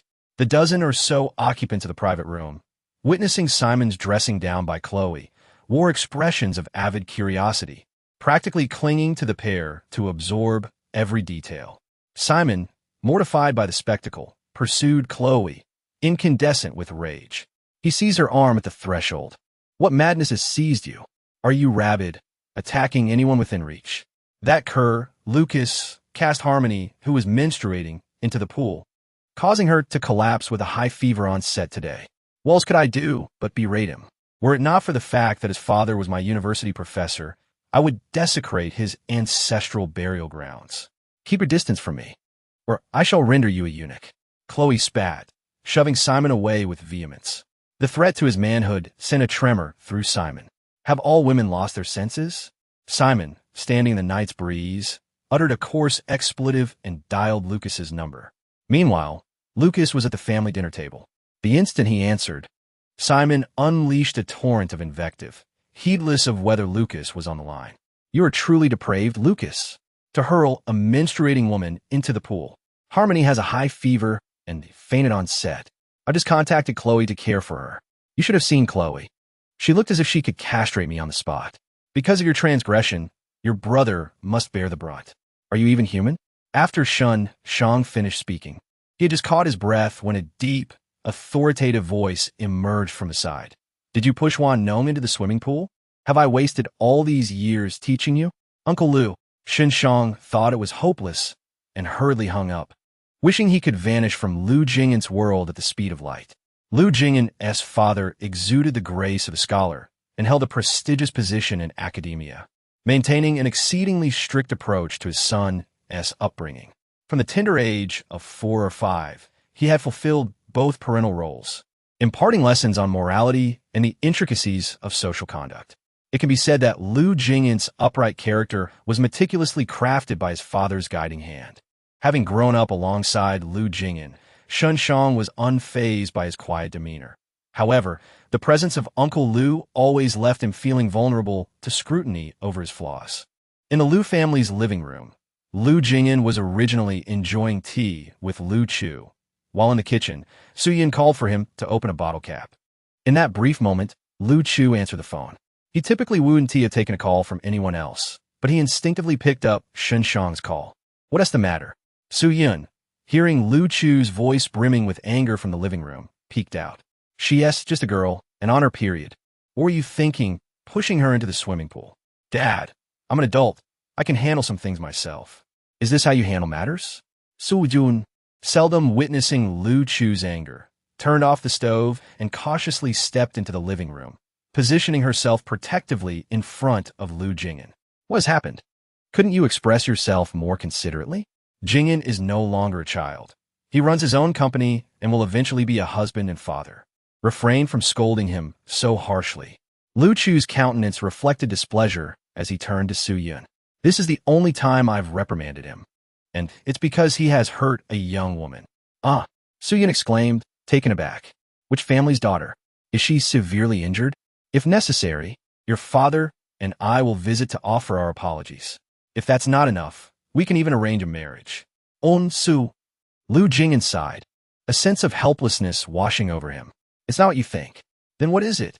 Su-yin inquired, casting a puzzled glance at Lu Chu. "What happened?" Lu Jing'an felt a throbbing ache in his head as he contemplated the future. He couldn't fathom whether he would have any standing in this household if he ever managed to win over Hua Nong. "I'm going to see her." Su Jiang was taken aback. "See whom?" Lu Chu, on the verge of erupting in anger, barked, Jiang, you go with your brother." Oh. Su Jiang dared not defy Lu Chu's command. "Sir, where are we headed?" "To the hospital near Jinggang film studio." Su Jiang was stunned. "Why are we going there?" "To see Hua Nong." "Did Dad scold you because you hurt Hua Nong?" Su Jiang's eyes sparkled with gossip, her face radiating a desire to unearth the truth. "Did you get Hua Nong pregnant? Am I going to be an aunt?" Lu Jing'an's head throbbed, and he remained silent, reluctant to speak. In truth, he had regretted his actions the moment he saw the bloodstains on Shenzhoudu's clothes, but his pride prevented him from admitting it. As Su Jiang contemplated, a sense of delight surged within her. Tomorrow, she would immerse herself in the obstetrics ward to acquire knowledge about maternity care. Sue remarked, "It's over. Another one has lost her mind. Tell me, will your child with Hua Nong take your surname or hers? Given Hua Nong's affluent family, might they compel you to marry into them? Brother, if you find it difficult to swallow your pride, just endure for now. Secure her affection first." Su Jiang had already begun to envision a blissful future for their family. It felt as though she had been eagerly awaiting Hua Nong to become her sister-in-law for an eternity.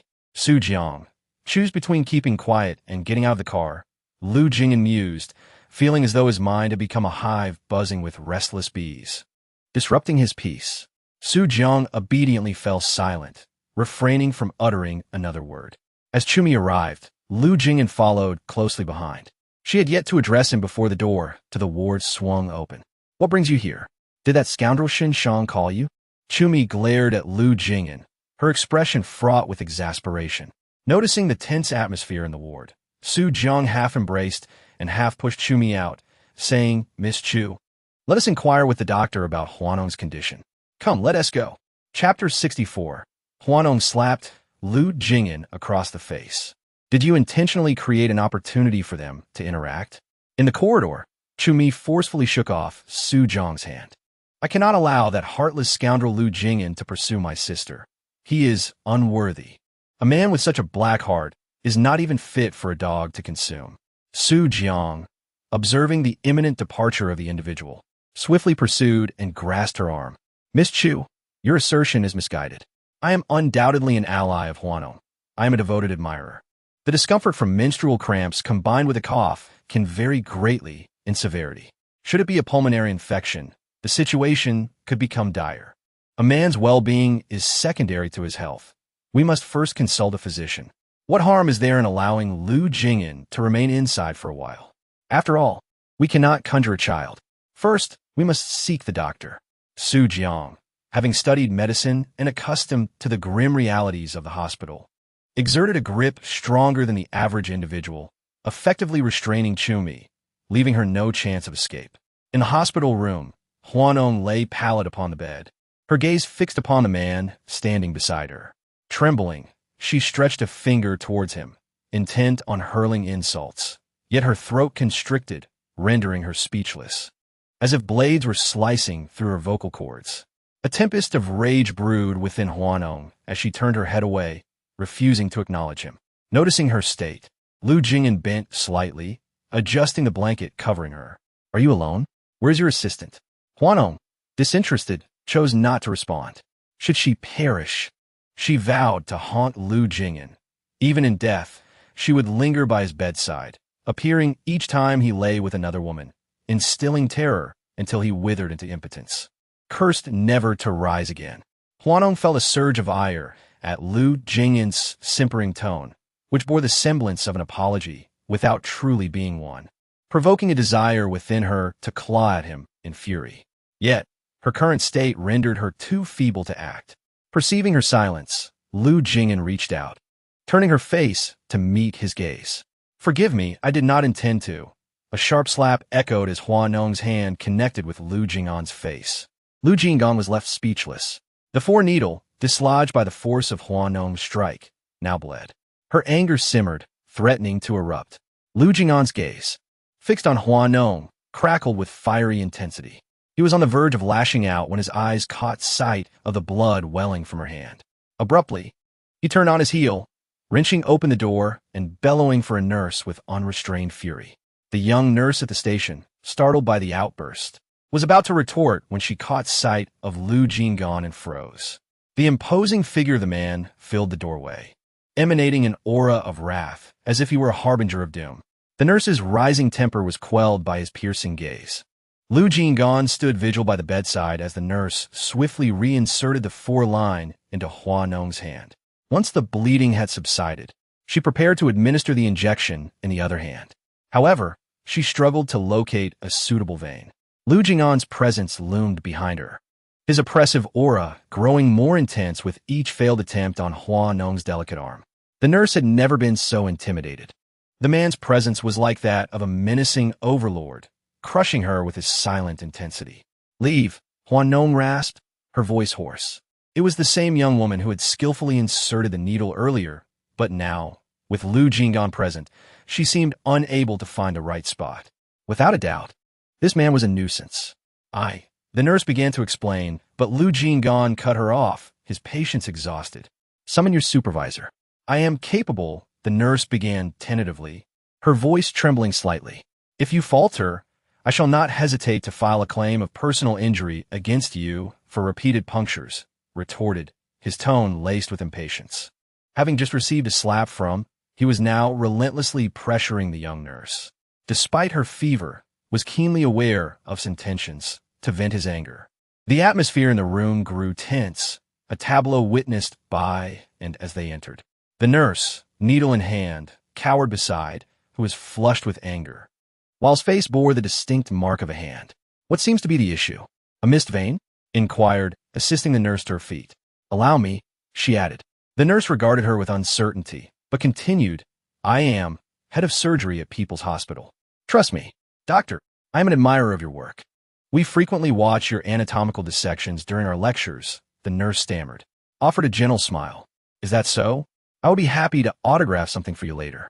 After reassuring the nurse, proceeded to administer the injection too. In the car, nestled against, drifting in and out of consciousness.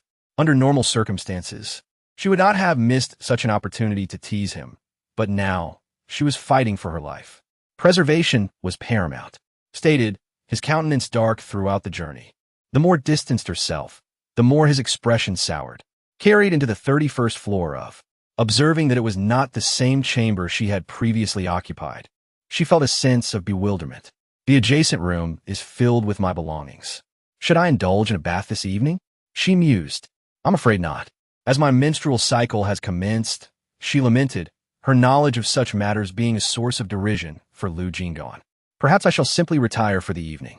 With a sigh, she recoiled from engaging in a dispute with Lu Jing'an and proceeded to ensconce herself within the bedclothes. As the comforter enveloped her form, a distinct and potent masculine fragrance assailed her senses, momentarily arresting her thoughts. Silently berating Lu Jing'an, she drifted into slumber. Upon awakening the following morn, she sat upright in her bed, clutching the blanket, and after a moment of contemplation, she rose and, clad in her night attire, ventured forth from the room. Her intention to summon Lu Jing'an was thwarted as a woman emerged from the kitchen, adorned in an apron. Ah, Miss Hua, you are awake? The woman greeted her with a warm smile. Her demeanor exuded an air of affluence, and her very essence seemed imbued with the wisdom gleaned from scholarly pursuits. Could this be Lu Jing'an's stepmother? Hua Nong pondered, recalling whispers of Lu Jing'an's father having acquired a stepmother, also an academic, after his son's entrepreneurial endeavors had taken flight. The woman's aura bore a striking resemblance to the descriptions she had heard. And you are? Hua Nong inquired. I am a domestic helper engaged by Mr. Lu. Su Yin responded with alacrity, seeking to alleviate any discomfort Hua Nong might experience. It was a fabrication conjured on the spot. The revelation that she was not a stepmother visibly relieved Hua Nong. Her dalliances with Lu Jing'an were one thing, but involving his family would be a transgression too far. Is there anything you require, Miss Hua? Warm water, if you please, she replied. Mr. Lu reminded me before he left to ensure you have breakfast. Do you prefer to eat now or later? Perhaps later. Just as Hua Nong finished speaking, her phone rang. She glanced at the caller ID, momentarily taken aback. Chapter 65. Lu Jing'an returned from the court just in time to witness this scene. This spineless fool actually had the audacity to call himself. How dare Hua Fangjia, that imbecile, after bringing her father to the brink of unconsciousness? And now he has the gall to contact her? On the other end, Hua Fangjia initially intended to speak courteously, knowing he needed something from her. However, the moment the call connected, Hua Nong's tone swiftly put him in his place. Hua Nong, what must I do to secure Hua Man's release? Hua Nong raised an eyebrow. Hua young master, your manner of soliciting favors is rather unconventional, is it not? Are we, the Huas, destined to be bullied by your family? Should I happen to cross paths with you, rest assured, I shall be the first to sever your little appendage and toss it into a pigsty. How dare you engage in infidelity without even possessing a meager 2 tails of flesh? You certainly possess remarkable audacity. I must say, every time I visit your office, your secretary regards me with a provocative expression. Have you been entangled with my man? By the way, has your child been born?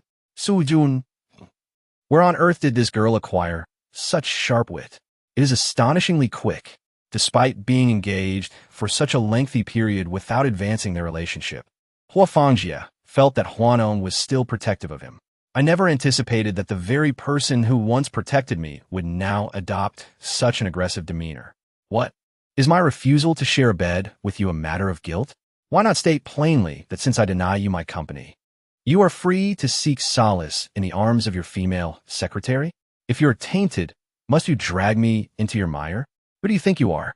Don't delude yourself into believing that the world has wronged you simply because you have erred.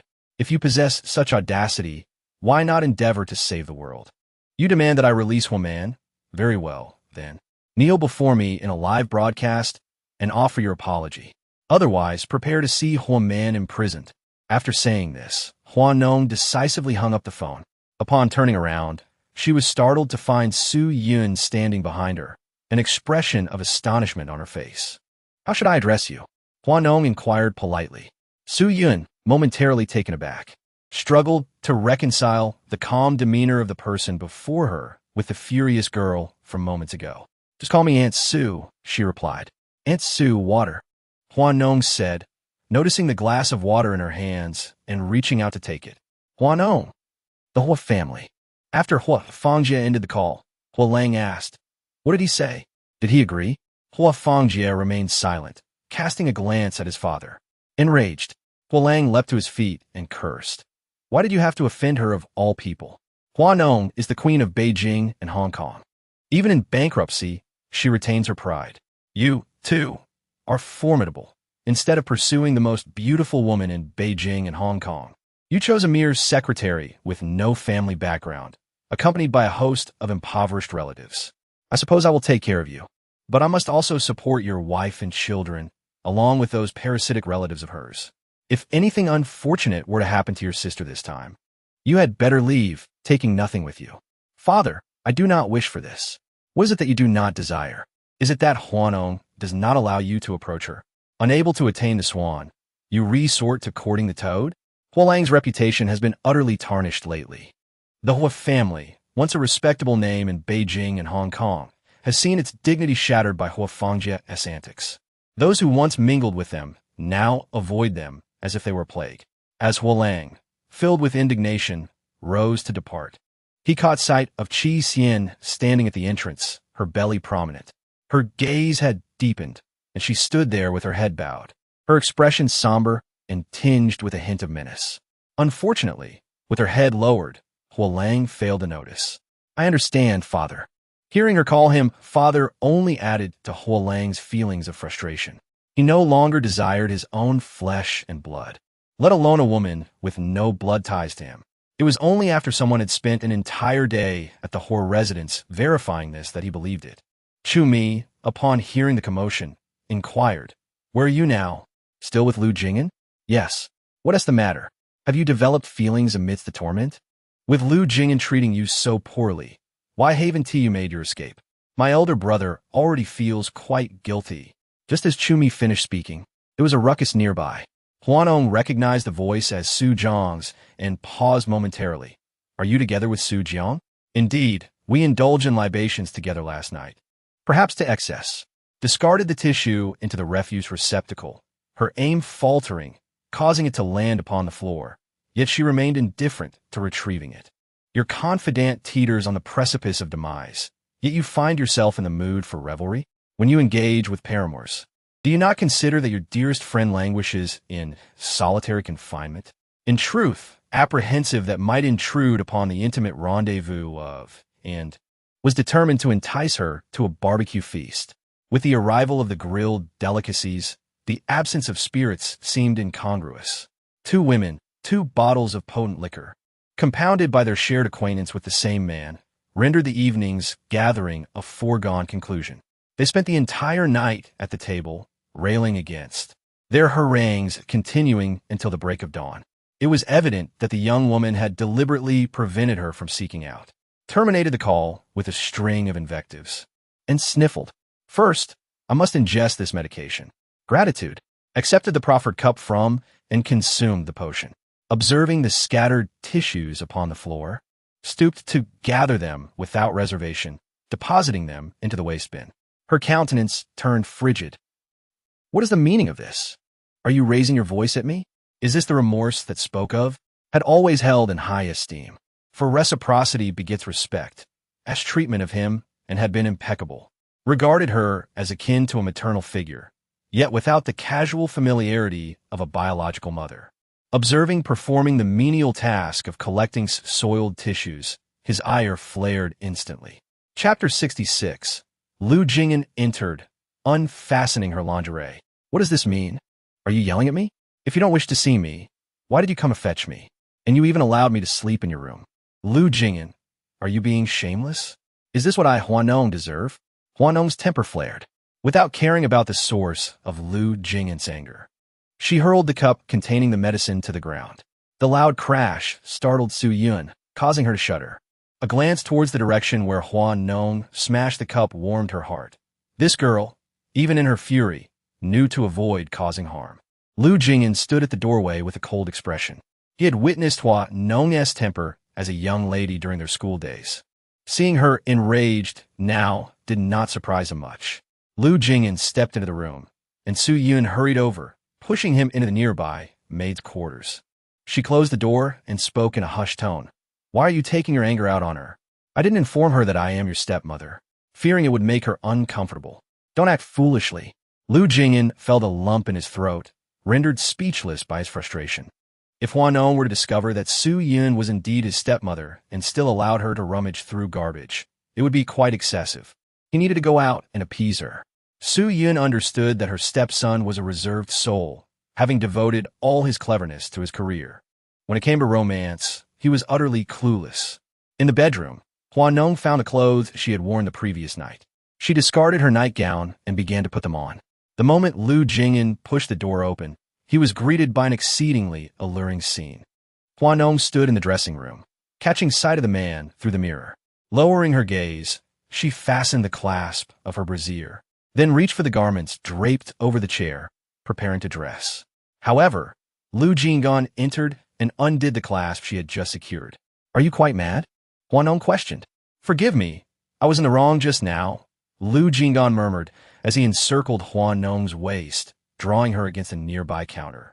Thus, she was left facing him, clad only in a loosely fastened undergarment. What did you say? I was in the wrong. Lu Jing'an's erratic temperament took Hua Nong by surprise. What madness has seized you? She exclaimed. Hua Nong realized that continuing this struggle with Lu Jing'an might secure her father's inheritance, but at the cost of her own life.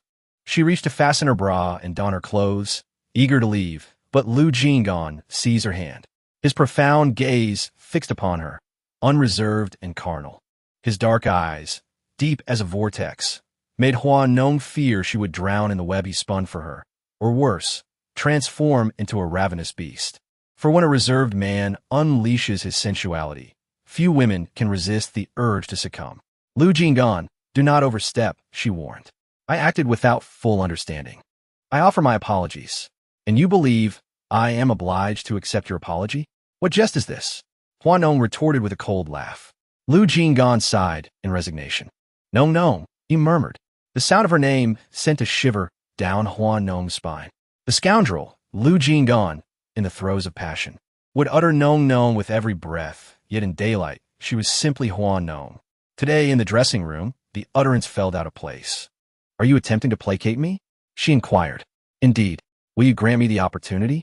Hua Nong was the epitome of a refined egoist. She was amenable, but she never entertained verbal apologies that offered her no tangible benefit. After all, he was at fault in this matter, and he hadn't deteriorated to such a depraved state. Half an hour later, Hua Nong arrived at the luxury boutique with Lu Jing'an in tow. She summoned her long-standing personal shopper, instructing them to procure all the latest merchandise in the store, with the expense to be borne by him. The sales assistant cautiously glanced at Lu Jing'an, initially wondering which deep-pocketed fool had arrived, but upon raising her eyes, she was immediately stunned. Hua Nong, observing this, felt a pang of displeasure and sarcastically remarked, I should have disfigured your face before we left. Lu Jing'an was left speechless. Even a simpleton could discern the sarcasm in Hua Nong's tone. Although Lu Jing'an was not particularly experienced in matters of the heart, since Hua Nong's appearance, he had been intermittently indoctrinated by the young ladies in the secretary's office, gaining some understanding of the art of interaction. After being subtly taunted by Hua Nong, he obediently sidled up to her like a faithful dog. Hua Nong, with her spirits lifted by the sales assistant's flattery, cast a friendly gaze upon Lu Jing'an, and Lu Jing'an breathed a sigh of relief, narrowly escaping a tense situation. Hua Nong tried on a dress with a plunging V-neck in the back. Removing her bra, the U-shaped back extended down to the small of her waist, revealing her entire back. From the front, it appeared demure, but from the back, it exuded sensuality. Lu Jing'an felt a tingling sensation in his fingertips. How's it look? Stunning. Truly? Hua Nong regarded Lu Jing'an's words with skepticism. The sales assistant quickly chimed in. It truly is exceptionally beautiful. Don't you think it's too revealing? Beholding Lu Jing'an with a dubious gaze, Hua Nong harbored grave suspicions that her previous romantic dramas had been in vain. Shouldn't men be displeased when their beloved women adorn themselves in revealing attire? Lu Jing'an, seated serenely, showered her with compliments. Could it be that he harbored no affection for her? Indeed, Lu Jing'an affirmed with a nod. However, I cannot suppress your innate desire for beauty merely because I deem it revealing. If it pleases you, then so be it. Your beauty is paramount. Sir possesses the most upright principles. The saleswoman exclaimed with a smile, turning towards Hua Nong. Miss Hua possesses exceptional taste. Hua Nong's spirits lifted, and she emitted a contented hum. Naturally, having selected her garments, Hua Nong opted to dine out. What would you like to eat? Lu Jing'an inquired. Something extraordinary, she replied. Shall I escort you to a particular establishment? Where? You shall discover upon arrival.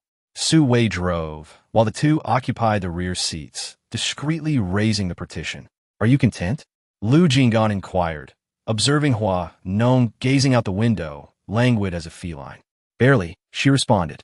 It became immediately apparent that the forthcoming repast held paramount importance. Lu Jing'an comprehended that if the meal failed to gratify her palate, Hua Nong's disposition would remain unchanged. It pleases me that the esteemed barrister is cognizant of this fact, she remarked. I am consumed with curiosity, Hua Nong voiced, having conceived a notion.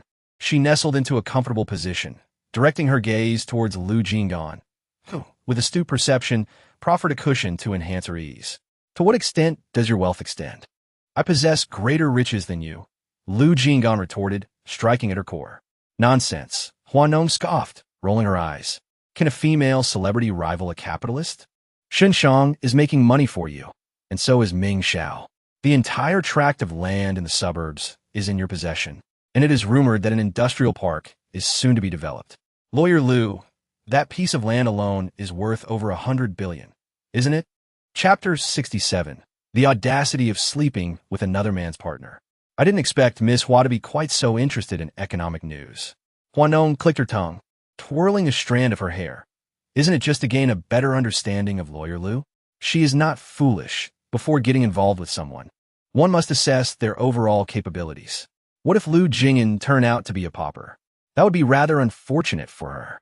Hua Nong is well aware that she can endure many hardships in life, but a life of suffering is not one she can accept. Lu Jing'an, skeptical of her nonsensical chatter, cast a fleeting glance over her with his deep, shadowy eyes, a subtle smile gracing his lips, yet he chose to remain silent. Upon arriving at their destination, Hua Nong discovered that Lu Jing'an had brought her to an Italian restaurant at the Jinggang ferry, a place that has recently gained immense popularity among the affluent circles of Jinggang. She had seen this establishment featured in her social media feeds more than once. With praise for its chef, a genuine Italian culinary master, the restaurant boasts an elevated atmosphere, celebrated as a unique gem exclusive to Jinggang. Dining on the balcony, one can behold the enchanting nightscape of the Jinggang CBD and the picturesque ferry crossing over the sea. It is as if the very essence of romance is inscribed upon the entrance of the restaurant.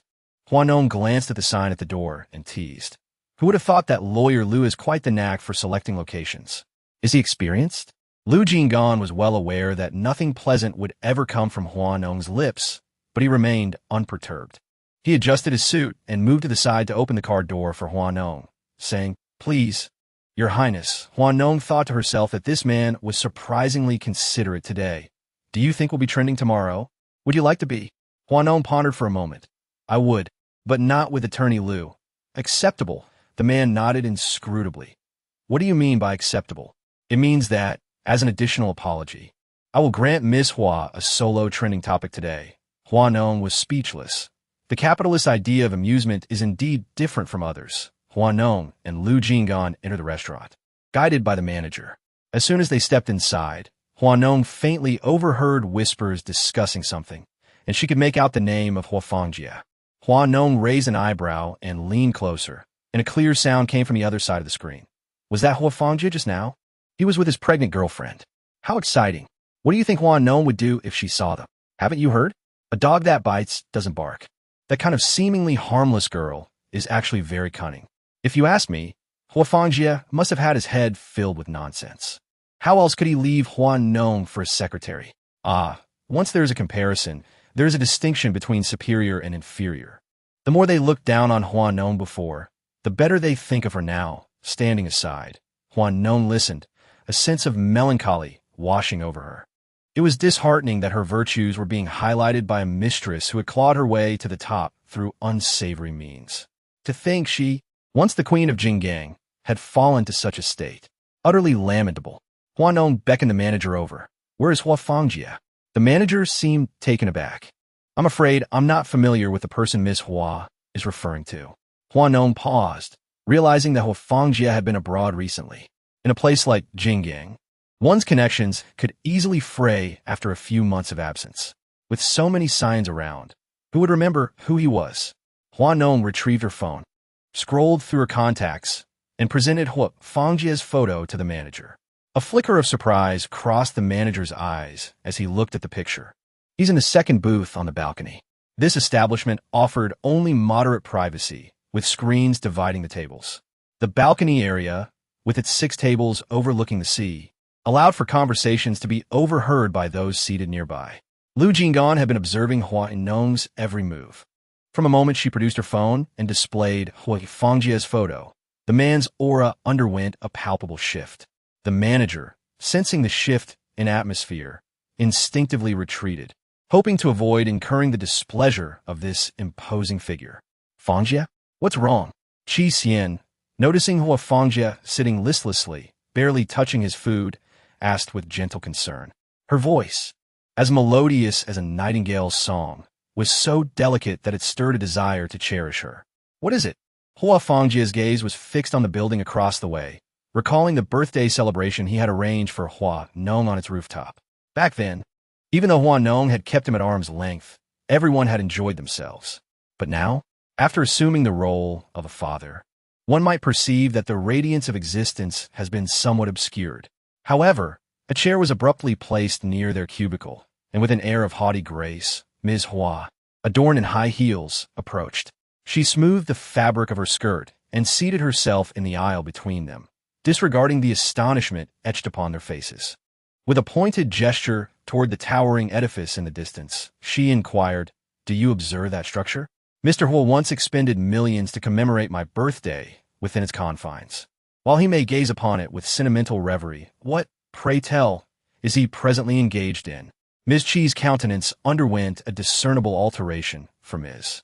Hua was not one to be trifled with, and the capricious temperament of this young lady was akin to the unpredictable showers of March. Ms. Hua, Mr. Hua, reluctant to precipitate an unseemly altercation, lowered his voice as he addressed her. Ms. Hua cast a sidelong glance in his direction. What is it? You betrayed me, nearly causing my father to expire for vexation. Am I not permitted to utter a few words? I have not resorted to invective, yet you are so solicitous of her. Mr. Hua found himself momentarily silenced by Ms. Hua's acerbic rejoinder. Ms. Qi, she continued, what is the monetary value of this repast? Since your pregnancy, you have not acquired any noteworthy adornments. At the very least, Mr. Hua has not procured even a pigeon's egg for you. You are bearing his progeny. Where's the automobile? Where's the residence? Ms. Qi's complexion betrayed her discomfiture as she endured Ms. Hua's sardonic admonishments. Her lips were compressed into a taut line, and she remained resolutely silent. Indeed, Ms. Hua remarked, were I in your position, and Mr. Hua dared to treat me with such nonchalance, I would assuredly emasculate him and consign his virility to the aquatic denizens. Ms. Hua, Mr. Hua interjected, this matter pertains solely to us and is of no concern to you. Of no concern to me? Ms. Hua retorted, as if privy to some jest. Hua Nong, chin propped in hand, gazed upon her. Miss Qi, when you were abed with my man, did it not occur to you to consider my relation to the matter? Hua Fangjie, upon hearing Hua Nong's possessive claim, my man, was taken aback. It was precisely this moment of surprise that Hua Nong observed. To claim irrelevance now is rather belated, wouldn't you agree? I've encountered your ilk before, those delicate pretenders. Bold as brass when ensconced in another's sheets, yet feigning fragility afterward, seeking to conquer with gentleness. In my life, Hua Nong has yet to witness anyone prance atop my head for long. With a violent rustle, Qi Xian rose, her chest heaving with indignation, her gaze upon Hua Nong fraught with loathing. These are matters of the past. Must Miss Hua be so relentlessly? Pray tell, from which pond did you emerge? To possess such brazenness? Matters of the past, you say? Have you forgotten your transgressions upon my person? What charade is this delicate lotus act? You were quite the libertine in your dalliances, were you not? I viewed the recordings in their entirety, filmed during the act. Was your intent to bequeath them to your son for posterity, perhaps as a practical lesson? Relentlessly, you say? Do you dare to act, yet fear the repercussions of speech? Is Miss Qi unaware that such conduct in bygone eras warranted immersion in a pig cage? I merely offer a few words, and already you are overwhelmed? Then prepare yourself.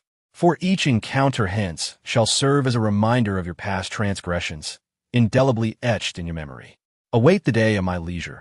I shall chronicle our intertwined destinies in an autobiography, and present you with a signed copy upon its publication. Observing the burgeoning gallery of onlookers, Qi Xian's countenance gradually paled, her embarrassment mounting as she stood rooted to the spot, her gaze beseeching Hua Fangji for assistance. The latter, displaying a modicum of chivalry, addressed Hua Nong, acknowledging their culpability and inviting her to propose a form of restitution. Hua Nong, nearly incredulous, retorted with a sardonic query regarding the extent of compensation he could afford, questioning the sincerity of his offer. Hua Fangji's forthright demeanor almost led Hua Nong to believe that infidelity was not a transgression, his conduct akin to a valiant sacrifice. Revealing a certain aptitude, with disarming simplicity, she demanded the forfeiture of one of his hands. Hua Fangji's response was one of stunned silence. A collective gasp reverberated through the surroundings. Lu Jing'an remarked on the audacity of her demand, likening her pronouncements to those of an ignoramus.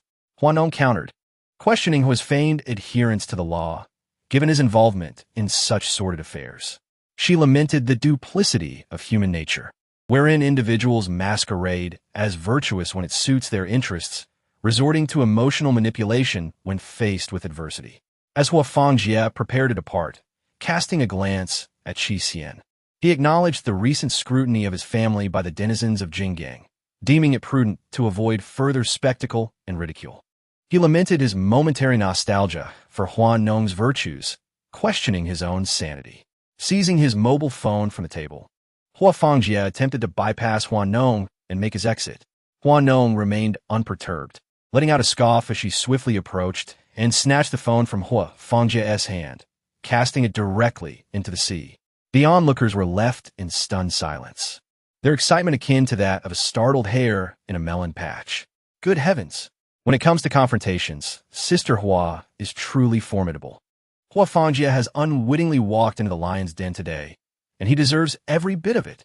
After all, who would dare to provoke someone who has already sent my father to the hospital, leaving him in a comatose state, while simultaneously betraying me? If anyone were to do that to me, I would ensure their demise. It is only natural that Hua Nong, with her regal pride, would not spare Hua Fangji today. Hua Fangji, too, displayed a certain audacity. Rather than addressing the issue at hand, he chose to cower. How contemptible! What madness has overtaken you, Hua Nong? Hua Fangji's face bore a look of humiliation as he gazed at Hua Nong with barely concealed restraint.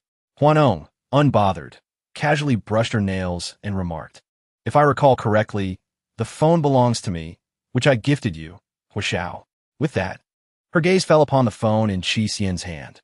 "Will you throw it yourself, or shall I do it for you?" Qi Xian tightened her grip on the phone, realizing in that instant that her device was in jeopardy. When Hua Nong had previously been dating Hua Fangji, she had been exceedingly generous, even bestowing the latest model of the phone upon him, and providing one for his secretary as well. How amusing it was to think that he would use my gifted phone for clandestine communications, flirtations, and even to record intimate moments. Lounging in his chair, legs crossed, a cigarette between his fingers, Lu Jing'an was thoroughly enjoying the spectacle. Upon hearing Hua Nong's words, he couldn't help but chuckle, recognizing the epitome of succor. Qi Xian, equally resolute, flung her phone into the sea. A pang of regret shot through her as the high-end device, barely warmed by her touch, vanished into the depths. Hua Fangjia's countenance darkened to a menacing shade, his gaze fixed on Hua Nong, undisguised animosity blazing within. Satisfied? Can we pass now? The attire, Hua Nong uttered, her lips barely moving. Hua Fangjia's expression shifted. This morning, while selecting his clothes, he had remembered Hua Nong and deliberately chose an ensemble she had gifted him, hoping for a moment of sentimental recollection. Little did he anticipate this outcome. Good heavens, isn't this exactly like those movies I used to watch? Is Hua Nong truly going to strip Hua Fangjia bare? This woman doesn't suffer fools gladly, does she? With so many eyes upon him, Hua Fangjia is sure to become a viral sensation tomorrow. Don't push your luck, Hua Fangjia managed to choke out after a moment of stifled frustration. Hua Nong, arms crossed, tilted her head and smiled, a blend of haughtiness and ruthlessness in her eyes. I present you with two options. Either you disrobe, or I share your intimate video for everyone to relish once more. Hua Fangjia's chest ached with indignation. He removed his jacket and tossed it at Hua Nong's feet. Hua Nong's lips curled into a smile as she glanced down. The shirt as well. Hua Fangjia reluctantly continued, stripping off his shirt and throwing it to Hua Nong. His torso now bare. With a measured step backward, Hua Nong straightened her spine, her unyielding posture conveying an air of aloof superiority. Trousers. A stunned silence fell over the onlookers. Heavens, how audacious! Truly befitting of a leading lady. Hua Nong remains true to herself. I've long yearned to witness her dismantle him. She does her gender proud. Lu Jing'an's brow arched subtly as he flicked ash from his cigarette, observing, she certainly lavished him with gifts. It seemed that Hua Nong, when in love, was quite attentive. A vexing sensation stirred within Lu's heart. He had never been privy to such preferential treatment. Hua Nong, name your price for the trousers. We shall purchase them, Qi Xian declared, stepping forward to shield Hua Fangjia from further humiliation. Even if you desire to buy them, my consent is paramount. Hua Nong lifted her chin slightly, adding, spare me the idle chatter and cease disrupting my meal. Remove them and be gone forthwith. Hua Fangjia, seething with resentment, glared at Hua Nong, unable to endure the indignity. He unfastened his trousers, casting them at Hua Nong's feet. Hua Nong, seemingly unfazed by Hua Fangjia's crude language, drawled. Undergarments as well. Chapter 69. Disrobing the X in front of the current bow, an exclamatory murmur rippled through the crowd. Incredible. Hua Nong is truly formidable. When a moment to sever ties arrives, there is no room for sentiment. Is that Lu Jing'an over there? Hua Fangjia's face turned a deep shade of purple. Realizing that Hua Nong was deliberately making his day miserable, exposing him to the scrutiny of so many onlookers. As he listened to the murmurs of the crowd, Hua Fangjia's expression darkened further, until he heard the name Lu Jing'an mentioned. His gaze shifted past Hua, known to the man seated not far away, nonchalantly clutching a cigarette. Dressed impeccably in a tailored black suit, he lounged in his chair, emanating an aura of both ruthlessness and composure, a true tycoon. Lu Jing'an, the living embodiment of power in both Beijing and Hong Kong. On the surface, he appeared impeccably groomed, yet beneath lay a darkness akin to coal buried for millennia. Hua Fangjia dared not offend Lu Jing'an, fearing for his very existence. Yet, in this moment, being continually subdued by Hua Nong left him bereft of dignity. A sardonic smile crept across his face as he dragged Lu Jing'an into the fray, in front of your current boyfriend, stripping your ex-boyfriend of his clothes. Miss Hua is becoming increasingly audacious. Lu, you should take heed. I am merely a cautionary tale. The implication was clear. You, Lu Jing'an, a man who thrives on the fruits of others' labor, seem rather verbose, struggling before your current partner. It takes skill to thrive on the fruits of another's labor, a skill I lack. Lu Jing'an brought the cigarette to his lips, inhaling deeply before exhaling a thin plume of smoke that lingered in the air. His profound gaze swept over Qi Xian, who stood beside Hua Fangjia, causing her to shiver involuntarily. Unable to meet Lu Jing'an's gaze directly, Hua Nong maintained her haughty demeanor, positioning herself before the two of them, her languid eyes settling upon Hua Fangjia, awaiting his disrobing. An awkward tension filled the air. Hua Fangjia's eyes narrowed as he grasped Qi Xian's hand. poised to bolt from the scene. However, Hua Nong anticipated his intentions, declaring, "Dare to leave today, and I shall ensure your visages grace the front page headlines tomorrow. Hua Fangjia, the transgressions perpetrated by your esteemed family have been met with our forbearance. Your infidelities, the untimely conception, the precipitating of your former fiancé's father into the hospital. Should these misdeeds be unveiled, what fate shall befall your family stock? Is there no moral compass guiding your actions? Young Master Hua, your improprieties have been met with remarkable restraint from our esteemed miss, who has refrained from exposing your family's scandalous affairs. Ought you not seek refuge far from her presence, rather than tempting her ire?" An onlooker interjected, thwarting Hua Fangjia's escape. Qi Xian, cognizant of Hua Nong's reputation and standing within Jinggang, recognized her magnanimity despite her arrogance. The scions of Jinggang's esteemed families held her in high regard, while only the envious daughters of these houses engaged in malicious slander. Hua Fangjia found himself cornered, facing the dilemma of either enduring the humiliation of disrobing or risking the exposure of his transgressions, which would render the Hua family pariahs within Jinggang. A man devoid of integrity cannot maintain a foothold in the business world. With a resounding thud, Qi Xian approached Hua Nong, and with her pregnant belly, she knelt abruptly before her. "Madam Hua, I am deeply remorseful for my transgressions. Had I not enticed Master Hua, none of this would have transpired. I implore you, on bended knee, to grant us clemency." A hush fell over the surroundings. Lu Jing'an, with a cigarette between his fingers, intended to tap off the ash, but instead, it tumbled to the ground. "Is this a time slip?" The crowd mentally exclaimed, impressed by the woman's audacious maneuver to corner Hua Nong. Should Hua Nong acquiesce, she would be left with a simmering resentment.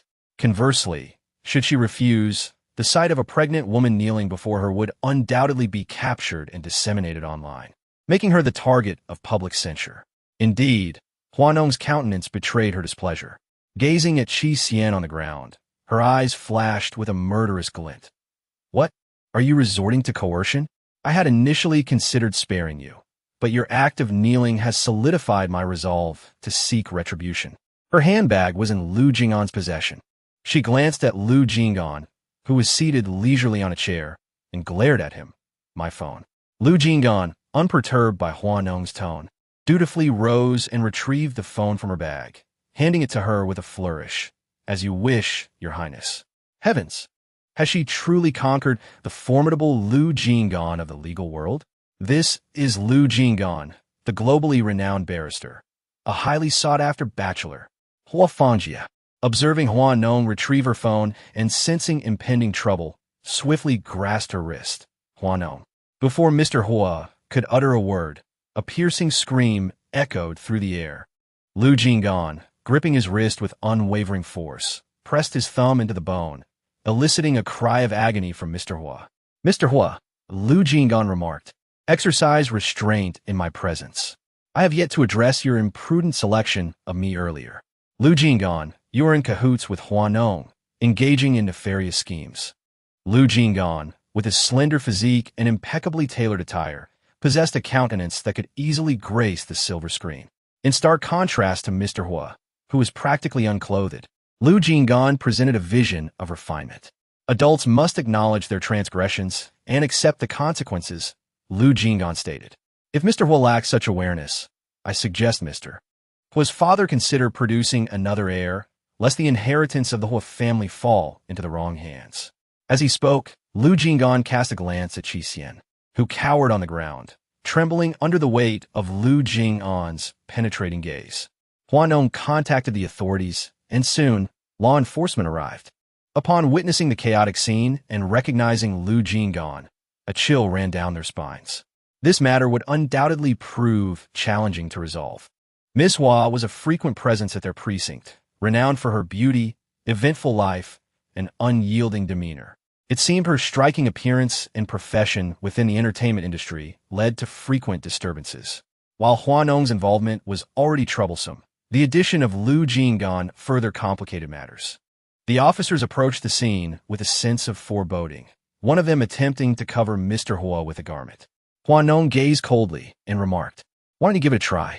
It's rather unseemly to act this way. Whether it is unseemly or not, I need you to enlighten me, Hua Nong retorted icily. The duty of the police is to manage affairs properly. As for such trivial matters concerning scoundrels, it would be better to lend a hand to the elderly women selling vegetables on the street. Someone nearby addressed Hua Nong. Suddenly, this individual recalled what Feng Zhou had once said. When encountering Hua Nong, simply do what you ought to do and refrain from meddling. Typically, there will be no major issues. Very well, no meddling then. Inside the police station, Feng Zhou looked at Hua Nong, who sat across from him, her hair dripping wet. A clear sign that she had just washed her hair and had been hastily pulled out without having the chance to dry it. You came to the police station like this? Indeed, Hua Nong replied languidly. To prevent any future accusations, I felt it necessary to have you public servants serve as witnesses. Feng Zhou tousled his hair, water flying about like a dog shaking off after a bath, prompting Hua Nong to lean back in her seat with a look of disdain. Shouldn't you have taken me to the crime scene for this witnessing business? The scene has already concluded, and now you want me to witness it? It feels rather pointless. Hua Nong rolled her eyes, knowing full well what Feng Zhou was scheming. If you wish to see a spectacle, just say so. Feng Zhou chuckled awkwardly, about to speak when Wei Shi entered with the company's legal counsel. Upon seeing the legal team, a shock ran through him. Was Lu Go about to fall from grace? Breathed a sigh of relief upon ascertaining that Hua Nong was unharmed. Before the formalities of recording statements were concluded, Hua Lang arrived, bearing a bag containing a change of clothes for Hua Fangjia. Put this on, he instructed. Hua Lang's disappointment in Hua Fangjia was palpable. Were it not for his advanced age and the lack of alternative heirs, he would have disowned Hua Fangjia outright, given his disposition. He had arranged an advantageous marriage for him, yet he squandered it, engaging in reckless indiscretions without the prudence to conceal them. His gaze darkened. Nevertheless, Hua Fangjia, mindful of Hua Lang's stature, dutifully addressed him as Uncle Hua.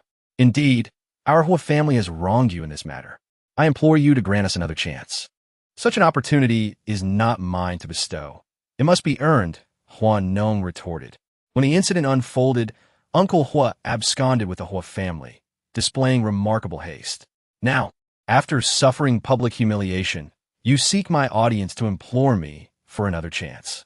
The Hua family has availed itself of both the favorable and unfavorable aspects of this situation. Where, then, shall the Hua family's reputation find its place? To be trampled underfoot by you? Uncle Hua, Hua Nong continued, you are well acquainted with my character. When I hold someone in high regard, I spare no effort in ensuring their well-being. Conversely, when I harbor animosity towards an individual, I meticulously plot their demise. Was my treatment of the Hua family in the past lacking? Yet, this is how the Hua family reciprocates? Deceitful in word and deed, as if you alone possess intelligence? Hua Lang, subjected to Hua Nong's reprimand, felt a sense of shame. Hua Nong, can the blame for this matter be solely attributed to Hua Fangjia? You two have been engaged in a relationship for a year and a half, yet it has never progressed beyond superficial intimacy. A grown man enduring such restraint for that duration is bound to encounter complications. Blaming a girl for upholding her virtue when you can't control yourself? I must say, Uncle Hua's reasoning is truly awe-inspiring. What? Did Hua Fangjia emerge from the womb with needs? A year and a half will be the death of him? Seems to me the Hua family are all cut from the same cloth, a veritable den of iniquity. Incensed, Hua Nong was disinclined to bandy words with Hua Lang any longer. If that's your stance, Mr. Hua, then I know how to proceed from here. May I take my leave? Hua Nong glanced at Feng Zhou, who, understanding, promptly proffered a document for her signature. Sign here, and you're free to go. Barely 5 minutes after Hua Nong's departure from the police station, Hua Lang's secretary burst in, a look of agitation on his face. Mr. Hua, Miss Hua is live-streaming. So what if she is? Why bother me with the live-streaming of some obscure starlet? The secretary paled, stammering. Miss Hua is tearfully lamenting on her broadcast that she's been cheated on, accusing young Master Hua of heartlessness and infidelity during their engagement. Feng Zhou choked on his water, sputtering in disbelief. Holy crap, this woman is incredible. She's utterly cemented her image as a pure, innocent flower in the entertainment industry before Hua Lang could react. Hua Nong's press releases were already flooding the internet, accompanied by the infamous restaurant scene. This not only subverted the public's perception of Hua Nong as a naive ingenue, but also ignited a buzz around her newfound domineering sister persona. That evening, in Shen Shang's office, Fang Zhou was engrossed in replaying Hua Nong's live stream on his phone. He held this woman in the highest esteem, admiring her audacity. "That's you, isn't it, CEO Lu? May I interview you?" What was it like watching Hua Nong weep into her phone from the sidelines? Shen Shang glanced at Lu Jing'an. "What do you think it was like?" "Suffocating, no doubt. Why else would he seek solace in alcohol with us late at night?" Lu Jing'an. "Indeed, it was suffocating. Even knowing Hua Nong was acting, the feeling persisted. Does silence imply I am mute?" Lu Jing'an retorted coldly. Fang Zhou, observing the comment section, was convulsed with laughter. How profoundly must one be betrayed to transform a gentle soul into a fierce tigress? Abstinence from marriage and procreation ensures tranquility. To which we add, avoidance of romance prevents infidelity. Fang Zhou, observing the deluge of empowering, feminist praise in the comment section, was struck by an idea. I suspect she intends to reinvent herself, capitalizing on the Hua family incident to shed her innocent, ingenue persona and complete her transformation. Remarkable. I didn't realize you were so invested in the entertainment industry. Naturally, Hua Nong is my sole connection within that realm. Curious, considering the magnitude of the scandal, that the Hua family has remained silent. Fang Zhou muttered while watching the live broadcast. That Hua Fangjie is truly a beast, betraying someone who treated him so well. Is that suit from Dior? Tens of thousands for a single piece, equivalent to my salary for years. And those shoes. Good heavens, even underwear was purchased? Shen Shang murmured while surreptitiously observing Lu Jing'an. The individual's countenance grew increasingly grim. I must take my leave. Chapter 71. An exquisite tease of allure within the confines of Hua Nong's villa. Chu Mi observed Hua Nong reclining on the sofa, a compress adorning her eyes. Glee emanated from Chu Mi as she perused the commentary section of the live broadcast, her laughter echoing through the room. What were you thinking? Weeping before Lu Jing'an as if you had lost your spouse. Did President Lu not utter a word at the time? Chu Mi's curiosity was piqued regarding Lu Jing'an's state of mind, presuming the man's inner turmoil to be profound. No, Hua Nong responded, adjusting the compress that threatened to dislodge from her face. I feigned such sorrow this afternoon that my eyes have become swollen. However, upon reflection of Hua Lang's pronouncements, Hua Nong deemed it worthwhile. I am willing to incur substantial losses to inflict even greater harm upon her, Hua Nong professed, a sentiment reflective of her unwavering resolve to avenge grievances and never to suffer in silence. Neither his father nor his son possesses any redeeming qualities. Lu made no comment, but his complexion was exceedingly unpleasant, akin to the depths of a cauldron. While weeping, I even requested that Lu provide me with tissues, Hua Nong recounted. Xiaomu, who was seated in the driver's seat at the time, was paralyzed with trepidation. Throughout Jinggang, only Hua Nong would possess the audacity to command this formidable figure, particularly in the face of his displeasure. Hua Nong recalled Lu Jing'an's countenance at the restaurant, a memory that prompted her to purse her lips pensively. Lu Jing'an's company had secured the entire hotel for a team-building retreat. During the banquet, Hua Nong, while escorting Hua Fangjie as they offered toasts, caught sight of Lu Jing'an on the upper floor, clad in a robe, swirling a glass of wine in his hand, and regarding her with a smile that bordered on derision. Hua Nong, filled with indignation, sensed a hint of disdain emanating from this newcomer of the Beijing-Hong Kong elite. At that moment, she contemplated delivering a sound thrashing to Lu Jing'an. How the tides have turned. Her previous arrogance now mirrored her current despondency. After applying an unmask, Hua Nong prepared to wash up and retire for the night, as Chu Mi had a busy day ahead and was reluctant to impose on her. At 11:30, after finishing her shower, Hua Nong emerged, ready to pour herself a glass of water before sleep. The doorbell rang, and upon opening the door, she found Lu Jing'an leaning against the doorframe, his suit jacket draped over his arm, exuding a sense of weariness. What wind has blown lawyer Lu to her doorstep? I came to see Miss Hua, concerned that you might succumb to despair, he stated. Hua Nong clicked her tongue and turned to fetch a shawl to wrap around herself. Despair may be possible, but perish the thought. Hua Fangjia lacks that capability. Clad in a delicate spaghetti-strap nightgown that accentuated her figure with crisscross straps down her back, revealing her bare skin, she moved with an allure that was both tantalizing and innocent. Having been accustomed to the presence of scantily clad women in the business world, Lu Jing'an initially thought nothing of it. However, as Hua Nong enveloped herself in the shawl, her arms crossed over her chest, presenting a perfect silhouette of her bosom, Lu Jing'an felt a tide of heat wash over him. The subtlety of her allure was utterly captivating. As she turned, their gazes locked, and Hua Nong found herself drawn into the depths of his penetrating eyes, akin to a vortex that threatened to pull her under. Just as she attempted to speak, Lu Jing'an grasped her waist and fell back onto the sofa, his mouth finding her neck, eliciting a sharp cry from Hua Nong. "Lu Jing'an, you scoundrel! What madness is this?" 5 hours later, Hua Nong, her body sore all over, was lifted from the bathtub by Lu Jing'an. He gently dried her off, cradling her as he placed her on the bed. Hua Nong's eyes were teary, resembling a delicate flower battered by a torrential downpour. "You are committing a crime. You are talking nonsense," Hua Nong retorted, reaching out to strike him. Lu Jing'an grasped her hand and kissed it softly. "Do you still have the strength? Shall we continue?" Hua Nong paused. "Do you realize your mistakes? If you truly understood, would you still provoke Hua Nong? You are fully aware of your actions. Yet instead of keeping your distance, you approach her? How was I to know Hua Nong would be so unyielding?" Hua Fangjia always believed that Hua Nong harbored feelings for him. After all, a woman who doesn't care for him wouldn't buy him clothes or underwear.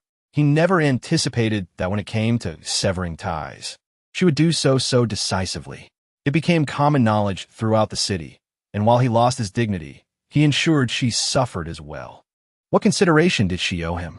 He betrayed her, driving her father to a state of unconsciousness. And how dare he expect any leniency? "Hua Fangjia, what are you? You are beneath her. Hua Nong has at least made something of herself. Huan Jin opened an entertainment company for her, allowing her to earn an income each year, thus no longer relying on her father. And what about you?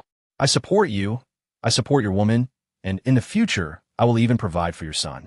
Can't you at least manage to be a respectable dependent?"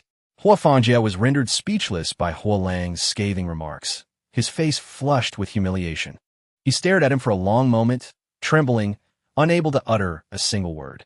"How many faces do you possess that warrant others to extend you any courtesy?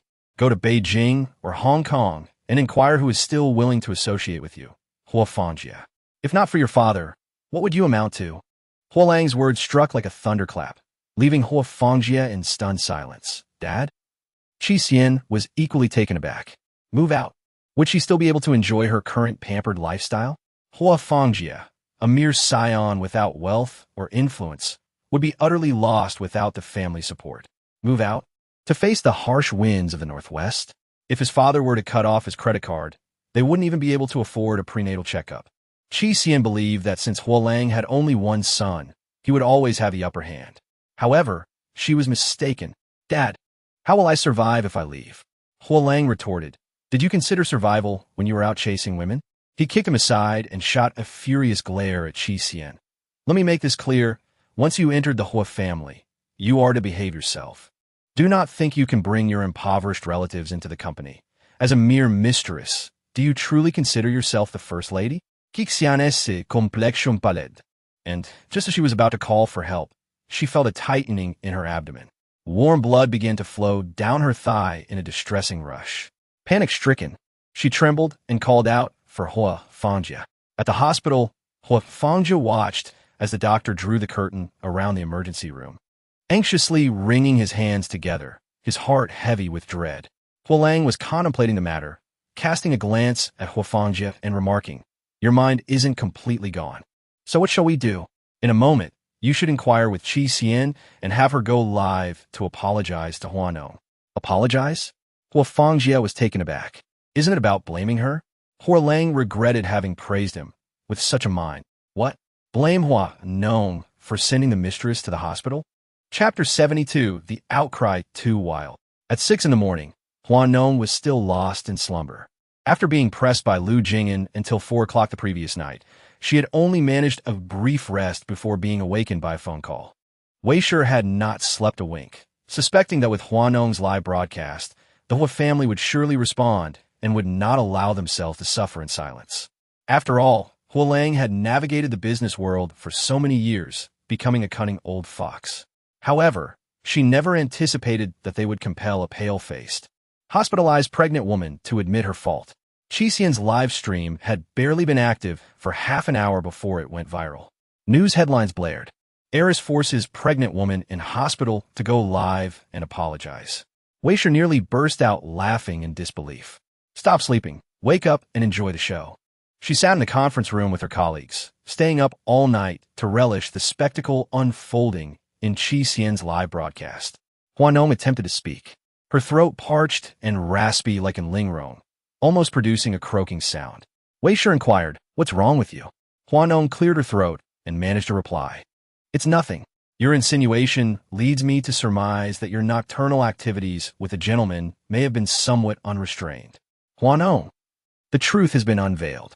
It was indeed Lu Jing'an, that scoundrel, who wore me out excessively last night, leaving me in this state. With a thud, Lu Jing'an, who was half asleep, instantly jolted awake. He sat on the floor, gazing at Hua Nong with a look of astonishment. "What was that sound?" Wei Shi inquired. "What are you referring to?" "Qi Xian is issuing a live apology to you," Hua Nong exclaimed with a curse. She had just hung up the phone and intended to start her own live broadcast. Lu Jing'an, whom she had kicked out of bed, rose from the floor and stood by the bedside, looking down at her condescendingly. Their amorous encounter last night had been quite intense, resulting in Lu Jing'an's clothes being torn to shreds by Hua Nong, with claw marks adorning his neck and abdomen. A chaotic yet abundant display. The man stood naked by the bed, causing Hua Nong to shift her gaze away guiltily. "Why are you flaunting your manhood so early in the morning?" "Hua Nong." Lu Jing'an awoke with a surge of anger, his gaze fixed on Hua Nong, wishing he could obliterate her. Hua Nong sheepishly touched her nose. "I'm not accustomed to having anyone else in my bed. I didn't pay attention." Lu Jing'an was amused by Hua Nong's clumsy excuse. "You could become accustomed to having someone inside your body, but not accustomed to having someone in your bed? Hua Nong, put some thought into your excuses." As he spoke, the man snatched the phone from Hua Nong's hand, and when Hua Nong reached out to retrieve it, Lu Jing'an tossed it onto the sofa. "Lu Jing'an," she began, her tone laced with disdain, "when you were intimate with me, it was all sweetheart this and darling that. I can't live without you. What's this? I give you a little push, and suddenly you're offended? Were all those sweet nothings you whispered in bed just an act?" Accusing her of being two-faced and using people as she saw fit, she retorted, "And you're any different?" As Shen Shang would put it, Hua Nong and Lu Jing'an were simply two wealthy individuals locking horns. They were both seasoned players, so what was with the pretense? Hua Nong's accusations left Lu Jing'an speechless. Seeing his silence, she wrapped herself in a blanket, got out of bed, and muttered, "What a performance. Hua Nong, I'm not like you." As Hua Nong passed by, he grabbed her arm. Hua Nong looked at him, a sardonic smile playing on her lips. "How so? Don't tell me our esteemed lawyer is a sentimentalist?" Hua Nong picked up her phone and opened a live stream. The sound of Qi Xian's tearful voice made Hua Nong curse under her breath. Then she glanced at the comment section, wondering if people had lost their minds. Regardless, she's pregnant. Driving a pregnant woman to the hospital. Miss Hua's temper is quite something. Boycott Hua Nong. Once a mistress, always a mistress. Does a trip to the hospital suddenly make her innocent? What does the disinfectant there purify the soul? Qi, you homewrecker, get lost and stop acting. Rumor has it this mistress played a video of them being intimate at someone's engagement party. Anyone want to see it? Reply 1 if you do. Instantly, a wave of onlookers flooded the comments with 1. Observing the screen inundated with the numeral 1, Hua Nong was elated, contemplating, "Engage with me, will you? I shall obliterate her with an anonymous account." Conversely, in her broadcast studio, Qi Xian, witnessing the screen saturated with 111, felt perspiration forming on her hand that clutched her phone. Within Hua Nong's boudoir, Lu Jing'an observed her reclining on the sofa, engrossed in her phone, perusing the live-streaming platform. He groped for his cigarettes on the nightstand, intending to light one. The betting, valued at 160,000, stipulated a double indemnity for any damage. Lu Jing'an. He scoffed, The bed linens and mattress sullied by Miss Hua's menses have collectively surpassed 1 million. When shall I anticipate a remittance? Hua Nong. Does Counselor Lu possess substantiating evidence? Lu Jing'an reached out, gently touching his lips, and responded affirmatively. I have retained the 4-piece set. Hua Nong internally cursed, perverted fiend. Lu Jing'an, are you canine? I explicitly stated that you were not to leave any marks upon me. Hua Nong proceeded to the lavatory to perform her ablutions, immediately noticing the profusion of hickeys adorning her neck, which caused her considerable distress. If Wei Shi were to observe these, would she not excoriate me? Hua Nong inwardly lamented. She glared resentfully at Lu Jing'an and donned a high-necked undershirt before descending the stairs. Upon reaching the ground floor, she observed Zhang Ma diligently cleaning, vigorously wiping the leather sofa. Hua Nong's mind reeled momentarily. Their primary theater of operations the previous night had been the sofa, and the situation had been dire. Not only the sofa, but also the dining table had suffered. Hua Nong's countenance flushed crimson, astonished that even a person as brazen as herself had reached this juncture. Good morning, Mississippi. Hua Nong coughed awkwardly. Good morning. Breakfast was served on the dining table. Hua Nong touched her forehead, feeling a headache. As Lu Jing'an descended the stairs, he noticed Zhang Ma's actions. Glancing at Hua Nong, who was obediently having her breakfast, he mused that it was fortunate to have Zhang Ma around. Otherwise, the scolding would have been inevitable. Good morning, Mr. Lu. Breakfast is on the table. No eating, get lost. Without a moment's thought, Hua Nong shouted back. Zhang Ma was taken aback, wondering what was amiss. Were they not on good terms? Last night's commotion must have been heard by the neighbors in the adjacent villa. Had she not been experienced, she would have truly struggled to withstand Hua Nong's piercing voice, as sweet as it was captivating. One moment urging Lawyer Lu to hurry, the next asking him to slow down. She was nearly conducting an orchestra. Lawyer Su, a case has come in, but the staff below are uncertain whether to accept it, and Lawyer Lu's phone goes unanswered. Chapter 73. The case of the boss lady's ex-boyfriend's father. What case? Anyone from the law firm could outshine an entire company. A lucrative case had landed in front of them, yet there were still queries about whether to take it. Had their intelligence regressed? The case of the boss lady's ex-boyfriend's father. Should we take it or not? Boss. Hua Nong. Su Qing became intrigued. Tell him to get lost. Does he dare to sue Mr. Lu's woman? Isn't he afraid Mr. Lu would leave him with nothing but his underwear? Iju thought to himself. Fortunately, the lawyers below had some sense. Otherwise, they would be in deep trouble. The entire company is privy to the affair between the boss and Hua Nong. Should their relationship not culminate in marriage, the boss's reputation would undoubtedly suffer. It's a matter of concern for him. Su Qing is particularly intrigued by the situation between Hua Nong and Hua Fangjia. Her interest stems from the fact that during the Hua and Hua family's acquaintance banquet, which coincided with their law firm's team-building event, Lu Jing'an deliberately reserved a manor-style hotel. From the balcony, he intently observed the entire ceremony, as if he were stalking his prey. Regardless of whose grasp she may currently be in, he intends to bring his quarry to his own lips. Hua Fangjia, in his naivety, dares to compete with Lu Jing'an for her affections? He needs 8 more lifetimes of cultivation. Has the old lady been located yet? Inquired.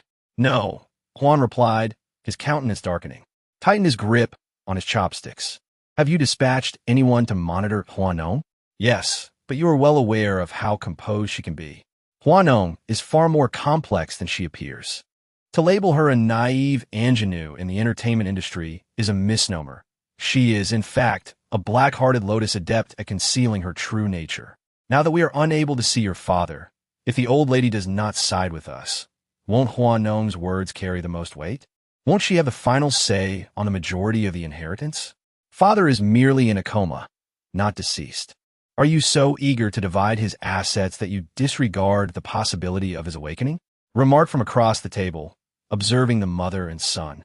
Huan scoffed. Awake? Only if we allow it. In his youth, he engaged in reckless behavior, resulting in the birth of numerous illegitimate children. How can he possibly continue to live? What hope do we have for prosperity? Are we to wait for the day he awakens, drafting a will to divide his fortune among those offspring? Sherwin cast him a glance, falling silent. After all, the affairs of the Hua family cannot be unraveled in just a few sentences. On that morning, Hua Nong visited the company. When Wei Shi saw her arrive, she affectionately linked her arm with hers. From now on, whenever there's an opportunity to make an appearance, you must attend more often. Look, someone has come bearing gifts. Who? Hua Nong had received a call from Wei Shi earlier that morning, informing her that someone was coming to discuss a multi-million-dollar advertisement, insisting that it must be negotiated directly with her. No agents allowed. Wei Shi teased. Just step into the meeting room, and you will see. With a sense of curiosity, Hua Nong pushed the door open, only to find Shun Jiming seated in the meeting room, gracefully holding a cup of tea while admiring the view outside. Miss Shun? Hua Nong exclaimed, surprised. Shun Jiming had never socialized with them during her time in Jinggang. Why was she seeking them out now? Hua Nong, let us dispense with the formalities. No need for the constant miss and miss.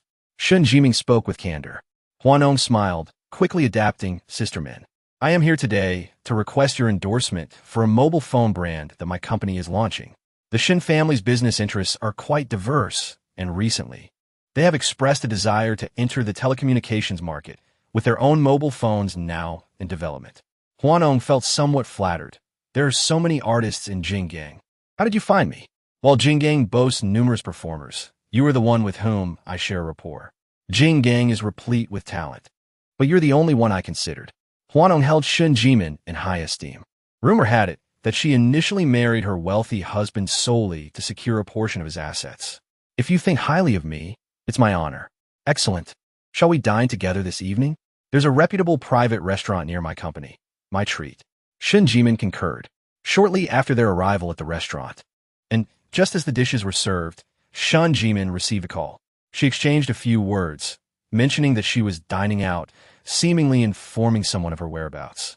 Hua Nong overheard the conversation, and a colorful thought blossomed in her mind. Divorced not long ago, and already with a new love interest? Truly a role model for women. I must emulate Shun Jiming in the future, and never again waste time on men. No, would you mind if another person joined us? Bringing them to meet? How intriguing. Does this mean I'll get to witness some drama firsthand?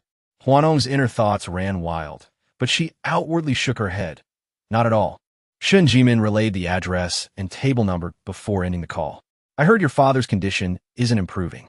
If there's anything you need assistance with, please don't hesitate to ask. I watched the video of you dealing with Hua Fangjia last night. It's a pity you didn't remove his underwear. When dealing with such scoundrels, one must not show leniency. Hua Nong, if only I possessed half your vigor back then, I could have dealt with that pair of scoundrels during the divorce. Hua Nong took a sip of water and coughed violently. Is it appropriate to enlighten an unmarried young lady on such matters? Just as Hua Nong reached for a tissue, a pair of hands swiftly presented her with several napkins. Shinjodu, what intentions do these siblings harbor? Was it he who just spoke with Shun Jiming on the phone? Shun Jiming cast an apologetic glance at Hua Nong. I didn't mean to overthink my apologies. Hua Nong waved her hand repeatedly. It's perfectly fine. I grew up hearing my father's scandalous tales, so these matters are mere trifles to me. After saying this, her gaze fell upon Shinjodu. Mr. Shun, it is a pleasure to see you again. Shinjodu appeared humble and courteous, resembling a well-educated gentleman from an ancient noble family. His explanations certainly brought Hua Nong a sense of comfort. Chapter 74. Hua Nong will eventually become Mrs. Shun. The three of them engaged in conversation while dining, and after more than 2 hours, they had finished their meal.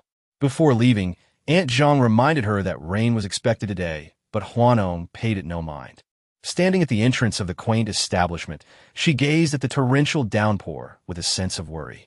Looking down at her limited edition high heels, which she wore for the first time today, she wondered if they would meet an untimely demise. Shinjodu noticed Hua Nong's distress. I will fetch an umbrella from the car. Please wait a moment. The broad silhouette of the man traversed through the curtain of rain, evoking an elusive sense of reassurance within Hua Nong.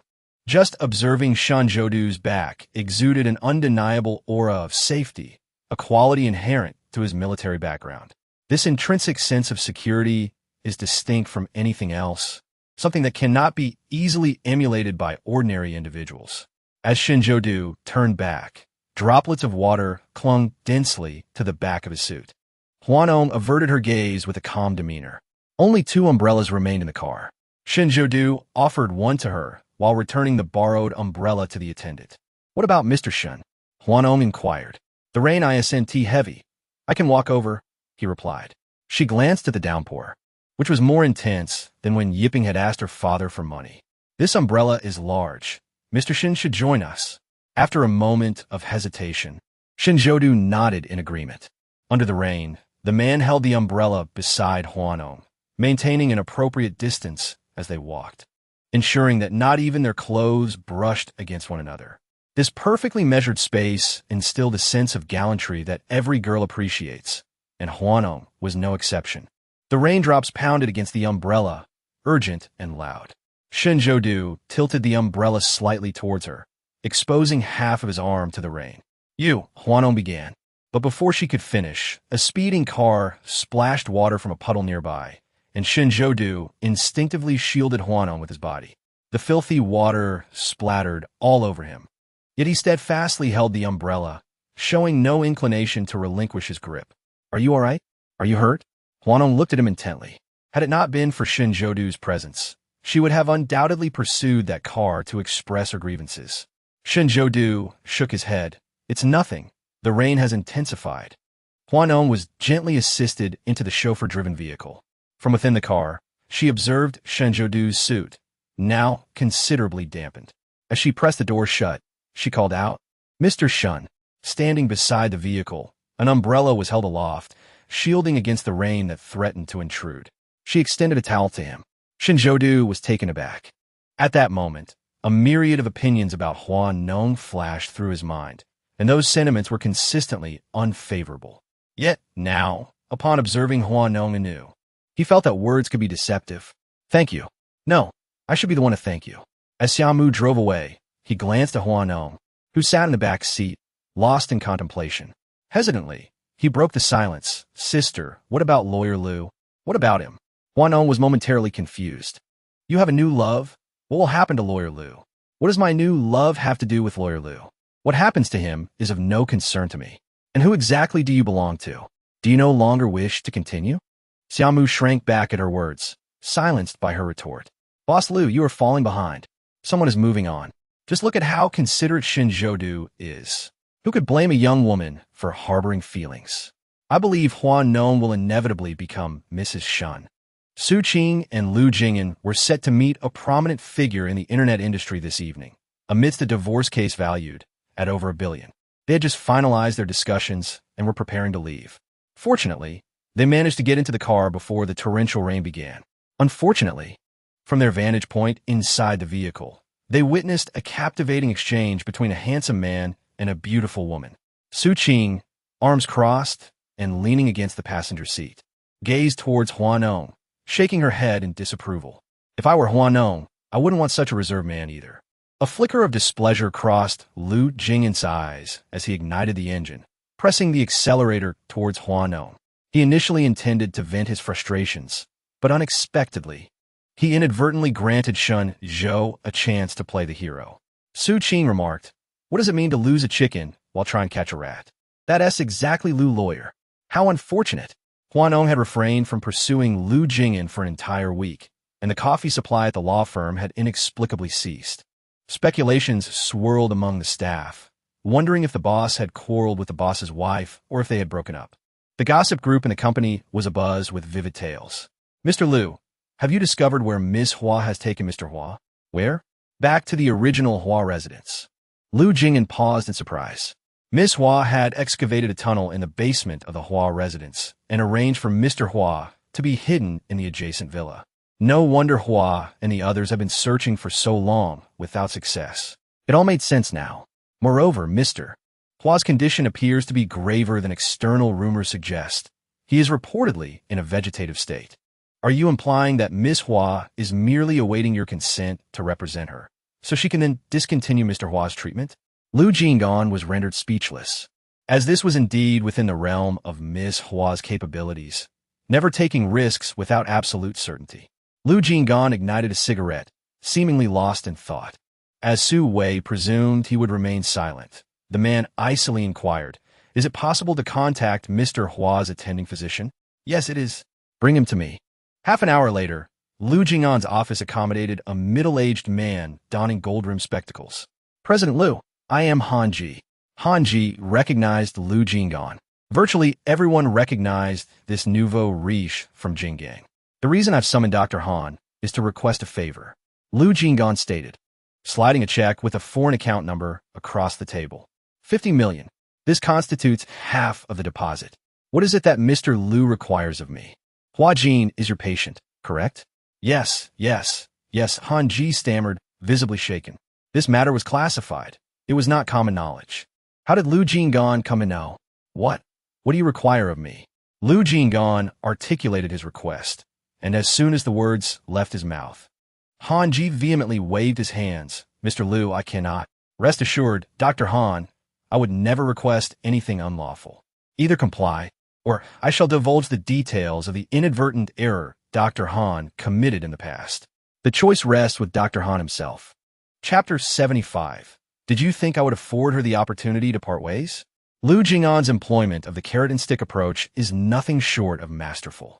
Han Ji dares not meet his gaze, for even the seasoned and reserved legal arbiter's thoughts remain inscrutable to him. Dr. Han, consider this carefully. Of course, Han Ji understands the import of Lu Jing'an's words. There is nothing that Lu Jing'an sets his sights upon that he cannot acquire. Han Ji hesitated, his hands clasped together, slowly twisting. May I inquire as to why me? Lu Jing'an reclined against the sofa, gently swirling the teacup in his hand, his lofty demeanor tinged with severity. Only you. The unspoken implication is that neither of them has a choice. Escape for Han Ji is an impossibility. After Han Ji departed, Su Qing entered, closing the door behind her, and regarded Lu Jing'an. Are you truly resolved to do this? Did you think I would afford her the opportunity to part ways? Lu Jing'an retorted coldly. Su Qing surveyed the man's handsome countenance, his entire being radiating a cold austerity that belied his upbringing in a family of cultivated refinement. Lu Chu was the epitome of gentility, and one would expect his progeny to be equally refined, yet Lu Jing'an was of a different ilk entirely. Beneath the veneer of impeccable grooming lay a possessiveness befitting a beast. Any hint of instability on Hua Nong's part would be swiftly and firmly suppressed by him. Just don't harbor regrets, she cautioned. At the office, I was preparing to delve into my studies when my efforts were abruptly curtailed midway. Upon noticing the caller ID, Hua Nong's heart skipped a beat. She glanced at Wei Shi before excusing herself to answer the call. Dear Han, Ms. Hua, your father's condition has taken a turn for the worse. What do you mean worse? He's been stable in a vegetative state, hasn't he? How could he possibly be declining? Hua Nong cast a furtive glance around, lowering her voice as if to avoid being overheard. She sighed deeply, grabbed her phone, and departed without a word to Wei Shi, simply stating, emergency. We were unaware of your father's allergies. Yesterday, we administered a different medication, and the patient experienced an unexpected reaction. Why the sudden change in medication? Hua Nong seized upon the inconsistency in his statement. Startled by Hua Nong's sharp retort, Han Ji recalled Lu Jing'an's warning. Hua Nong is astute. Be cautious, lest she discovers. Prolonged use of single medication can lead to dependency or immunity. A change in medication was inevitable given Mr. Hua's condition. Have you been bribed? Hua Nong, accustomed to her superior position, readily resorted to sordid suspicions. She refused to believe that the sudden turn of events was coincidental. There had to be an underlying motive. Han Ji trembled. What are you implying, Ms. Hua? Precisely what I said. As Yang Xian heard the dispute between the two, she descended from the second floor and pulled Hua Nong into the guest room on the first floor. Matters must be resolved, she stated. As long as your father remains alive, the issues cannot be settled. His sudden peril, however, could serve as the most favorable outcome for us. Mother, he is my father, Hua Nong replied. He is also someone else's father, Yang Xian calmly reminded her. You cannot dismiss the past transgressions simply because he has shown you kindness. Hua Nong, this is the only resolution available to you at present. Hua Nong remained silent. What you must consider now is your father's sudden situation. Have you secured your lawyer? If it comes to a property dispute, are you prepared to win? Yang Xian harbored little affection for Hua Jin. Having married a man twice her age in her 20s, if not for his wealth, who would have chosen him? Now that Hua Jin's life hangs in the balance. She feels no regret, despite her reluctance. A loveless marriage accompanied by riches, and the absence of the obligation to care for a frail, aging man. Such a life is envied by women everywhere. Yet Hua Nong's circumstances differ. Despite Hua Jin's infidelity, he has been genuinely affectionate towards her. She was raised in luxury, cherished and pampered. Accepting this harsh reality is a daunting task. Observing Hua Nong's silence, Yang Xian exited the guest room and inquired with Han Ji about the potential duration of this situation. Han Ji replied that it could last no longer than half a month. With that, Yang Xian cast a glance at Hua Nong, implying that she should act swiftly. Chumi emerged from the studio, clad in a strapless top and shorts, her slender waist exposed, delicate enough to be grasped by a single hand. I have long anticipated your arrival, yet you stand here as if I owe you money. My father is on the brink of death. Hua Nong crossed her arms, her entire demeanor taut with tension, utterly devoid of any semblance of jest. Chumi had just lifted her cup to her lips, only to slowly lower it again. Surely. You yist. You do not yist. Chumi was taken aback. If Huan Jin were indeed to perish, and Hua Nong had yet to secure Lu Jing'an, the ensuing battle over the inheritance would be fraught with complications. And Lu Jing'an? That wretched creature is exceedingly difficult to contend with. I have already dispatched Xiao Mu to fetch Ming Xiaoyu, to seek out that lawyer abroad. Indeed, Hua Nong's expression remained tense, although she was reluctant to accept Huan Jin's demise. Her foremost priority was to acquire the inheritance. The thought of losing both her father and his wealth was intolerable, for that would lead her to utter ruin. Chumi recognized that Hua Nong's mind was sharp, requiring no guidance. After reflecting on the connection between Ming Xiaoyu and Lu Jing'an, she ventured, "Have you considered that your previous attempt to engage a lawyer might have been thwarted by Ming Xiaoyu's influence?" Chapter 76. Observing the kiss marks on Huan N's neck. How could you possibly know? If Lu Jing'an were indeed the driving force behind this, he would surely maintain discretion. What a coincidence it is. Our family serves as a supplier of raw materials, and when my father attended the conference, he observed Lu Jing'an seated at the head of the table, while Ming Xiaoyu's father fawned over Lu Jing'an as though he were his own progenitor. Hua Nong. The Chu family is engaged in industry and has established a collaborative relationship with Ming Xiaoyu's family. This indicates that the matter is indeed true. Hua Nong's gaze sharpened as she took out her phone to call Xiao Mu. On the other end, a cheerful voice exclaimed, "Sister, is it on speaker?" "Yes, it is." "Turn it off. I need to discuss something." Xiao Mu acknowledged with a "oh," disconnected the car's Bluetooth, and answered the call with her phone. "Think of a way to prevent Ming Xiaoyu from speaking today. Don't give him a chance to tip off Lu Jing'an. You needn't accompany me abroad. I will go alone." Xiao Mu was taken aback. Although she did not comprehend Hua Nong's intentions, she chose to obediently comply. After hanging up, she redirected the car from its intended course to the right lane. Earlier that day, she had picked up Ming Xiaoyu at the suburban golf course. On the circular expressway, the left path led to the city center, while the right led out of town. Why leave the city? Is Hua Nong not in town? Noticing the car's unusual trajectory, Ming Xiaoyu inquired. Xiao Mu responded with a mm. Upon reaching the expressway entrance, she pulled over momentarily, saying, "I need to grab something from behind you." Ming Xiaoyu replied with an "oh," observing as Xiao Mu opened the door and settled into the passenger seat. Just as he was about to speak, Xiao Mu flashed a grin, revealing her 8 gleaming white teeth. With a sudden collision, he was taken aback. "Reporting? You can do it. Today, just follow me around." "Boss, Miss Hua's gone to America." Su Wei had been shadowing Hua Nong, her purpose being to keep a vigilant eye on Lu Jing'an, ensuring he monitored her every move. Ever since Shan Zhoudu developed feelings for Hua Nong, Lawyer Lu perceived her as a delicate little rabbit, constantly pursued by lurking wolves. Standing at the airport, Su Wei clutched his phone, reporting Hua Nong's whereabouts to Lu Jing'an, while observing the charming couple engaged in conversation in the arrivals area. He couldn't help but feel a pang of anxiety for his boss. Who would have anticipated that Miss Hua would encounter Mr. Shun at the airport? From the looks of it, Mr. Shun seemed poised to accompany Miss Hua to America. Mr. Shun was also present. Who? Lu Jing'an, momentarily taken aback by the news of Hua Nong's trip to the U.S. felt a surge of anger at the mention of Mr. Shun, causing his chest to tighten. Truly, after just 3 days apart, she never failed to astonish him with her escapades. Shinjo-do. With a snap, the pencil in Lu Jing'an's hand broke. Did she really have to seek refuge in someone else's embrace? Hua Nong traveled to America to consult with the lawyer mentioned by Ming Xiao. Upon meeting Hua Nong, the lawyer politely declined to take on international cases. Hua Nong pressed on, "Mike, we can negotiate the commission. I appreciate your enthusiasm." Mike replied with a smile. "But international cases are currently a burden for me, and I can see that Miss Hua appears quite urgent. Unfortunately, my schedule cannot accommodate this. If you are indeed in a hurry, I could recommend a rather capable lawyer from Z country." Suddenly, Hua Nong's mind flashed with Lu Jing'an's visage.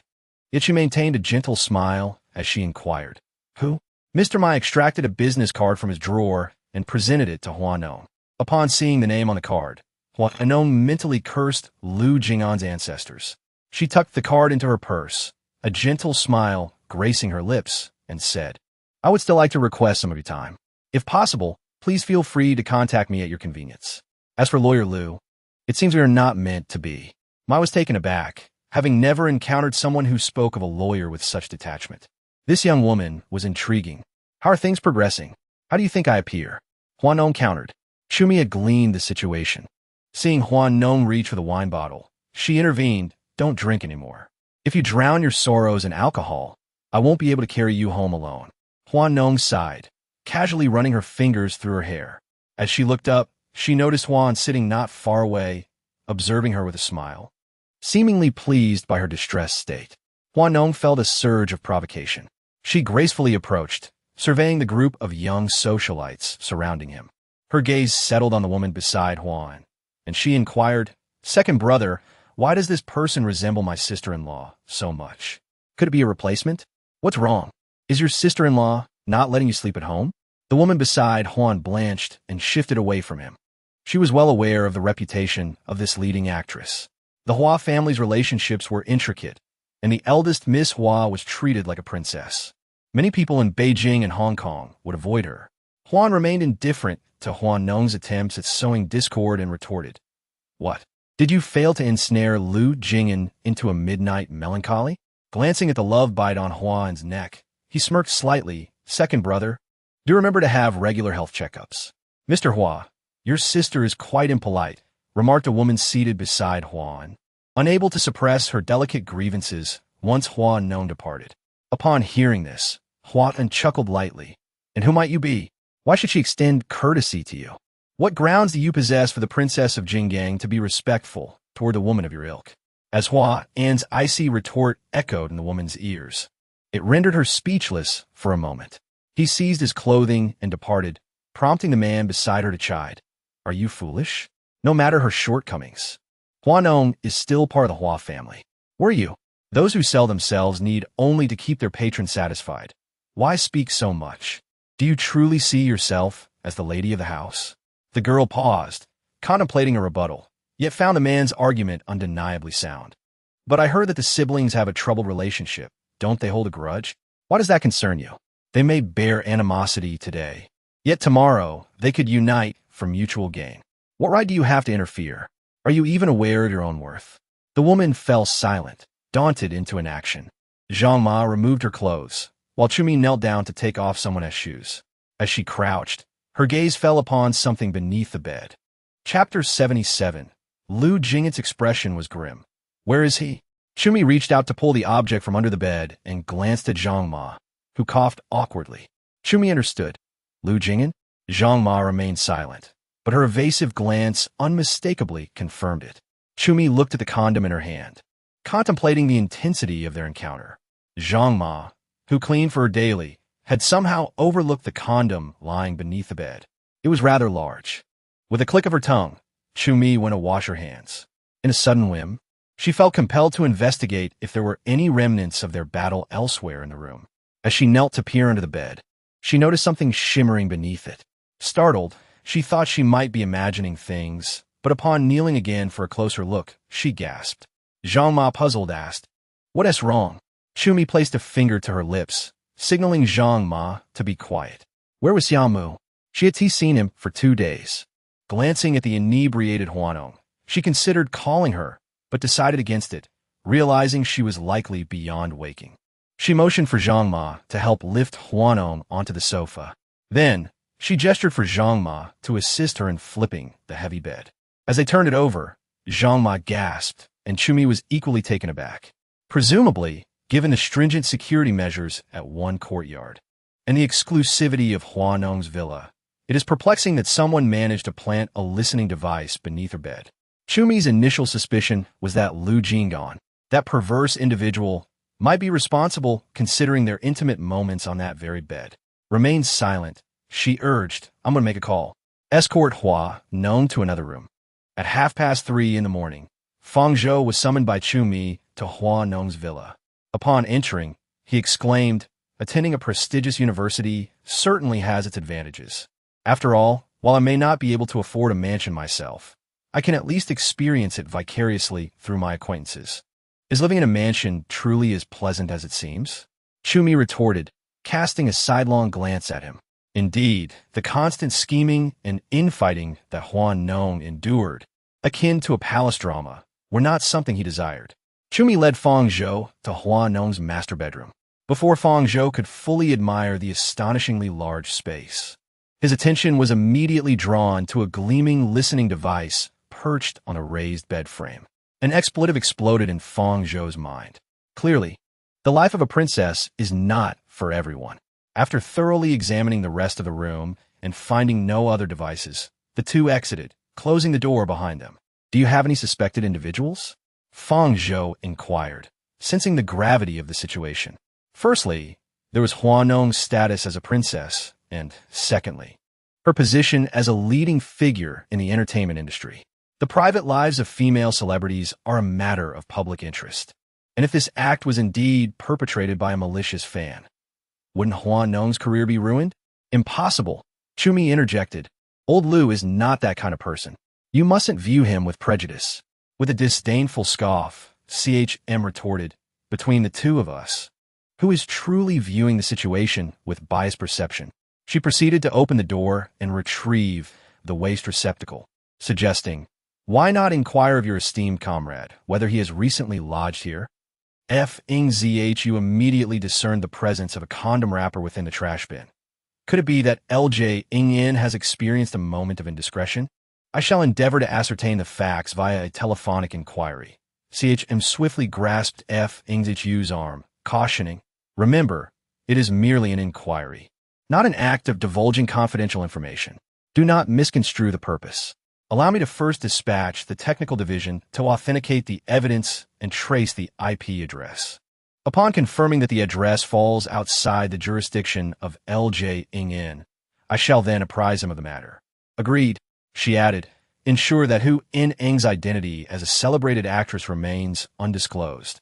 Fengzhu cast a disapproving glance, retorting, do not underestimate my discretion. Fengzhu was on duty this evening, dedicating his entire shift to Hu Ing's domicile.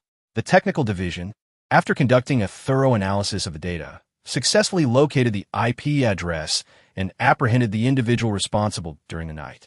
Hu Ing only became aware of these events the following morning upon awakening from her inebriated slumber. Fengzhu informed her that the culprit had been apprehended, identifying him as the installation technician from the furniture emporium where she had purchased her bed, and also an ardent admirer of hers. While ascending the staircase to procure attire for Hu Ing, remarked, how thrilling, considering the fervent intensity of your intimate encounters with LJ Ingyin. One wonders if the sounds reverberated throughout the premises. Hu Ing, still in a state of grogginess, was subjected to CHM's teasing. Under normal circumstances, she would have retorted with a few cutting remarks. Police station. Feng Zhou was aware of Lu Jing'an's intentions towards Hua Nong and promptly called him the moment the suspect was apprehended. As Lu Jing'an had just arrived at the police station, he casually tossed a breakfast order towards Feng Zhou. Indeed, Boss Lu was quite considerate. I particularly enjoy the rice rolls from near your home, Feng Zhou remarked, as he opened his chopsticks and gestured towards the chair opposite him for Lu Jing'an to sit down. He recounted the events of the previous night. Wasn't it thrilling? After much effort, you finally shared a moment of affection with Hua Nong, only for it to be overheard by others. That man was a quintessential lecher. When we caught him, he was already scheming to leverage the audio recordings to extort money from Hua Nong. And where is he now? Lu Jing'an's countenance was grim. Merely sitting in the police station's lobby seemed to chill those who entered, making them take a detour. He's locked up. Don't even think about it.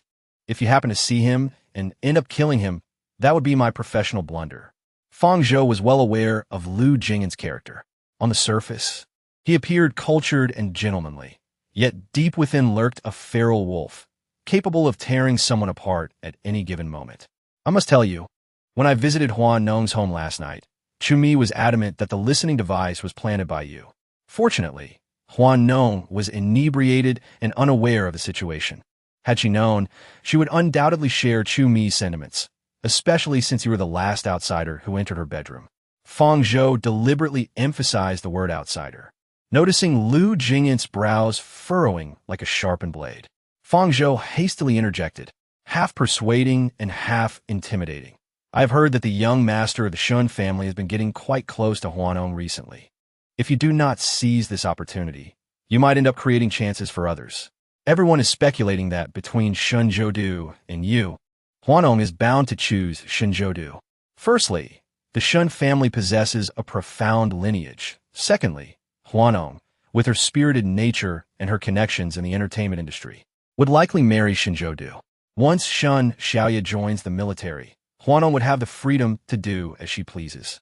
In this light, you hold no advantage in Hua Nong's eyes. If you do not act swiftly, it will be too late. Chapter 78. Am I, Lu Jing'an, merely your servant? Don't you agree, Lu Jing'an? I have an inkling that this matter is connected to that treacherous fiend. Chumi still perceives Lu Jing'an through tinted lenses. Consider this. He is the only outsider who has recently entered your bedroom.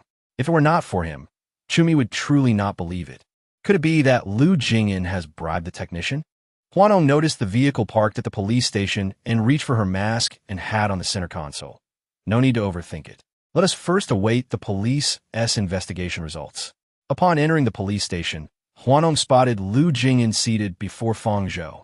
Fang Zhou, having seen Hua Nong first, discreetly kicked Lu Jing'an under the table. Sister is here. Come, step into my office. Speaking with Lu Jing'an outside posed no issues. Hua Nong is an artist, and there were several individuals in the police station who were fans of hers. It would not bode well if they overheard anything. Fang Zhou closed the door and recounted the specific details of the situation, opening his computer to show them a video. This is the footage from our operation last night. He pointed to Lu Jing'an. You two were involved in this singular incident.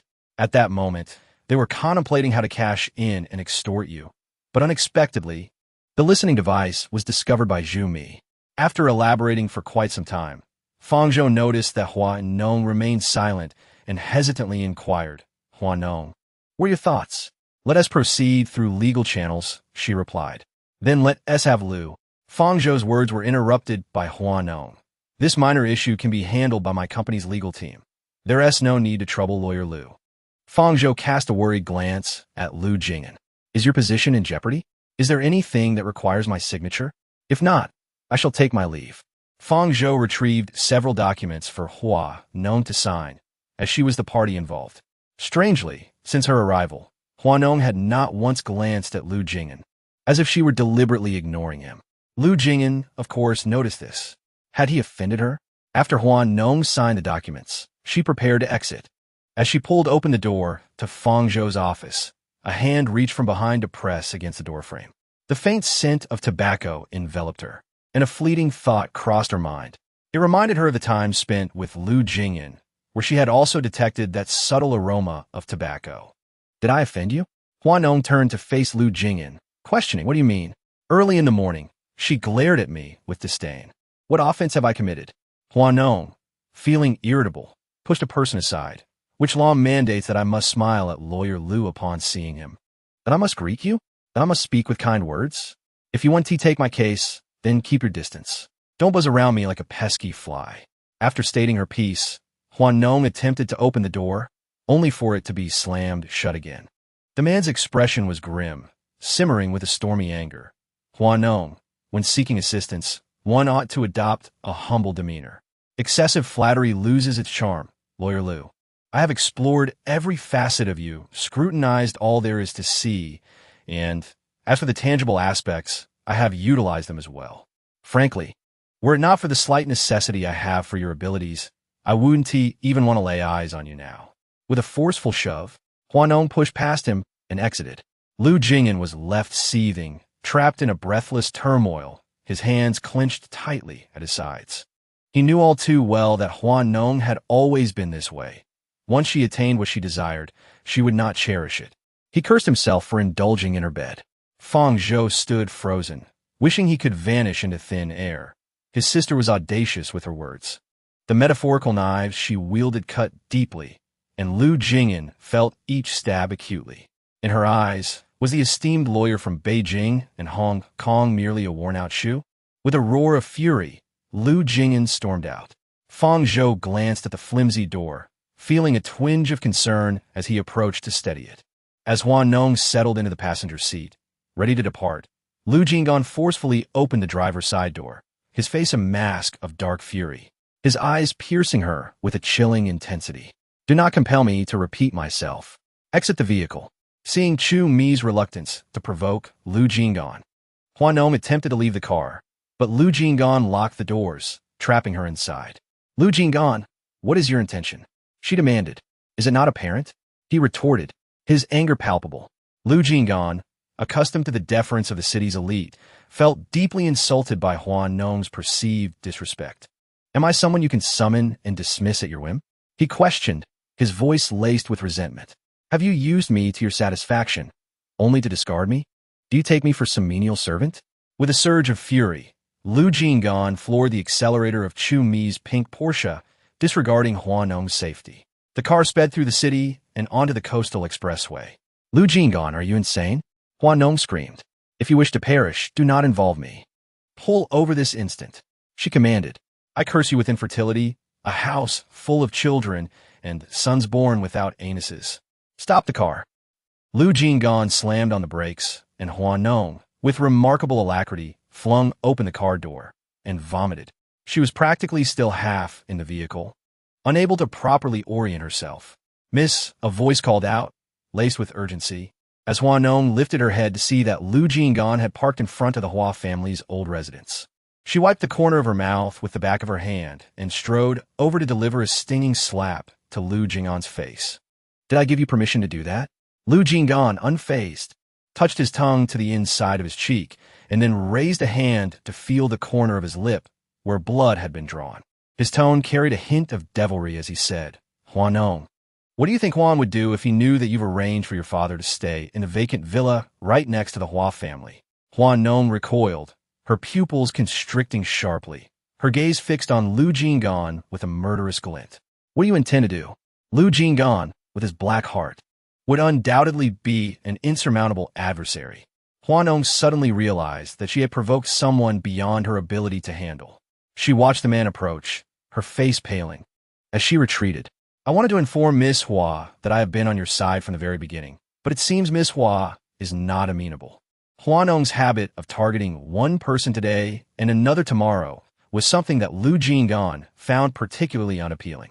His fickle and capricious nature will eventually be his undoing. Hua Nong comprehended. Lu Jing'an was implying she wasn't performing adequately. She offered a sardonic chuckle. What are you insinuating, Counselor Lu? I've given you everything. Am I still not compliant enough? Surely, you don't require my heart as well as my body? As she spoke, Hua Nong moved closer to Lu Jing'an. Could it be that you've developed feelings for me? Keeping me dangling, refusing my advances, and now resorting to these veiled threats. Lu Jing'an, if you dare betray me, I swear I'll invoke every invective I've ever learned and curse your ancestors for generations to come. By all means, Miss Hua, test the waters. Let's see who stands to lose more, Lu Jing'an retorted. Hua Nong was momentarily speechless. Lu Jing'an, standing in plain view of everyone, extracted a handkerchief from his pocket and delicately dabbed at the corner of her lips. He spoke in a tone of gentle persuasion that was uncharacteristic of him. Hua Nong, let's make a deal. I assure you, no one will be able to wrest the inheritance from your grasp. Has Counselor Lu forgotten his moniker in Jinggang? the wily fox of the underworld. To make a deal with you is akin to asking me to strip naked and run through the streets. Lu Jing'an chuckled softly. I hardly possess the perverse predilections of Miss Hua, but if you insist, I'm happy to observe. Get lost? Hua Nong reached out to push him away, but Lu Jing'an instead pulled her close, encircling her waist with his arm. Why don't you two come inside? The neighbors are watching. It doesn't look good. Yang Xian's voice as she opened the courtyard door sent a tremor through Hua Nong. It felt like being caught by her parents while dating in school. Entry is forbidden, she declared, casting a fierce glare at Lu Jing'an. The latter, ever so obedient, remained stationary at the courtyard's entrance. Yang Xian observed the scene with a sigh, then turned to Hua Nong. Our guest has arrived. Let young Lu enter. Thank you, Auntie. Hua Nong. Young Lu. Mom. In the drawing room, Yang Xian dismissed the servants and settled onto the sofa, observing Lu Jing'an with the fondness of a prospective mother-in-law. Young Lu, you and Nong Nong are alumni, correct? She once penned a love letter to you during her school days, for which I disciplined her. Hua Nong, caught off guard, nearly choked on her drink. Lu Jing'an cast a knowing glance at her, a hint of amusement in his eyes. I had no idea, Nong Nong, and I shared such a history. Indeed, had I known you were so destined, I would never have disciplined her. Is there nothing else to discuss? Hua non fronad, displisura evident. I understand young Lu has been hesitant to accept our family's case. Is there a particular concern? Yang Xian broached the subject directly, catching Hua Nong off guard. Lu Jing'an nodded. Miss Hua's incentives have been rather superficial. His aspirations extended far beyond Hua Nong's mere person. Hua Nong scoffed. How noble of you, Counselor Lu, to deem monetary compensation as superficial. If it is indeed so, would you consider relinquishing your wealth to me? For I am a superficial individual. Well, it's not impossible. Lu Jing'an nodded. Tell me, what nonsense can you utter? With a smile, he glanced at Hua Nong, and whether it was a trick of her perception or not, she discerned a hint of indulgence in his gaze. To become Mrs. Lu? Hua Nong retorted. Should I send my mother to beg for rice? She cannot possibly sell her marriage just to prevent her own mother from being impoverished.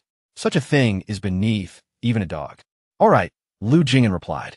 What do you mean by all right? Hua Nong shot back. Have you been inhaling too much air? What does that even imply? Yang Xian interjected. What it implies is that you can marry Lawyer Lu. Hua Nong, exasperated yet amused, remarked that her mother remained as unreliable as ever. If you wish to marry him, go ahead, but don't involve me. You adore him so much. Coincidentally, my father is on the brink of death. Why not have him step in as my stepfather? Coughing, Lu Jing'an nearly choked on his tea, staring at Hua Nong in disbelief, utterly astonished. Your husband becoming your stepfather? It's no wonder Hua Nong's unconventional thought processes baffle ordinary minds. She patted Lu Jing'an's back reassuringly. Don't be misled by my mother's age. She takes excellent care of herself. Whenever we go out, people often mistake her for my sister. In reality, she is in her 40s, yet looks no more than 30. Considering that, she is quite a match for Lawyer Lu. Why not give it some thought? Lu Jing'an reached out to brush Hua Nong's hand. Have you spoken to Annie about our numerous applauses for love? Hua Nong replied. Wang defa. Such a fortune is something any man with a sound mind would likely be unable to enjoy, right?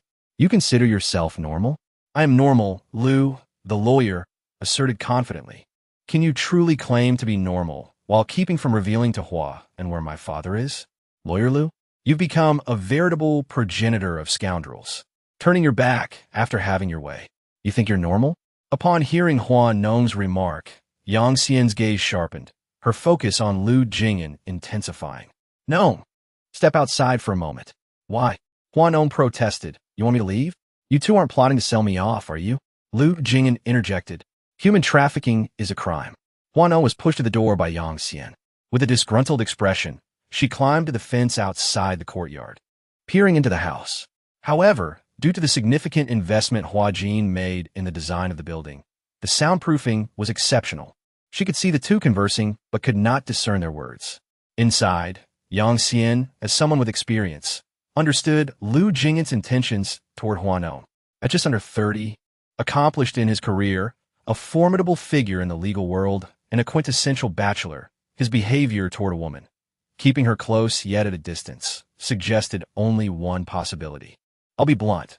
Hua Nong has been somewhat slow to perceive the nuances of emotions, likely influenced by her father. She may not recognize what Lawyer Lu truly desires. Is Lawyer Lu wishing for her to become your mistress? Chapter 80. If you intend for me to marry Lu Jing'an, then forget it. Lu Jing'an's affection for Hua Nong is barely concealed. He was taken aback by Yang Xian's candid use of the word mistress, his expression betraying his surprise. I have no such proclivities. Then, what does Attorney Lu intend? Do you genuinely wish to pursue a formal marriage with Hua Nong? Lu Jing'an massaged his fingertips, gazing at Yang Xian, listening to her probing words. The corners of his lips turned downward slightly. I require a suitable wife to occupy the position of Madame Lu. After all, I don't want to be constantly targeted by cunning old foxes in the business world trying to ensnare me with their daughters. Hua Nong is the only one who can help me escape this predicament. A suitable wife? Yang Xian pondered for a moment, then shook her head. Hua Nong is not that. She can only be a suitable daughter, not a suitable wife. If Attorney Lu intends to conquer her in this manner, I advise you to abandon the idea. Hua Nong has been spoiled by Hua Jin since childhood. Forcing her to bow her head would be akin to sentencing her to death. Even with a broken spine, she would still stand before the world wearing her crown. I have never believed that my daughter should be confined within a marriage to become a suitable wife. Lu Jing'an had assumed Yang Xian would hold traditional views, but he was mistaken. These words took him by surprise. My definition of suitable may differ from yours. I require Hua Nong's erudition, her beauty, and her status as a princess. Yang Xian fixed her gaze, attempting to discern true intentions beneath his composed exterior. You lack affection for one another and possess equally haughty dispositions that will not endure. Endurance is unnecessary. The marriage is slated for 2 years. Does imply that upon maintaining a 2-year marriage with you, you shall undertake the Hua family's case? Affirmative. Were you scheming? Yang Xian mused, reflecting on her 2 decades of service to Hua Jin. Having encountered a multitude of individuals, she considered herself a seasoned pragmatist. Yet, standing before her, remained inscrutable. Hua may rest assured, the marriage is for 2 years.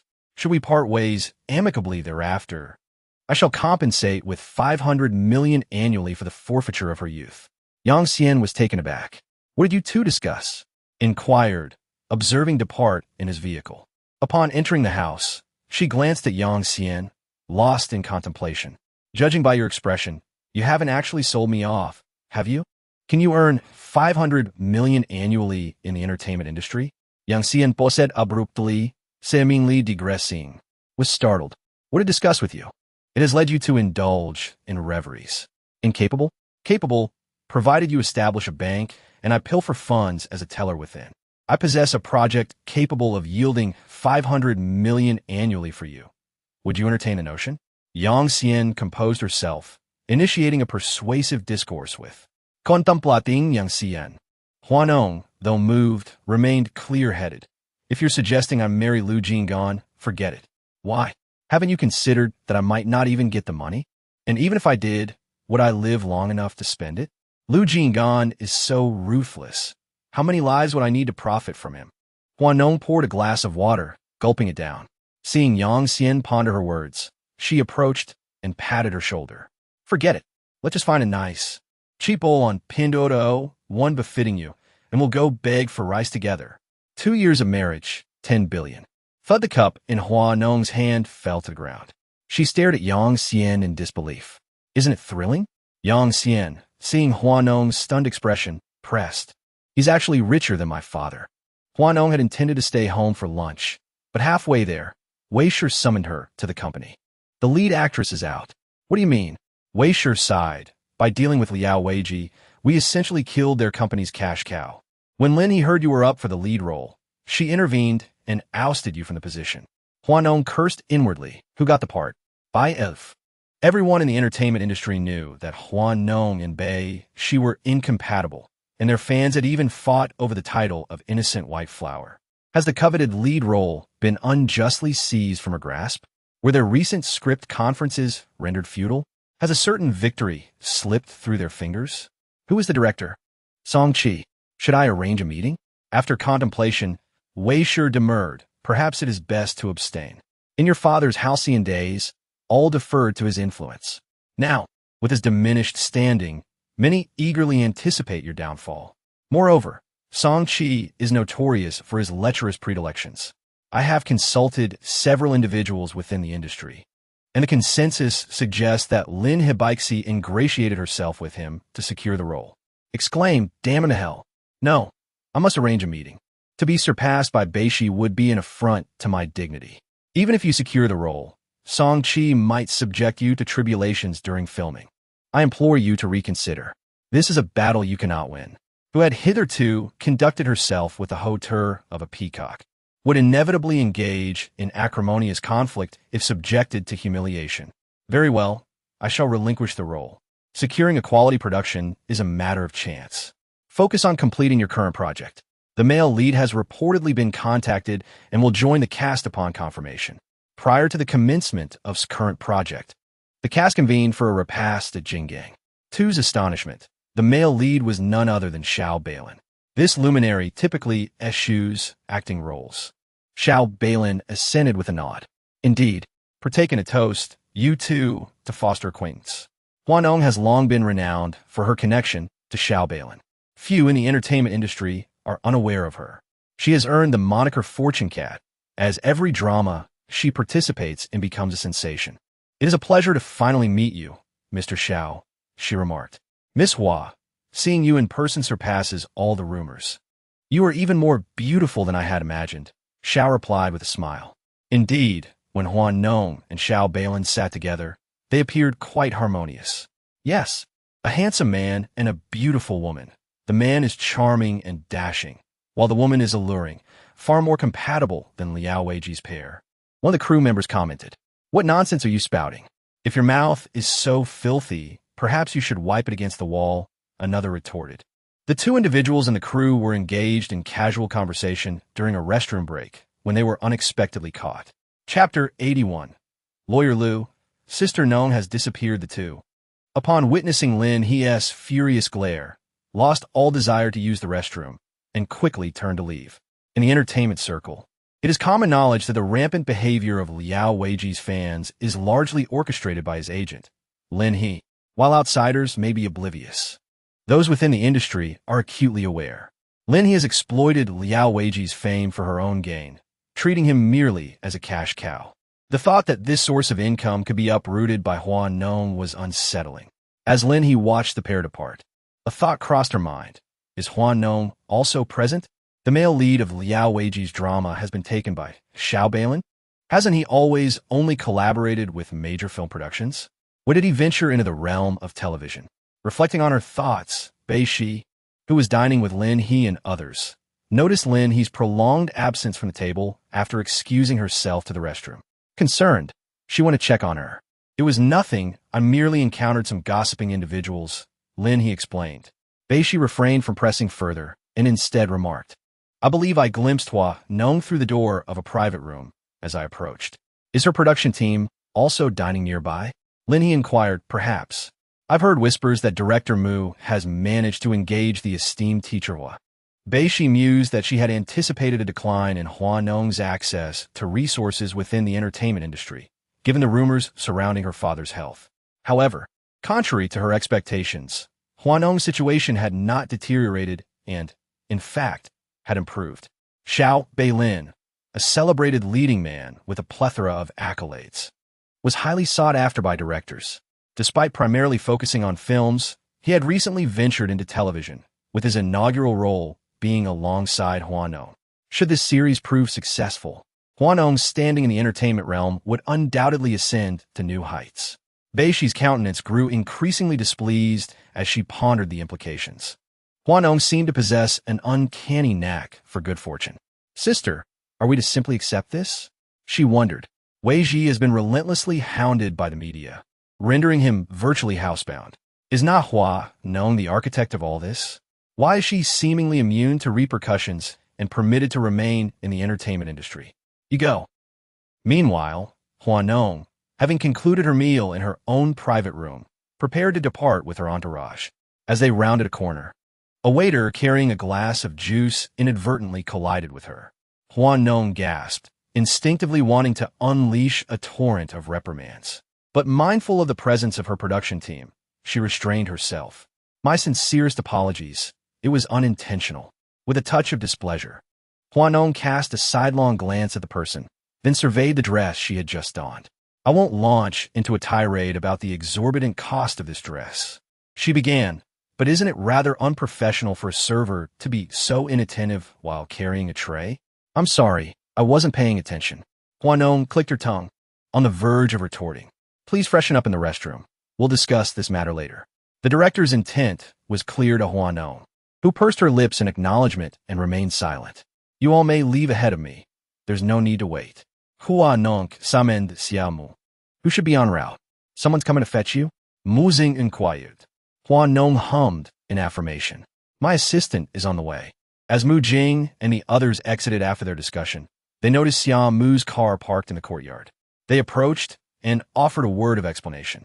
Xiaomu expressed gratitude, remaining outside to await Hua Nong's arrival. After a while, growing concerned at her continued absence, a sense of unease washed over her. Having learned from a previous incident, Xiaomu had become more astute, heading straight for the restroom. Nongye, from within a stall, Bei Shi and Lin He, in the midst of plotting how to drag the drug Hua Nong out, were startled by the voice. Were we told that her companions had already departed? Lin He whispered to Bei Shi. By El Fulvi Tiabao. I distinctly saw them leave before I entered.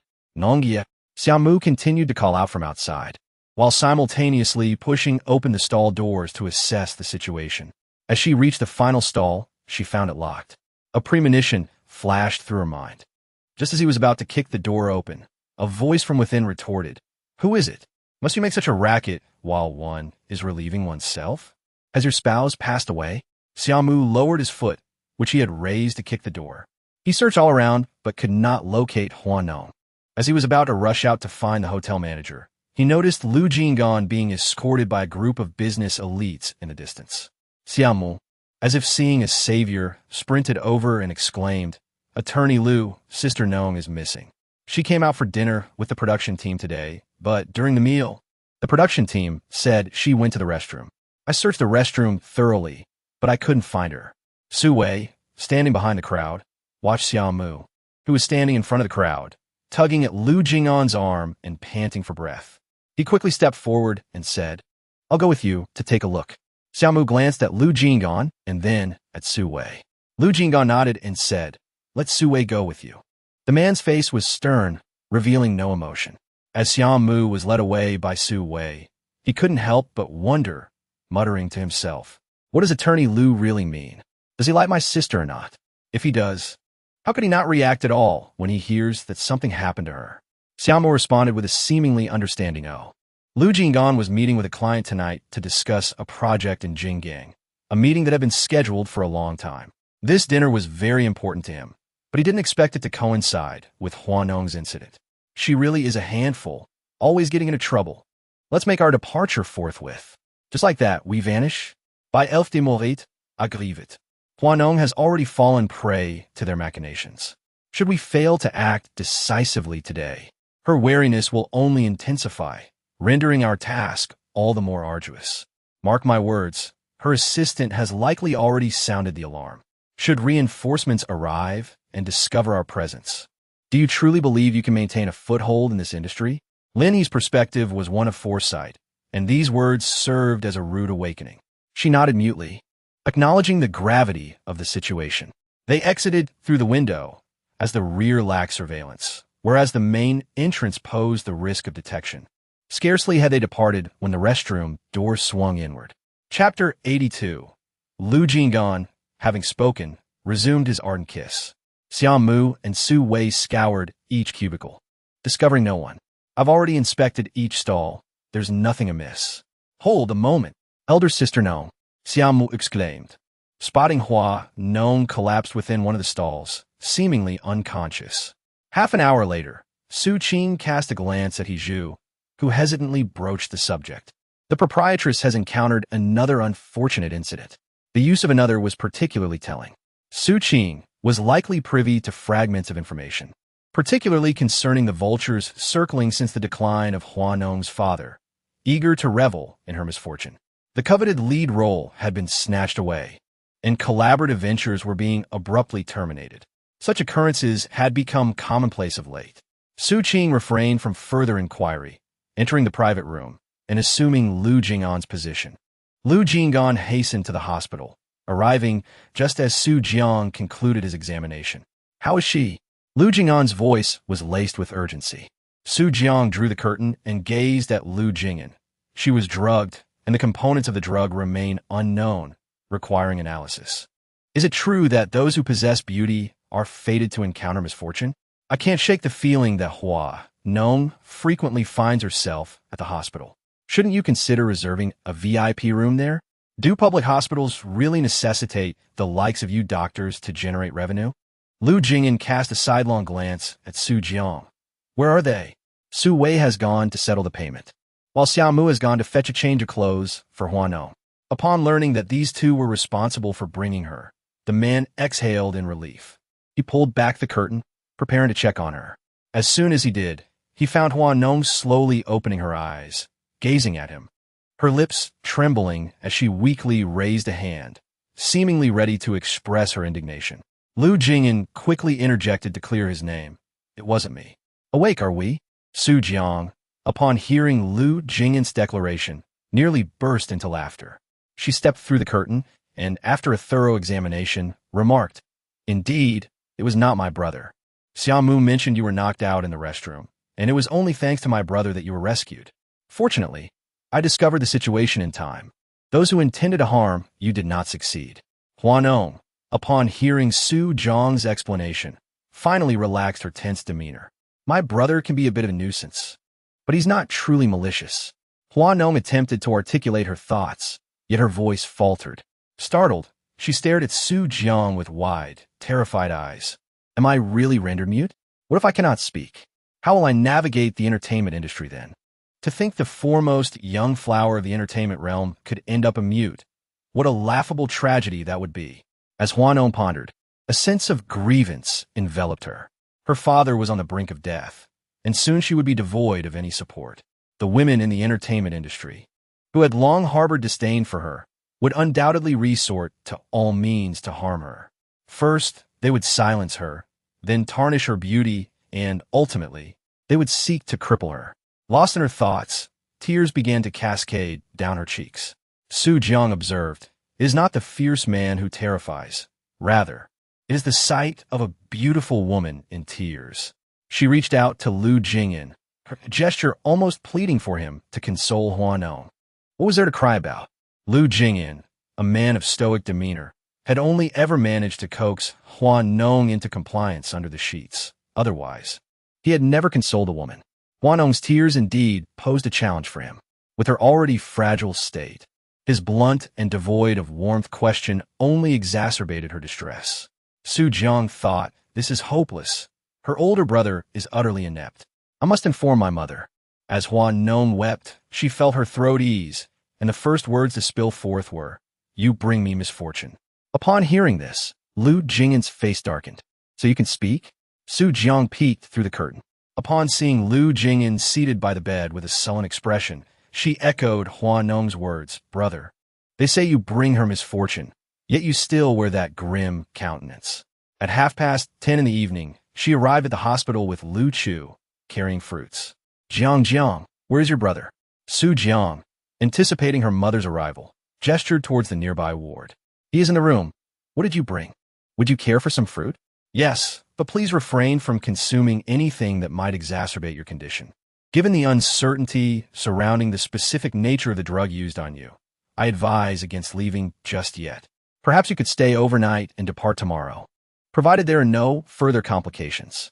Addressing Lu Chu, she added, "Wait for me here." Lu Chu hesitated, then nodded in agreement, realizing his presence might be inappropriate. As Su Yun entered the room, she found Lu Jing'an and Hua Nong locked in a tense standoff. Xiaomu, fearing the intensity of their conflict, had sought refuge in the car. Entrusting Hua Nong to Lu Jing'an's care, she felt confident in their safety. Su Yun immediately sensed the strained atmosphere. Upon hearing the door open, Lu Jing'an turned, surprised to see Su Yun, and rose from his chair. "What brings you here?" he inquired. I heard about Miss Hua's incident and came to check on her, Su Yun replied. Miss Hua, I brought some fruit and bird's nest. Would you care for some? As she spoke, Su Yun unpacked the containers, arranging them before Hua Nong. Considering your profession, I assumed you'd prefer low-calorie options, she explained. Hua Nong regarded Su Yun, sensing that she was more than just Lu Jing'an's housekeeper, though she couldn't quite place their relationship. Thank you, madam, she said. Su Yun's eyes crinkled with delight at the respectful address. Hua Nong was almost mesmerized by the classical beauty before her. The middle-aged woman exuded an air of scholarly refinement, flawless from every angle. Your father is truly blessed. Must you always be so engrossed in your repast? Remarked through gritted teeth. Seemingly oblivious, continued with utmost seriousness. I've had an epiphany. Oh, and what might that be? Inquired, his intuition warning him that nothing virtuous could emerge from his lips, yet he couldn't resist asking. In my youth, I must indulge in life's pleasures, and in my twilight years, I shall seek a gentleman, a man of refinement, to experience the tranquility of time. Before could fully immerse herself in her reverie, seized her chin in his grasp, bringing her face close to his, and kissed her, retaliated by biting down on's lip, causing him to gasp in pain. What do you think you're doing? She exclaimed, her anger flaring, absorbing the salacious thoughts from her mind. A young lady indulging in such tawdry musings, retorted before kissing her once more. Upon entering, beheld this very scene. An exclamation of disbelief nearly escaped his lips. But he restrained himself. Dr. Su, why aren't you going in? Pondered, assuming the conflict upstairs had subsided. She had come to check on, but upon reaching the doorway, she saw retreating, closing the door behind him, his face etched with bewilderment. Nothing is asleep, replied. Approached, wrapping his arm around shoulders, guiding her away, lest she disturbs amorous pursuits. With a bit more effort, her big nephew might soon arrive. Protect our elder brother. Xiaomu stretched his neck to glance into the hospital room. Is she sleeping? That seems unlikely. Sister Nong always insists on turning off the lights at night. She is indeed asleep. I can see it quite clearly. The lights might remain on due to her fear of the hospital environment. Are you trying to deceive me? Su Jiang replied sharply. Why would I deceive you? I have no enmity with your family, as Hua Nong. Xiaomu pondered for a moment and conceded. It was already the next day when Weishi learned of Hua Nong's predicament. Hua Nong approached the door upon hearing the doorbell, and as she opened it, she found Weishi standing there, phone in hand, looking quite displeased. Director Mu, indeed. After you all left last night, Hua Nong was drugged and fainted in the restroom. Fortunately, her assistant discovered it in time. And now, she is in the hospital. How embarrassing. I must hold you responsible, Director Mu. You are well aware of Hua Nong's current situation. She has just had a falling out with Liao Weiji, and there are plenty of people eager to harm her. A moment's inattention could spell disaster, and last night, she was fortunate to escape a calamity. Alas, yes, there is no helping it. The entertainment industry is fraught with such dangers. All right then, thank you, Director Mu. After finishing his words, Weishi stepped inside, removing his shoes. Hua Nong leaned against the sofa, clutching a cushion as she gazed at him. What were you discussing? We talked about what happened to you last night. Everyone had dinner together and left you behind to go ahead. What kind of treatment is that? You're currently unscathed, but should misfortune befall you, I would demand retribution with their very lives. Hearing this, Hua Nong was profoundly touched, nearly bursting into tears, clinging to Wei Shi's arm and nuzzling her like a kitten. You are even kinder to me than my own mother. Your benevolence towards me is something I can scarcely repay in this lifetime. Perhaps I should offer myself in marriage? Wei Shi stroked her head and jested. I have no objections. My son has expressed his desire to find a beautiful woman like you to be his wife in the future. Or perhaps you could come to my house and be raised as a future daughter-in-law. He's barely reached adolescence and already thinking about marriage? Hua Nong scoffed with disdain. What were you discussing with him earlier? Observing Wei Shi's expression, it seemed she had gained some advantage. Xiao Beilin recently secured an ambassadorship with an international brand, and they are reportedly seeking a female celebrity to collaborate with him on a magazine shoot. I thought I'd ask Director Mu to speak highly of you to Xiao Beilin. Xiao Beilin and an international brand, while individually noteworthy, together represent the pinnacle of resources. Hua Nong, you must strive for success. You are my only hope, my dear. If you don't make something of yourself, I'll soon be unable to provide for my son. Hua Nong sighed, resting her chin in her hands. What about the lawyer I asked you to find for me? I looked, but no one dares to take the case. Why? Are they turning down money? Hua Nong was bewildered. Have people gone mad? Are they all so haughty? Will no one bend for a few coins? A former classmate of mine from university, who also works in the legal field, informed me that Lu Jing'an has made a ruthless declaration within the circle. Anyone who dares to take your case will face his wrath, leading to their and their company's obliteration from Jinggang. The revelation startled Hua Nong, causing her to fall off the sofa with a thud. Who? Lu Jing'an. Hua Nong. What on earth does that scoundrel want? Weibo gazed at Hua Nong and sighed. What could you have possibly done to provoke such relentless pursuit? Was I his stepmother in a past life? Did I mistreat him? Hua Nong was equally perplexed, wondering why Lu Jing'an was so fixated on her. Could it be that he harbors affection for you? A man wouldn't go to such lengths for a woman he's not interested in.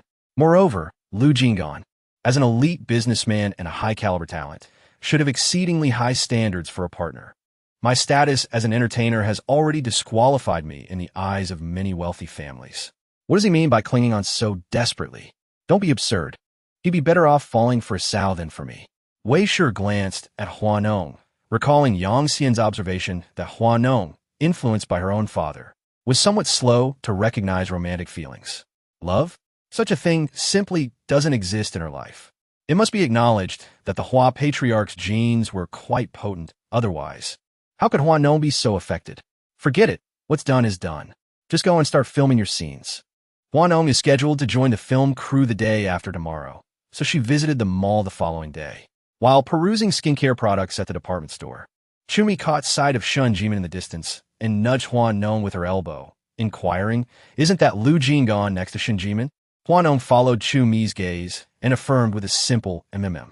You have to admit, Chumi continued, those two together exude a certain world-dominating aura. They're quite a fitting pair. A fitting pair? Hua Nong repeated, momentarily taken aback by the phrase. She glanced askance at Chumi, who, realizing her misstep, chuckled sheepishly and retorted, we can't allow them to be together. How would we survive without Earth? Hua Nong responded. If asked to encapsulate herself in a single phrase, she'd say, an explosively wealthy woman. Weibo interjected. For some, their face is irrelevant. Hua Nong lounged languidly on the sofa, resembling a boneless feline, possessing the indolent air of an ancient concubine after imperial favor. Ding-dong, Hua Nong's phone, resting on a coffee table, chimed. She picked it up and noticed a message request from a stagehand on the film crew. How strange. Why would he add me? Who? Weibo inquired. A stagehand from the film crew. Just accept it. Hua Nong accepted the request, and shortly after, a voice message arrived. Sister Nong, during dinner yesterday, another stagehand and I were walking and discussing you and Mr. Hua entering the restroom. Unfortunately, Lin He overheard us. She happened to be at the same restaurant. I just heard from the director that something happened to you, but they haven't found the culprit. I'm not sure if this information will be of any help. Lin He? Hua Nong glanced at Weibo. Weibo, ever so perceptive, volunteered, I shall procure the list of attendees from their dinner last night. Chapter 84. Miss Hua, would you grace me with your presence? Weibo's efficiency was renowned. In less than a quarter of an hour, she had obtained the roster. Indeed, both Lin He and Bei Shi were present. Liao Weiji is now akin to a rat scurrying across the street, his fan base utterly humiliated. Lin He has always regarded him as a cash cow. It's as though you've eradicated her very deity of wealth. She likely harbors profound resentment toward you. So, Bei Shi has signed under her management? Bei Shi's previous agency was replete with influential figures. As a mid-to-high tier artist, she couldn't possibly secure favorable resources within their ranks. Now that Liao Weiji has fallen, Lin He will undoubtedly strive to cultivate a successor to serve as her next source of revenue. Conveniently, Bei Shi's ambition is singularly focused on amassing wealth. Does this not align perfectly with Lin He's aspirations? In the afternoon, Hua Nong arranged to go shopping with Chumi. As they entered the luxury boutique, arm in arm, Hua Nong spotted a familiar figure embroiled in a dispute with the store manager before she could even express her desire to browse. Are you jesting? Hua Nong's father is on the verge of death, and the Hua family faces imminent bankruptcy. You still consider her a VVIP customer? Can she even afford this? Miss Hua has already settled the payment for this handbag. She was simply pressed for time and unable to collect it on her previous visit, the sales assistant explained. The other party scoffed. So you're implying that this particular handbag of yours is a limited edition? The sales assistant was visibly discomfited by the derisive tone. Miss Hua? The moment one stepped through the entrance, they immediately spotted Hua Nong, who was attentively listening to the commotion from within. Hua Nong raised a finger to signal for silence, standing resolutely at the door, absorbing the tumultuous voices inside.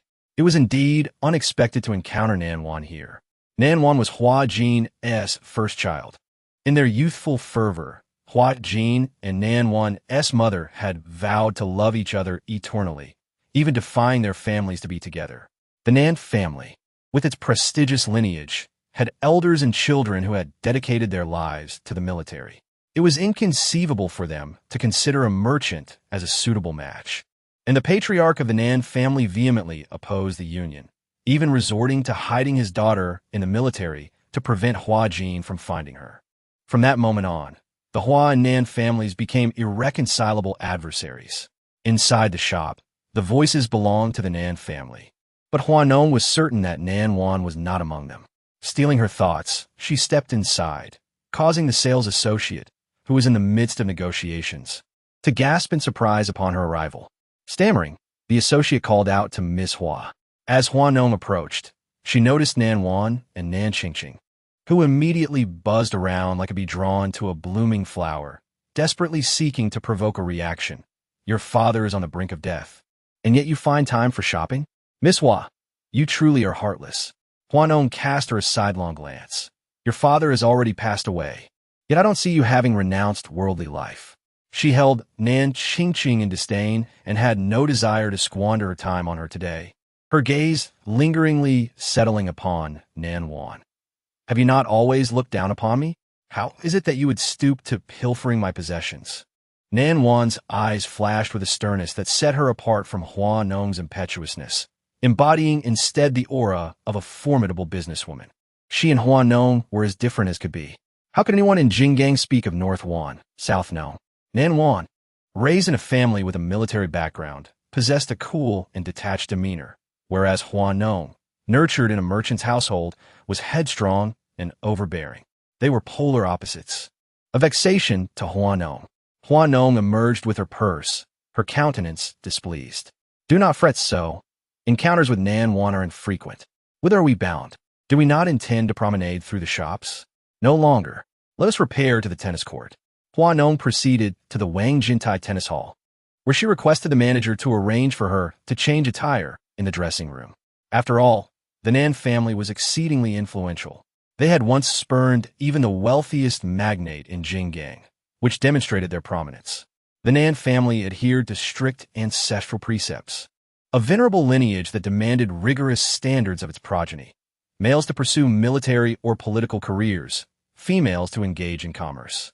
The Nan family was the epitome of rectitude. The males were groomed from birth to be soldiers and statesmen, while the females were instilled with a mercantile acumen. In modern parlance, the Nan family was exceptionally formidable. Is it not peculiar, she mused, that despite undergoing the same 9 years of compulsory education, they received the full benefit of instruction, while I merely fulfilled the obligation? How did the Nan family achieve such eminence? Bang! Hua Nong slammed the locker door shut in exasperation, regarding her companion.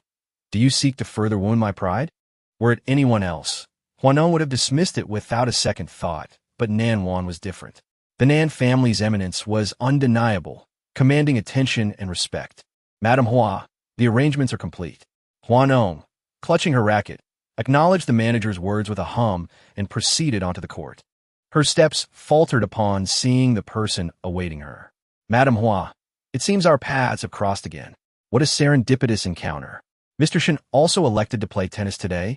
Indeed, Hua Nong harbored a deep skepticism towards coincidences, believing them to be meticulously orchestrated events. Her pursuit of Lu Jing'an was a testament to this, a series of seemingly casual encounters born of careful calculation. Shun Zhoudu, however, possessed a patience that surpassed her own. in the unspoken language of adults. Understanding often lay beneath the surface of words. With a smile, Hua Nong entered the court, bouncing the ball. Mr. Shun, I trust you won't take it easy on me, or we may not have another opportunity to play together. Very well. Shun Zhoudu discerned a shadow of unease in Hua Nong's demeanor. This match, it seemed, was an outlet for her pent-up emotions. The manager, observing from the sidelines, couldn't help but feel grateful for Shun's presence. Had it not been for him, the tennis court's instructors would likely have suffered under Hua Nong's relentless play. Her fervor on the court was unmatched, a display of unrestrained energy.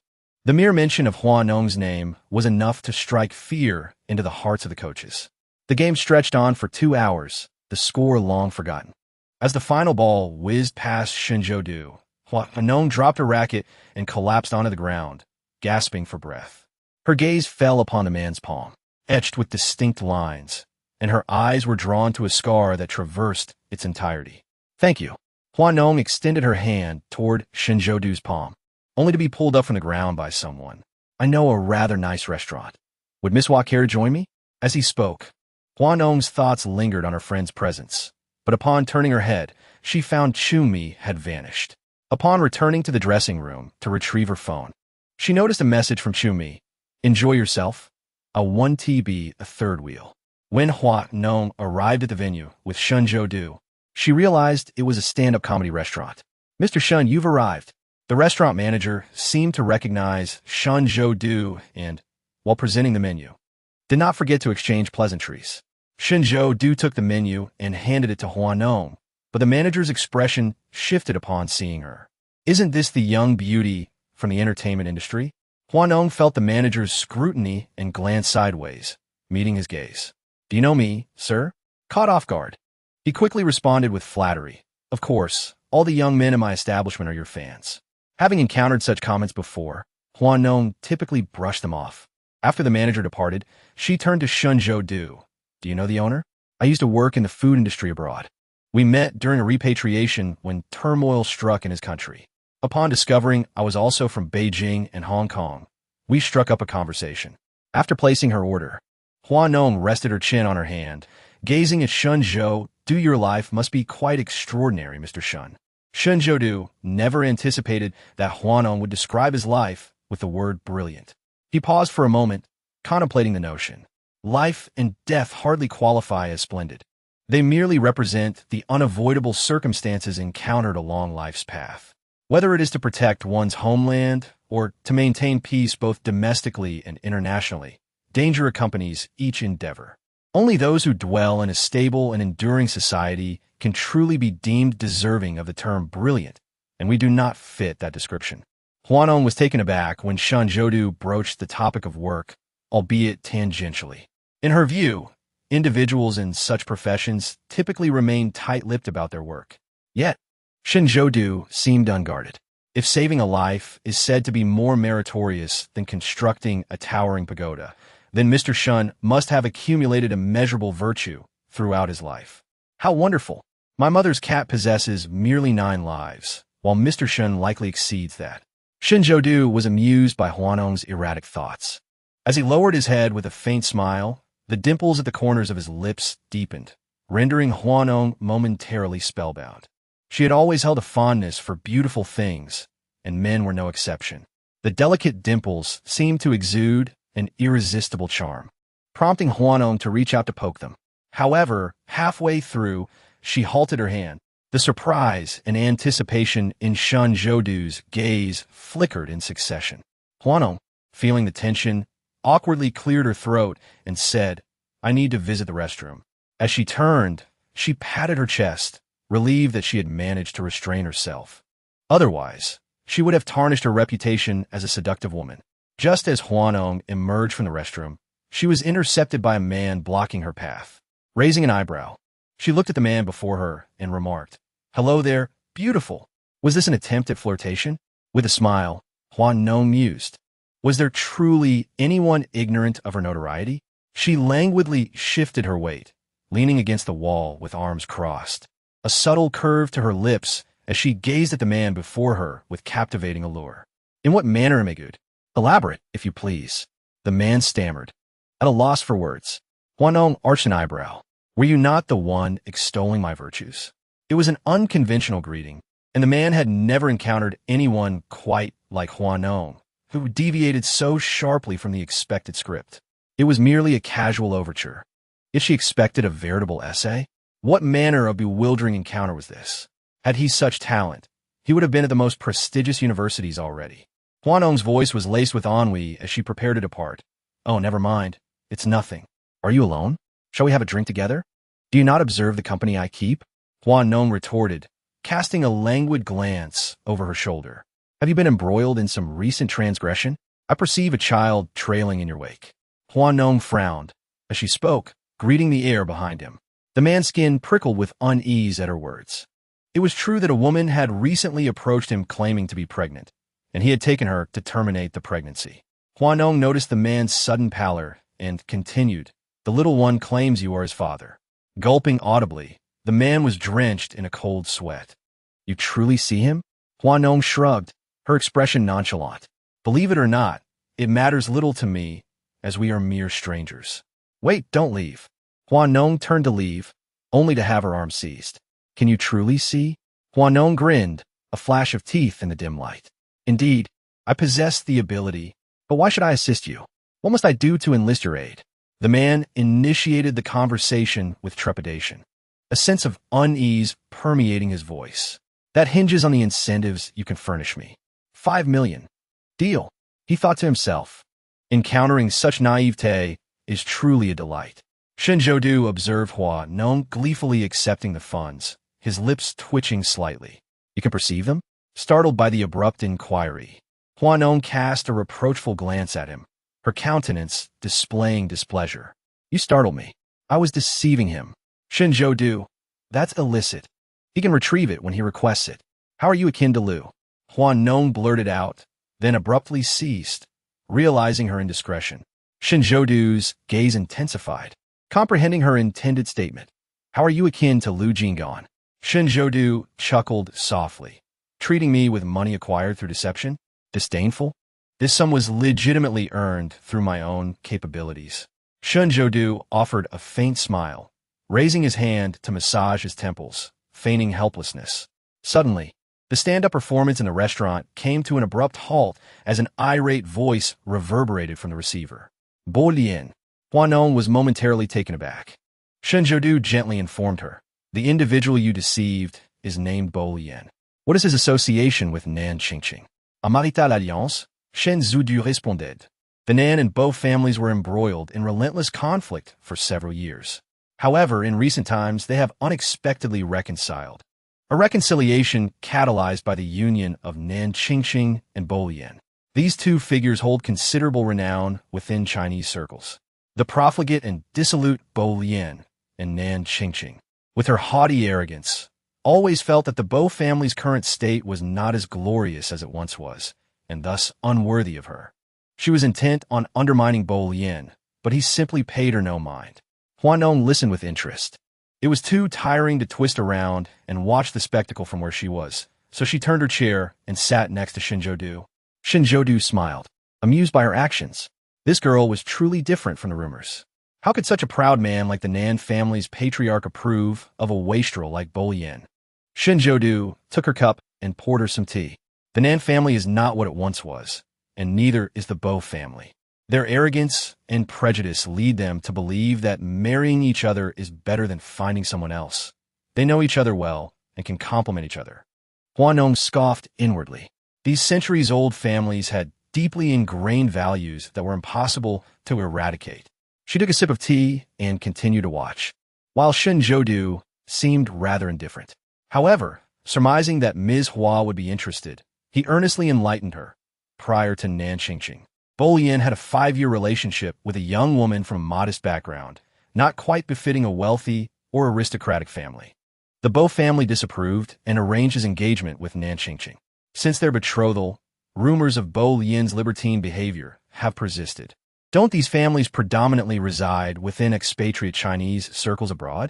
How do you possess such intimate knowledge? Hua Nong inquired, perplexed that a soldier primarily stationed in the military would be so well informed. Hua Nong, All right, I comprehend. She rested her cheek on her hand and continued to observe the unfolding drama. Who is this woman? Bolien, did you import her from overseas to our country? Fully aware of your engagement?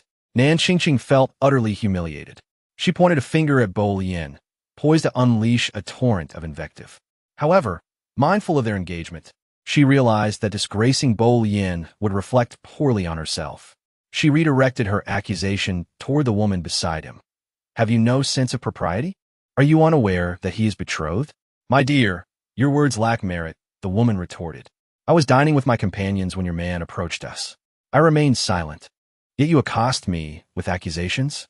Perhaps you should endeavor to restrain your man from preying on others. If you are incapable of doing so, refrain from public displays of hysteria. Do you presume that everyone will indulge your behavior? Having concluded her statement, the woman seized a glass of wine from the table and splashed it onto Nan Qingqing's face. Incredible, Hua Nong exclaimed, observing the scene. She summoned the restaurant manager. Within 1 minute, I require all information pertaining to this woman. Manager, such imperious behavior. Shenzhou. Today, Hua Nong's foul mood was effortlessly dissipated by a single cup of wine. Resting her chin on her hand, she savored a cup of inexpensive white tea, discerning its taste reminiscent of 1982 law fight. A thought crossed Hua Nong's mind, and she leaned toward Shenzhou, her body tilting slightly. Do you think they might end up fighting? Pulling hair, tearing clothes, until the only thing left is a bra? Shenzhou paused, momentarily unable to grasp Hua Nong's whimsical train of thought. I'm not quite sure. If they did fight, I would be even more delighted. Hua Nong straightened her posture, her gaze fixated on the unfolding drama. Above, others were also observing the spectacle below, their eyes scanning the scene before settling on Hua Nong and Shenzhou. One nudged the person beside them. Isn't that the first sister and young Master Shen? It truly is. Could the first sister have gotten involved with young Master Shen? What about Lu Jing'an? The individual muttered, simultaneously capturing the moment on their phone.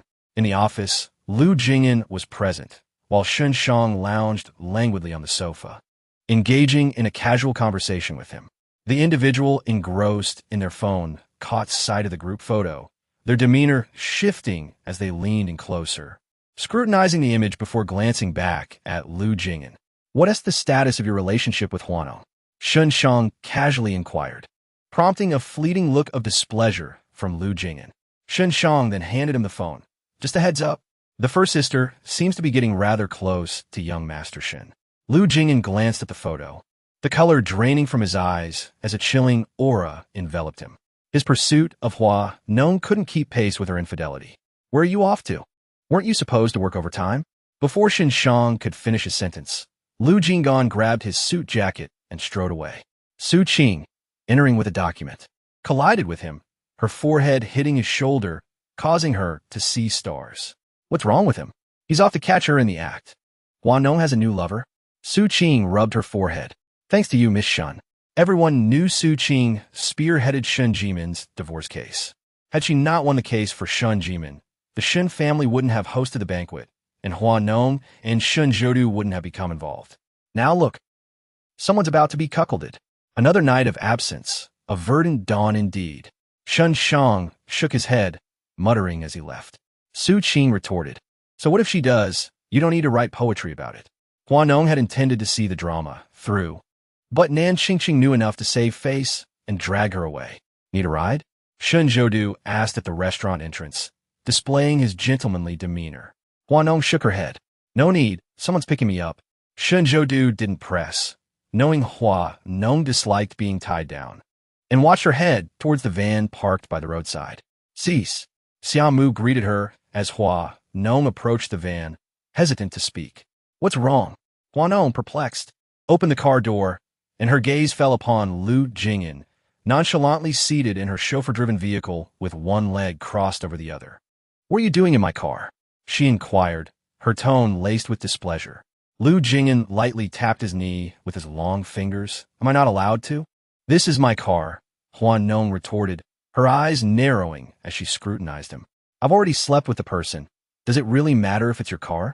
With a huff, she entered the vehicle, while Lu Jing'an kicked the back of the driver's seat, prompting Xiaomu to sensibly raise the partition. Have you taken a liking to Shinjo Du? Would you like me to speak on your behalf to old Master Shin? Are you feeling jealous, Lawyer Lu?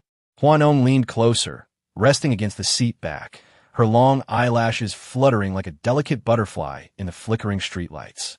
To a man already in a tempestuous mood, every flutter of her lashes seemed to be a seductive invitation. Lu Jing'an glanced sideways and instantly caught the expression on Hua Nong's face, causing a sudden tightening in his core. A tingling sensation spread throughout his body. When a man's emotions erupt, Hua Nong's seasoned understanding of people led her to the conclusion that it was time to flee. Yet, Lu Jing'an did not grant her that opportunity. He seized her chin and kissed her directly. He pushed aside the armrest that separated them and pulled Hua Nong onto his lap. As he drew nearer, he caught a faint whiff of a masculine fragrance lingering on her skin. Initially, he was tenderly kissing her, but then he bit down on her neck, eliciting a pained cry from Hua Nong. Are you a dog? Why do you always bite me? She raised her hand to strike him, only to have Lu Jing'an firmly grasp her wrist, bringing her hand down. Are your hands itching? The revelation struck a chord within Hua Nong, her mind momentarily blank. I just touched another man without washing my hands, Mr. Lu. If you don't mind, we can proceed. Chapter 87. Reaching out to embrace Lu Jing'an's neck, the atmosphere within the car was fraught with tension. Even separated by the partition, Xiaomu could sense the impending emotional eruption between the two occupants. He maintained a steady course, refraining from uttering a single word. Lu Jing'an's fingers gripped Hua Nong's chin, his hold unyielding. Mr. Lu, Hua Nong retorted, you desire me, yet you find me tainted. Has it not occurred to you that if I were a woman of pristine virtue, I would not engage in such promiscuity with you? Hua Nong's audacious words elicited a sardonic chuckle from Lu Jing'an. If Miss Hua were truly unblemished, how is it that you were a virgin before me? He recalled vividly that Hua Nong's encounter at the hotel was her first. Despite her years-long relationship with Hua Fangjia, she had remained untouched. If she were truly of a wanton disposition, she would have bedded not only Hua Fangjia, but any man who caught her fancy. Hua Nong's complexion paled as she glanced at Lu Jing'an, swatting away his hand from her chin. Is my virginity relevant to you? Indeed, he replied. It contributes to my contentment. If Lu Jing'an's intentions prior to that fateful night were merely to bed Hua Nong, his desires had since evolved to encompass something more profound. Upon hearing these words, Hua Nong's expression froze. She kicked the back of the driver's seat, prompting Xiaomu to dutifully lower the partition. Stop the car. I forbid it, Lu Jing'an declared, his face darkening, denying Hua Nong the opportunity to disembark. Her countenance marred by displeasure, Hua Nong fixed her gaze upon Xiaomu, cautioning her. Do you comprehend precisely who holds the mantle of your superior? Xiaomu comprehended. Despite her aversion to Barrister Lu, to defy Hua Nong would precipitate the forfeiture of her employment. She dutifully steered the vehicle to the roadside. Madam, as Hua Nong drew open the car door to alight, a moped traversing the passageway collided directly with her person. Are you devoid of spatial awareness? Does the act of disembarking preclude a glance in the rearview mirror? The moped rider, taken aback, had decelerated upon sighting the stationary vehicle, yet was unable to avert the collision.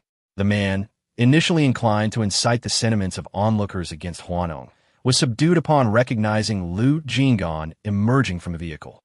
Continue your invective. Why the sudden reticence? We executed a lawful stop and disembarkation, yet you, in contravention of traffic regulations, dare to assert your entitlement? The man, unwilling to challenge Lu Jing'an, perceived him to be an individual of considerable influence and retreated in ignominy. Su Wei, tailing Hua Nong's conveyance, intercepted the man's flight. What is the purpose of this? The man, witnessing the descent of 4 or 5 formally attired men from the ebony Mercedes-Benz, faltered in his speech. Su Wei cast a glance forward. Having inflicted harm, you seek to abscond without so much as an apology? Do not presume that numerical superiority grants you the prerogative to oppress the common citizenry. Common citizenry? Are we not all such? Su Wei turned to his companions. Summon the authorities. He deemed it futile to engage with such an individual. Brother Wei, is such action truly necessary? What annoys General Lu the most is their entanglement with these ambiguous characters, wasting precious time. Su Wei glanced at the speaker and remarked, if this were General Lu's affair. It would indeed be unnecessary. However, it is not. Hua Nong, being an artist, would suffer greatly from any scandal if this situation were to be exploited by ill-intentioned individuals. General Lu would likely take severe action against them. In the hospital, Hua Nong cradled his injured arm, his head drooping despondently as he sat in Su Jiang's office. "Brother, I advise you to opt for a VIP room. It's only been a short while, and the comings and goings are incessant." Su Jiang, holding antiseptic, tended to Hua Nong's wound, hesitating slightly at the delicate flesh of his arm, reflecting on the considerable expense of nurturing someone like Hua Nong. Every hair on his body represented a significant investment. "It will sting a bit. Bear with it.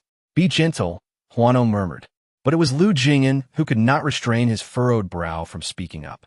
Su Jiang glanced up, exasperated. "Now you feel concerned? Where was this sentiment earlier?" Hua Nong, feeling even more aggrieved, retorted, "Am I to blame? Who else should I blame? Myself?" Lu Jing'an recognized that this was not the time for a dispute and took the list to settle the payment. "Isn't that Lu Jing'an?" someone remarked. Who? Qi Xian had never heard of Lu Jing'an. Although she was the secretary to Hua Fangjia, he was merely coasting through his time at Hua's company, lacking any real authority and certainly not in a position to introduce her to significant figures. Beatrice surveyed Florence with a hint of disdain, musing that those outside their social sphere were simply outsiders. Were it not for the progeny she carried of the Hua lineage, why would she deign to associate with such a person? Lu Jing'an, the veritable legal overlord of Jinggang, an ascendant star in the commercial world, had elevated a law firm to the status of a publicly traded company, a feat achieved by only a select few nationwide, among whom Lu Jing'an was the youngest. A self-made magnate. "Observe," Beatrice directed, gesturing towards Lu Jing'an, who had just completed the payment, a veritable diamond bachelor of Jinggang. Upon beholding Lu Jing'an's countenance, Florence paled visibly, recognizing him as the very man from that evening aboard the cruise ship. Before she could utter a word, Beatrice, with her keen perception, spotted Hesper.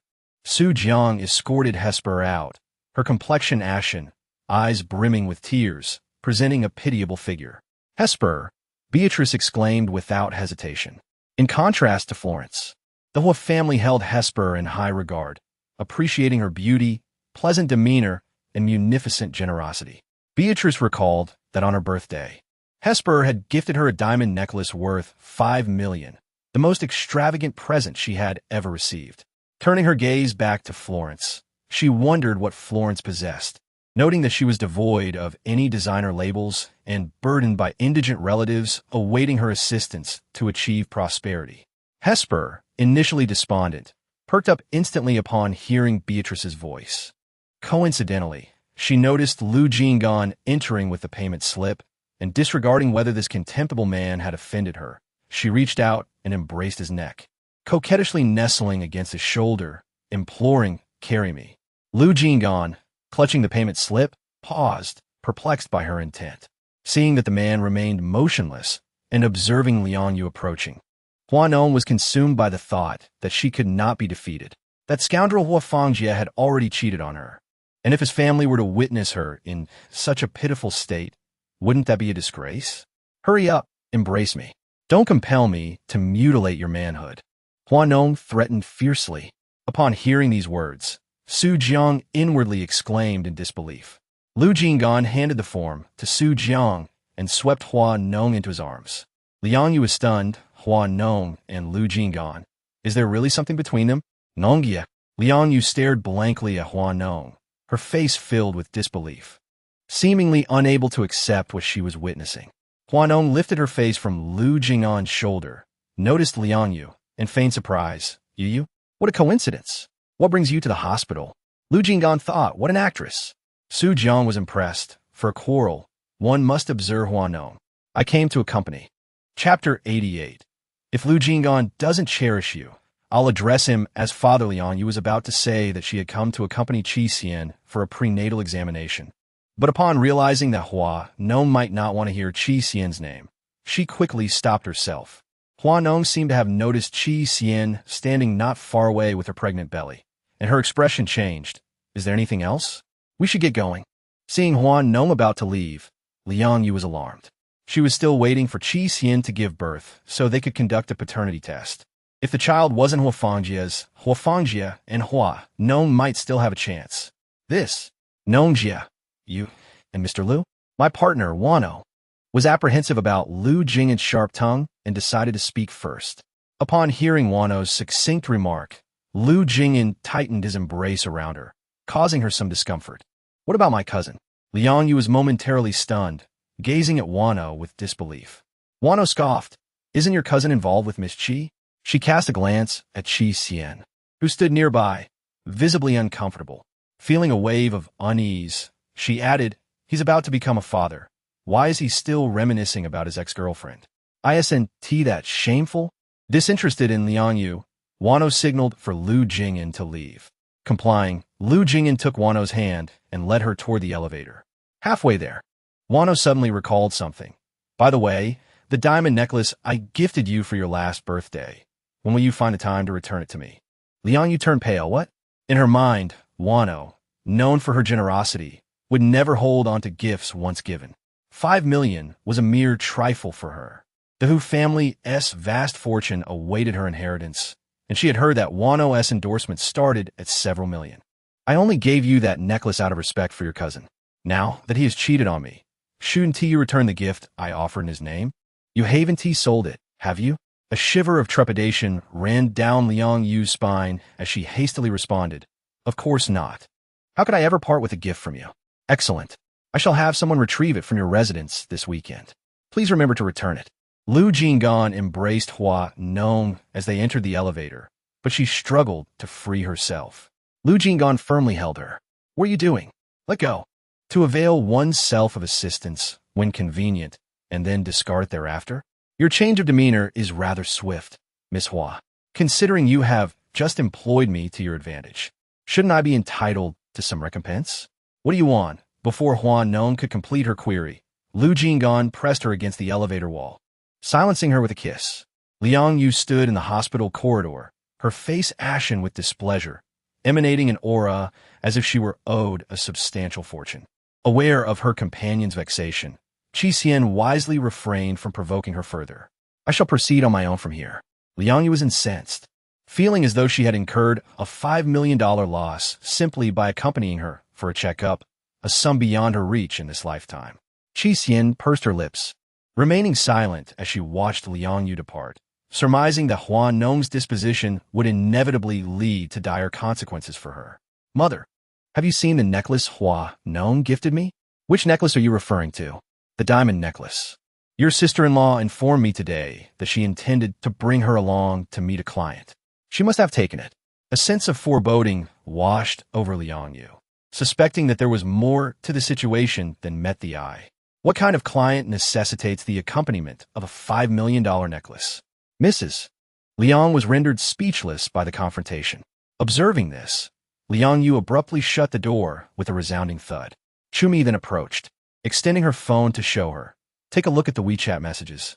Today's sensational news among the affluent circles of Beijing and Hong Kong is whether you and young Master Shun are involved romantically. Hua Nong glanced at the group chat, noting the myriad of astonished speculations, and momentarily found herself at a loss for words before returning the phone to Chumi. I encountered Liang Yu today. Who? Chumi was taken aback, then recollected. That cousin of Hua Fangjia? The one you gifted a $5 million diamond necklace? Hua Nong lazily affirmed. What of it? Did you have a falling out? Not at all. I ran into her while she was accompanying Qi Xian for an examination, exchanged a few words, and casually asked her to return the diamond necklace. Chumi paused, perplexed.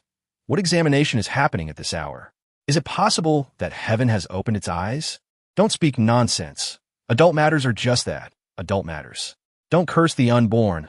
Hua Nong shot her a glare. Chumi, as if hearing a joke, replied, You show such compassion. Yet when others betray you, it seems you have no room for negotiation. Hua Nong scratched her head, and Chumi immediately noticed, What happened to your arm? I was grazed by an electric bike, she explained, also lamenting the circumstances surrounding the incident. After a moment of contemplation, Chumi remarked, If Lu Jing'an does not fancy you, I shall call him father. Hua Nong. If only he could file a lawsuit against me after calling me father, that would be splendid. Chumi, get lost. Where are you going? Xinshang was summoned by Lu Jing'an to be on standby at night in the university. The problem is this wait seems to stretch on indefinitely. He wonders what it is about this delicate princess that captivates him. Off to find Xinjun. What do you need him for? Xinshang asked in surprise. Lu Jing'an usually looks down upon those older men, taking pride in his wealth while indulging in relationships with younger women. Quite sordid indeed. Lu Jing'an pursed his lips in silence, and suddenly, Xinshang recalled something, gazing at Lu Jing'an in astonishment. You aren't going to see Hua Nong, are you? The Qin family holds a significant position in the entertainment industry. Lu Jing'an disdains him, yet seeks him out. Surely, there is something amiss?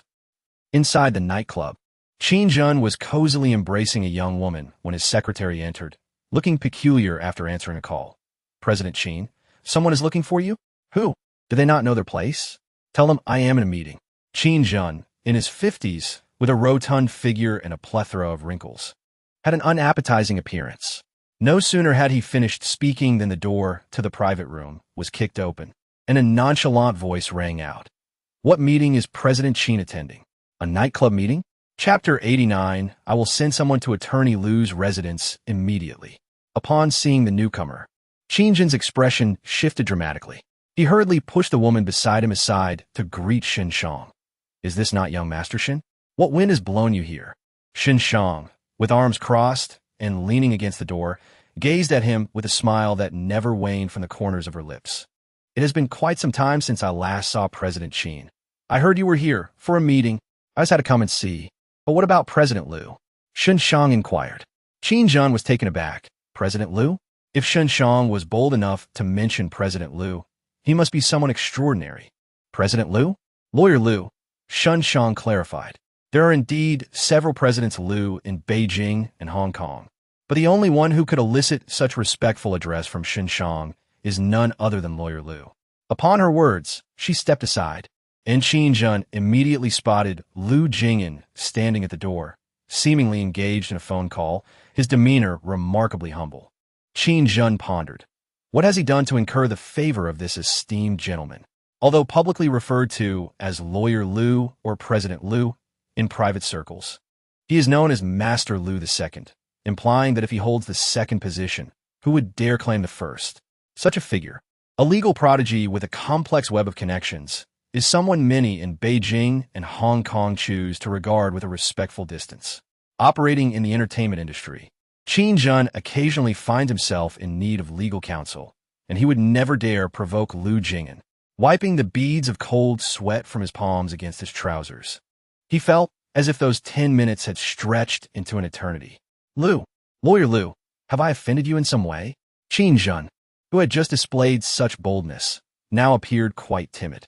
Lu Jing'an approached, tilting his chin towards the sofa. Why are you so anxious, President Qin? Please sit down. Let's have a conversation.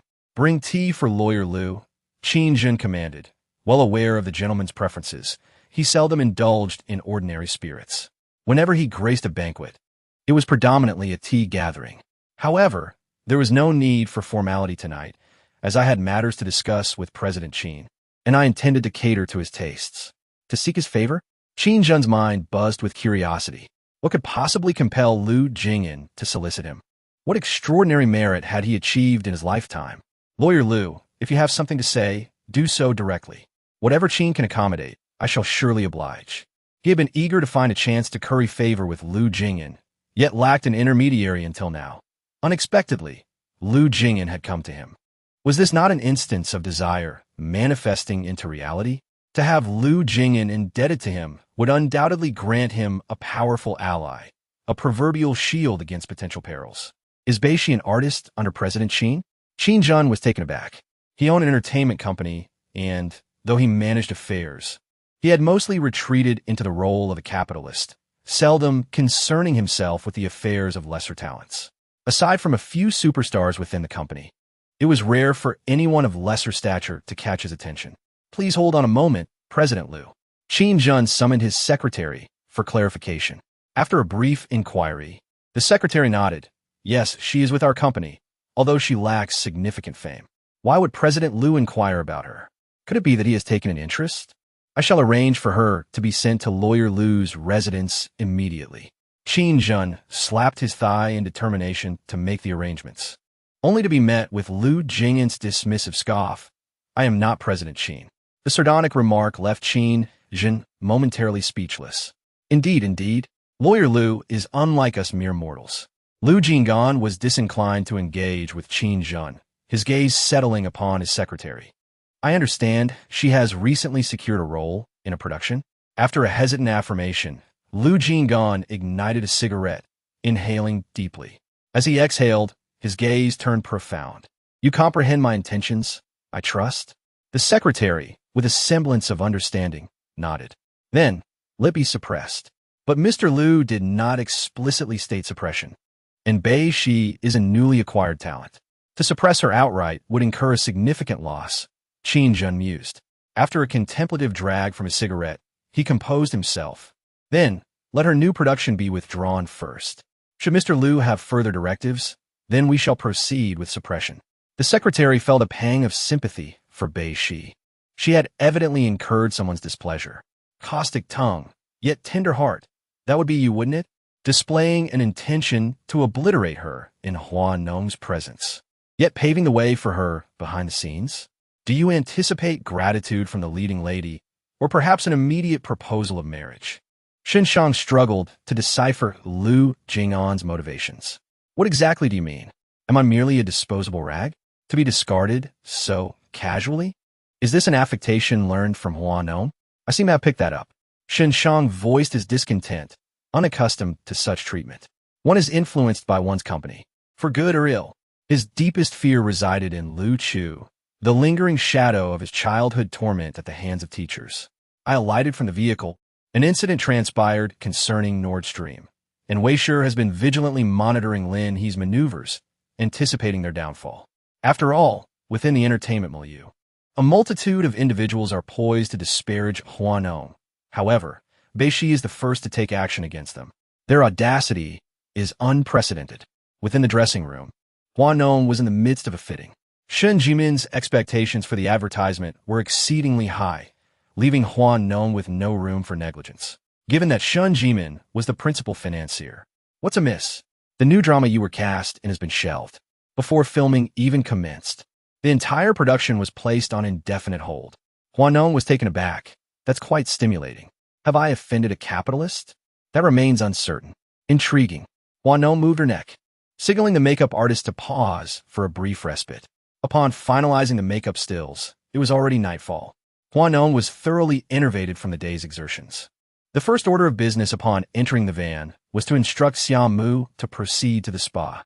Unexpectedly, upon entering, she beheld the very person she had been yearning to see all day. Serendipity is indeed wondrous.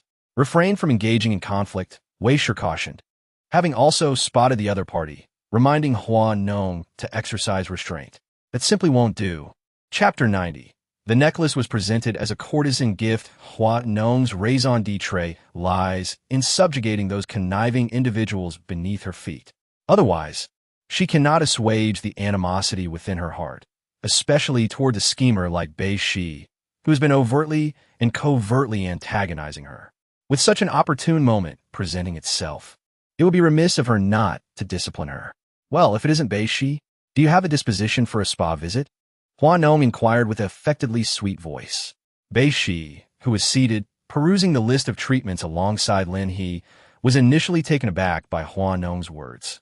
Turning around, Bei Shi's countenance shifted upon seeing Hua Nong. Noticing her makeup and the silk Chinese-style outfit, she was struck by the retro aesthetic. Having heard rumors of Hua Nong's endorsement deal with the Shun family, it seemed to be true. The makeup and styling suggested she had just finished a shoot. Bei Shi leisurely turned back, leaning against the chair as she gazed at her, retorting, "Am I not permitted to be here? Is this also Hua family territory?" "Not exactly," Hua Nong replied, "but I heard that the script you recently acquired was shelved. I thought you would be preoccupied with resolving the issue. How can you find time for a spa?"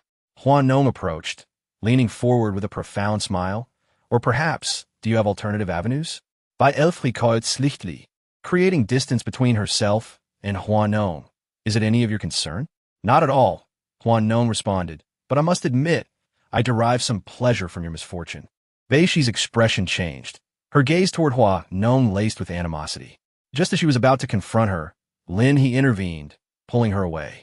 Inside the treatment room, Beishi's face was flushed with anger. I find it hard to believe that Hua Nong had no hand in this. To be abruptly dismissed, and for the other party to subtly hint that we offended someone. Who have I offended? If not Hua Nong, then who? By elf questioned, incredulous. He, however, remained clear-headed. Hua Nong is currently wholly focused on her inheritance and has no inclination to engage in conflict with you. The monetary matters within the entertainment industry are trivial to her. Her family's estate is worth hundreds of billions. Moreover, with her father in a state of coma, even if she wished to challenge you, she would require assistance. Could she not seek help from others? As the leading figure in both the capital and the entertainment realm, it would be a mere triviality for her to target me.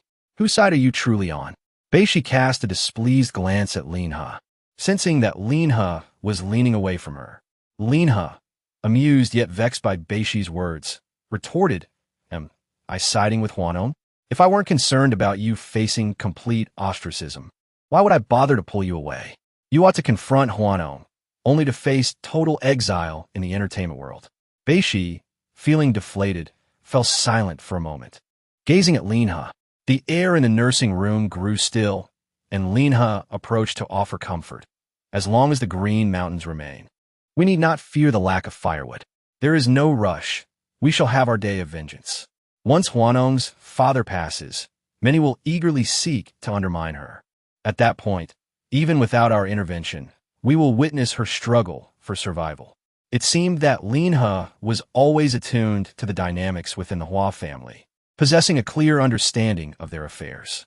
Beishi paused in surprise. How do you know that? Meanwhile, Hua Nong had changed into a robe after shedding her clothes and smiled softly. I had expected He to be the first to confront me, yet surprisingly, she has remained rather composed. Behind her, someone was offering guidance. Who could it be? Hua Nong did not ponder deeply. Weishi cast her a sidelong glance and remarked, You truly lack awareness. He has entangled himself with your elder brother. The entertainment industry is rife with witnesses. Hua Nong was astounded. No way. Has Hua Nong reached the point of desperation? First, he was involved with a university student, then a young woman, and now he is pursuing someone in her 30s? She curled her lips in discontent and gazed at Weishi with a hint of grievance. Isn't it difficult to engage with men? Knowing full well they are hard to approach, why waste your time on someone unattainable? You might end up with nothing. As the weekend dawned, Hua Nong requested Xiaomu to visit the Liang family to seek out Liang Yu. Otherwise, would she not become the subject of ridicule, labeled a fool? Early on the weekend, upon hearing the sound of a vehicle in the courtyard, Liang Yu rushed out, only to find Xie Xiao standing at the door with her luggage. Big sister-in-law, where's my necklace? Liang Yu inquired hastily. Xie Xiao, taken aback by Liang Yu's urgent tone, responded, What necklace? The one Hua Nong gifted me. Mother mentioned you took it to meet a client.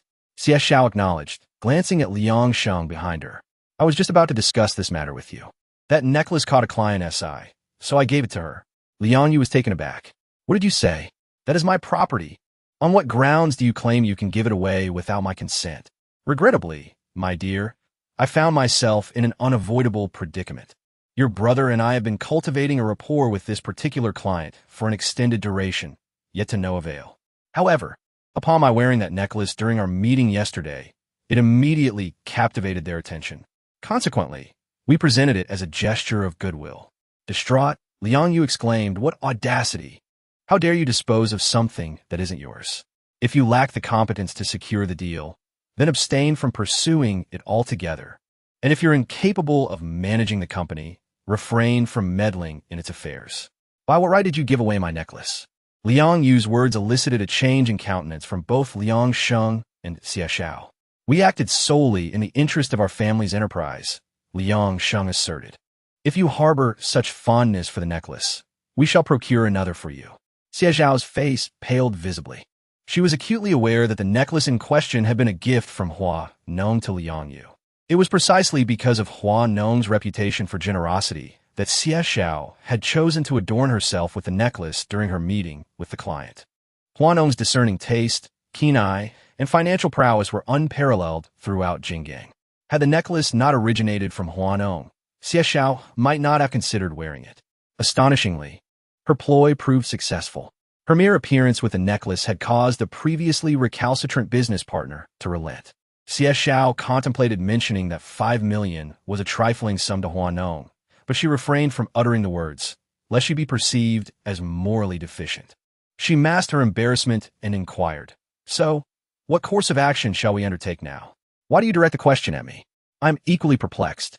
Liang Sheng also acknowledged the gravity of the situation, suggesting, "Should we compensate her with cash? We could say the necklace was lost." Liang Yu retorted, "Brother, do you genuinely believe that someone of Hua Nong's disposition is merely concerned about the necklace's worth of 5 million? It's evident she intends to make things difficult for us." Xie Xiao grumbled with annoyance. Why make things difficult for us when this also complicates matters for Hua Fangjie? They had initially hoped to profit from the union between the Hua and Hua families. However, Hua Fangjie, in his foolishness, spurned Hua Nong in favor of an affair with his secretary. Their scheme backfired, turning them into a laughingstock throughout Hong Kong and implicating them in the fallout. This was occurring while Mr. Hua was incapacitated.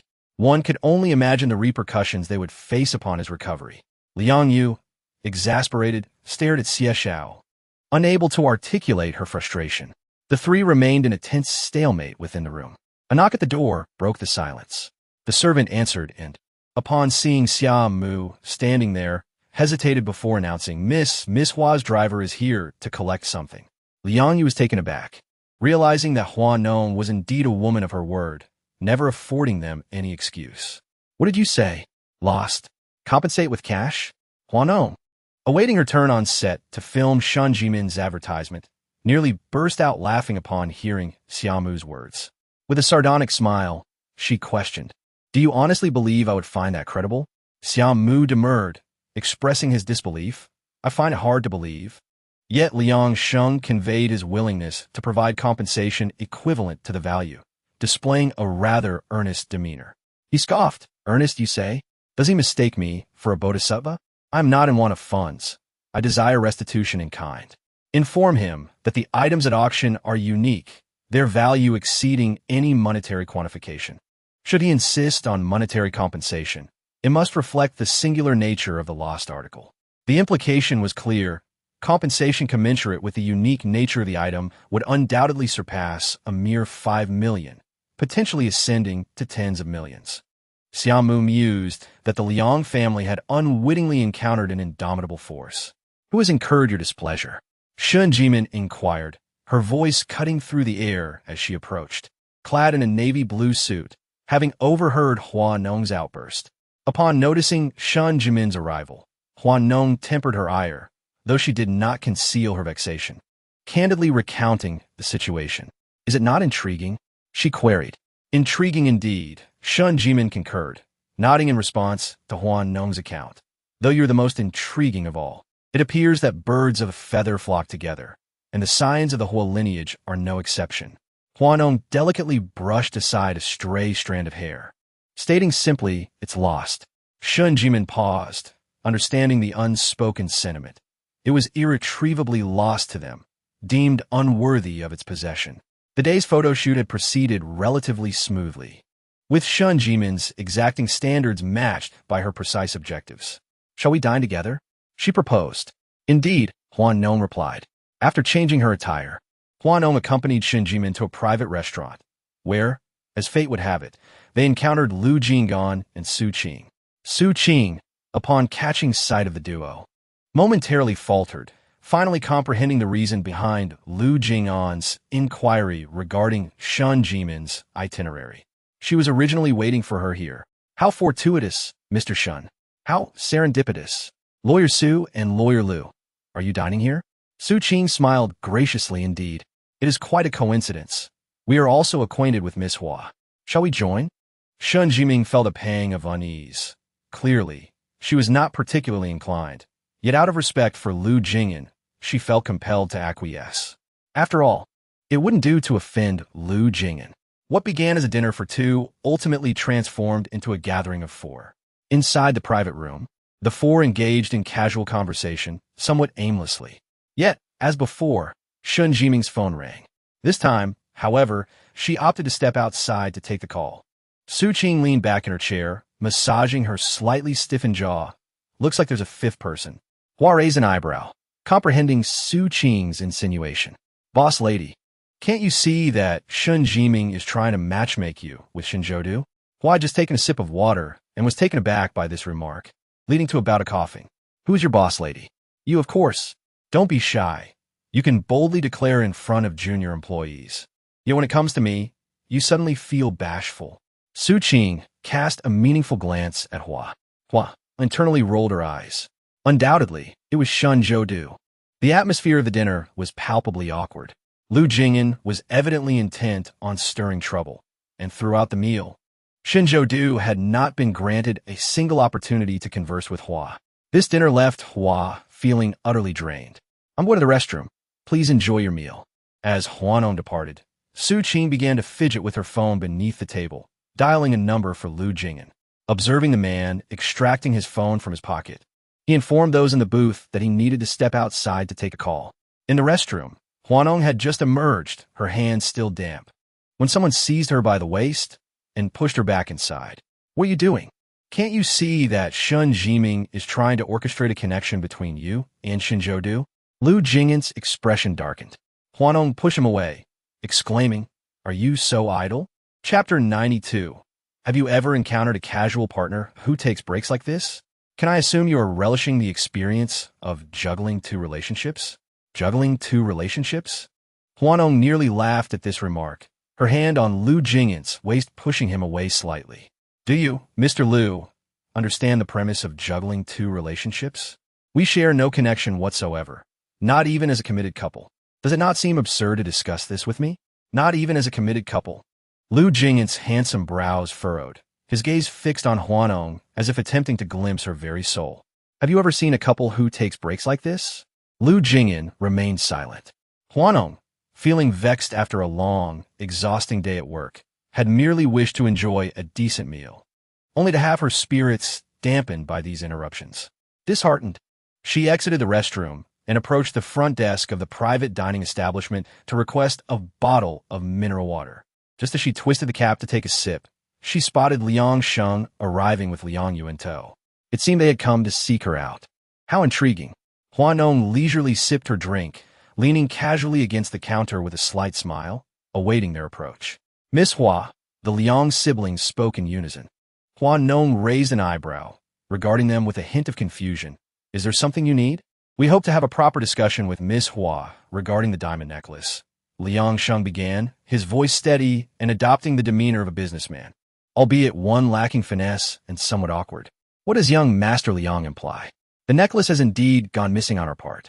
Would you consider a discounted price? Hua Nong scoffed lightly. Discounted? What price would that be? Based on the auction price from 2 years ago, I would certainly incur a loss. After all, auction items have a market value that is priceless. The 5 million from 2 years ago would undoubtedly fetch a higher price now. If I were to arbitrarily set a price, wouldn't others think I was taking advantage of you? In my opinion, the most reasonable resolution would be for you to return the necklace to me. This way, I wouldn't feel at a loss, nor would you think I was exploiting you. Liang Sheng appeared troubled, glancing at Hua Nong as she continued to articulate her stance. Noticing the unease in their expressions, Hua Nong playfully inquired, or perhaps the necklace has been given away. Liang Yu's expression stiffened, her gaze towards Hua Nong filled with surprise. The young girl, after all, could not conceal her emotions. Hua Nong took another sip, her tongue gently pressing against her cheek. Let us do this. I shall not impose upon you. 2 years ago, last year, and this year, the amount has increased by 5 million each year. If you were to spend 15 million to acquire this diamond necklace, we shall consider the matter settled. A lesser amount would leave me feeling discontented, while a greater amount would suggest that I am taking advantage of you. A compromise would be the most prudent resolution. Alternatively, you may return the item to me. Liang Sheng felt a chill run down his spine. 15 million is no trifling sum. Unfortunately, they are in the wrong, and they cannot easily refute Hua Nong's words. Reluctantly, Liang Sheng agreed. In the future, could you refrain from handling my belongings without permission? Now we find ourselves liable for 15 million. Enough, Liang Sheng spoke with impatience. Henceforth, This matter must not be mentioned again, and you should keep your distance from Hua Fangjia. The entire Jinggang region wishes to steer clear of him. Why do you insist on approaching him, especially accompanying that woman to the hospital for a checkup? Have you lost your senses? Hua Fangjia does not even accompany his own woman and child. What does that imply, if not that you are oblivious? Do you truly believe that the child she carries is yours? Liang Yu choked back her anger. It infuriated her further. She had never been particularly close to Hua Fangjia. Had it not been for his engagement to Hua Nong and her subsequent generosity, she would never have found herself drawing so near to him. In the restaurant, Hua Nong leisurely finished a bottle of water, tightened the cap, and prepared to toss it into the trash. However, she miscalculated and sent it glancing off the edge, falling along the rim of the bin. An empty bottle rolled to Lu Jing'an's feet. The man glanced at Hua Nong, then lowered his gaze to the bottle at his feet, bending down to pick it up and toss it into the trash bin. Hua Nong anticipated that this man would seize the opportunity to mock her, yet unexpectedly, he did not. After discarding the bottle, Lu Jing'an approached Hua Nong, who wisely retrieved a few wet tissues from the counter behind her and handed them to him. Not far away, Su Qing stood with her arms crossed, observing Lu Jing'an and Hua Nong, and pretended to inquire if Shun Jiming doesn't mister. Shouldn't think that lawyer Lu and Miss Hua Nong make quite a charming pair. Shun Jiming. Shinzhou Du. Was it intentional? Knowing she was trying to matchmake Shinzhou Du with Hua Nong, yet still posing such a question in front of everyone. The following day, Hua Nong arrived at the filming set, as the period drama officially commenced its shooting process this week. Hua Nong was half-rooted in the production, a challenging situation for her as she had to balance filming while keeping an eye on the developments between Jing and Hong Kong. As Xiaomu drove towards the film city, Hua Nong rested her chin on her hand, scrolling through her phone. She stumbled upon a selfie shared by someone in her circle, featuring a woman beaming with joy, adorned with a dazzling diamond necklace. Wasn't that the very necklace you acquired at the auction last time? Weisha recognized it immediately. Hua Nong had even enlisted Hua Jin's assistance to secure that necklace.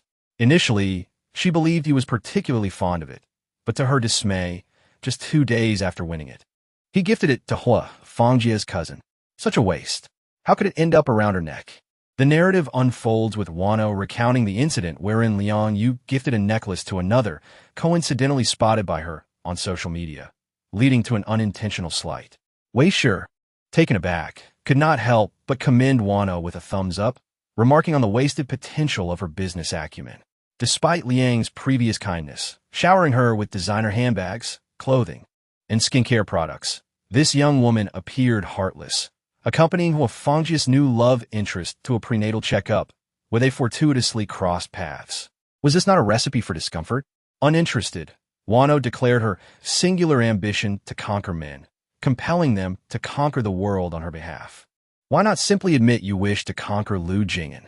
Wei Shi mused, believing Hua Nong could easily inscribe Lu Jing'an's name upon that assertion. Hua Nong retorted, what if all the men in the world perished? Not entirely, Wei Shi replied, but at present, the only man capable of conquering the world by your side is Lu Jing'an. Chapter 93. News spread like wildfire through Beijing and Hong Kong, whispering of your father's critical condition. Who is this woman? Wei Shi remained curious as to how Hua Nong's diamond necklace found its way to another woman's neck. It's a long story. Then, let's make it brief.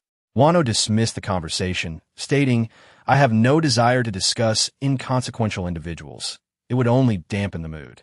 Do you think Shen Jimin perceives your feelings for Hua Nong? If he's aware of your interest, yet still attempts to matchmake Shinzhou Du and Hua Nong, does that not suggest a lack of regard for you?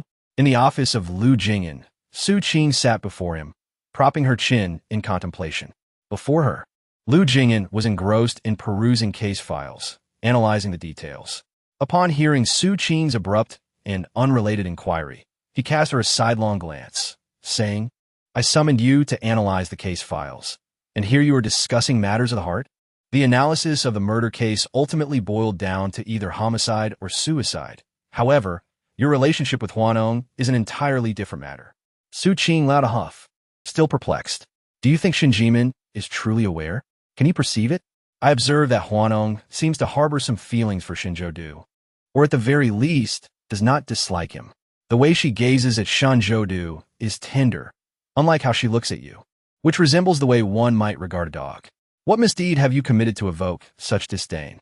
If Shanzhoudu genuinely has feelings for Hua Nong and they become involved, how disastrous would your position be? The title of undefeated warrior would surely be at stake. You should, Su Qing, either silence yourself or leave for abroad. Choose one. Lu Jing'an's expression turned grave, his gaze directed at Su Qing, carrying an undertone of threat. Su Qing mumbled under her breath, obediently refraining from further comment. She flipped through the case files for several hours. At midnight, Lu Jing'an exited the law firm. Su Wei spotted him and hastened towards him. Sir, the person is in the car. Han Ji shuddered at the thought. Lu Jing'an was not complimenting him, but rather placing a metaphorical knife at his throat. I am unworthy of such praise. Mr. Lu, I've followed your instructions to the letter. So, is Dr. Han about to walk me through the particulars? Lu Jing'an's countenance remained composed, yet his words carried an undeniable air of coercion. Were they not confined to the vehicle?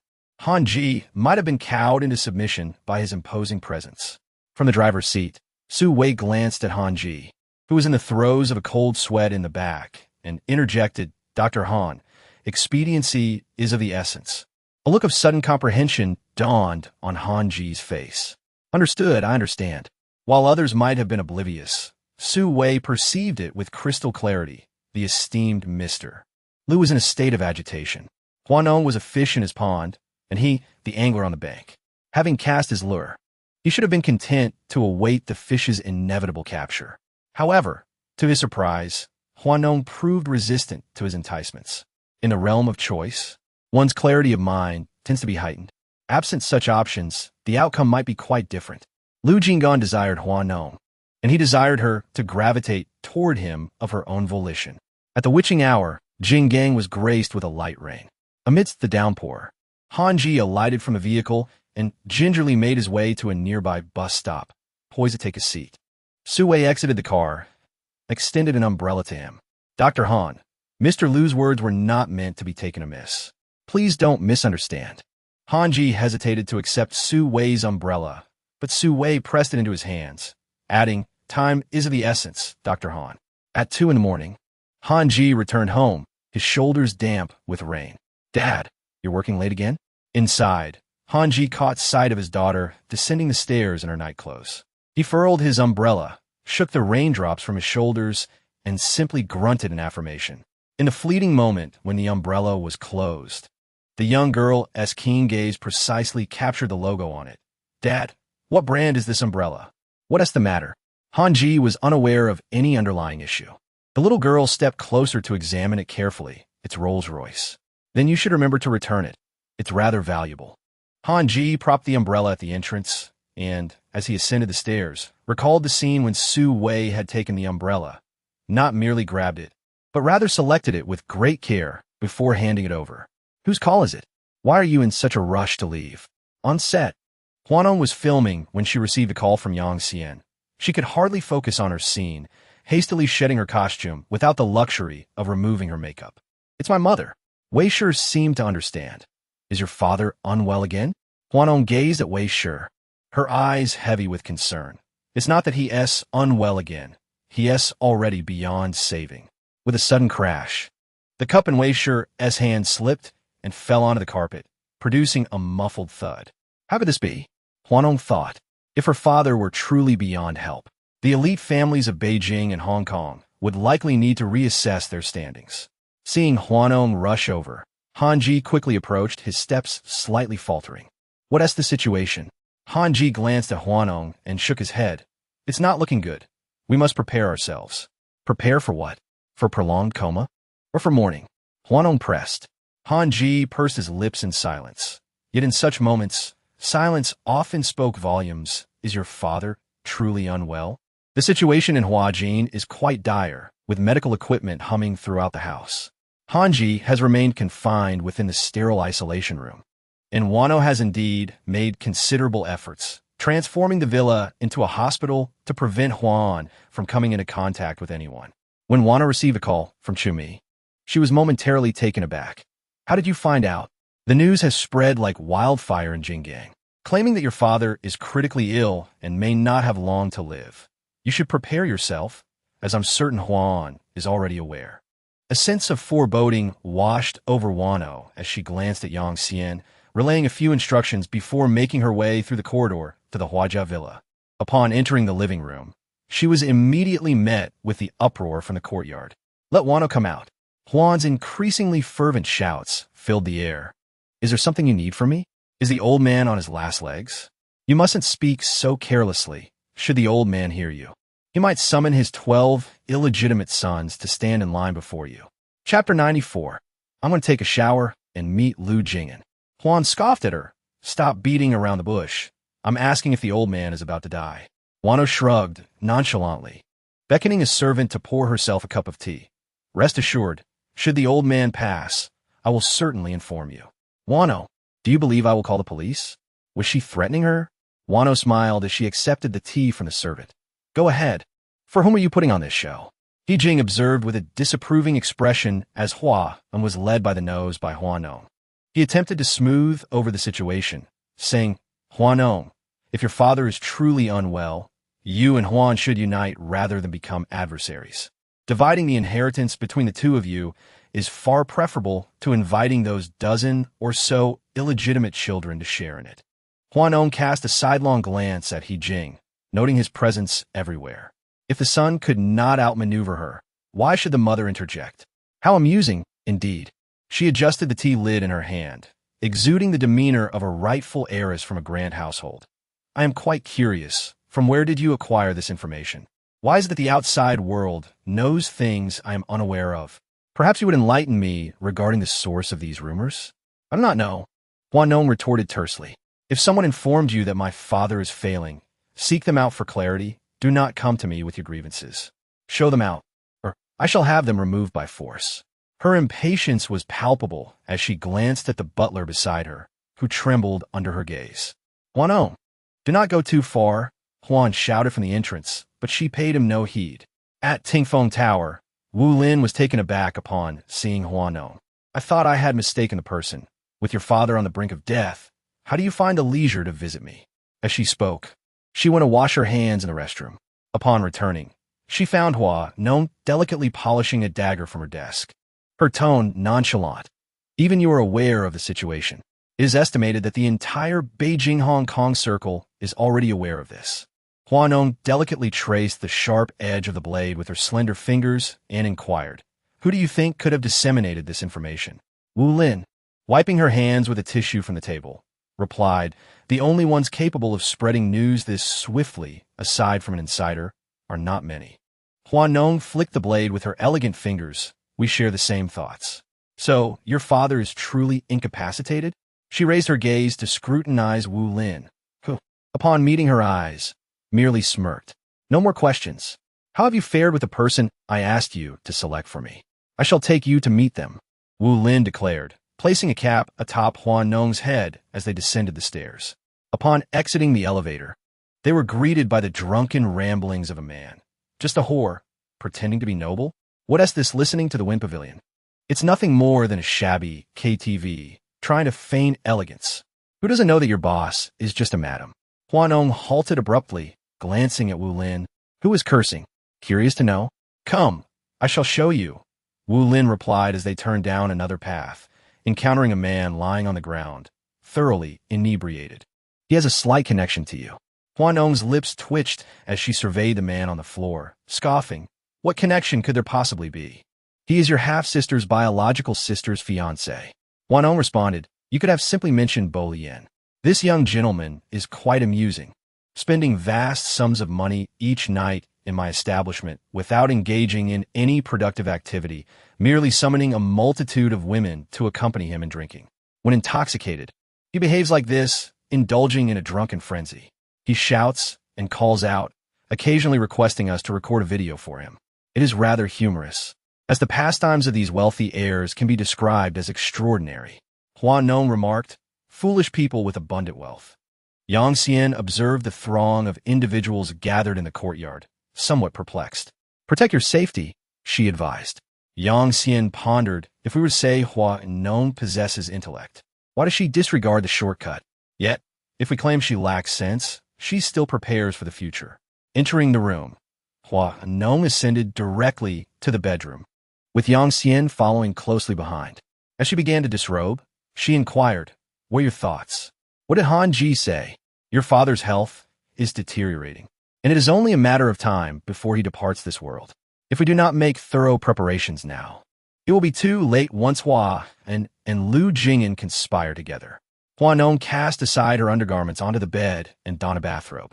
"Do you truly believe in the promises Lu Jing'an has painted for you? Have you heard of his reputation? He is a formidable figure in the legal realm. Those who oppose him often leave with nothing but their dignity stripped away. Is he foolish? Offering me 10 billion? A 2-year engagement is a losing proposition. With Lu Jing'an's status in Beijing and Hong Kong, what woman could he not have? What is his motive? My beauty, my figure, or perhaps my tongue that could curse their entire lineage for 18 generations." The potency of Hua Nong's concluding remark was so profound that Yang Xian inadvertently knocked over an ornamental piece in her bedroom. Upon hitting the floor, the item shattered into fragments. Hua Nong initially intended to disregard it, yet the incident beneath the bed in the villa had seemingly left her with lingering unease. She approached and nudged the shards with her foot. "What's wrong?" Yang Xian inquired, noticing her peculiar behavior. Meanwhile, at Wangjing Terrace, Lu Jing'an sat on the sofa, casually tapping his cigarette. Ming Xiaoyu leaned languidly against the cushions, musing, "Isn't it peculiar that the entire populace of Jinggang seems to be aware of Hua Jin's impending demise? It's evident that someone is disseminating rumors covertly. The Hua family is likely in for quite a spectacle. Lu, aren't you even remotely intrigued?" Lu Jing'an hooked the ashtray closer with his little finger and tapped off the ash. Before he could respond, the door to the private room swung open.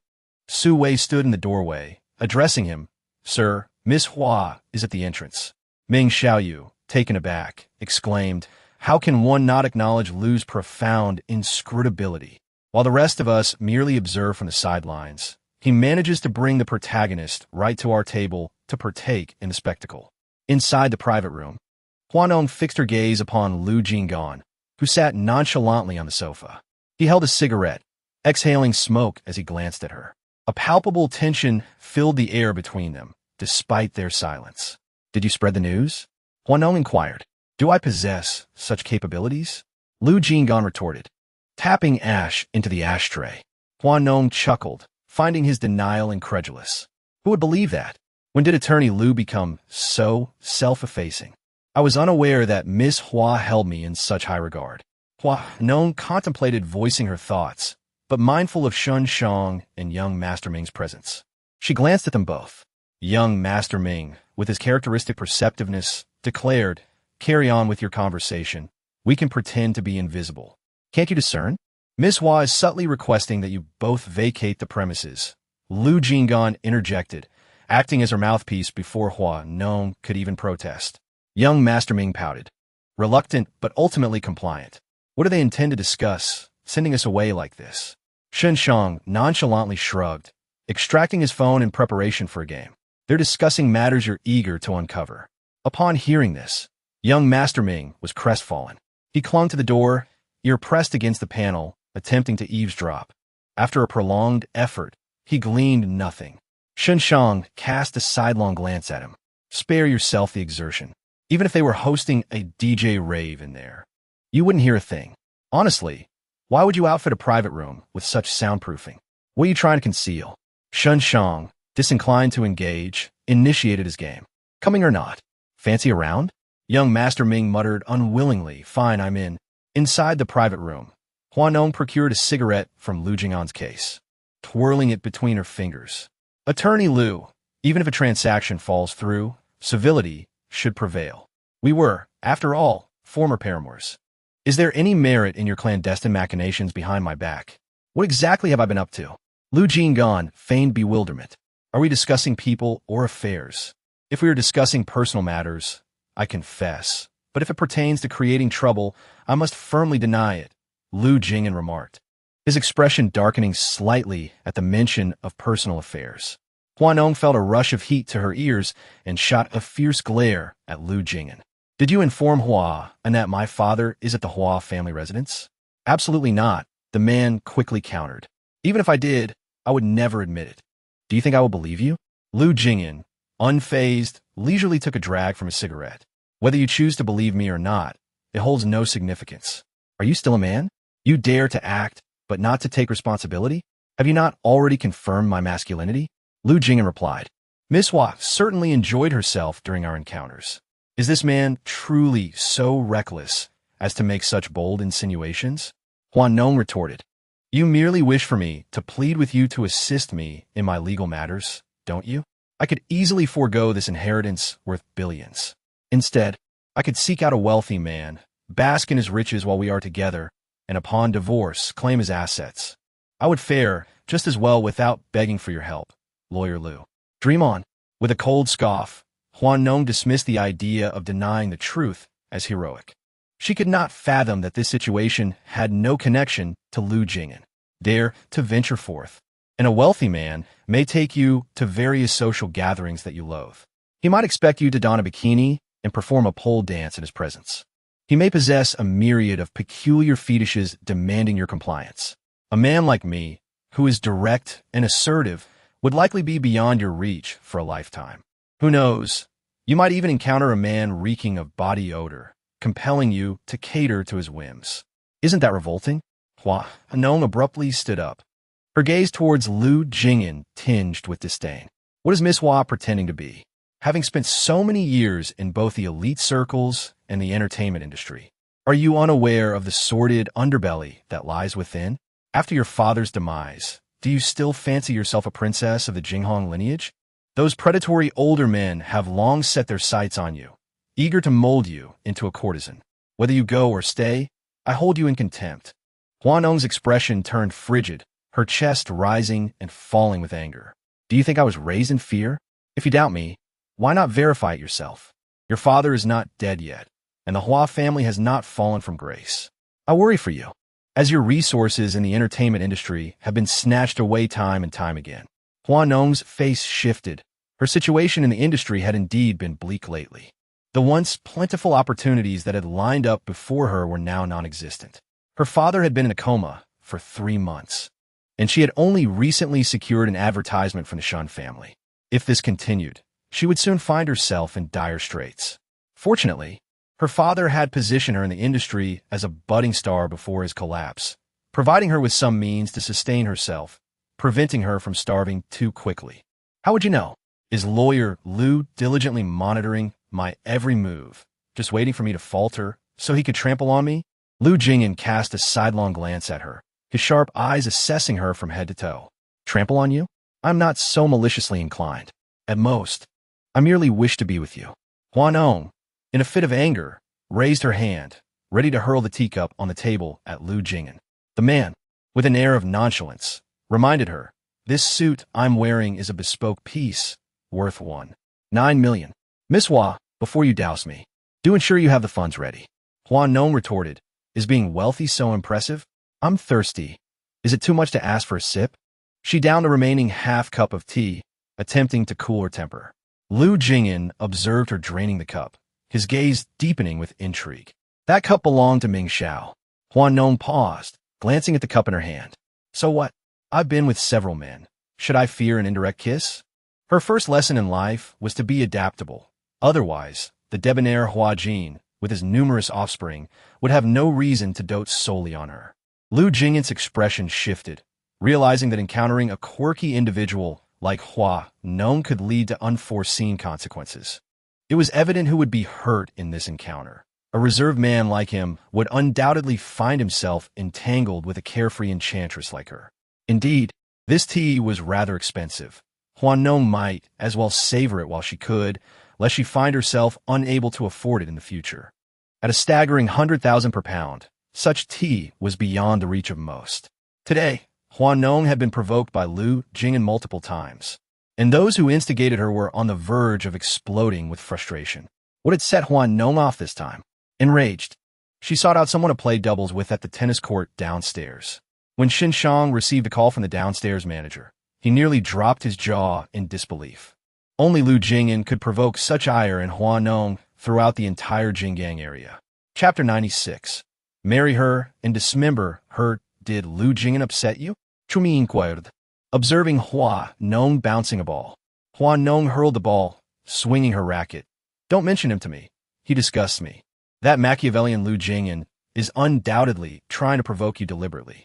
The angrier you become, the more you play into his hands. Don't be vexed. I am infuriated. Hua Nong's temper flared, a sentiment acutely felt by the two coaches accompanying her on the court. After half a session, they were spent, leaning on their knees, panting as they gazed at Hua Nong. Are you two even capable? If not, I'll replace you. I pay hundreds of thousands in membership fees annually. Is this the service I receive in return?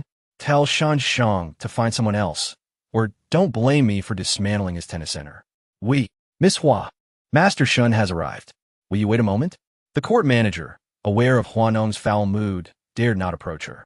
Had Shun Zhoudu not arrived, he would not have uttered a word. Upstairs, Shun Shang glanced at his phone, alerting Lu Jing'an. Shun Zhoudu is here. Are you certain you don't want to go down and see? Lu Jing'an paused, his hand holding a cigarette. Why is he everywhere? With that, he strode downstairs. Shun Shang and Ming Xiao followed behind, chuckling. Some individuals are simply obstinate. If obstinacy were graded, Lu Jing'an would undoubtedly be a master. Downstairs, Shin Zhoudu had just changed into his attire, preparing to head to the tennis court. As he was about to turn around, someone collided with his shoulder. Shan Xiaoye. What a coincidence. Off to play some tennis? Ming Xiao, with his shirt half off and draped lazily over his shoulder, was momentarily taken aback upon seeing Shin Zhoudu.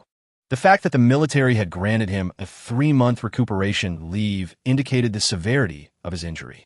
To be so severely hurt yet still venture to the tennis court, was he truly so reckless in pursuit of women? He admitted that Hua Nong possessed exceptional beauty and charm, undoubtedly the fairest maiden in Beijing and Hong Kong. But was it worth risking one's life for? Moreover, Shin Zhoudu was not the type of man to be easily swayed by romantic notions. Shin Zhoudu nodded slightly, something like that. What sport are we playing? Do you need another player? Count me in, Ming Xiao said, leaning in to engage him. He was determined not to allow Shin Zhoudu the chance to pursue Hua Nong. If Shin Zhoudu were to win her affection, what would become of Lu Jing'an? That would be quite unfortunate. We don't need another, Ming Xiao replied, stepping aside to let Shin Zhoudu pass while he took off his clothes and opened the locker to change. Just as he slipped into his shorts, he heard the sound of the door sliding. What's wrong? Can't open the door? Ming Xiao approached, pretending to tug at the door with a couple of pulls. No way. Is it locked? He cursed loudly while kicking the door in frustration. Shin Zhoudu stood by, observing him, feeling that today's events were rather peculiar. Ming Xiao would not simply appear without reason. Come. Shin Shang beckoned the manager of the tennis court. His broad palm rested on the manager's neck, rubbing gently, reminiscent of the solemnity of an executioner's final ritual. Shun, President Shun, the manager stammered. Shin Shang patted the man's shoulder reassuringly. Do not be anxious. I merely wish to inquire about something. President Shun inquired. How much profit have you extracted from young Master Shun? The manager trembled involuntarily. What? A sense of unease enveloped him as he failed to comprehend how this gentleman knew of his illicit gains. The management at Wangjin Terrace was known for its strictness, and should President Shun discover his transgressions, his prospects would surely be bleak. Unclear, are we? Then let us find a more suitable venue for a candid discussion. President Shun, I will speak. The manager was aware of a certain place at Wangjin Terrace, colloquially referred to as the punishment zone among industry insiders, designated for addressing the misdeeds of employees. It would not cost him his life, yet it would undoubtedly dismantle his psychological defenses. The manager, having heard the rumors, felt it unnecessary to risk his life over a mere sum of money. He disclosed the matter entirely. Mr. Shun provided me with a generous tip, instructing me to inform him promptly whenever Miss Hua arrived. There was nothing else. Shin Shang chuckled softly. Indeed, yet another had set their sights on Hua Nong. Shun Zhoudu and Lu Jing'an were both distinguished figures within their respective fields, and both were now bending the knee for Hua Nong. How intriguing. Having granted the manager clemency this time, Shun Shang warned, should there be a recurrence. No, I assure you, there won't be a next time. The manager, teetering on the precipice of disaster, was in no position to dare a repeat offense.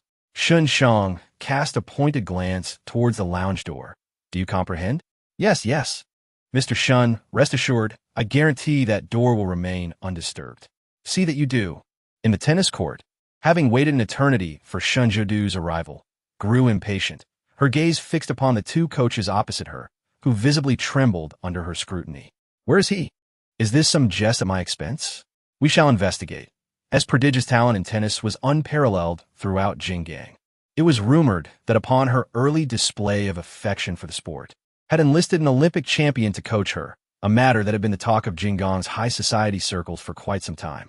Consequently, even a simple desire to indulge in a cathartic tennis match proved unattainable. The staccato of leather shoes against the court's surface announced the arrival of, who stood at the entrance, regarding her with a sidelong glance. Are you an inescapable specter? Hurled a tennis ball towards, who deftly intercepted it with a swift, precise motion. Betraying no flinching, momentarily taken aback, recollected its prowess in brawls, cradled the tennis ball in his hand, idly toying with it, awaiting Shun Zhoudu. Are we? He shall not be arriving. What connection do you have with Lawyer Lu? None at all. After all, when a deal falls through, one must still uphold the principles of decency. Miss Hua was once my girlfriend, so allow me to offer a gentle reminder. Are you idle? Lu Jing'an does not take Hua Nong scorn to heart. Miss Hua, consider this carefully. 2 years of marriage, mutual benefit, a breakup fee of 1 billion, along with the added bonus of an inheritance dispute. Regardless of how you calculate it, you stand to gain. Goodness. Before Hua Nong could utter a word, Chumi was already taken aback. Is it really necessary? Lu Jing'an cast a glance at Chumi, his eyes conveying a warning that rendered her speechless, too frightened to speak. Is it necessary for you to frequently bring this matter up? Lawyer Lu, as a prominent figure in the legal circles of Beijing and Hong Kong, how could you engage in a losing deal? Chapter 97. Perhaps it's best to eliminate Hua and Hua Nong. Is not Lawyer Lu in search of a kindred spirit to indulge in a noble romance? Why then indulge in such superficial matters as appearance?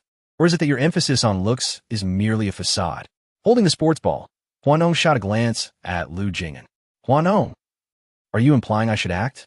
Lu Jing'an, that scoundrel, is indeed so creatively sinister when it comes to her. Miss Hua, think it over, whether to be an ally or an adversary. The choice is yours.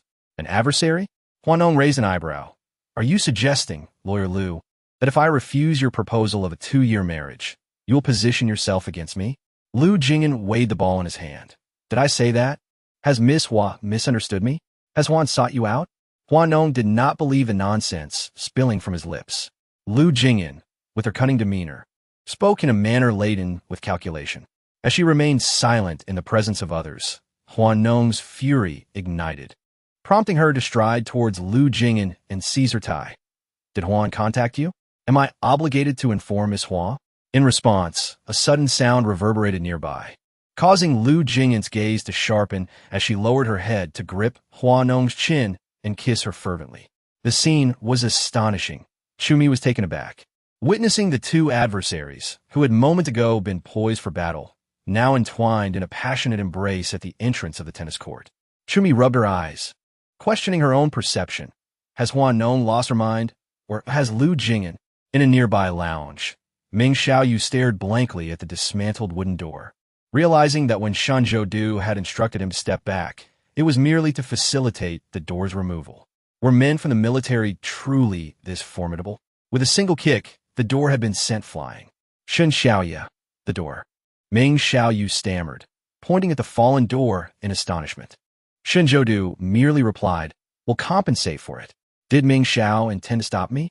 If Shun Zhoudu couldn't discern that Ming Xiaoyu's incessant chatter was driven by ulterior motives, he would certainly be at a loss. Their clumsy theatrics were intertwined with impure intentions. It was evident that Lu Jing'an would undoubtedly be present at the venue tonight. As Shun Zhoudu prepared to leave, he was halted by someone. Fixating on Shun Shang before him, his eyes glimmered with impatience. Does General Shun have a matter to discuss?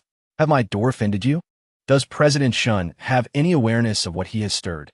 Shun Shang shook his head. No. Would young Master Shun care to elaborate? Between Shun Shang and Ming Xiao, others remained oblivious. Yet Yet Shenzhou clearly understood that these two were both right-hand men of Lu Jing'an. Is President Shun attempting to buy time for Lu Jing'an? Speaking plainly, Shenzhou was disinclined to engage in circles with the two.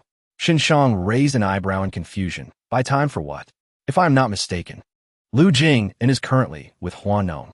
He nodded. Indeed, they are together. Xinshang scoffed, unwilling to engage further with them. Being trapped in a cage himself was one matter. He had no intention of dragging others down with him. Hua Nong, with her beauty and kindness, possesses a captivating soul, adept at discerning situations. After being pampered by her father into a princess, it remains uncertain whether she could even survive in the confines of the Shen family. Young master, Shen ought to temper his own delight. Your joy may prove a burden to certain individuals. Xinshang jabbed at Shenzhou's chest, speaking nothing but unvarnished truth. Although the old master Shen currently imposed no stringent requirements regarding his romantic affairs, the family values of the Shun clan were undeniably incompatible with Hua Nong. Were it not for Shenzhou's clear understanding of the Shun family, he might have nearly fallen prey to Shun Shang's persuasion. I had no idea President Shun was so well acquainted with our Shun family. What? Does my family also have eyes and ears for President Shen? With a facade of noble intentions for Hua Nong, who could be unaware of Lu Jing'an's past actions? As Shenzhou spoke, he pushed Shunshang's shoulder and departed. Ming Xiao, catching up, questioned, just let him leave? And what alternative is there? Can either of us afford to offend the Shen family? Shenzhou exists within another echelon in Jinggang, one we don't share. Despite their years of discretion, the Shun family still wields considerable influence in Jinggang's political circles. Shenzhou strode to the entrance of the tennis hall, his gaze immediately drawn to Hua Nong entangled with Lu Jing'an. Something within him detonated. Inside the minivan, Hua Nong obsessively wiped her mouth with a damp tissue, a sight that pained Chumi, who remarked, "Stop scrubbing. What's done is done. Why are you finding a simple kiss so hard to accept?" Hua Nong paused, fixing her with a frigid stare. Chumi promptly waved her hands. "I'll be silent. Nevertheless, I suspect Lu Jing'an is setting a trap for you. This 2-year marriage term reeks of a scheme. Xiaomu, have you been monitoring Huan as I asked? Has he been in contact with Lu Jing'an recently?" Hua Nong disregarded Chumi's words, leaning forward to address Xiaomu, who was driving. Xiaomu winced. "Sister, Huan has never ceased his attempts to seduce Lawyer Lu. Just last week, Huan arranged for women to be sent to Lawyer Lu, causing quite a stir. Rumor has it that the women Huan sent all resembled you. Damn it, he certainly knows how to cater to someone's tastes." Exasperated, Hua Nong kicked the passenger seat, startling Xiaomu, who was driving. Chumi rested her chin on her hand, gazing intently at Hua Nong, proposing earnestly, why not just find someone to eliminate Huan? It would serve a dual purpose. You wouldn't have to embarrass yourself by seeking Lu Jing'an's help, nor would you have to worry about Huan contesting your inheritance. Shimu thought to herself, this is utterly outrageous. We live in a society governed by law, Mijia. TSK, isn't it sufficient to simply work someone to death? Chumi, brimming with excitement at her own cunning suggestion, felt a thrill. Xiaomu stood frozen, contemplating the fact that the world of the affluent was indeed beyond her comprehension. Chapter 98. Are you getting divorced the very next day? She paused by the roadside to purchase an iced coffee. Hua Nong was seething with anger, seeking an outlet for her frustration. As she noticed Xiaomu driving past the renowned artistic street of Jinggang, a craving for coffee surged within her. Xiaomu parked the car, and Hua Nong, followed by Chumi, exited and made their way into the CF. Could it be that Lu Jing'an is using this situation to exact revenge for your past dismissal of him? It seemed highly plausible. If that were the case, would this wretched man deceive you into the sanctity of marriage on the first day, only to abandon you on the second? Then, he would boast to the world about discarding a delicate flower of the entertainment industry. Hua Nong halted her steps. How dare he? If Lu Jing'an were to act in such a manner, I would ensure to have this vile creature's likeness hung on a lamppost along Jinggang Avenue for all to see before I achieve fame. Chumi felt uneasy under Hua Nong's chilling gaze. Why are you looking at me like that? Nothing, Hua Nong replied, taking a deep breath. Oh, is that not Hua Nong? You still have the leisure to buy coffee, even as your father is on the brink of demise. As the two individuals entered the CAF, they had yet to place their orders when a chilling voice resonated from a short distance away. Hua Nong instantly recognized it as Nan Qingqing. With a languid turn, she glanced over to see Nan Qingqing clad in a crisp white shirt and a sleek black skirt, exuding an air of sophistication as she sat among a few genuine professionals, their expressions a mixture of surprise and intrigue. Nan Qingqing, surveying the women beside her who were visibly enamored by Hua Nong, proclaimed, "Allow me to introduce you to the entertainment industry's delicate flower, the esteemed Hua Nong from the prestigious Jinggang family. What do you think? Is she not even more enchanting in person than on screen? Our esteemed sister is quite the character. With her father gravely ill, she flirts with suitors before retreating to indulge in coffee. Is she perhaps preparing for a relay race of affections due to a lack of stamina?" Hua Nong had recently reviewed the gossip surrounding Lu Jing'an, and she was now keen to observe what merits this celebrated heiress possessed. Surely, the Hua family's vast empire could not collapse overnight. Was her eagerness merely a strategy to seamlessly transition from being a wealthy young lady to a glamorous matron? In the face of Nan Qingqing's biting sarcasm, Hua Nong chose not to engage in a direct confrontation. Instead, she ordered 3 iced Americanos. 3? The barista questioned, perplexed, as there were only 2 patrons present. Hua Nong affirmed 3. Seeing Hua Nong's silence, Chumi felt a surge of frustration. "You're not going to say anything? Can't you see there's a fan of mine beside you?" Chumi retorted. "What time is it? Are you still clinging to your idol persona?" Having settled the bill, Hua Nong accepted the iced Americano from the clerk, peeled back the lid of the disposable coffee cup, and carried the beverage towards Nan Qingqing. "If Nan Wan were here, casting aspersions upon me, I might exercise restraint. But you, Nan Qingqing, you are not worthy of even attending to Nan Wan. How dare you come before me, flaunting your presence? Are you afraid others are unaware that the Nan family has forsaken you, casting you aside to engage with the Bo family? Shall I enlighten you as to which nightclubs Bo Ming has been consorting with women recently?" "Hua Nong, you vixen!" Nan Qingqing exclaimed with fury, attempting to rise, only to be held down by Hua Nong's hand on her shoulder, rendering her immobile. As if that were not enough, Hua Nong surveyed the women seated nearby, inquiring, "Your colleagues, perhaps? Has the young lady of the Nan family been reduced to working? Could it be that you have fallen from grace within the Nan household? Unable to make ends meet, you say? Speak to me, for I am in need of an assistant. I might reluctantly grant you a backdoor entry." Hua Nong, Nan Qingqing, incensed, reached for the coffee cup on the table, intending to hurl it at Hua Nong, but was intercepted by Chumi. Hua Nong, observing Chumi's intervention, extracted a few tissues from the box on the table and dabbed her hands with them, her nonchalant tone imbued with the imperious air of a princess. "Chumi chuckled. Miss Nan, she speaks the truth. Had the Nan family not abandoned you, would they have betrothed you to Bo Ming? The women he has bedded outnumber the bags in your closet. Wouldn't you agree? That is Hua Nong, is it not? How dashing. Good heavens. I am to become her devotee. Her allure is undeniable within the entertainment industry, where many performers attribute her success to her father's influence.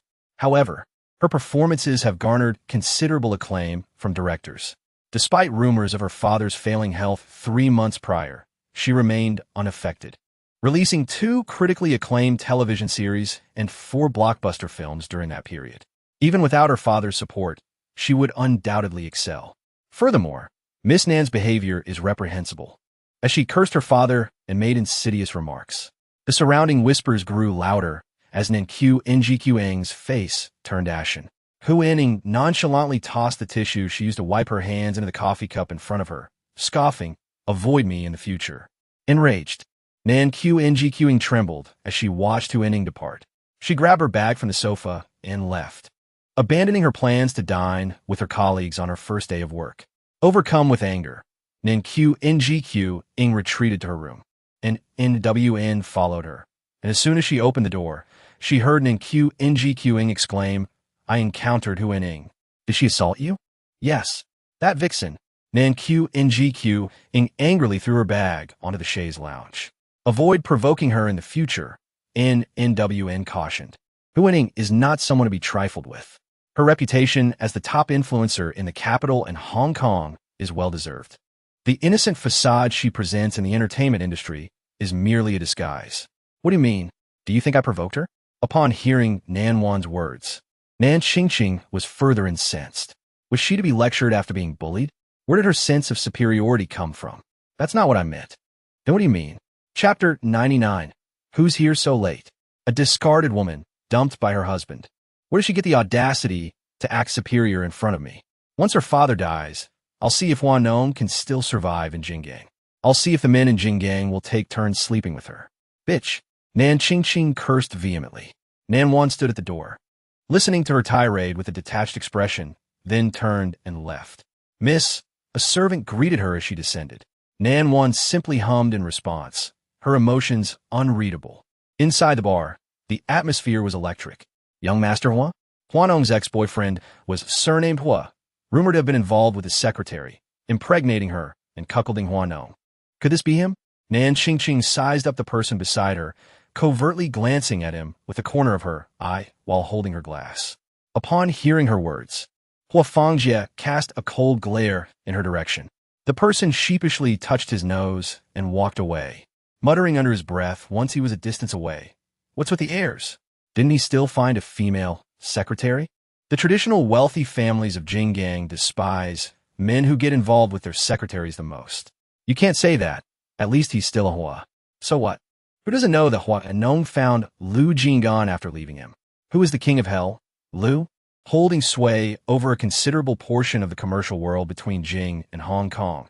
They're individuals whom we cannot reach, even by standing on our tiptoes. Yet, observe this gentleman. It is indeed intriguing. Despite having a wife and children by his side, he not only forgoes a life of tender comfort, but also indulges in daily intoxication, bringing disgrace upon men. Can a female secretary, regardless of her extraordinary beauty, compare to the leading lady of Jing and Hong Kong?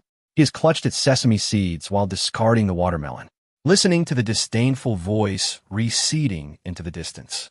Hua Fangjie noticed that his social circle had been under a curse since his separation from Hua Nong. Everywhere he went, people looked down upon him. Hua Fangjie set down his glass, stood up, and swayed slightly. Nan Qingqing, fearing that this drunken man might stumble upon her, moved aside. She had initially intended to strike up a conversation about Hua Nong, but upon seeing his inebriated state, she abandoned the idea.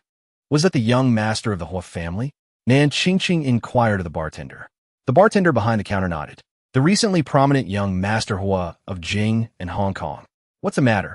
His ex-girlfriend stripped him of his clothes in public, forcing him to walk out in his birthday suit. How sensational! Nan Qingqing exclaimed in surprise. Indeed, his eyes darkened. Hua Fangjie staggered into the car, startling the driver, who was engrossed in a game, to the Hua residence. Huh? The driver was stunned. Was it the Hua residence he was thinking of? Didn't you hear? I said, to the Hua residence. Seeing Hua Fangjie's anger, the driver dared not delay any longer and drove straight to the Hua residence. Wei Shi sighed, expressing relief that their previous collaborations with the director had fostered a mutual understanding of character and performance. The director had indicated that the initial filming would focus on the male lead, with Wano's scenes to be supplemented later. You must resolve your personal matters in the next few days, Wano. We cannot afford any further delays. Otherwise, this production may not premiere this year, Wei Shi urged, his anxiety palpable. Wano's current projects, television shows, and films were all resources granted to her during her father's lifetime. With his impending death, she had only secured one advertisement over the past 3 months. Strangely, despite the favorable reception of her recent works, new opportunities had not materialized. If this continued, the company would surely face collapse. Rest assured, I understand, Wano replied impatiently, tossing her phone aside. As she turned, she was startled to find Yang Xian standing at the doorway. You scared me to death, Ms. Yang. Is there a problem at work? Indeed. The entire entertainment industry is aware of my father's condition. Who would offer me resources now? I haven't worked in 3 months, Wano sighed, the dread of a star without a role weighing heavily on her. Logically, with your undeniable talent and dedication, you should not be lacking in opportunities. Is someone sabotaging you? Wano replied. Who do you suspect? Lu Jing'an? Yang Xian had always harbored doubts about Lu Jing'an, believing he was not as gentlemanly as he appeared. His cunning nature and duplicity suggested that if he sought to undermine Hua Nong and failed, he would not easily abandon his pursuit. Excellent. That gives me yet another reason to confront him. After Hua Nong finished her bath, she donned her pajamas and prepared to sneak a glance into Hua Jing's study to see if there was anything of use. Just as she approached the study door, the doorbell rang downstairs. So late? Who could it be? Miss, it's Mr. Hua. He seems to have had too much to drink at the door. Hua Nong adjusted her shawl. Hua Fangjia. Upon hearing his name, Hua Nong's expression darkened, her eyes blazing with anger as she glared at the front door. Ignore him. Suddenly, the door was pounded upon vigorously. Not only was he knocking, but Hua Fangjia was also calling out loudly, Hua Nong, come out. I need to talk to you. Who is knocking? Yang Xian emerged after hearing the commotion. Hua Nong cast a glance at her. Your ex-son-in-law. Yang Xian grimaced at the mention of his name, feeling nauseated at the thought of him. Aren't there bodyguards at the door? Have him deal with it. Wait, we shouldn't have to handle it ourselves. Has he gone out drinking again? Didn't I tell you to keep an eye on him and prevent him from going out to drink? Qi Xian felt reprimanded, her head hanging low, resembling a bullied socialite. Seeing her dejected state ignited a surge of anger in Hua Lang. Just as he was about to unleash his frustration, Qi Xian's phone rang, and he watched her answer it. Miss Hua, what did you say? The way Qi Xian addressed her as Miss Hua made Hua Lang pause on the stairs. He looked at Qi Xian as she hung up. What does Hua Nong want to talk to you about? Ms. Hua stated that Fangjia Hua was pounding on her door and requested that we immediately come and take him away, or she would contact the authorities. Hua Lang's face paled with anger, exclaiming that it was utterly preposterous. Chapter 100. You better sleep with your eyes open tonight. Good heavens, isn't that Fangjia Hua? Indeed. It is him. Where's this? Hua Nong's residence? A group of individuals, idly scrolling through their phones during their opulent nightlife, suddenly stumbled upon Hua Nong's Weibo. Upon entering, they discovered Hua Nong was streaming live from her courtyard camera, capturing a drunken man outside, yelling and behaving erratically. Our queen is formidable, initiating a live stream from behind closed doors. Could it be that Fangjia Hua still harbors lingering affections? Wasn't it rumored that his girlfriend is pregnant? Why is he seeking out Hua Nong? Pregnancy means little. Fangjia Hua is likely just dallying with his female secretary, with no genuine intentions of marriage. Had the secretary not conceived, the affair would have likely dissipated. I surmise Fangjia Hua didn't anticipate such an oversight between the queen of Jinggang and a female secretary. The choice is obvious. Can Jinggang even produce a second with Hua Nong's beauty and demeanor? Fangjia Hua is reaping what he sowed, coveting what he already possesses while eyeing what he lacks. He has the audacity to engage in illicit affairs with disreputable women, but lacks the competence to conclude them. Despite being engaged, he allowed someone to disrupt the proceedings. Someone, engrossed in watching the live stream on their phone, overheard Fangjia Hua clamoring at Hua Nong's doorstep. Quick, listen to what he's shouting. Silence, everyone, and maximize the volume on your phones. All one could hear was Hua Fangjia imploring Hua Nong for her forgiveness. Honestly, how shameless. He has utterly disgraced the Hua family. I wonder what his own father thinks upon witnessing this spectacle. Heavens, Hua Lang has arrived. And could that pregnant woman beside him possibly be that woman? Everyone watched via surveillance as the car came to a halt at the courtyard entrance. Inside the house, Hua Nong leisurely sipped her rose tea, utterly carefree. Upon hearing the engine's rumble, she nonchalantly ambled over to open the door. The moment she did, Hua Fangjia lunged forward, prompting Hua Nong to retreat a few steps. The bodyguard at the entrance swiftly intercepted him, casually tossing Hua Fangjia to the ground. Hua Nong, what is the meaning of this? Hua Lang bellowed in anger. Qi Xian stepped forward to assist the inebriated Hua Fangjia, only to be brusquely shoved away. Hua Nong, leaning languidly against the eaves, responded with a mocking tone, what meaning? I was about to ask Mr. Hua the same question, yet you're already interrogating me? If it weren't for the sake of our past acquaintance, I would have gladly opened the door, allowed Hua Fangjia to enter, and then promptly reported him for breaking and entering. Mr. Hua, Hua Nong paused, hugging herself, perhaps feeling a slight chill in the breeze. Unlike you, I possess a conscience. The men of the Hua family, father and son, are equally reprehensible. Insolent whelp, even your father wouldn't dare address me in such a manner. Hua Lang, having repeatedly suffered defeat at Hua Nong's hands, had long lost his composure. "You are being disrespectful." Humiliated, Hua Lang, a prominent figure in the business circles of Jinggang, found Hua Nong's repeated affronts unbearable. He advanced, intending to accost her, but Hua Nong clicked her tongue and glanced at her bodyguard. Before Hua Lang could touch her, the bodyguard had pinned him to the ground. "Uncle Hua, why bother?" Hua Nong questioned. "I haven't even held you accountable for distressing my father to the point of unconsciousness. Do you dare to bully me? Do you truly think I'm an easy target?" As soon as Hua Nong finished speaking, the wail of police sirens echoed. Not calling the police? That was uncharacteristic of her. Meanwhile, at the Lu residence, Su Jiang had mirrored the live broadcast onto the living room television. Watching Hua Nong deal with the Hua family, she nearly shrieked with delight. "Mom, isn't she impressive? Absolutely amazing. She's worthy of being my sister-in-law. I'm completely devoted to her." Suya nodded. "I thought she wouldn't call the police." "How could she not? Hua Nong would never suffer a loss. Not calling the police wouldn't be like her. She'd do anything to make the Hua family suffer. And that Hua Fangjie, is he daft? Engaging in infidelity while betrothed? Can you believe his actions? A pregnant woman offered him assistance, and he shoved her away. Only Hua Nong's bodyguard prevented her from falling. His character is evident. Listening to Su Jiang's tirade, Su Yun pondered a question. Who arranged the marriage for the Hua family? Su Jiang paused. How would I know? Hua Nong's father? Hua Fangjie, neither in appearance nor character, is a suitable match for Hua Nong. Why was this marriage arranged? Could it be that Hua Nong harbors affection for him? Su Jiang. She was consulted. Your father initially favored the Hua family because he perceived them as inferior to the Hua family, envisioning that marrying you into their household would ensure you wouldn't be mistreated. He believed you could live happily and authentically.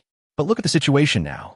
It's often said that men shouldn't marry above their station, and women shouldn't marry below. The Hua family